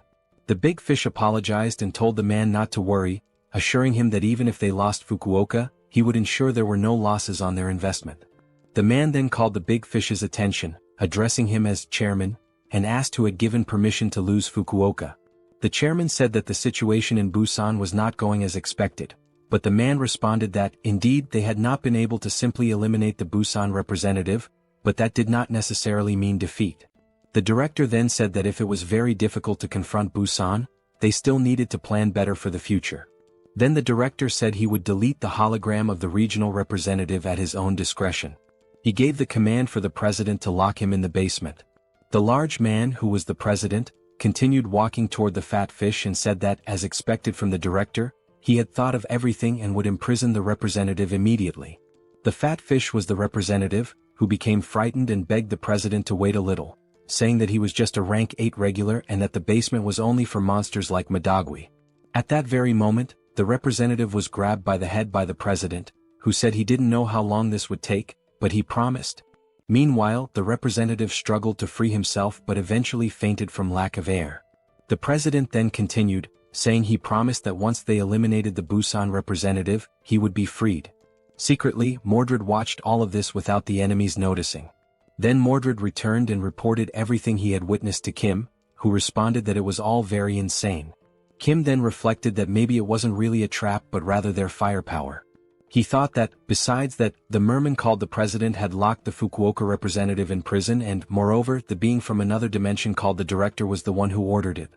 Lost in his thoughts for a moment, Kim realized that the director's hierarchy was above that of the president, which seemed like a confusing structure, a director giving orders to a president. Mordred would not be the type to confuse information. But anyway, Kim said he came to deal with the Fukuoka representative, and regardless of whether it was the director or president, it was none of his business. However, one thing still worried Kim, as the being from another dimension called the director had managed to make the floating text of the representative disappear from the sky. Kim thought that perhaps this director was an exiled mage like the bald Sozen, and he also wondered what kind of creature this Madagwi who was imprisoned underground might be. Kim then realized it didn't matter. What was important was that he should be figuring out how to reach the underground prison at this moment, and that he needed to focus on Fukuoka, not Japan right now. Mordred interrupted Kim's thoughts and said he had brought something from there. He then showed several keys he had managed to take without anyone noticing. From a distance, Kim asked if those were keys and why there were so many. Sometime later they were already unlocking a padlock using the keys. Looking at the gate full of locks, Kim said he now understood why there were so many keys. Before entering, Kim asked Mordred if there were any troublesome monsters locked inside, and Mordred replied that if he had to guess, yes. Because even the representative had mentioned a monster called Madagwi and seemed terrified of being sent to the same place as it. Kim mentioned that even the name Madagwi sounded ominous, but he warned that they wouldn't take any reckless actions. They would only find the Fukuoka representative quickly and leave. Then they entered the underground prison. Kim said it looked like an abandoned hospital or a prison, but it was emptier than he had expected. Mordred made a hand signal indicating for Kim to wait. Kim then asked Mordred what was wrong. But when he looked to the side, he saw a human silhouette emanating a lot of energy trapped inside a cage. Indeed, it was a human chained up inside. Kim was surprised that there was a person imprisoned there. He asked if that person had been tortured and if he was alright, but knowing he didn't know how the man had ended up there and that he was not an aquatic being, it was better to try to talk first. The prisoner had his eyes and mouth covered. So Mordred removed the tape covering his mouth. The prisoner said he had never heard that voice before and asked who was there, and if he was part of the Divine Awakening sect. Kim replied that he was part of no sect but cautiously said he wouldn't reveal who he was. Only if the prisoner introduced himself first would Kim say who he was. The prisoner then said that he had ended up fighting against the sect, and since Kim didn't know who he was, then he really wasn't part of the sect and had no reason to be eliminated. Kim said the man didn't seem like an enemy and mentioned that those he was fighting against were also part of the Divine Awakening sect. Kim then ordered Mordred to release the man from his chains. While Mordred was freeing him, the man thanked them for saving him even though he didn't know who they were. Kim said that humans needed to help each other survive, and the man replied that Kim was a rare soul in times like these of apocalypse and war. Still intrigued, Kim asked if the man was fighting the sect allied with the government. The man answered no, saying that the cult had taken over the government and, unaware of this, he had ended up imprisoned. The man then removed the blindfold from his eyes and said his name was Saito Daichi, just an ordinary citizen. Smiling, he also said that he was the one called the Madagwi monster by the cult scoundrels. Kim is left shocked by the revelation and immediately asks if Saito Daichi is truly the Madagwi. In response, Saito Daichi asks whether Kim has ever heard that name before and, if so, what exactly he has heard. Kim, still suspicious, replies that he had heard the merfolk fear a powerful monster known by that name. Daichi confirms it. He explains that Madagwi is indeed a powerful monster ranked at the 7th classification. However, what the merfolk truly fear is not just the monster's strength, but the heat it emits, an intense energy that practically makes Madagwi their natural enemy. Still taken aback, Kim asks if this heat is Saito Daichi's own ability, considering that he appears to be just an ordinary person. Daichi calmly responds that his ability is not to transform into Madagwi. He then lifts his shirt and reveals something beneath it, a red mark on his body resembling a scar. He explains that the Madagwi is sealed within his body. Kim's jaw drops in disbelief and asks if something like that is truly possible. Daichi begins to explain about the seals. The system indicates that a master seal allows a target to be sealed inside a person's body. However, only one target can be sealed at a time, and the reaction varies depending on the nature of what is sealed. While they eat pizza, Daichi continues his explanation. He says that the larger and heavier the sealed entity is, the stronger the reaction on the host's body. The host will lose strength, become extremely dizzy, and may even faint. This is something he learned the hard way after sealing the Madagwi. He explains that the Madagwi is a monstrous creature of incredible power, immense in both size and strength. He assures Kim that it is without a doubt the strongest rank 7 monster Kim has ever encountered. Madagwi destroyed everything in its path, be it monsters or humans. Nothing could stand before it. Its power was such that no attack could affect it. The only thing people could do was pray that the Madagwi wouldn't pass through their territory. The only thing capable of stopping the Madagwi was Daichi's unique ability. The government was aware of this and carefully planned the sealing of the monster with the help of several awakened individuals. And it was only through their combined efforts that the Madagwi was safely sealed. But the real problem emerged after the sealing. Only later did they realize that the government faction pushing for the sealing of the Madagwi was actually the Divine Awakening cult. But by the time they noticed, it was already too late. The cult had infiltrated by sending in agents who had not yet undergone the merfolk transformation, so no one suspected them. And as soon as the Madagwi was sealed, the cult began killing the awakened. Because the awakened had gathered together to seal the monster, they were all conveniently in one place, making it easier for the cult to eliminate them all at once. This was how the cult exterminated every awakened who refused to join them. Daichi explains that he was one of those who resisted. As a result, they kidnapped him and imprisoned him there. Daichi then bows and thanks Kim for saving his life. Kim replies that such formality isn't necessary and asks what Daichi plans to do next. Daichi says that, unfortunately, he's not sure. There isn't much he can do on his own. He then adds that if it were possible, he would unseal Madagwi and release it upon the divine cult to destroy them. However, if he did that, he too would be caught in the destruction and die. Because Madagwi is uncontrollable and unstoppable, releasing him would result in the total annihilation of Japan. Kim then asks if there are any restrictions or a price to pay for releasing the seal. Daichi responds that there aren't. He simply doesn't release it because he would be in danger, and no one else is capable of controlling the monster. Kim is both surprised and excited, asking if that's really all that's stopping him, giving the impression that he's come up with a good idea. Sometime later within the city, one of the patrolling merfolk senses something unusual. What grabs his attention is a strange, loud noise. But when he looks down, he sees the building housing the merfolk being torn apart from within. The structure appears to be collapsing from the inside. Suddenly, it explodes completely, sending debris flying in all directions and destroying nearby buildings in the process. Amidst the devastation, the dust begins to settle. And from within the cloud of destruction, a monstrous gaze emerges. It is Madagwi, now unsealed, rampaging and laying waste to everything in his vicinity. The merfolk who had been nearby see him and can do nothing but widen their eyes in sheer terror, fully aware that this is the end for them. They are frozen in place, paralyzed with fear, unable to move a single step, still struggling to believe that the Madagwi is truly standing there before them.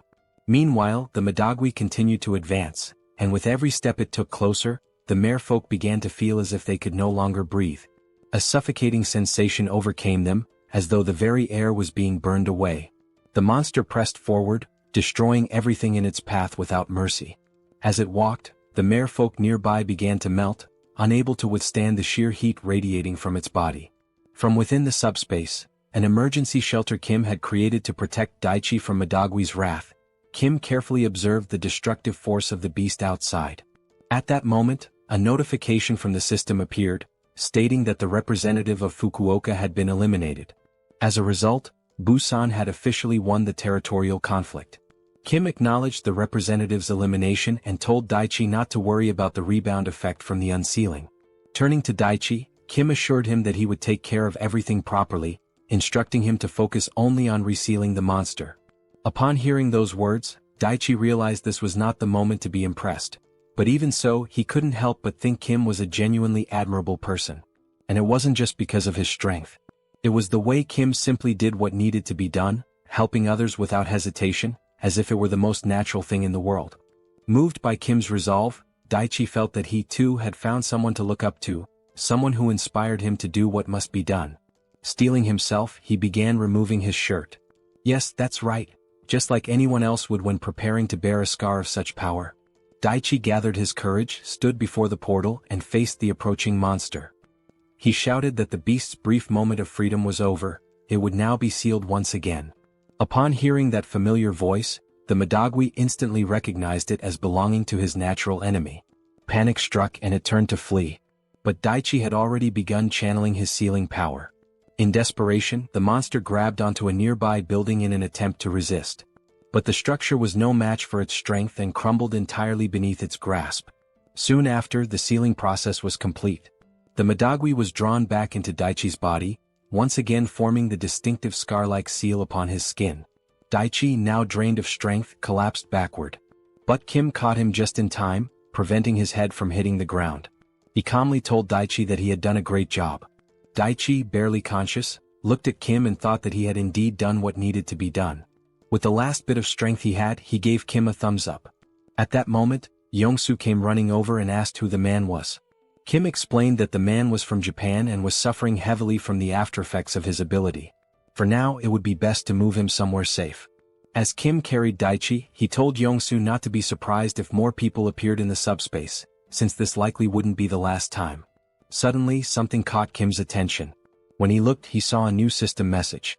The message congratulated him on his victory and instructed him to head to the Japan branch of the Multidimensional Chamber of Commerce for further instructions. Kim recalled the intel Mordred had provided, about a certain manager who held more authority than a president. Something about it seemed like a bug in the system, and Kim began to suspect what might truly be going on. However, before he could finish his train of thought, Yongsu interrupted, reporting that something was ahead of them.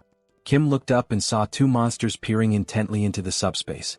What surprised him even more was the fact that, despite the widespread destruction in the city, the area where they stood remained completely untouched, as if protected by some strange field.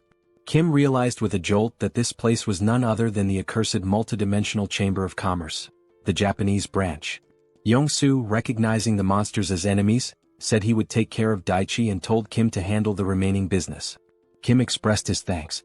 Outside, the two monsters conversed. They noted that the Madagwi had been unexpectedly released, and that the Fukuoka representative had been eliminated, likely the reason for the chaos. Seeing the floating tag above Kim's head identifying him as the representative of Seoul, they quickly realized that he was most likely the one responsible for everything. Then, a notification from the monster's own system appeared, showing that they had just received a fund of 3,000 magic stones. It was the perfect chance to redeem themselves for past failures. As one of the monsters, the president, devoured the stones, the other warned him to ensure the job was done properly this time. He urged the president to make sure the fight was worth the investment. In the background, the president, already a massive creature, began to grow even larger and more monstrous as he consumed the stones. His body mutated with raw energy. Now fully transformed, the monstrous president roared in fury and challenged Kim directly, declaring that he would not disappoint and demanding that Kim face him. After that, the director demanded that the president prove himself worthy of the investment. The president, with a ferocious expression, responded with determination that he would not disappoint. Raising his voice, he let out an earth-shaking roar, attempting to intimidate the enemy standing calmly in front of him. He anchored his feet firmly into the ground, gathering momentum, and then launched himself forward in a powerful leap. Charging with relentless aggression toward Kim, who remained composed, not flinching as the monstrous president barreled toward him. But just as the president closed the distance, a brilliant light emerged from within the subspace. This radiant burst revealed itself to be none other than the mighty spears of Lakis, which shot forth and pierced through the mutated fish-like creature with precision, forcing him down to his knees, immobilized and gasping. The director, witnessing this unexpected turn of events, stood frozen in disbelief. He could not comprehend what had just happened before his eyes. He questioned aloud, perplexed as to how the president could fall so easily and be overwhelmed so swiftly, especially after the substantial investment he had poured into elevating him to the prestigious 7th classification. His confusion was palpable, unable to fathom the failure after boosting his power. Then a system notification appeared, announcing that Kim had received 14,000 magic stones. The timing of the message puzzled Kim, for he had not yet finished off the president, who remained alive, albeit gravely wounded. Kim's attention was then drawn back to the director, who began speaking, remarking that, frankly, Japan used to be stronger.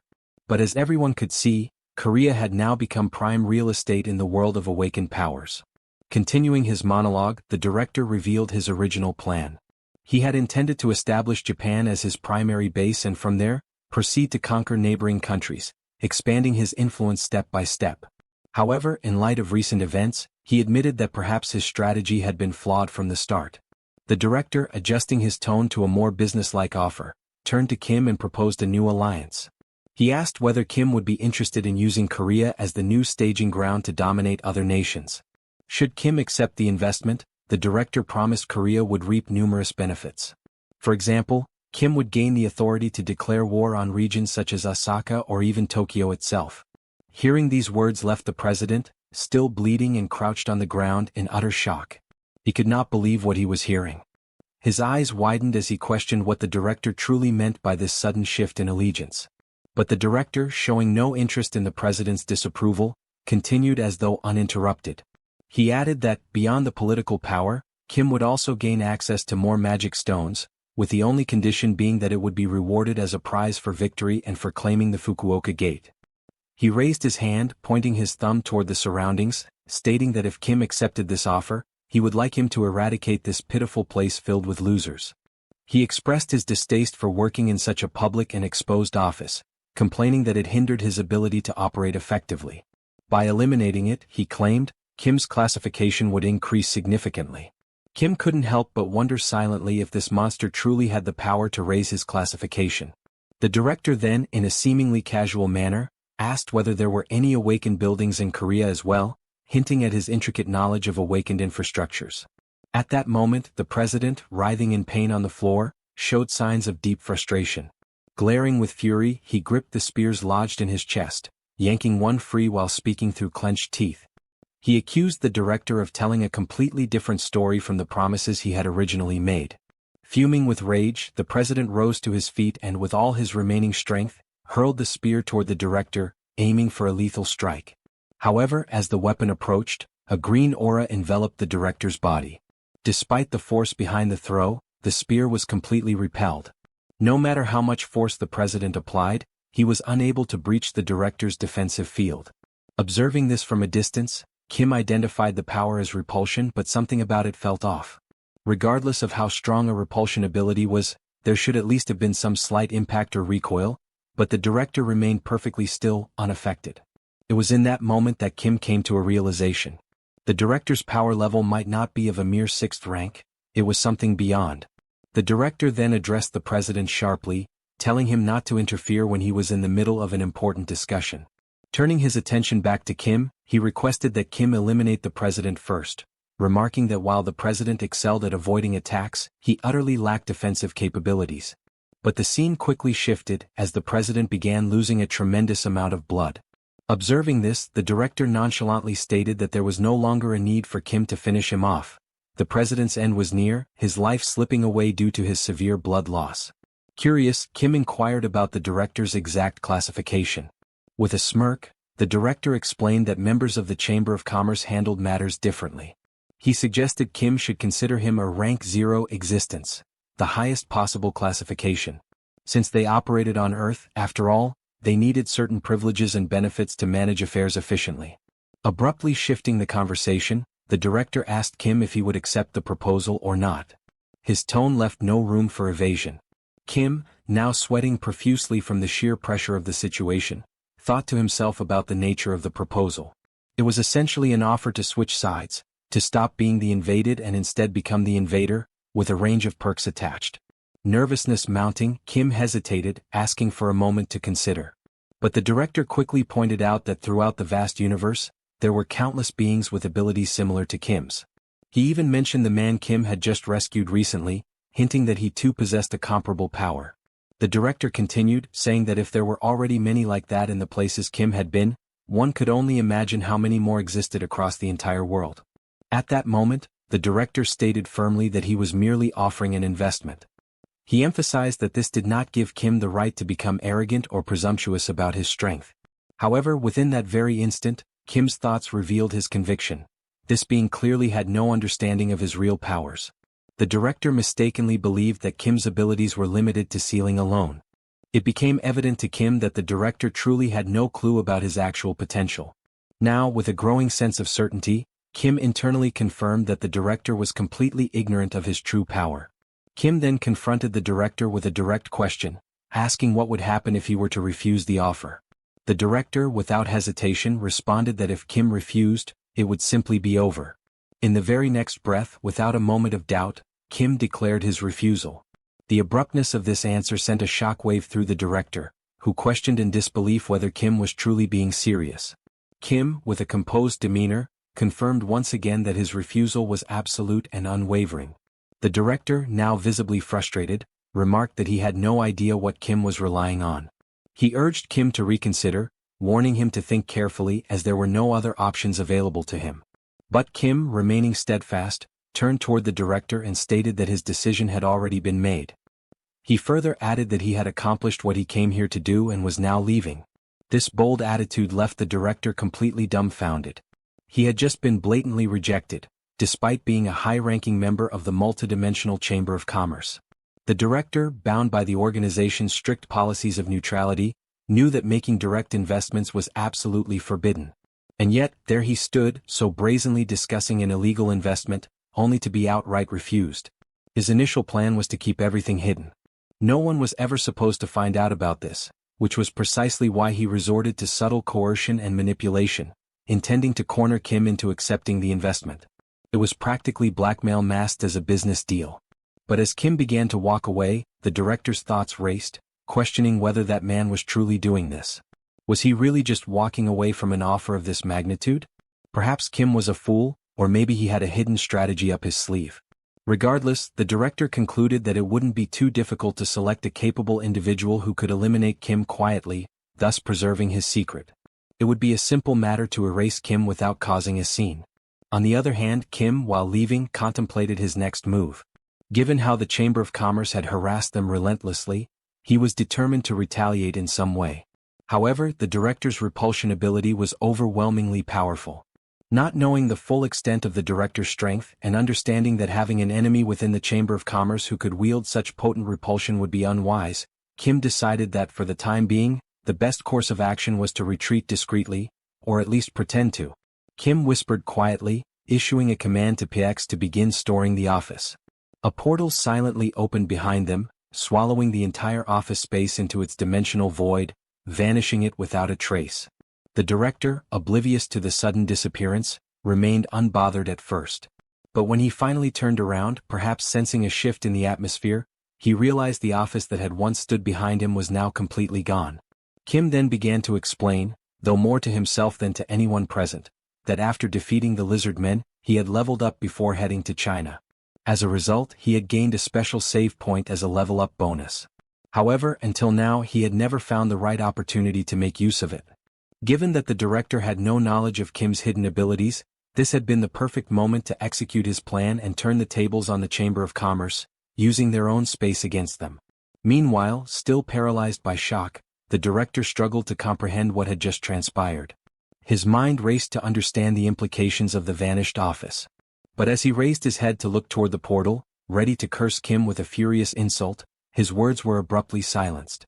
In that very instant, his head exploded without warning, as though it had been obliterated by an unseen force. The sheer suddenness of the explosion left the president, who was still pinned to the ground with spears, utterly speechless. Kim, too, stood in absolute astonishment, baffled as to how the director's head had simply burst apart on its own. Now, lying on the ground before them, was the lifeless body of the president, his chest riddled with spears, and beside him, the headless corpse of the director sprawled motionless. The president turned his gaze one final time toward the director's fallen body and muttered words of disillusionment. He spoke with a bitter tone, realizing that, in the end, the director was nothing more than a subordinate. From the grand perspective of the vast universe, he had been utterly insignificant, a mere pawn in a much larger scheme. These were the president's last words. With that, his life faded away. The system interface appeared once more, informing Kim that a new dimensional account had been transferred. The accumulated total of magic stones now reached nearly 72,000. As Kim stood there, surveying the aftermath of the battle, the chaotic scene seemed to settle into an eerie silence. With both his enemy and the Chamber of Commerce member lying lifeless, it seemed at last that peace had returned to the area. Yet, despite the apparent victory, Kim remained frozen, his thoughts consumed by confusion. He questioned what on earth had just occurred and whether this bizarre outcome had been his fault for storing the office. He wondered anxiously whether his own head might also explode at random, a chilling possibility that left him with a slight sense of regret for having made the decision to store the office in the first place. But no matter how much his anxiety grew, there was nothing he could do about it now. The primary threat had been dealt with, albeit in the strangest of ways. For the moment, Kim decided it was best to process everything step by step, rather than overwhelm himself with panic. He considered that perhaps the best move would be to return to Busan first and consult with Lancelot about what had just happened. Surely, Lancelot would be able to provide insights into this unprecedented situation. But at that precise moment, something caught his attention. A system notification appeared, indicating that a significant system update had been detected due to the contents that had been stored. Reading this message, Kim's mind could only produce a single thought. With an awkward, somewhat perplexed expression, he realized that perhaps storing the office had been the right move after all. After accepting, the system displays that the update is currently in progress. Meanwhile, in another place within the subspace, Saito Daichi is taken aback by the scene before his eyes. He sees Kim standing there again inside the subspace, and the thought immediately crosses his mind that it has not been long since Kim sealed the Madagui. To him, it should be impossible for Kim to have completed such a task so quickly, and entirely on his own at that. Kim asks whether Saito Daichi is doing well, and at that moment, Daichi's eyes light up, as if only now realizing just how remarkable Kim truly is. Even though Kim is from another country, he came here, helped them, and did everything for the sake of Japan. Daichi calls out to Kim and expresses his gratitude for all the assistance, stating that he has recovered and is now about to leave. Kim is slightly surprised by how quickly he wishes to depart, but Daichi explains that, despite the help in defeating their enemies, there are still many pressing matters that need to be dealt with. He explains that Japan has lost 9 out of 10 bidding competitions. With clear frustration over the situation, he adds that even at this very moment, other awakened individuals are out there fighting monsters, risking their lives in the process. He points out that even Kim, a foreigner from another nation, has come here to fight, so he too should go out there and follow Kim's example. Daichi mentions that he had been the representative of Yokohama, but the text confirming this had vanished and could no longer be seen.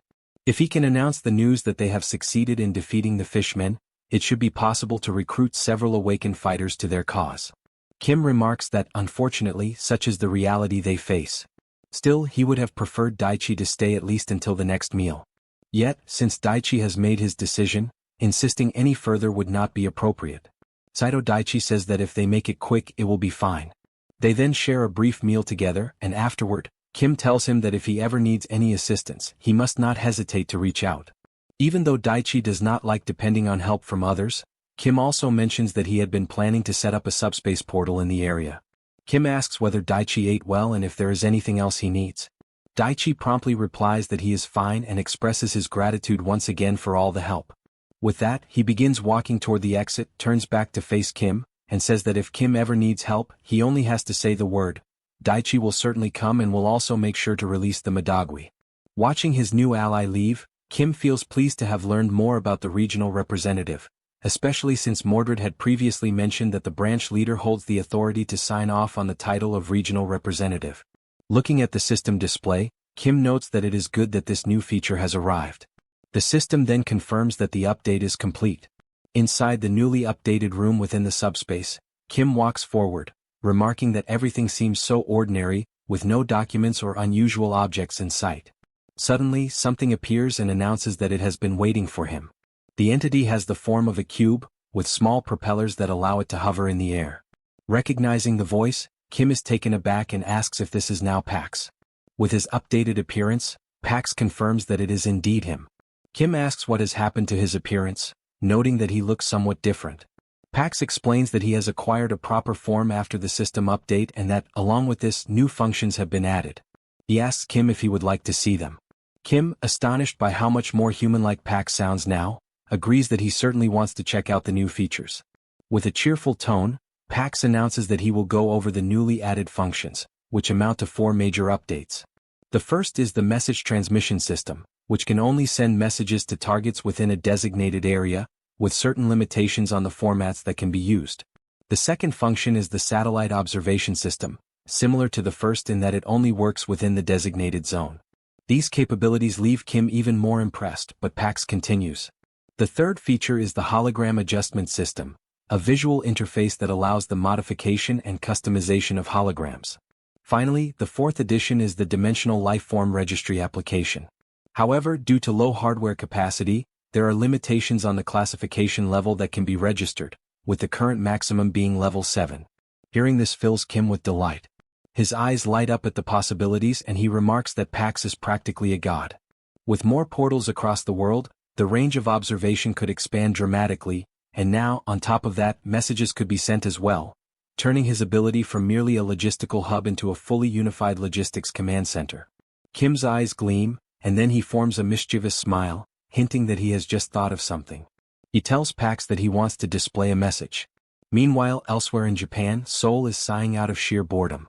She complains that Kim had told them to be prepared, yet there were so few enemies remaining that the battle ended before she could land even a single punch. Especially considering the presence of the newly arrived knights, had they even relaxed a little, she could have at least warmed up against these weak foes. She remarks that, had she known things would turn out this way, she would have traveled to Japan without Kim, whom she mockingly refers to as number 3. While she continues to grumble, complaining that she is bored to death and wondering when Kim will return, she hears a voice from below calling out that she is amazing. It is Eun-yang standing on the ground, exclaiming that the system has finally recognized her potential and asking when she had managed to climb so many levels so quickly. At first, she has no idea what he is talking about, until he tells her to look up. When she finally tilts her head skyward, she sees a message hovering in the air, announcing that she is now at level 999, the strongest in the entire world. She freezes in place, staring at the glowing letters for a long moment without uttering a single word. For reasons she cannot logically explain, she instantly knows this is Kim's doing, and the realization fills her with fury. At that exact moment, she decides it is indeed the perfect time for Kim to come back. Aboard the ship, Kim waves cheerfully, announcing his return. He also knows that, regardless of nationality, race, gender, religion, or culture, every sibling in the world possesses the supernatural ability to sense the murderous intent of their brother or sister. When his eyes fall upon Seoul, he sees a red aura boiling with rage, more intense and dangerous than that of any recent enemy he has faced. Realizing there will be no escaping unscathed, Kim quickly tries to divert her attention, producing a form from his belongings in the hope that she will ignore everything else. It is a level 7 registration form, but it carries a specific requirement, that the group must have at least 50,000 members before registration can be completed. After receiving a thorough beating from his sister, Kim admits he believed the form would be enough on its own, but he himself had not realized there was such a prerequisite of 50,000 members. Seoul demands to know exactly what this 50,000 members requirement means, and Kim replies that he will ask Pax for clarification. Pax then appears and announces that he will explain. Seoul also notices the change in his appearance. He proceeds to describe how the system includes a function that allows the creation of groups, enabling someone to establish a group and recruit members into it. Once registered in a group, members cannot join any other group or create separate ones. Seoul asks if, in order to raise the group's level, they must actually gather all 50,000 people, and Pax confirms that this is indeed the case. Once again she grumbles, declaring that the idea is insane. How on earth are they supposed to find 50,000 people? Kim tells her to wait a moment, explaining that he has a method to gather the required number. Elsewhere in another location, a ruined city stretches out under a gray sky, its streets littered with debris and broken structures. In the middle of the destruction, a massive foot slams down, belonging to a hulking creature that resembles an orc. The orc catches a strange scent in the air. When it turns toward the source, it notices a thin trail of blood smeared across the cracked pavement. It follows the trail until it discovers an injured human, attempting to remain hidden among the rubble. The creature chuckles, confident it has found its prey with laughable ease. The man is paralyzed with fear, unable to move. A sudden spray of blood splatters across the ground, soaking the shattered stone beneath them. The man had squeezed his eyes shut, unwilling to witness what was about to happen to him. But when he slowly dares to open them again, he sees the orc lying motionless on the ground, lifeless, with a sword embedded deep in its back. Cautiously he steps forward to understand what just occurred. As he draws closer to the fallen weapon, a system notification materializes in the air beside it. A web notification informing him that a powerful sword has been delivered to his current location. Almost immediately, another message appears inviting him to join the group, PAX FC, a group that comes with certain benefits. And so, the clever nature of Kim's plan to recruit people becomes clear. Now that PAX had been updated after absorbing the Japanese branch of the multidimensional Chamber of Commerce, not only had he gained new abilities, but his artificial intelligence had also become significantly more advanced. Thanks to this upgrade, the satellite surveillance system was now able to clearly distinguish between enemies and allies within the operational range of the portal. It could evaluate situations in real time and provide whatever was needed, using this power as a means to assist others.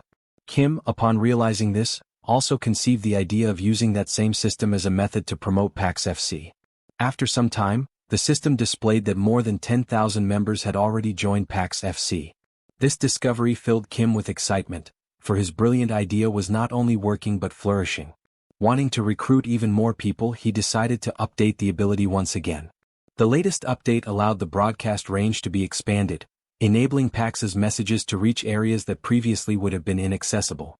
The system reported that 8,000 magical stones had been consumed during the upgrade and that both the communication range and the transmission speed had increased fivefold. With this improvement in place, Kim departed together with Yongsoo to install additional portals, beginning their journey with a trip to Busan, accompanied by his personal pilot. After successfully installing the portal in Busan, and just as they were on their way to Gwangju to establish another one, PAX suddenly appeared, reporting that a problem had arisen.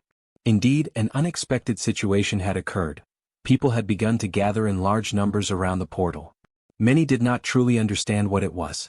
Some even assumed that PAX FC referred to a football team. Observing the swelling crowd, Kim reasoned that the situation did not appear too dangerous at the moment, but if the number of people continued to grow, it could quickly become one. In that case, he resolved to request the colonel's assistance, asking the military to help manage the portal. Kim explained that outside the portal's range, blind spots were inevitable. He emphasized that if this task were too burdensome for the military, the colonel was free to decline. However, the colonel became visibly enthusiastic, declaring that the idea was excellent. His eyes gleamed as he proclaimed that this was the very first step toward rebuilding a nation, the precise duty that a soldier ought to fulfill. He promised that he would give the order for the units to begin immediately.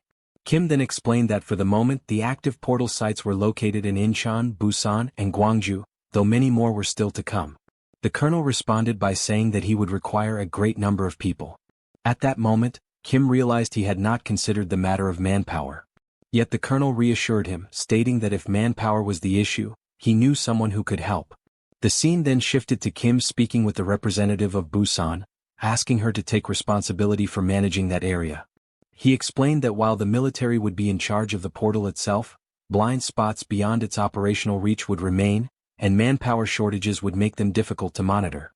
As they walked together, he elaborated further, explaining that he needed her cooperation to oversee the areas surrounding the portal in collaboration with the military, promising to provide all the necessary supplies for the effort. Upon hearing this, she responded that it sounded fantastic. Seizing the opportunity, Kim then asked if she would also like to join PAX FC. Through the cooperation of the military and local awakened individuals, the shortage of manpower was resolved, and the chaotic surroundings of the portal gradually began to stabilize. At the site, soldiers were giving clear instructions. No one was to push forward and distribution would proceed one box per person in strict order, so patience was required. As they handed out supplies, they repeatedly announced that these provisions came from PAX FC, adding that anyone who joined would receive even more the following day. Through such promotional efforts carried out here and there, the system soon indicated that the number of members had surpassed 40,000. Kim's expression twisted into something almost psychotic, for everything was unfolding even better than he had planned. Now, only 10,000 more members were needed to reach level 7. Interrupting his moment of exhilaration, Pax appeared once more, reporting that another problem had been discovered. He explained that he had detected a being from another dimension, one that showed no intention of attacking, and asked what action should be taken. Kim was astonished, questioning whether it was truly possible for a dimensional being to exist without hostility. The scene then shifted to the introduction of this unusual creature. It was small, fluffy, and undeniably cute. Facing it directly, Kim attempted to identify its species, and realizing this, the tiny furry being began to cry, pleading for Kim to spare its life. Astonishingly able to communicate in a manner similar to a human, the little creature begged, insisting that it had nowhere else to go and promising that it would remain hidden, causing no trouble to anyone. Only then did Kim recognize that the creature was indeed peaceful. Kim stated that he wished to hear its story and suggested that they sit and talk for a while. The adorable creature was deeply moved by the human's attitude. While they were speaking inside, the little creature explained that his dimension had been destroyed by an invasion. While searching for refuge, he had managed to infiltrate during a migration toward Earth. Nibbling on some cookies as he recounted his tale, he revealed that his name was Solon and gradually told the entire story of how he had ended up there. Kim realized that the account could very well be true. After all, Earth itself had also suffered invasions from other dimensions. It was entirely possible. If Earth failed to defend itself, humanity too would eventually become nothing more than refugees. Kim asked whether Solon had come to Earth alone, and this question made the small, fluffy creature cry once again. Still sobbing, he clarified that he had not come entirely by himself. In the beginning there had been many companions. He recalled how he had been their leader and had devised a plan to lead them to a mountainous area to establish a settlement. Unfortunately, it had not been a safe zone. Because of his misjudgment, many had been killed and devoured by monsters, and the survivors had scattered. He explained that they were probably still hiding somewhere, but emphasized that they all possessed a heightened sense of smell. This detail piqued Kim's curiosity. The little one confirmed it, explaining that their keen olfactory ability allowed them to evade detection by monsters. To demonstrate, Solon sniffed the air and declared that there was the scent of a goblin coming from the third floor of the building next door. Kim was left stunned by such a remarkable ability. To be absolutely certain, Kim asked if he might verify the claim. He opened a portal and summoned Mordred, instructing him to investigate the building for goblins. Whether or not to kill them would be Mordred's decision. Only a few seconds later, Mordred returned, carrying the severed head of a goblin. He reported that the goblins had attacked him the moment he appeared, which was why they had been eliminated. Impressed by the speed and precision of the execution, Kim reflected that this was exactly how Mordred operated, efficient, direct, and swift as expected. Kim then considered that, while the result was not entirely surprising, it was still perplexing. Nevertheless, this new companion was astonishing in his own right, for he could identify goblins solely by scent. As Kim glanced back, he noticed the small creature now crying because the cookies had run out. It struck Kim that this ability was essentially a kind of wall hack, but at the same time dangerously exposed, since it left them vulnerable to sudden attacks from other monsters. Kim extended his hand and acknowledged that he could not pretend to fully understand the pain of losing so many companions. However, he reminded Solon that humans too had suffered greatly from invasions, which made both of them victims of similar tragedies. Therefore, Kim asked whether he might like to live with him, proposing a mutual arrangement. Kim would help him find his missing friends and in return, Solon would lend his assistance.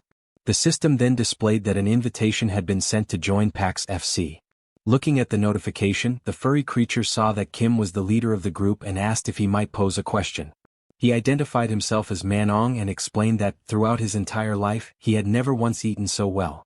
Filled with gratitude, he submitted a request for his entire Manong tribe, more than 10,000 members, to join PAX FC. For a brief moment, Kim was rendered speechless by the sheer number. Then his eyes gleamed with astonishment and delight. He had never anticipated so many Manongs, and with their addition, the total instantly reached 50,000 members, enough to achieve level 7 immediately. He considered it a stroke of luck that might never be repeated and gladly joined forces with the Manongs. The system confirmed that together they now possessed 50,000 members. At that time, everything seemed marvelous. Yet Kim had not realized that this also meant he would now have to locate the 10,000 scattered Manongs. And thus began Solan's journey to reunite with his lost comrades. As they walked, Kim remarked that the initial search would begin in the mountain where Solan had first attempted to establish a settlement. Riding on Kim's shoulders, Solan admitted that he would only truly recognize the place when he saw it again. After some time, they arrived before a mountain, and Solan affirmed that this was indeed the very location. Kim recognized it as Mount Sirak, well known for its treacherous and difficult terrain. But this would not be an obstacle, for he had access to a helicopter and intended to survey the area from above. Kim asked whether Solan could detect the scent of any of his companions. At that moment, Yongsu explained that the steep, jagged rocks made landing impossible. Moreover, the strong winds from the rotor blades scattered the aromas, making it impossible for Solan to smell anything accurately. Thus, they were forced to return to square one, but now with greater preparation. Equipped and ready to climb the mountain, Kim commented that the journey would likely be dull and that it was the perfect time to have a partner for conversation. He opened a subspace portal and summoned their old acquaintance, Lancelot. The very first question he posed was whether Lancelot enjoyed hiking. Lancelot confirmed that he did, while inwardly reflecting that this was what humans called socialization. Already anticipating such a response, Kim continued to ask Lancelot various questions as they ascended, seeking to learn more about his life and his past. Lancelot eventually admitted that he could tell his story, though it was not, by any means, a happy one. From vast plains to dense forests, from hidden mountain ranges to the depths of the ocean. This dimension, home to a vibrant ecosystem, is known as Avalon. It is a world where countless creatures coexist, and where the inhabitants of Avalon have learned to endure and survive in the constant presence of monstrous threats. The fundamental skills required for survival were hunting and gathering. Even children, barely learning how to speak, already carried rudimentary hunting tools, and naturally the people of Avalon evolved into a warrior race. And yet, despite the ever-looming menace of monsters, the people of Avalon managed to push their civilization forward. Through this progress, monsters no longer posed the same overwhelming danger as before. However, with this advancement came a new trial: war. The strength that had been honed to combat monsters was turned inward, against their own kind. The struggle for survival twisted into bloody conflicts over power and territory. After centuries of civil war, when the people were weary and broken, a young knight rose to the occasion. Through peace and diplomacy, that knight put an end to the endless fighting. This knight, who preached love above all else, was cherished by everyone and was crowned king. His name was Arthur. To those scarred by violence, suffering, and poverty, Arthur offered forgiveness, compassion, hope, and laughter. He summoned knights renowned for their valor on the battlefield and ensured that their swords would never again be raised in war against one another. Arthur declared that the sword, once forged for destruction, would henceforth serve only to protect Avalon. Thus, the 12 Knights of Camelot were formally anointed. Together, these knights repelled invaders and defended Avalon with unwavering courage. Under their protection, Avalon flourished more than ever before. Then, on what seemed like an ordinary day of fending off invasions, an extraordinary threat emerged. These new invaders were black magicians from the dimension of Barnaul, and they were unimaginably powerful. From that moment onward, the Knights of Camelot were bound to cursed relics, and Avalon itself fell under a terrible curse. Stepping out of the flashback, Lancelot explains that this was how they became the undead, condemned to continue existing even after death. He then asks Kim if that sounds like a joyful story, to which Kim responds that it is indeed far from uplifting. With his small companion resting on his shoulder, Kim tells Lancelot not to worry about his reaction, but that he needed to hear the complete story at least once. Yet deep inside, Kim is shaken, for an entire dimension as strong as Avalon had collapsed completely. Such a fate is not spoken of lightly, for it meant families, friends, everything one knew, vanished in its entirety. Kim apologizes to Lancelot for making him recall something so painful. However, he also reflects that his own family and world are still safe, so he should not pretend with hollow compassion. In that moment, Kim grows nervous, struggling with what to say to Lancelot. Sweating with unease, he asks if there might be any possible way to restore Avalon. Realizing that this question is as futile as asking if one can bring the dead back to life at their own funeral, Kim feels utterly useless for having cast such a heavy shadow over the mood. Yet, Lancelot respectfully answers Mr. Kim, telling him that it is not possible and that he knows of no method to ever reach Avalon again. He explains further that the multidimensional chamber does not open portals to anyone except the invaders. Besides, reviving the dead is something he has never even heard whispered of. Kim apologizes once more, but Lancelot acknowledges that he understands the intention behind his words. Then Lancelot says something that leaves Kim momentarily speechless. He reveals that his obedience is indeed a result of the curse, but beyond that he also possesses genuine feelings. And the mere fact that Kim is not an invader is enough for him. He explains that it has been that way from the beginning and most likely the other knights feel the same. At this, both Kim and Lancelot exchange words of gratitude with one another. Just then Solon catches a scent and asks them to pause. A patch of grass nearby begins to stir, and soon another Manong emerges. Upon seeing one of his kin, Solon leaps with excitement and embraces his comrade warmly. The comrade anxiously asks if Chief Solon is injured in any way, but Solon reassures him that he is unharmed, explaining that he encountered kind people who promised to help them. That was why he returned, to reunite with his lost kin. His comrade then turns to Kim and expresses deep gratitude. He goes on to declare that he will also help, and that he knows where some of the missing Manongs are hiding. Hearing this, Kim is filled with excitement, realizing how much time this will save. He thinks to himself that from here, it will simply be a matter of climbing the mountain in search of the Manong tribe. One Manong will help locate another who will then lead them to even more, creating a chain until the tribe is whole again. But things do not go exactly as planned. A week later, Kim is completely drained in every sense. Only after that long and exhausting time is he finally able to gather all 10,000 members of the Manong tribe. Exhausted and moving like an old man, Kim tries to recall how many mountains he has climbed over the course of the past week, all while wondering why the Manong seem to have such an attachment to mountains. He once again expresses his happiness at being able to help them reunite, and tells them that he will create a portal to make it easier for them to remain on that mountain. He explains to the tribe that if a monster ever appears, they simply need to escape through the portal, and in addition if they are ever in need of supplies, they can retrieve what they need directly from it. The Manongs express their gratitude, admitting that they do not know how they could possibly repay such generosity. Kim tells them that thanks are unnecessary and instead asks them to continue doing what they do best, using their extraordinary sense of smell. Yet Kim also wonders if there is perhaps something else they might help with. The system then notifies him that the fierce trackers of the Manong tribe are now available for deployment. At that moment, with all the energy and excitement he can muster, Solon, the leader of the Manong tribe, raises his voice to rally his kin, calling on them to demonstrate exactly what the Manongs are capable of. He orders them all to flare their nostrils wide. And so, the Manongs begin working side by side with the humans, using their keen senses to track down hidden monsters. They lend their aid to Manhwa as well as to Seoul, allowing them to uncover enemies that would have been otherwise impossible to detect. The sense of smell possessed by the Manong tribe proves to be truly extraordinary. Within only a single week of their alliance, reports of damage caused by monsters drop drastically. Watching all of this unfold from within the system while casually eating a bag of chips, Kim remarks that even though it may be impossible to completely wipe out every last monster, the fact that casualties have decreased is already more than enough. Things are definitely more stable now than they were before. Yet something still gnaws at him, keeping him unsettled. Now that he has reached level 7, secured an alliance with the Manongs, and witnessed a sharp decline in enemy activity, it feels like exactly the kind of moment when something catastrophic is bound to erupt. And right then, Pax appears, agreeing with what Kim has just said, announcing that new documents from the Chamber of Commerce have just arrived. For a brief moment, Kim feels a rush of pride, assured that his intuition never lies.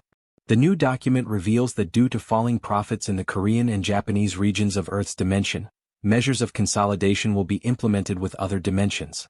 Expecting it to be about expansion or new opportunities, Kim realizes instead that it concerns the consolidation and merging of dimensions.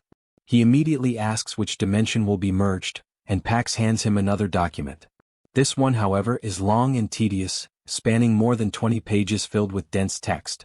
Knowing how to make use of Pax's AI capabilities, Kim asks Pax to summarize it for him. Recognizing the importance of the information, Pax summons the other members into SUBSPACE to share the news. Pax then begins to explain that the Chamber's objective seems to be twofold. First, to increase revenue in Korea and Japan, and second, to reduce the number of level holders. To achieve this, the continent of Elvenheim will be relocated to the Pacific region and forced into battle. After that, an official warning for Korea and Japan will be issued within 7 days. Upon hearing this, Seoul raises a question. If it is only 7 days away, what is the point of sending an advance warning? Kim clarifies that this is an internal chamber document, one they received early thanks to their control over certain facilities. In short, it means they will soon be forced to fight again. But in the background, Joy raises a troubling thought. She recalls Pax mentioning that it would be a forced battle, and asks if this means the inhabitants of Elvenheim are being compelled to become invaders. At that moment, Kim realizes that their probable enemies might also be unwilling victims, dragged into a war they never chose. This sparks the thought that perhaps there is a chance to clear up the misunderstanding and prevent an unnecessary conflict. Lancelot joins the discussion, telling Master Kim that he is not wrong in his reasoning, but that there is currently no way to establish contact with the people of Elvenheim. He explains that they must physically go to them in order for the battle notice to be delivered. He warns that they have no idea when Elvenheim will be transferred, and in the worst-case scenario, it could happen at the exact moment the official warning is released, immediately provoking them into combat. Pax reassures them that this is not the case, explaining that Elvenheim has already been relocated to the Pacific, and only the formal warning remains, which will be issued in 7 days. Kim states firmly that there is no time to waste. Joy, however, raises another concern, pointing out that there is still a chance that the people of Elvenheim may not see things as they do and may in fact desire war. She adds that it is also possible they might be similar to the primitive creatures they once encountered in China. These possibilities leave Kim deep in thought about what step he should take next. But after a moment of reflection, he declares that he will only decide on a course of action once they arrive. The scene shifts to a beach covered in dark sand. The landscape, though striking at first glance, carries an unsettling air for 2 young elves with golden hair who have just arrived there. One of them remarks that, despite the dirty and gloomy appearance of the place, it still feels preferable to their homeland. As they walk along the water's edge, the young female elf comments once more on how filthy the place looks, yet admits that even so, it is not as unbearable as returning home. Her companion nods in agreement, reflecting that perhaps there are even filthier and more unpleasant places scattered across the vast universe. However, since neither of them has ever set foot beyond their realm, Elvenheim, they have no way of confirming such assumptions. Curiosity eventually takes over the boy, and he crouches down, reaching out to touch the water. As his fingers skim its surface, a faint, luminous blue glow radiates from his hand, a sign that immediately attracts attention. An older elf notices the display, approaches with disapproval etched across his face, and sternly demands to know what the boy thinks he is doing. He reminds them in a sharp tone of the supervisor's strict orders: nothing is to be done on Earth. Startled, the young elf stammers in response, insisting it was nothing, that he was merely playing around. The elder, unconvinced, reprimands them firmly, stressing that they had been clearly instructed to be cautious in every single action. Even the act of purification, he warns, requires express prior permission. Intimidated, the 2 children fall silent under his reproach. From a distance, another elven figure keeps watch, ensuring the rules are upheld and no further mistakes occur. Hidden further away, Kim observes the entire scene unfold with careful attention. Inside a command room, Kim discusses the situation with Lancelot. Together, they observe that although these beings are elves, the environment around them still looks appallingly dirty. Lancelot adds that it appears the young boy has just purified the ocean itself. Intrigued by the term, Kim asks what exactly purified means. Lancelot explains that purification is a natural and unique magical ability belonging to elves, used to restore balance and vitality to nature. He points out that while elves are famous for their combat prowess, this ability is what truly sets them apart. Hearing this, Kim concludes that although elves may look fragile and unreliable, their powers also reveal that they might not be inclined to fight when approached without hostility. Back on the beach, the elder elf suddenly notices something unusual and wonders what it could be. The leader of the group, quietly reflecting, considers the nature of the humans around them.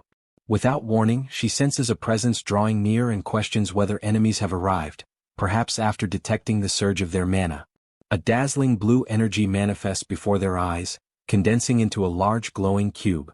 The cube slowly opens, unveiling a basket overflowing with fresh vegetables. A notification from the system clarifies that a welcome gift has been modified into this offering. The elves stare at it, completely astonished and uncertain of how to react. It is at this moment that an elf steps forward, acknowledging that he does not know what manner of being stands before them, but that it is undeniably remarkable. With a composed smile and a firm handshake, Kim introduces himself by his true name and declares his origin as Korea.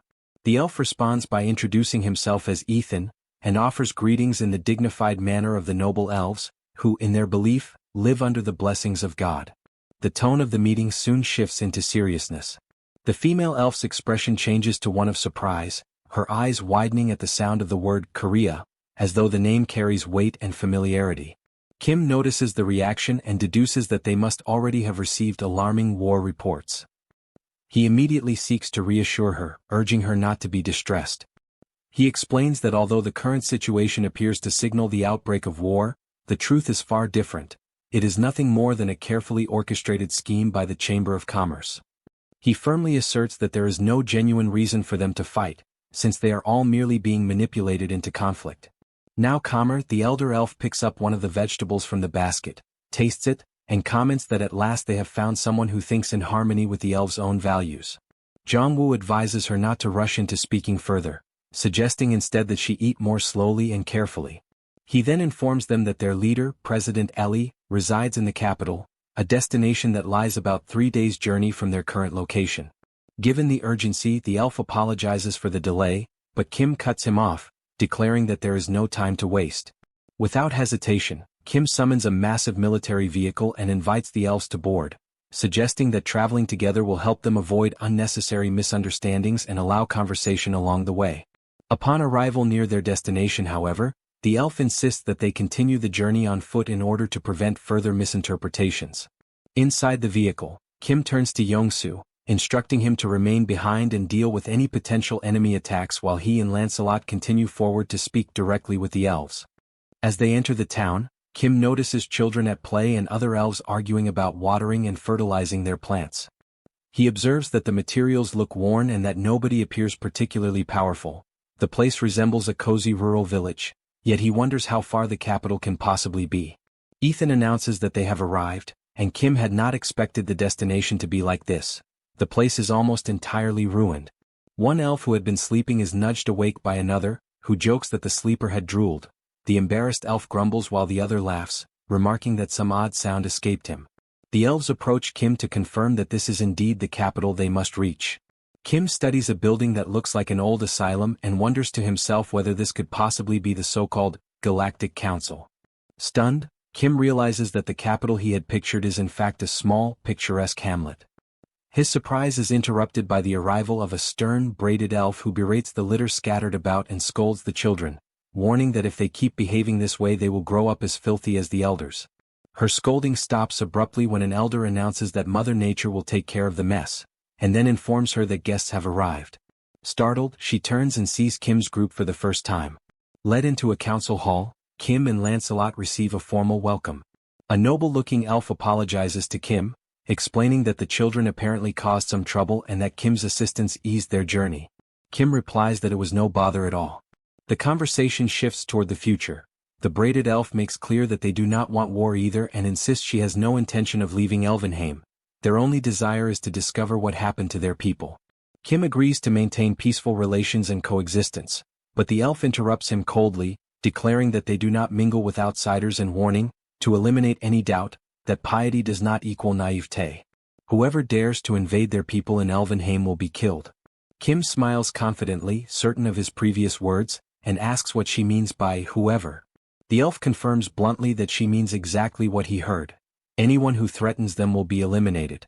At that moment Lancelot steps forward, sword in hand, and reproaches her for a grave mistake. She has shown disrespect to Lord Kim, who seeks only peace, and she is refusing to distinguish sincere intent from hostile intent, choosing instead to threaten to kill indiscriminately.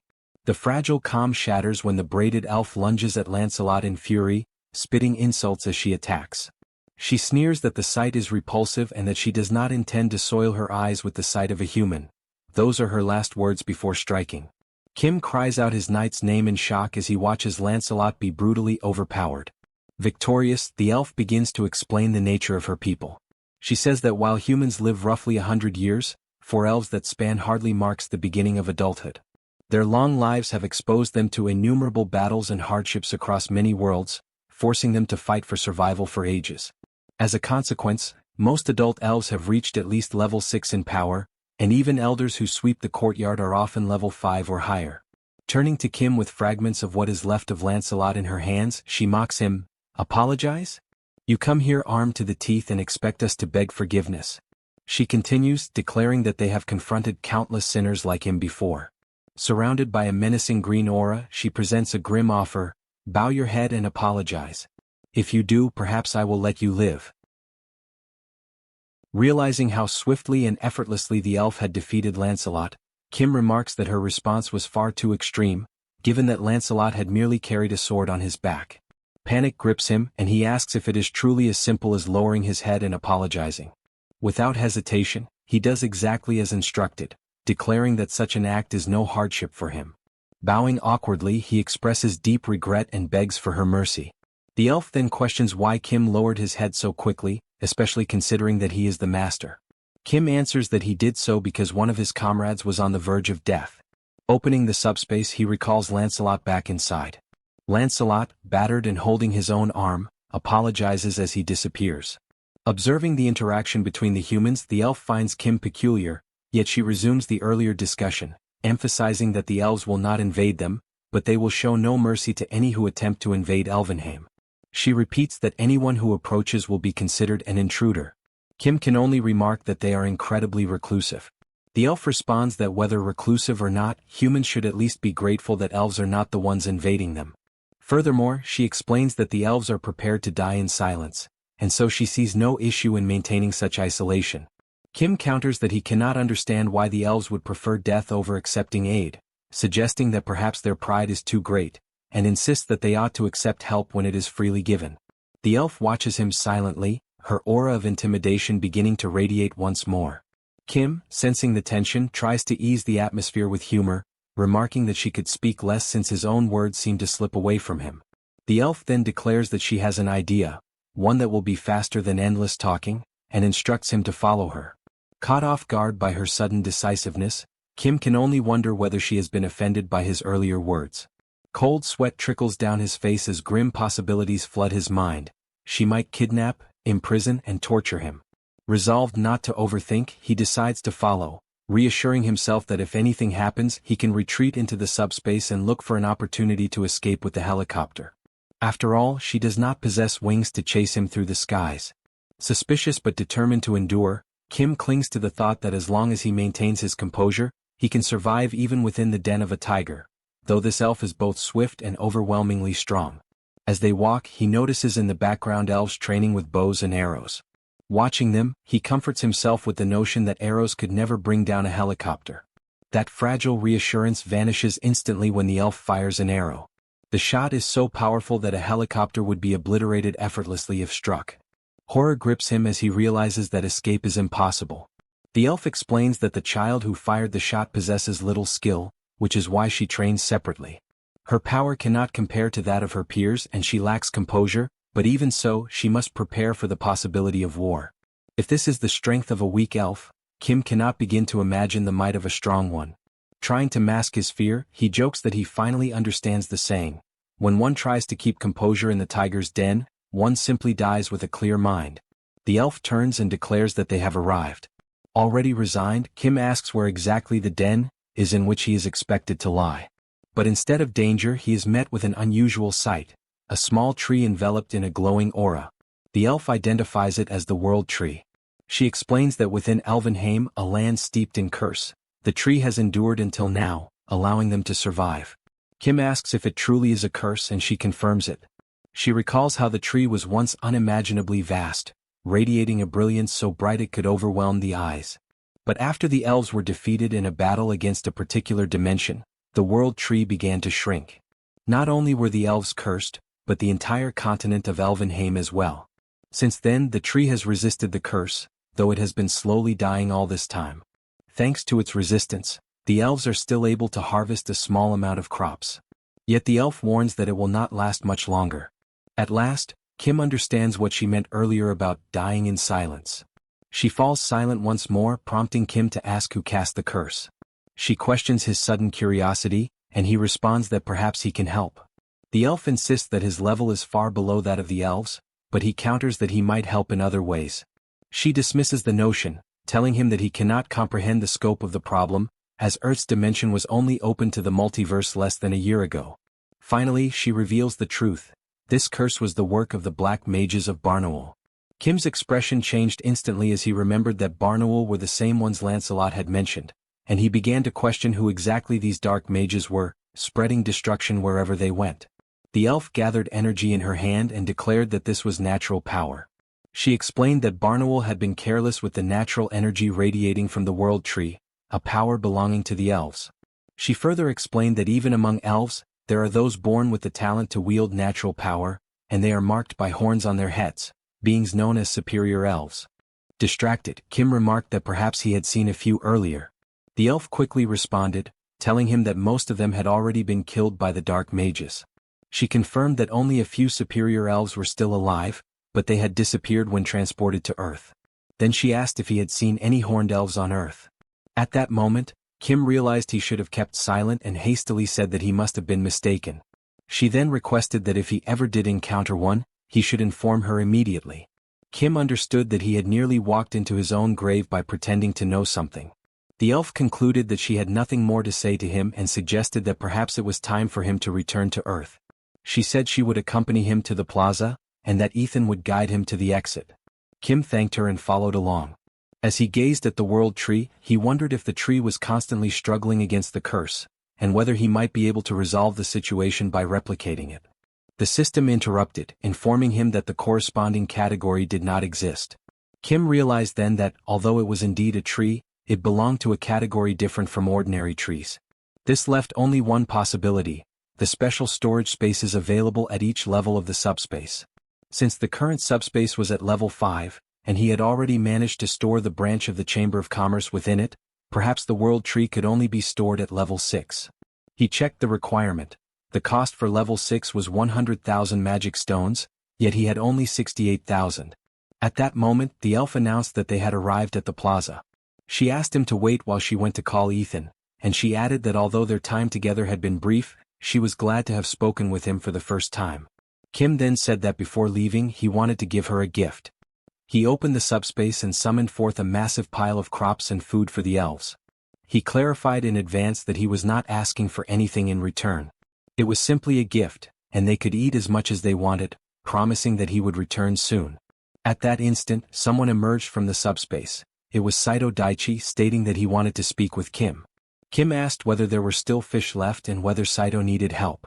Saito confirmed that there were, explaining that only one location remained, but the enemies had seized the core and escaped into the sea, now guarded by a giant kraken along with the fishmen. The elf listened to their conversation, still in disbelief, and recalled what Kim had said earlier about offering help. She thought to herself that even though he was not particularly friendly, he had still given them a great amount of food, which made her wonder if he would eventually demand something in return, perhaps a contract or even a trap. And if not that, then maybe this human named Kim simply had some sort of intellectual deficiency. The scene shifted back to Kim, who confirmed that there was indeed a massive kraken spraying acidic ink that made it nearly impossible to approach. No one had the range to deal with such a creature, since its attack radius was 800 meters. Kim's own ability only reached 500 meters, which meant it would be difficult for him as well. He realized then that they needed a long-range, powerful attack, and the only one capable of this was the elf. Kim declared that since she had already received his gift, he wanted to ask her for a favor, thereby confirming the elf's suspicions. The elf said she had already guessed his plan, since it had always seemed strange to her, and she questioned whether it was not shameless of him, given that he had previously insisted he wanted nothing in return. Kim then countered that if she accepted, he would give her double.